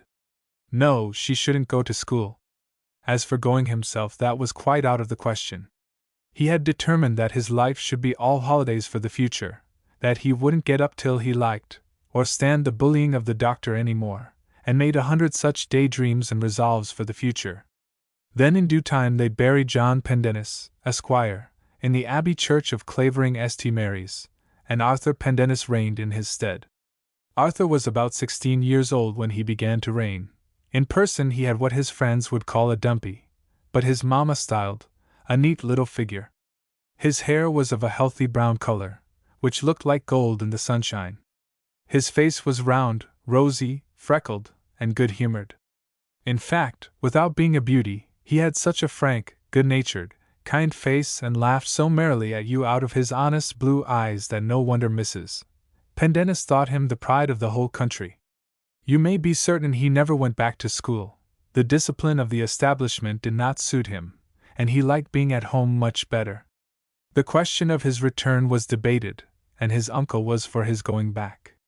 The doctor wrote his opinion that it was most important for Arthur's success in after life that he should know a Greek play thoroughly, but Penn adroitly managed to hint to his mother what a dangerous place Greyfriars was, and what sad wild fellows some of the chaps there were, and the timid soul, taking alarm at once, acceded to his desire to stay at home. Then Penn's uncle offered to use his influence with His Royal Highness, the Commander-in-Chief, to get Penn a commission in the Foot Guards. Penn's heart leaped at this. He had been to hear the band at St. James's play on a Sunday, when he went out to his uncle. He had seen Tom Ricketts, of the 4th form, who used to wear a jacket and trousers so ludicrously tight that the elder boys could not forbear using him in the quality of a butt or cock-shy. He had seen this very Ricketts arrayed in crimson and gold, with an immense bearskin cap on his head, staggering under the colors of the regiment. Tom had recognized him and gave him a patronizing nod.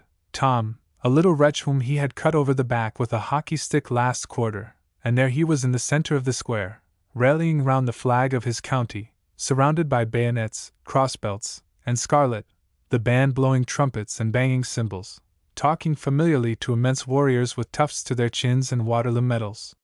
What would not Penn have given to enter such a service?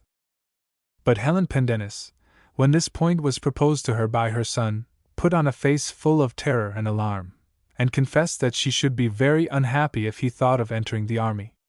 Now Penn would as soon have cut off his nose and ears as deliberately and of malice aforethought have made his mother unhappy, and as he was of such a generous disposition that he would give away anything to any one, he instantly made a present of his visionary red coat and epaulets to his mother.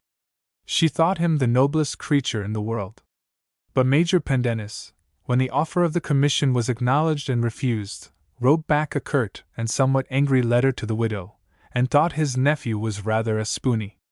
He was contented, however, when he saw the boys' performances out hunting at Christmas, when the Major came down as usual to Fair Oaks. Penn had a very good mare, and rode her with uncommon pluck and grace. He took his fences with great coolness and judgment.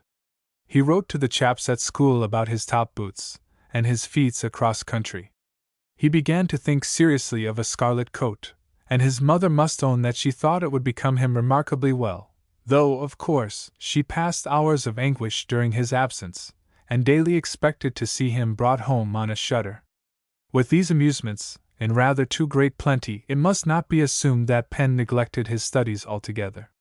He had a natural taste for reading every possible kind of book which did not fall into his school course. It was only when they forced his head into the waters of knowledge that he refused to drink.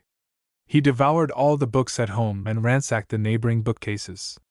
He found at Clavering an old cargo of French novels which he read with all his might, and he would sit for hours perched on the topmost bar of Dr. Portman's library steps with an old folio on his knees. Mr. Smirk, Dr. Portman's curate, was engaged at a liberal salary to pass several hours daily with the young gentleman. He was a decent scholar and mathematician, and taught Penn as much as the lad was ever disposed to learn, which was not much. Penn soon took the measure of his tutor, who, when he came riding into the courtyard at Fair Oaks on his pony, turned out his toes so absurdly, and left such a gap between his knees and the saddle, that it was impossible for any lad endowed with a sense of humor to respect such a rider. He nearly killed Smirk with terror by putting him on his mare, and taking him a ride over a common where the county foxhounds happened to meet. Smirk and his pupil read the ancient poets together, and rattled through them at a pleasant rate, very different from that steady grubbing pace with which he was obliged to go over the classis ground at Grey Friars, scenting out each word and digging up every root in the way. Penn never liked to halt, but made his tutor construe when he was at fault, and thus galloped through the Iliad and the Odyssey and the charming, wicked Aristophanes. But he went so fast that though he certainly galloped through a considerable extent of the ancient country, he clean forgot it in after life. Besides the ancient poets, Penn read the English with great gusto. Smirk sighed and shook his head sadly both about Byron and Moore. But Penn was a sworn fire-worshipper and a corsair. He had them by heart, and used to take little Laura into the window and say, "Zuleika, I am not thy brother," in tones so tragic that they caused the solemn little maid to open her great eyes still wider. She sat sewing at Mrs. Pendennis's knee, listening to Penn reading to her without understanding one word of what he said. He read Shakespeare to his mother, and Byron and Pope, and his favorite, Lalla Rookh, and Bishop Heber and Mrs. Hemans, and about this period of his existence began to write verses of his own. He broke out in the Poet's Corner of the County Chronicle with some verses with which he was perfectly well satisfied. His are the verses signed Nepaddressed. To a tear, on the anniversary of the Battle of Waterloo, on St. Bartholomew's Day, etc., etc., all of which masterpieces Mrs. Pendennis kept along with his first socks, the first cutting of his hair, his bottle, and other interesting relics of his infancy. His genius at this time was of a decidedly gloomy cast.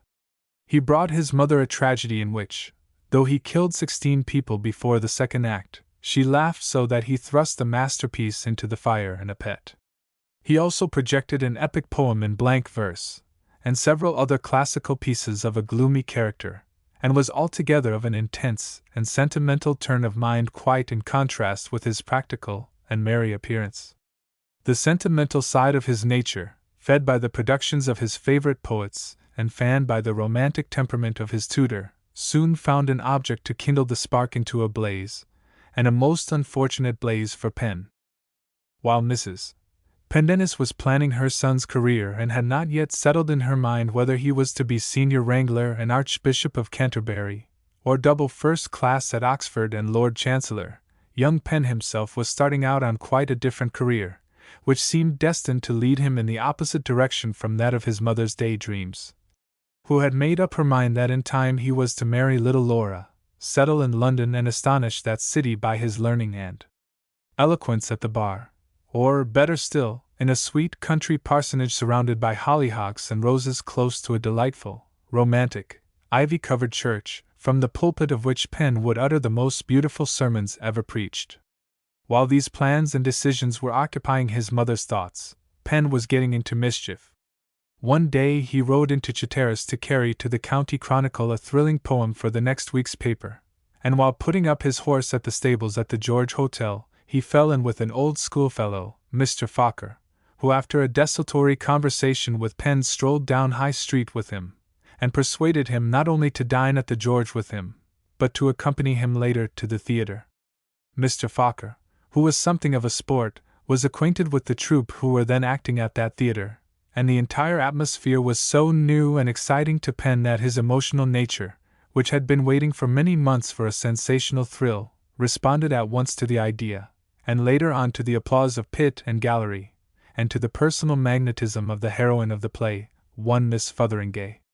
To Miss Fotheringay's attractions, natural and artificial, Penn responded at once, and sat in breathless enchanted silence through all the conversations and melodramatic situations of the mediocre performance. When the curtain went down he felt that he now had a subject to inspire his muse forever. He quitted the theatre in a state of intense excitement, and rode homeward in a state of numb ecstasy. Notwithstanding his sentimental mood, Penn was so normal in mind and body that he slept as soundly as ever, but when he awoke he felt himself to be many years older than yesterday.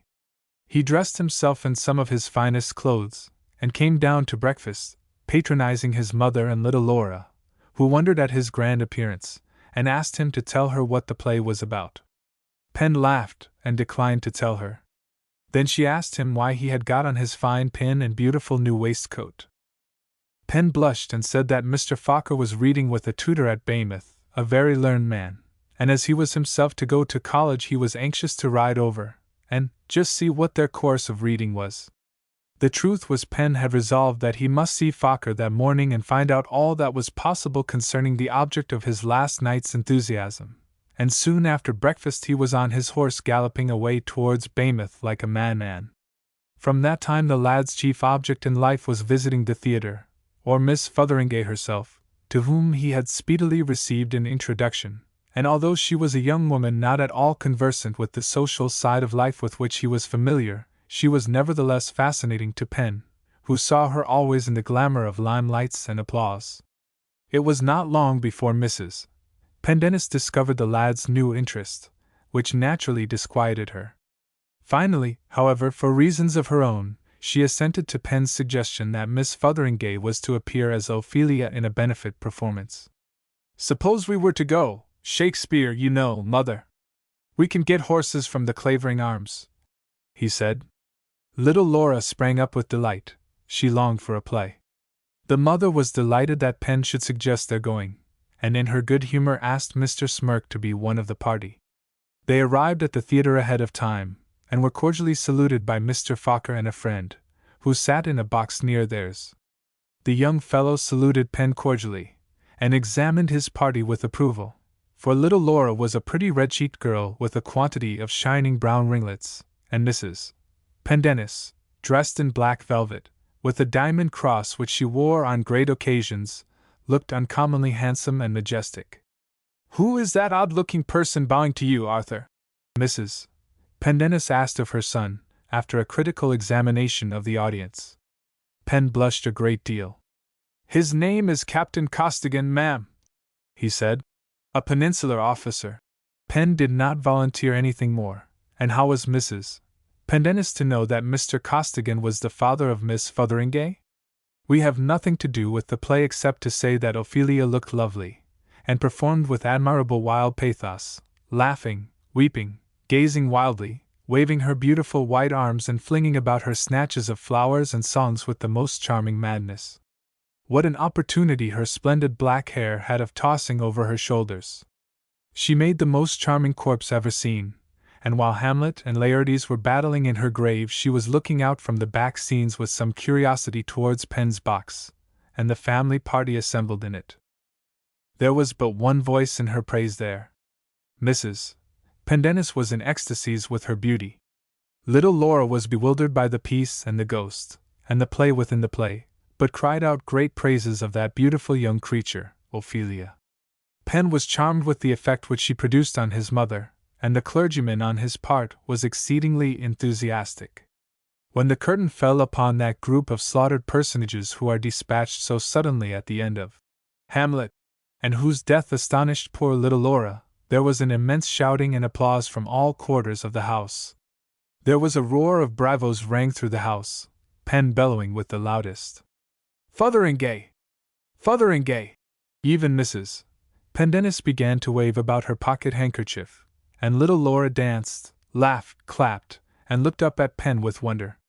If Penn had been alone with his mother in the carriage as they drove home that night he would have told her the extent of his devotion for Miss Fotheringay, but he had no chance to do so, and it remained for that good lady to hear of her boy's intimacy with the actress from good Dr. Portman, who, on the following evening, happening to see Penn in Miss Fotheringay's company and much absorbed by her charms, lost no time in hurrying to Mrs. Pendennis with the news. Now, although Mrs.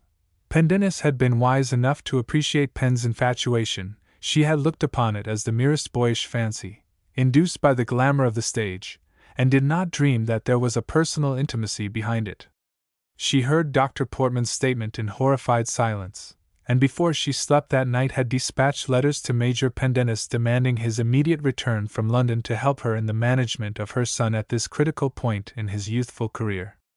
Although loath to leave London, Major Pendennis straightway came to Fair Oaks. He saw the situation at a glance, and after a prolonged conversation with Mrs. Pendennis he summoned Penn himself.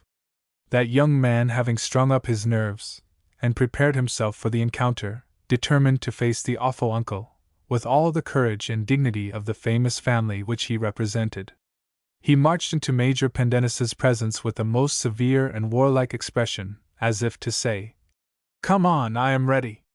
The old man of the world, as he surveyed the boy's demeanor, could hardly help a grin at his admirable pompous simplicity, and having a shrewd notion that threats and tragic exultations would have no effect upon the boy, said with the most good-humored smile in the world, as he shook Penn's passive fingers gaily, "Well, Penn, my boy, tell us all about it."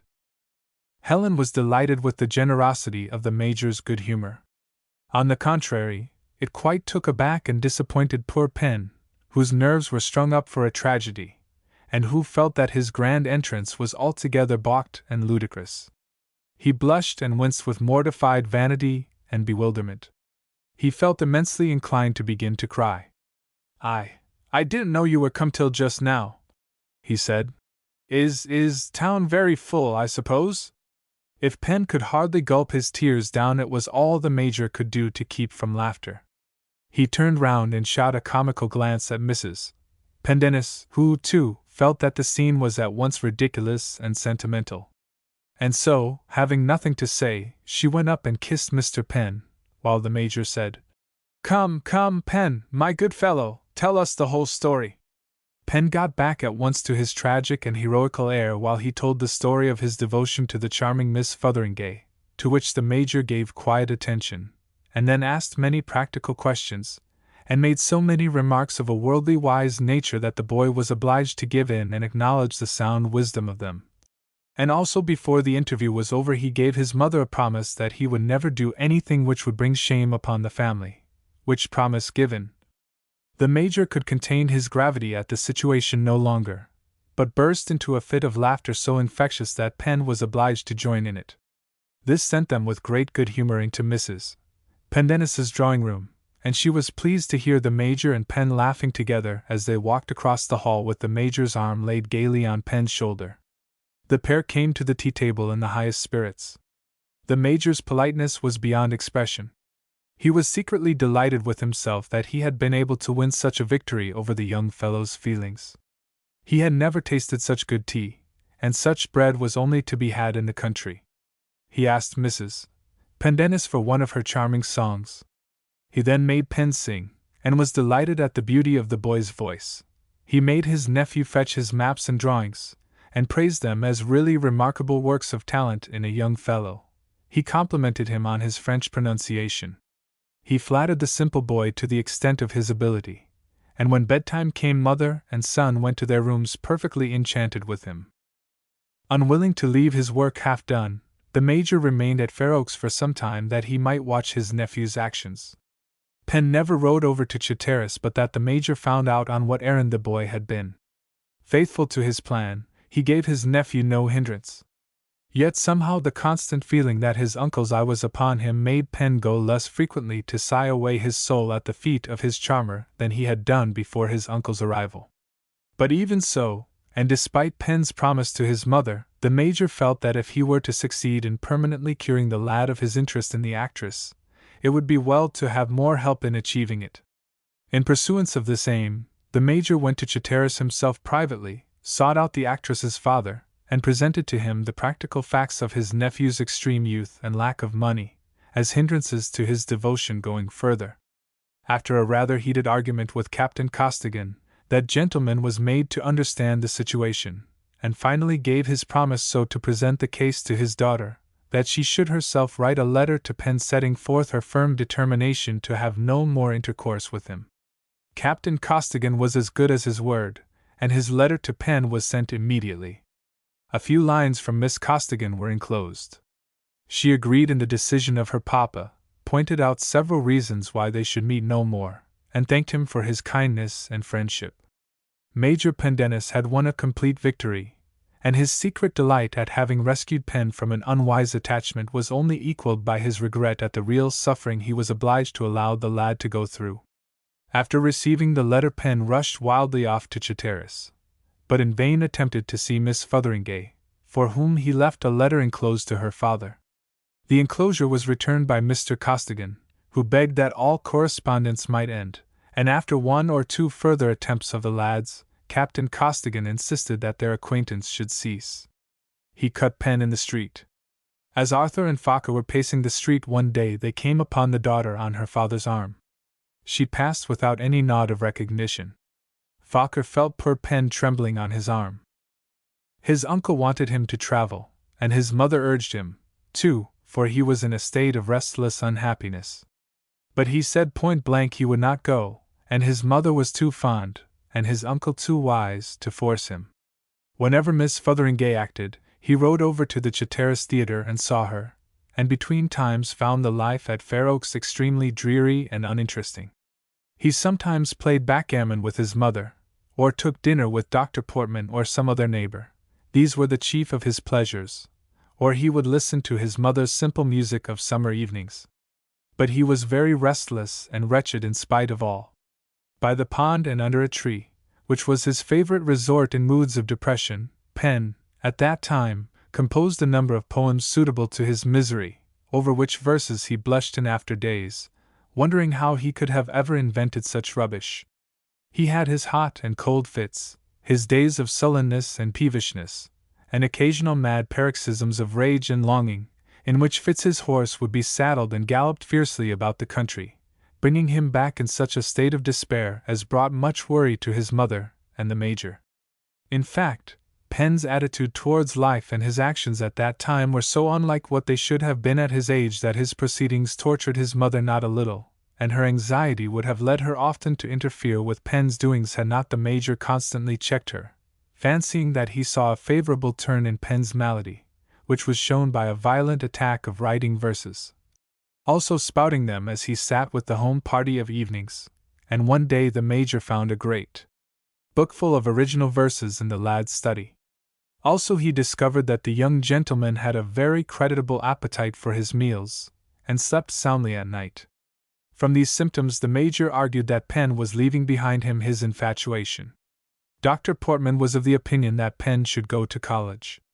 He thought the time had come for the boy to leave his old surroundings, and besides study, have a moderate amount of the best society, too. Penn, who was thoroughly out of harmony with his present surroundings, gloomily said he would go, and in consequence of this decision not many weeks later the widow and Laura nervously set about filling trunks with his books and linen, and making all necessary preparation for his departure, writing cards with the name of Arthur Pendennis, Esquire, which were duly nailed on the boxes. At which both the widow and Laura looked with tearful eyes. A night soon came when the coach, with echoing horn and blazing lamps, stopped at the lodge gate of Fair Oaks, and Penn's trunks and his uncle's were placed on the roof of the carriage, into which the pair presently afterwards entered. Mrs. Pendennis and Laura were standing by the evergreens of the shrubbery, their figures lighted up by the coach lamps. The guard cried, "All right." In another instant the carriage whirled onward, the lights disappeared, and his mother's heart and prayers went with them. Her sainted benedictions followed the departing boy. He had left the home nest in which he had been chafing, eager to go forth and try his restless wings. How lonely the house was without him! The corded trunks and book boxes were there in his empty study. Laura asked leave to come and sleep in her aunt's room, and when she cried herself to sleep there, the mother went softly into Penn's vacant chamber, and knelt down by the bed on which the moon shone, and there prayed for her boy, as mothers only know how to plead. Penn passed a few days at the Major's lodgings in London, of which he wrote a droll account to his dearest mother, and she and Laura read that letter, and those which followed, many times, and brooded over them, while Penn and the Major were arriving at Oxbridge, and Penn was becoming acquainted with his surroundings. The boxes that his mother had packed with so much care arrived in a few days. Penn was touched as he read the cards in the dear well-known hand, and as he arranged in their places all the books, and all the linen and tablecloths which Helen had selected for him from the family stock, and all the 100 simple gifts of home. Then came the Major's leave-taking, and truth to tell our friend Penn was not sorry when he was left alone to enter upon his new career, and we may be sure that the Major on his part was very glad to have done his duty by Penn, and to have finished that irksome work. Having left Penn in the company of Harry Fokker, who would introduce him to the best set at the university, the Major rushed off to London and again took up his accustomed life. We are not about to go through young Penn's academical career very minutely. During the first term of his university life he attended lectures with tolerable regularity, but soon discovering that he had little taste for pursuing the exact sciences, he gave up his attendance at that course and announced that he proposed to devote himself exclusively to Greek and Roman literature. Mrs. Pendennis was for her part quite satisfied that her darling boy should pursue that branch of learning for which he had the greatest inclination, and only besought him not to ruin his health by too much study, for she had heard the most melancholy stories of young students who by over-fatigue had brought on brain fevers, and perished untimely in the midst of their university career. Penn's health, which was always delicate, was to be regarded, as she justly said, beyond all considerations or vain honors. Penn, although not aware of any lurking disease which was likely to endanger his life, yet kindly promised his mamma not to sit up reading too late of nights, and stuck to his word in this respect with a great deal more tenacity of resolution than he exhibited upon some other occasions, when perhaps he was a little remiss. Presently he began to find that he learned little good in the classical lecture. His fellow students there were too dull, as in mathematics they were too learned for him. Penn grew weary of hearing the students and tutor blunder through a few lines of a play which he could read in a 10th part of the time which they gave to it. After all, private reading, he decided, was the only study which was really profitable, and he announced to his mamma that he should read by himself a great deal more and in public a great deal less.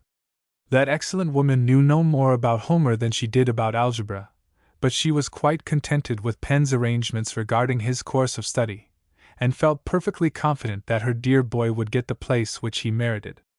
Penn did not come home until after Christmas, a little to the fond mother's disappointment, and Laura's, who was longing for him to make a fine snow fortification, such as he had made 3 winters before. But he was invited to Logwood, Lady Agnes Fokker's, where there were private theatricals, and a gay Christmas party of very fine folks, some of whom Major Pendennis would on no account have his nephew neglect. However, he stayed at home for the last 3 weeks of the vacation, and Laura had the opportunity of remarking what a quantity of fine new clothes he brought with him, and his mother admired his improved appearance and manly and decided tone.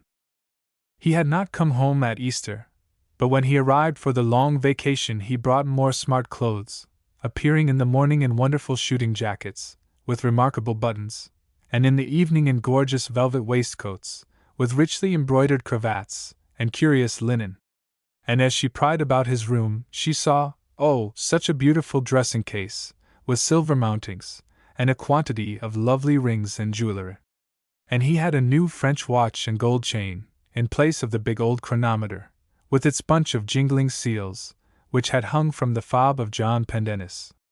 It was but a few months back Penn had longed for this watch, which he thought the most splendid and august timepiece in the world, and just before he went to college, Helen had taken it out of her trinket box and given it to Penn with a solemn and appropriate little speech respecting his father's virtues and the proper use of time. This portly and valuable chronometer Penn now pronounced to be out of date, and indeed made some comparisons between it and a warming pan, which Laura thought disrespectful, and he left it in a drawer in the company of soiled primrose gloves and cravats which had gone out of favor. His horse Penn pronounced no longer up to his weight, and swapped her for another for which he had to pay rather a heavy figure. Mrs. Pendennis gave the boy the money for the new horse, and Laura cried when the old one was fetched away. Arthur's allowances were liberal at this time, and thus he, the only son of a country gentleman, and of a gentlemanlike bearing and person, was looked up to as a lad of much more consequence than he really was. His manner was frank, brave, and perhaps a little impertinent, as becomes a high-spirited youth. He was generous and freehand with his money, loved joviality, and had a good voice for a song. He rode well to hounds, appeared in pink as became a young buck, and managed to run up fine bills in a number of quarters. In fact, he had almost every taste to a considerable degree. He was very fond of books of all sorts and had a very fair taste in matters of art, also a great partiality for fine clothes and expensive jewellery. In the course of his second year he had become one of the men of fashion in the university, and a leader of the faithful band who hung around him, and wondered at him, and loved him, and imitated him. Now, it is easy to calculate that with such tastes as Mr. Penn possessed he must in the course of 2 or 3 years spend or owe a very handsome sum of money. As he was not of a calculating turn he certainly found himself frequently in debt, but this did not affect his gaiety of spirit. He got a prodigious in the university and was hailed as a sort of Crichton, and as for the English first prize, although Jones carried it that year, the undergraduates thought Penn's a much finer poem, and he had his verses printed at his own expense, and distributed in gilt morocco covers amongst his acquaintance. Amidst his friends, and a host of them there were, Penn passed more than 2 brilliant and happy years. He had his fill of pleasure and popularity. No dinner or supper party was complete without him. He became the favorite and leader of young men who were his superiors in wealth and station, but also did not neglect the humblest man of his acquaintance in order to curry favor with the richest young grandee in the university. He became famous and popular, not that he did much, but there was a general idea that he could do a great deal if he chose. Ah, if Pendennis would only try, the men said. He might do anything. One by one the university honors were lost by him, until he ceased to compete.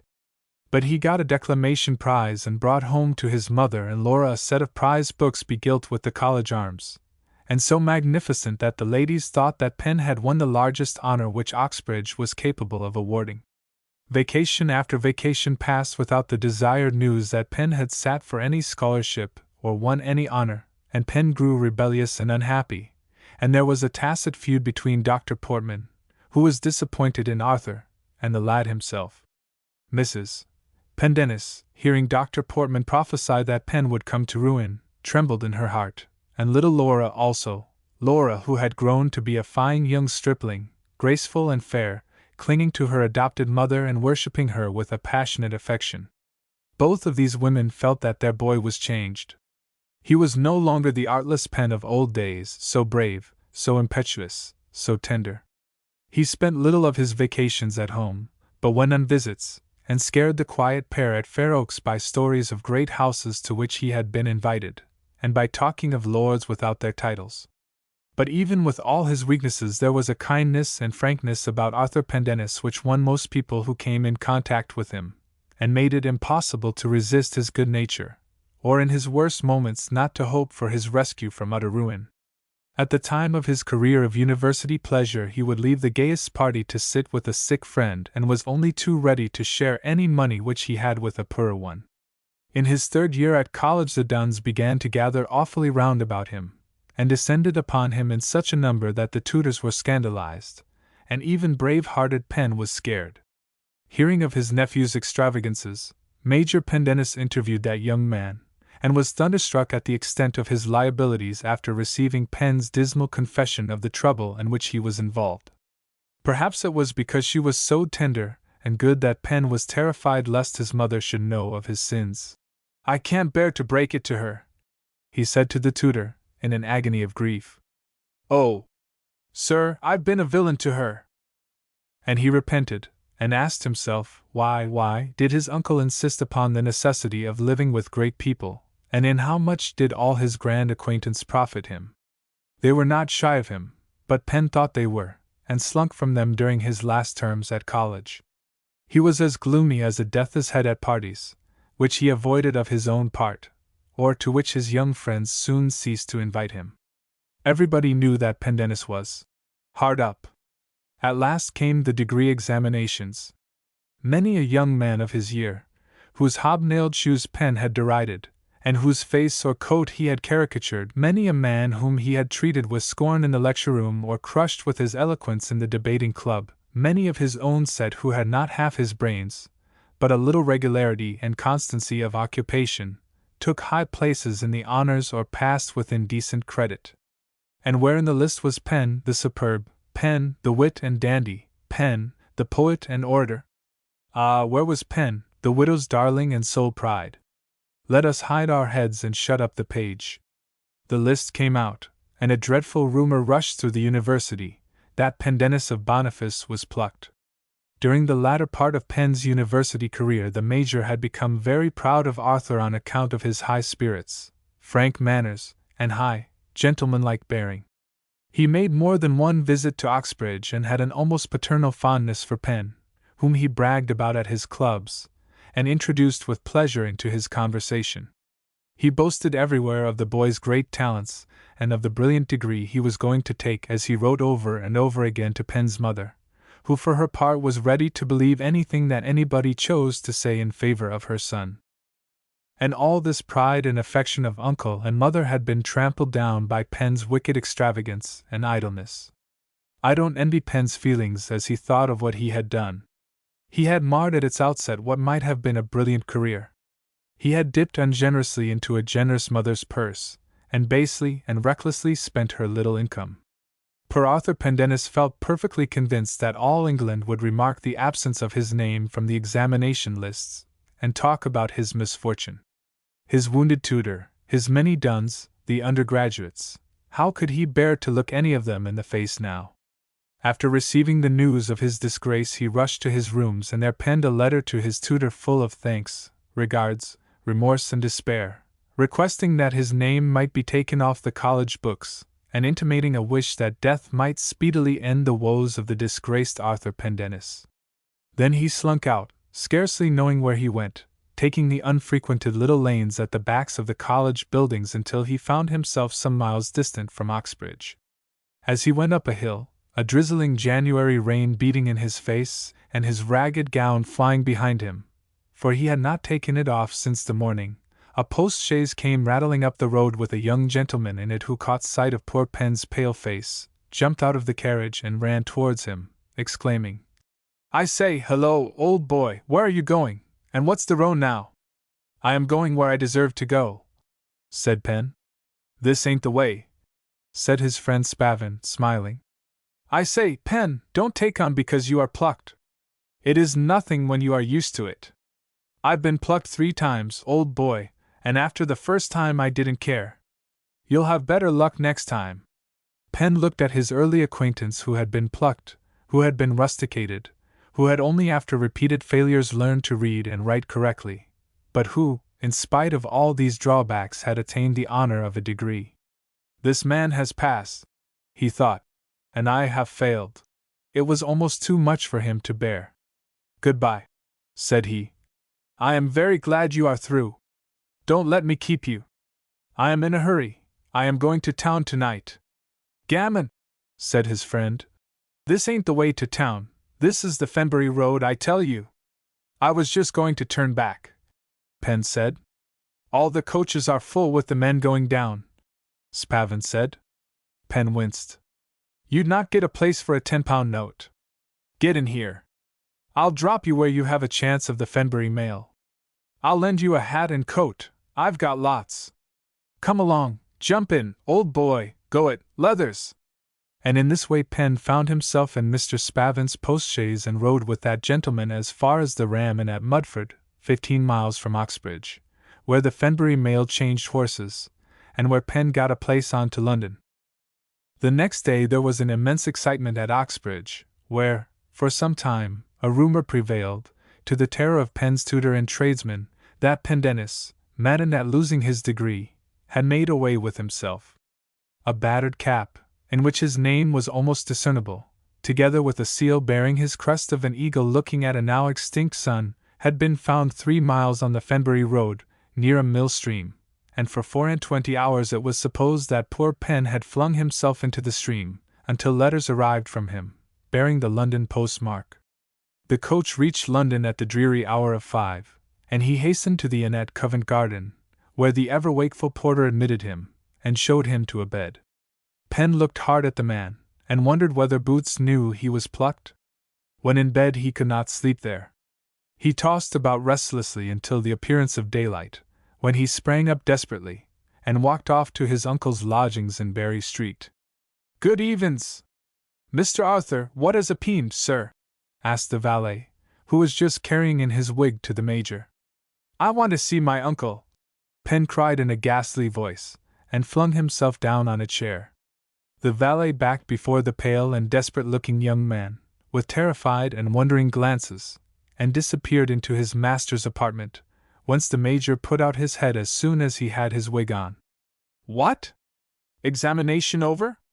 Senior Wrangler, double first class, hey? Said the old gentleman. I'll come directly. And the head disappeared. Penn was standing with his back to the window, so that his uncle could not see the expression of gloomy despair on the young man's face. But when he held out his hand to Penn, and was about to address him in his cheery, high-toned voice, he caught sight of the boy's face, and dropping his hand said, Why, Penn, what's the matter? You'll see it in the papers at breakfast, sir, Penn said. See what? My name isn't there, sir. Hang it, why should it be? Asked the Major, more perplexed. I have lost everything, sir, groaned out Penn. My honor's gone. I'm ruined irretrievably. I can't go back to Oxbridge. Lost your honor? Screamed out the Major. Heaven alive! You don't mean to say you have shown the white feather? Penn laughed bitterly at the word feather, and repeated it. No, it isn't that, sir. I'm not afraid of being shot. I wish anybody would shoot me. I have not got my degree. I'm plucked, sir. The Major had heard of plucking, but in a very vague and cursory way, and concluded that it was some ceremony performed corporally upon rebellious university youth. I wonder you can look me in the face after such a disgrace, sir, he said. I wonder you submitted to it as a gentleman. I couldn't help it, sir. I did my classical papers well enough. It was those infernal mathematics, which I have always neglected. Was it done in public, sir? The Major said. What? The plucking? Asked the guardian, looking Penn anxiously in the face. Penn perceived the error under which his guardian was laboring, and in the midst of his misery the blunder caused the poor wretch a faint smile, and served to bring down the conversation from the tragedy key in which Penn had been disposed to carry it on. He explained to his uncle that he had gone in to pass his examination, and failed. On which the Major said that though he had expected far better things of his nephew, there was no great misfortune in this, and no dishonor as far as he saw, and that Pen must try again. Me again at Oxbridge, Pen thought. After such a humiliation as that? He felt that, except he went down to burn the place, he could not enter it. But it was when he came to tell his uncle of his debts that the other felt surprise and anger most keenly, and broke out into speeches most severe upon Pen, which the lad bore, as best he might, without flinching.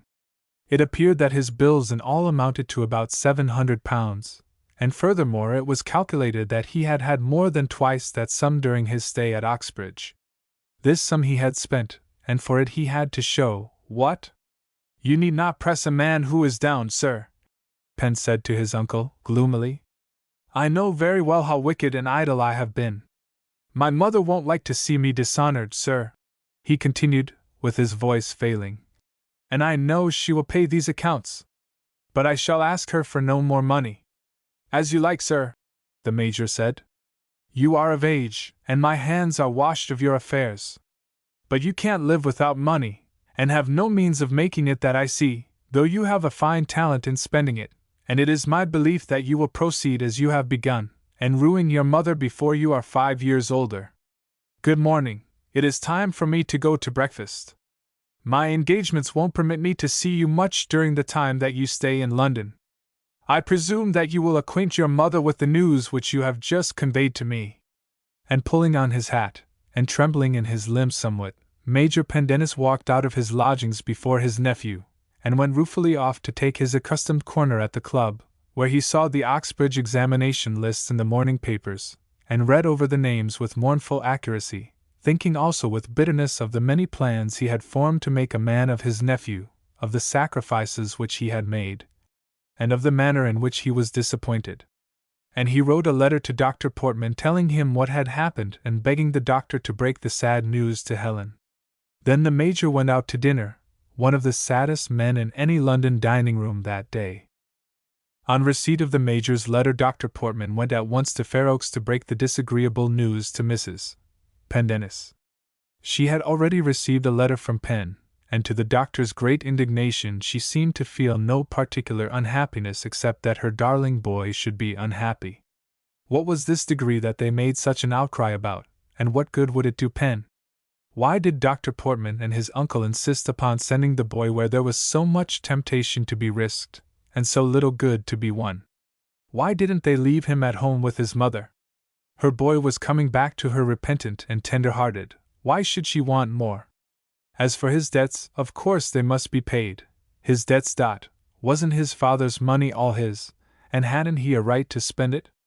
In this way the widow met the virtuous doctor, and all his anger took no effect upon her gentle bosom. As for Laura, Pen's little adopted sister, she was no longer the simple girl of Pen's college days, but a tall, slim, handsome young lady. At the age of 16 she was a sweet young lady indeed, ordinarily pale, with a faint rose tinge in her cheeks. Her eyes were very large, and some critics said that she was in the habit of making play with those eyes. But the fact is that nature had made them so to shine and to look, that they could no more help so looking and shining than one star can help being brighter than another. It was doubtless to soften their brightness that Miss Laura's eyes were provided with 2 veils in the shape of the longest and finest black eyelashes.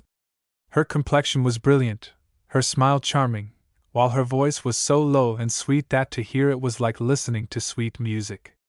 Now, this same charming Miss Laura had only been half pleased with Pen's general conduct and bearing during the past 2 years. His letters to his mother had been very rare and short. It was in vain that the fond widow urged how constant Arthur's occupations and studies were, and how many his engagements. It is better that he should lose a prize, Laura said, than forget his mother, and indeed, Mamma, I don't see that he gets many prizes.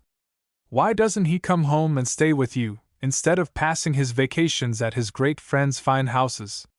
There is nobody there that will love him half as much as you do. Thus Laura declared stoutly, nor would she be convinced by any of Helen's fond arguments that the boy must make his way in the world, that his uncle was most desirous that Pen should cultivate the acquaintance of persons who were likely to befriend him in life, that men had 1,000 ties and calls which women could not understand, and so forth. But as soon as Miss Laura heard that Pen was unfortunate and unhappy, all her anger straightway vanished, giving place to the most tender compassion. He was the Pen of old days, the frank and affectionate, the generous and tender-hearted. She at once took side with Helen against Dr. Portman when he cried out at the enormity of Pen's transgressions. Debts? What were his debts? They were a trifle. He had been thrown into expensive society by his uncle's order, and of course was obliged to live in the same manner as the young gentlemen whose company he frequented. Disgraced by not getting his degree? The poor boy was ill when he went for the examinations.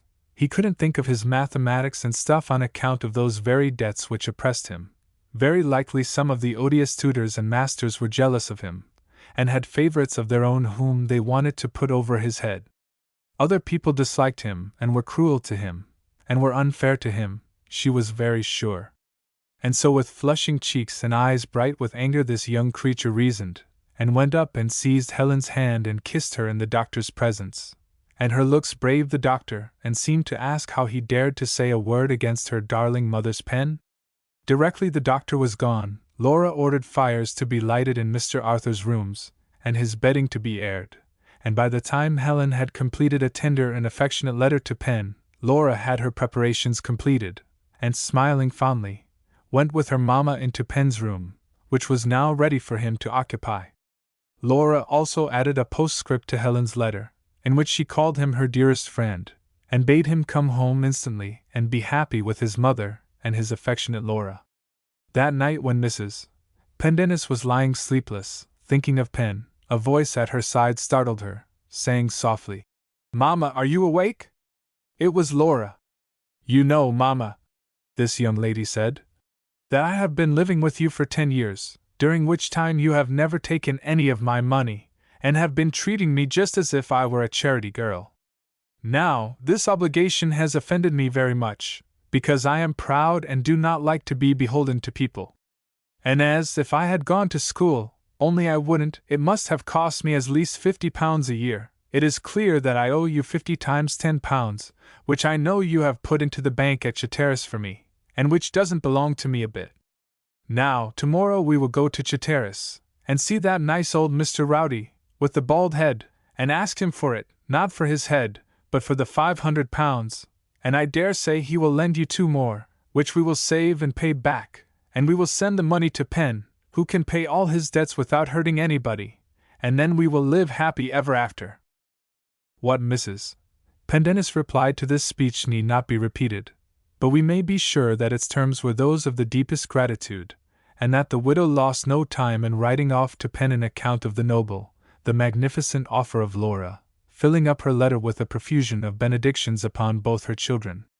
As for Pen, after being deserted by the Major, and writing his letter to his mother, he skulked about London streets for the rest of the day, fancying that everybody was looking at him and whispering to his neighbor, "That is Pendennis of Boniface, who was plucked yesterday."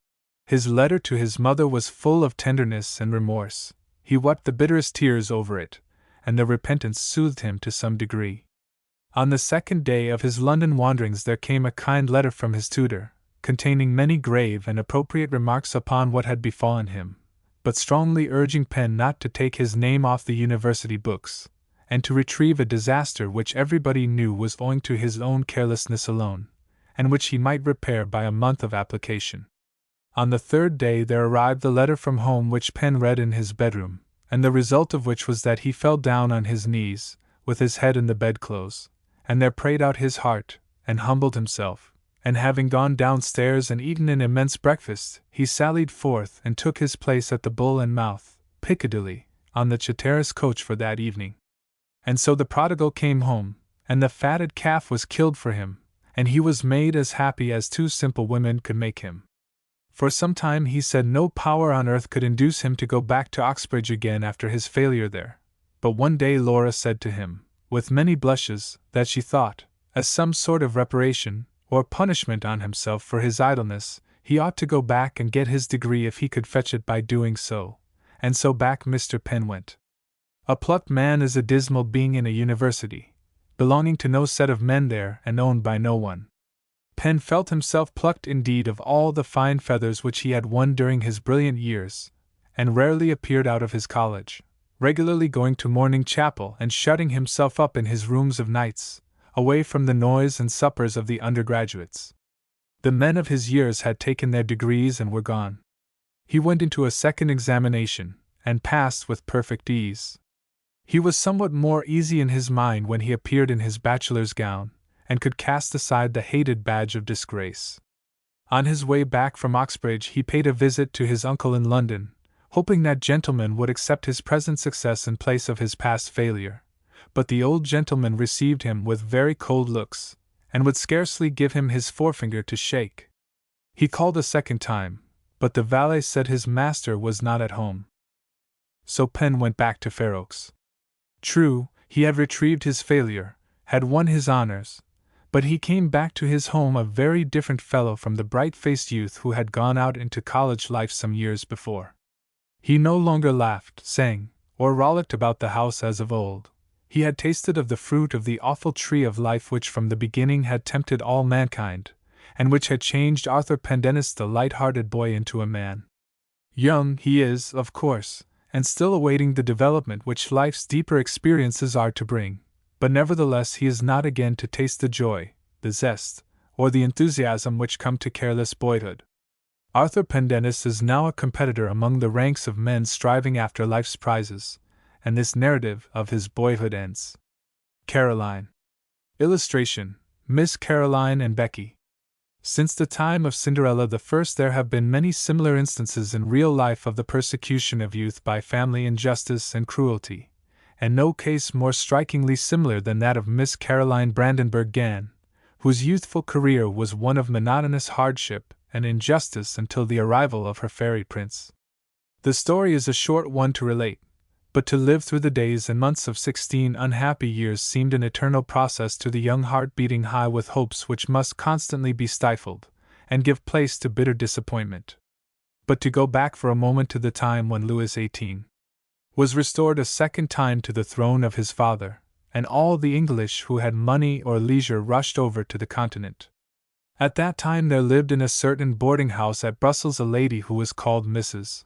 Crabbe, and her daughter, a genteel young widow, who bore the name of Mrs. Wellesley Maccarty.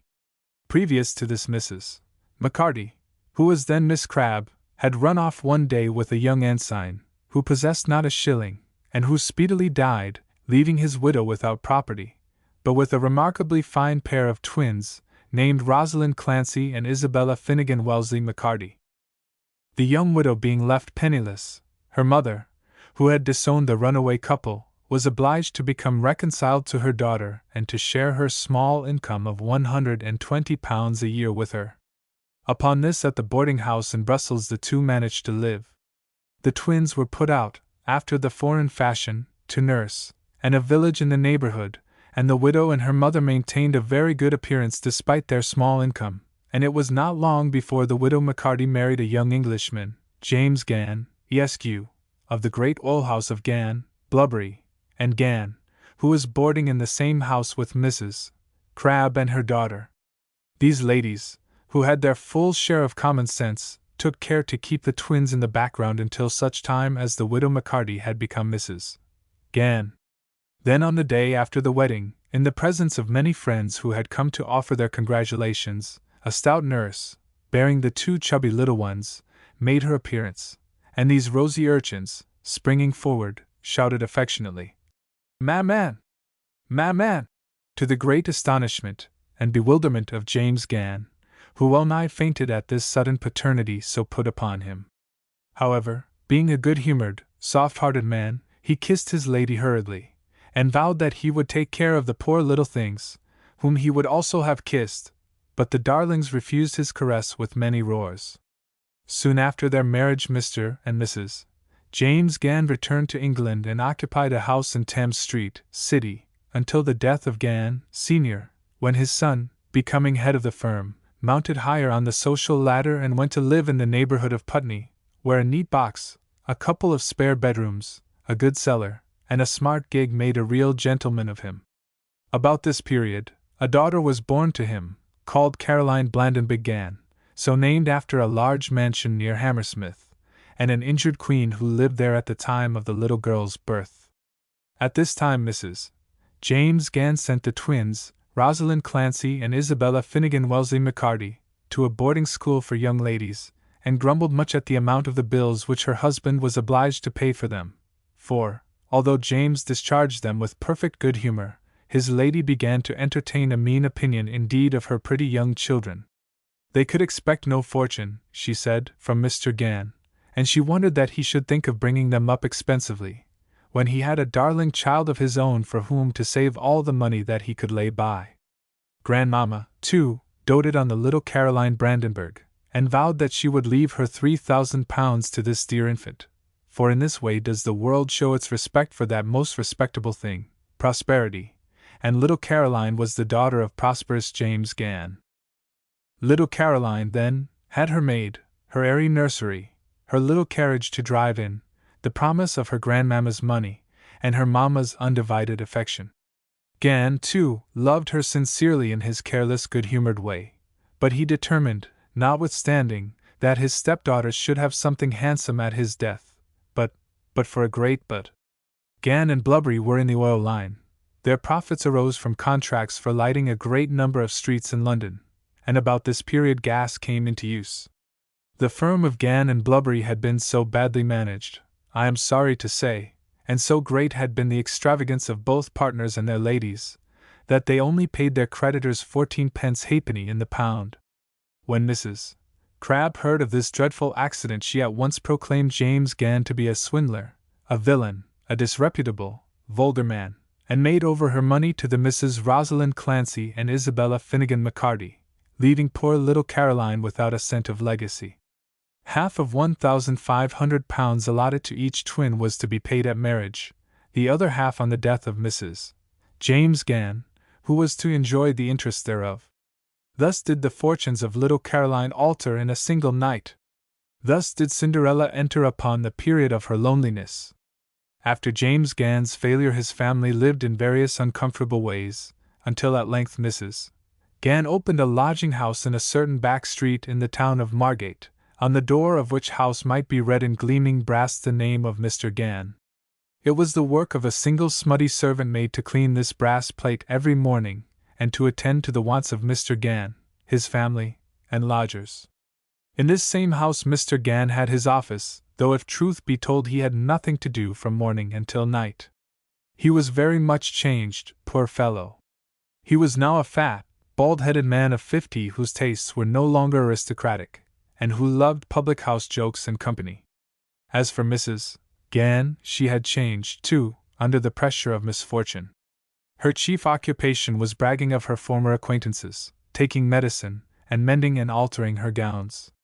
She had a huge taste for cheap finery, loved raffles, tea-parties, and walks on the pier, where she flaunted herself and daughters as gay as butterflies.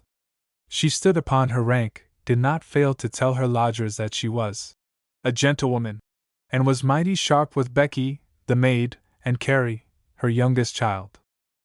For the tide of affection had turned now, and the Misses Wellesley McCarty were the darlings of their mother's heart, as Caroline had been in the early days of Putney prosperity. Mrs. Gann respected and loved her elder daughters, the stately heiresses of £1,500, and scorned poor Caroline, who was likewise scorned, like Cinderella, by her brace of haughty, thoughtless sisters. These young women were tall, well-grown, black-browed girls, fond of fun, and having great health and spirits. They had pink cheeks, white shoulders, and many glossy curls about their shining foreheads. Such charms cannot fail of having their effect, and it was very lucky for Caroline that she did not possess them, or she might have been as vain, frivolous, and vulgar as these young ladies were. As it was, Caroline was pale and thin, with fair hair and neat grey eyes.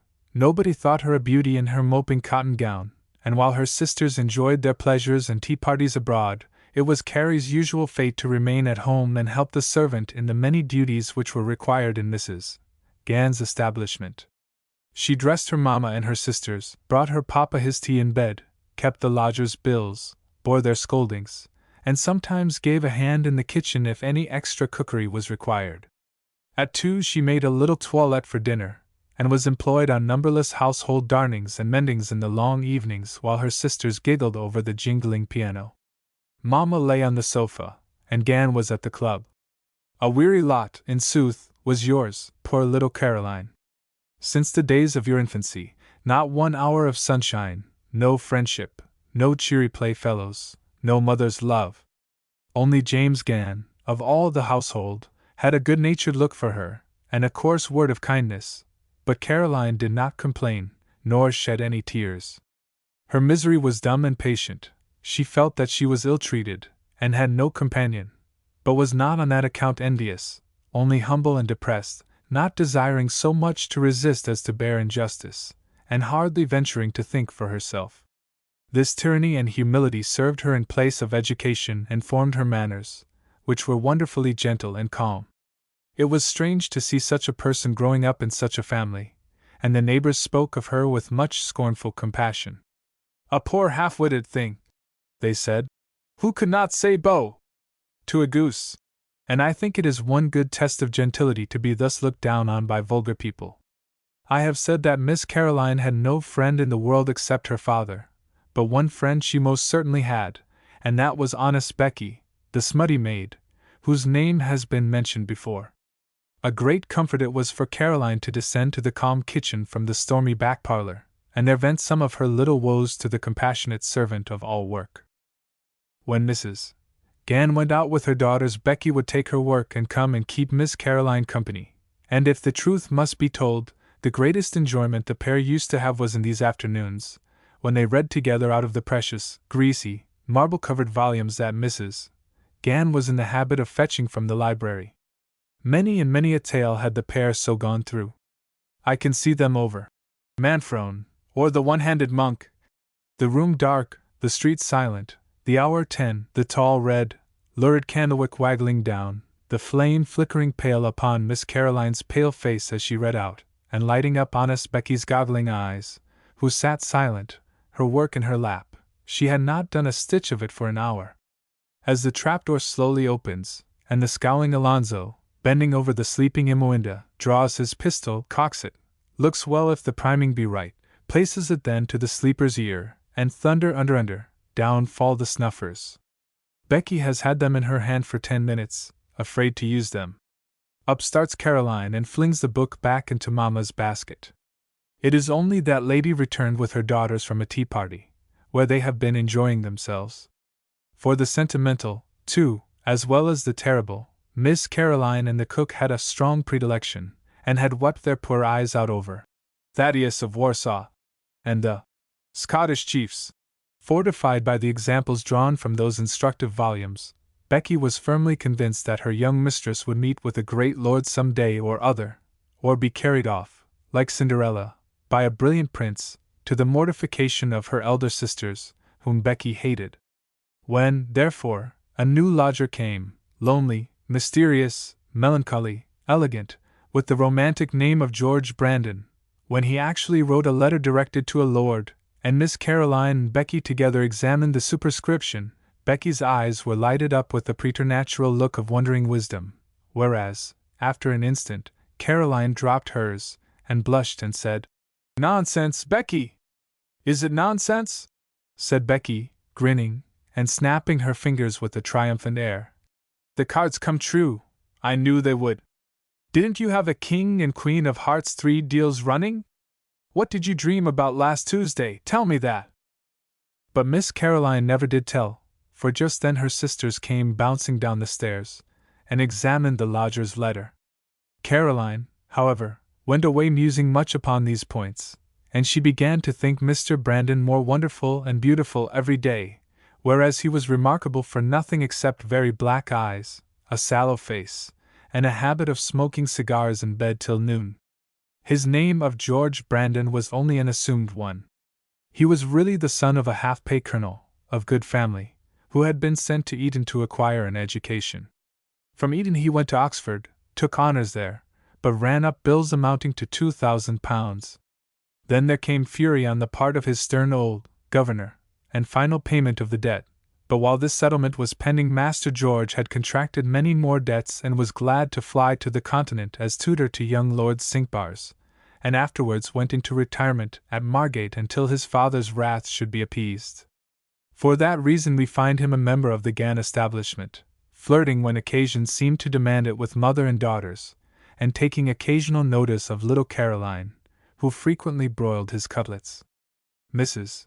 Gann's other lodger was a fantastic youth, Andrea Fitch, to whom his art, and his beard and whiskers, were the darlings of his heart. He was a youth of poetic temperament, whose long pale hair fell over a high polished brow, which looked wonderfully thoughtful, and yet no man was more guiltless of thinking.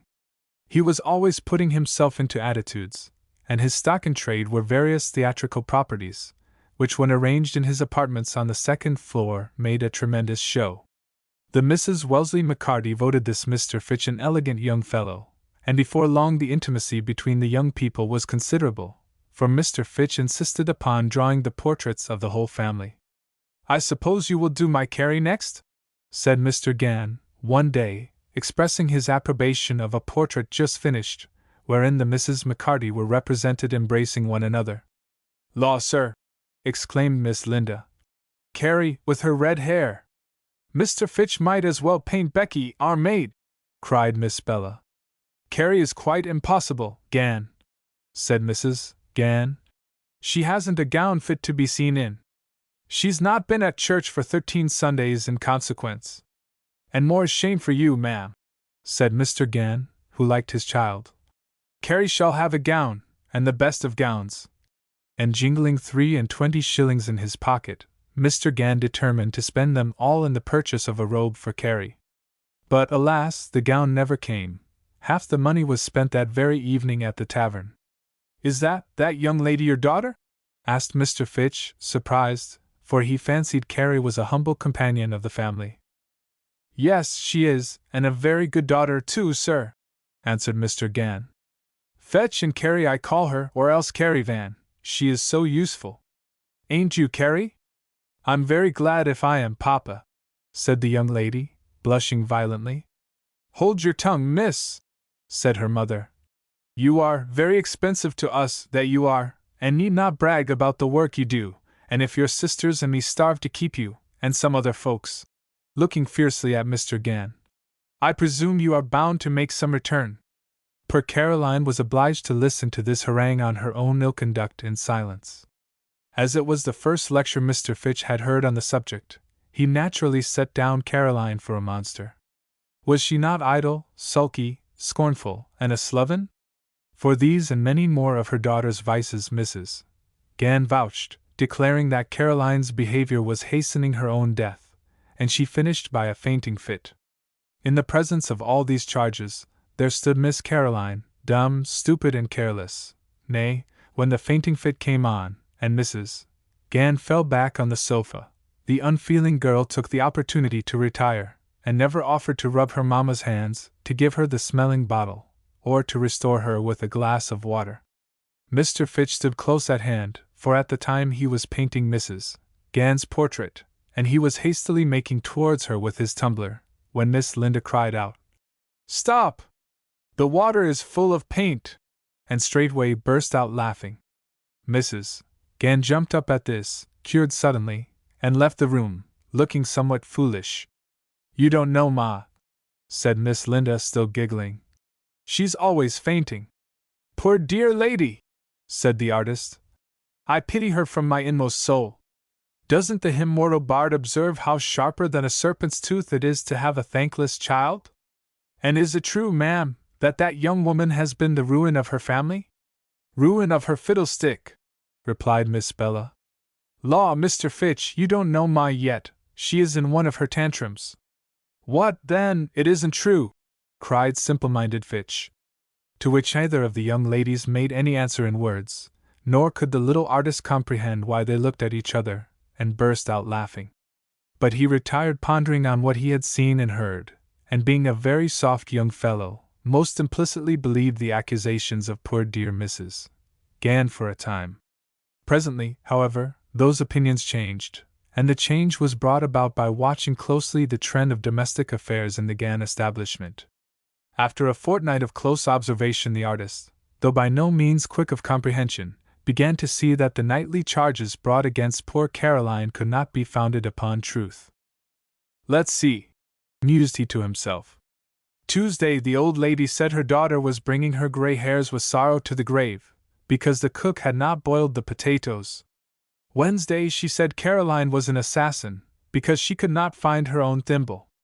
Thursday, she vowed Caroline had no religion, because that old pair of silk stockings were not darned, and this can't be, reasoned Fitch. A gal ain't a murderess, because her ma can't find her thimble. A woman that goes to slap her grown-up daughter on the back, and before company too, for such a paltry thing as an old pair of stockings, can't be surely speaking the truth. And thus gradually his first impression against Caroline wore away, and pity took possession of his soul, pity for the meek little girl, who, though trampled upon, was now springing up to womanhood, and though pale, freckled, thin, meanly dressed, had a certain charm about her which some people preferred to the cheap splendors and rude red and white of the Mrs. McCarty, and which was calculated to touch the heart of anyone who watched her carefully. On account of Mr. Brandon's correspondence with the aristocracy, that young gentleman was highly esteemed by the family with whom he lodged for a time. Then, however, he bragged so much, and assumed such airs of superiority, that he perfectly disgusted Mrs. Gann and the Misses McCarty, who did not at all like his way of telling them that he was their better. But James Gann looked up to Mr. Brandon with deepest wonder as a superior being. And poor little Caroline followed her father's faith, and in 6 weeks after Mr. Brandon's arrival had grown to believe him the most perfect, polished, agreeable of mankind. Indeed, the poor girl had never seen a gentleman before, and towards such her gentle heart turned instinctively. Brandon never offended her by hard words, or insulted her by cruel scorn such as she met with from her mother and sisters, and so Caroline felt that he was their superior, and as such admired and respected him. Consequently, one day when he condescended to dine with the family at 3 o'clock, there being another guest as well, one Mr. Swigby, Caroline felt it to be one of the greatest occasions of her life, and was fairly trembling with pleasure, when, dinner being half over, she stole gently into the room and took her ordinary place near her father. I do believe she would have been starved, but Gann was much too good-natured to allow any difference to be made between her and her sisters in the matter of food. An old rickety wooden stool was placed for her, instead of that elegant and comfortable Windsor chair which supported every other person at table. By the side of the plate stood a curious old battered tin mug bearing the inscription, Caroline. These, in truth, were poor Caroline's mug and stool, having been appropriated to her from childhood upwards, and here it was her custom meekly to sit and eat her daily meal. Caroline's pale face was very red, for she had been in the kitchen helping Becky, and had been showing her respect for the great Mr. Brandon by cooking in her best manner a certain dish for which her papa had often praised her. She took her place, blushing violently when she saw him, and if Mr. Gann had not been making a violent clattering with his knife and fork, it is possible that he might have heard Miss Caroline's heart thump, which it did violently. Her dress was somehow a little smarter than usual, and Becky, who brought in the hashed mutton, looked at her young lady complacently, as, loaded with plates, she quitted the room. Indeed, the poor girl deserved to be looked at. There was an air of gentleness and innocence about her which was very touching, and which the two young men did not fail to remark. "You are very late, miss!" cried Mrs. Gann, who affected not to know what had caused her daughter's delay. "You are always late!" And the elder girls stared and grinned at each other knowingly, as they always did when Mamma made such attacks upon Caroline, who only kept her eyes down upon the tablecloth, and began to eat her dinner without saying a word. "Come, come, my dear!" cried honest Gann. "If she is late, you know why. Our Carrie has been downstairs making the pudding for her old pappy, and a good pudding she makes, I can tell you!" Miss Caroline blushed more deeply than ever.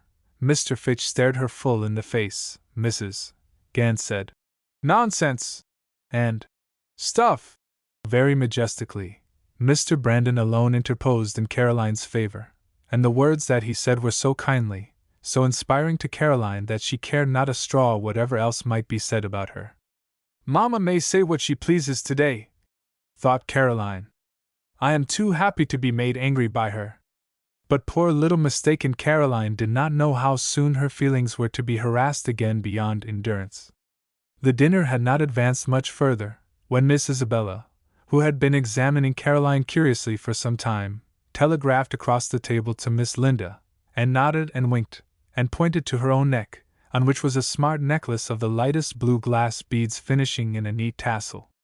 Linda had a similar ornament of a vermilion color, whereas Caroline wore a handsome new collar and a brooch, which looked all the smarter for the shabby frock over which they were placed. As soon as she saw her sister's signals, the poor little thing blushed deeply again. Down went her eyes once more, and her face and neck lighted up to the color of Miss Linda's sham cornelian. "What's the gals giggling and ogling about?" asked Mr. Gann innocently. "What is it, my darling love?" asked stately Mrs. Gann. "Why, don't you see, Ma?" said Linda. "Look at Miss Carey! I'm blessed if she hasn't got on Becky's collar and brooch that Sims the pilot gave her." The young ladies fell back in uproarious fits of laughter, and laughed all the time that their mamma was declaring her daughter's conduct unworthy a gentlewoman, and bidding her leave the room and take off those disgraceful ornaments. There was no need to tell her. The poor little thing gave one piteous look at her father, who was whistling, and seemed indeed to think the matter a good joke, and after she had managed to open the door, down she went to the kitchen, and when she reached that humble place of refuge first pulled off Becky's collar and brooch, and then flung herself into the arms of that honest maid, where she cried and cried till she brought on the first fit of hysterics that ever she had had. This crying could not at first be heard in the parlor, where the company were roaring at the excellence of the joke, but presently the laughter died away, and the sound of weeping came from the kitchen below. This the young artist could not bear, but bounced up from his chair and rushed out of the room, exclaiming, "By Jove, it's too bad!" From the scene of merriment he rushed forth and out of the house into the dark, wet streets, fired with one impulse, inspired by one purpose, to resist the tyranny of Mrs. Gann towards poor Caroline, to protect the gentle girl from the injustice of which she was the victim. All his sympathies from that moment were awakened in Caroline's favor. As for Mr. Brandon, whom Caroline in the depths of her little silly heart had set down for the wondrous fairy prince who was to deliver her from her present miserable condition, he was a man to whom opposition acted ever as a spur. Up to this time he had given little or no thought to the young girl with the pale face and quiet manner, but now he was amused, and his interest was awakened by the indignation of Mr. Fitch. He was piqued also by the system of indifference to his charms indulged in by Caroline's older sisters, and determined to revenge himself upon them for their hardness of heart by devotion to Caroline. As he wrote in a letter that very day, "I am determined through a third daughter, a family Cinderella, to make her sisters quiver with envy. I merely mean fun, for Cinderella is but a little child. I wish I had paper enough to write you an account of a Gann dinner at which I have just assisted, and of a scene which there took place, and how Cinderella was dressed out, not by a fairy, but by a charitable kitchen maid, and was turned out of the room by her indignant mamma for appearing in the maid's finery." This, and much more, Mr. Brandon, who at once turned his attention to being excessively kind and polite to our humble Cinderella. Caroline, being a most romantic little girl, and having read many novels, depicted Brandon in a fancy costume such as her favorite hero wore, or fancied herself as the heroine, watching her knight go forth to battle. Silly fancies, no doubt, but consider the poor girl's age and education. The only instruction she had ever received was from these tender, kind-hearted, silly books.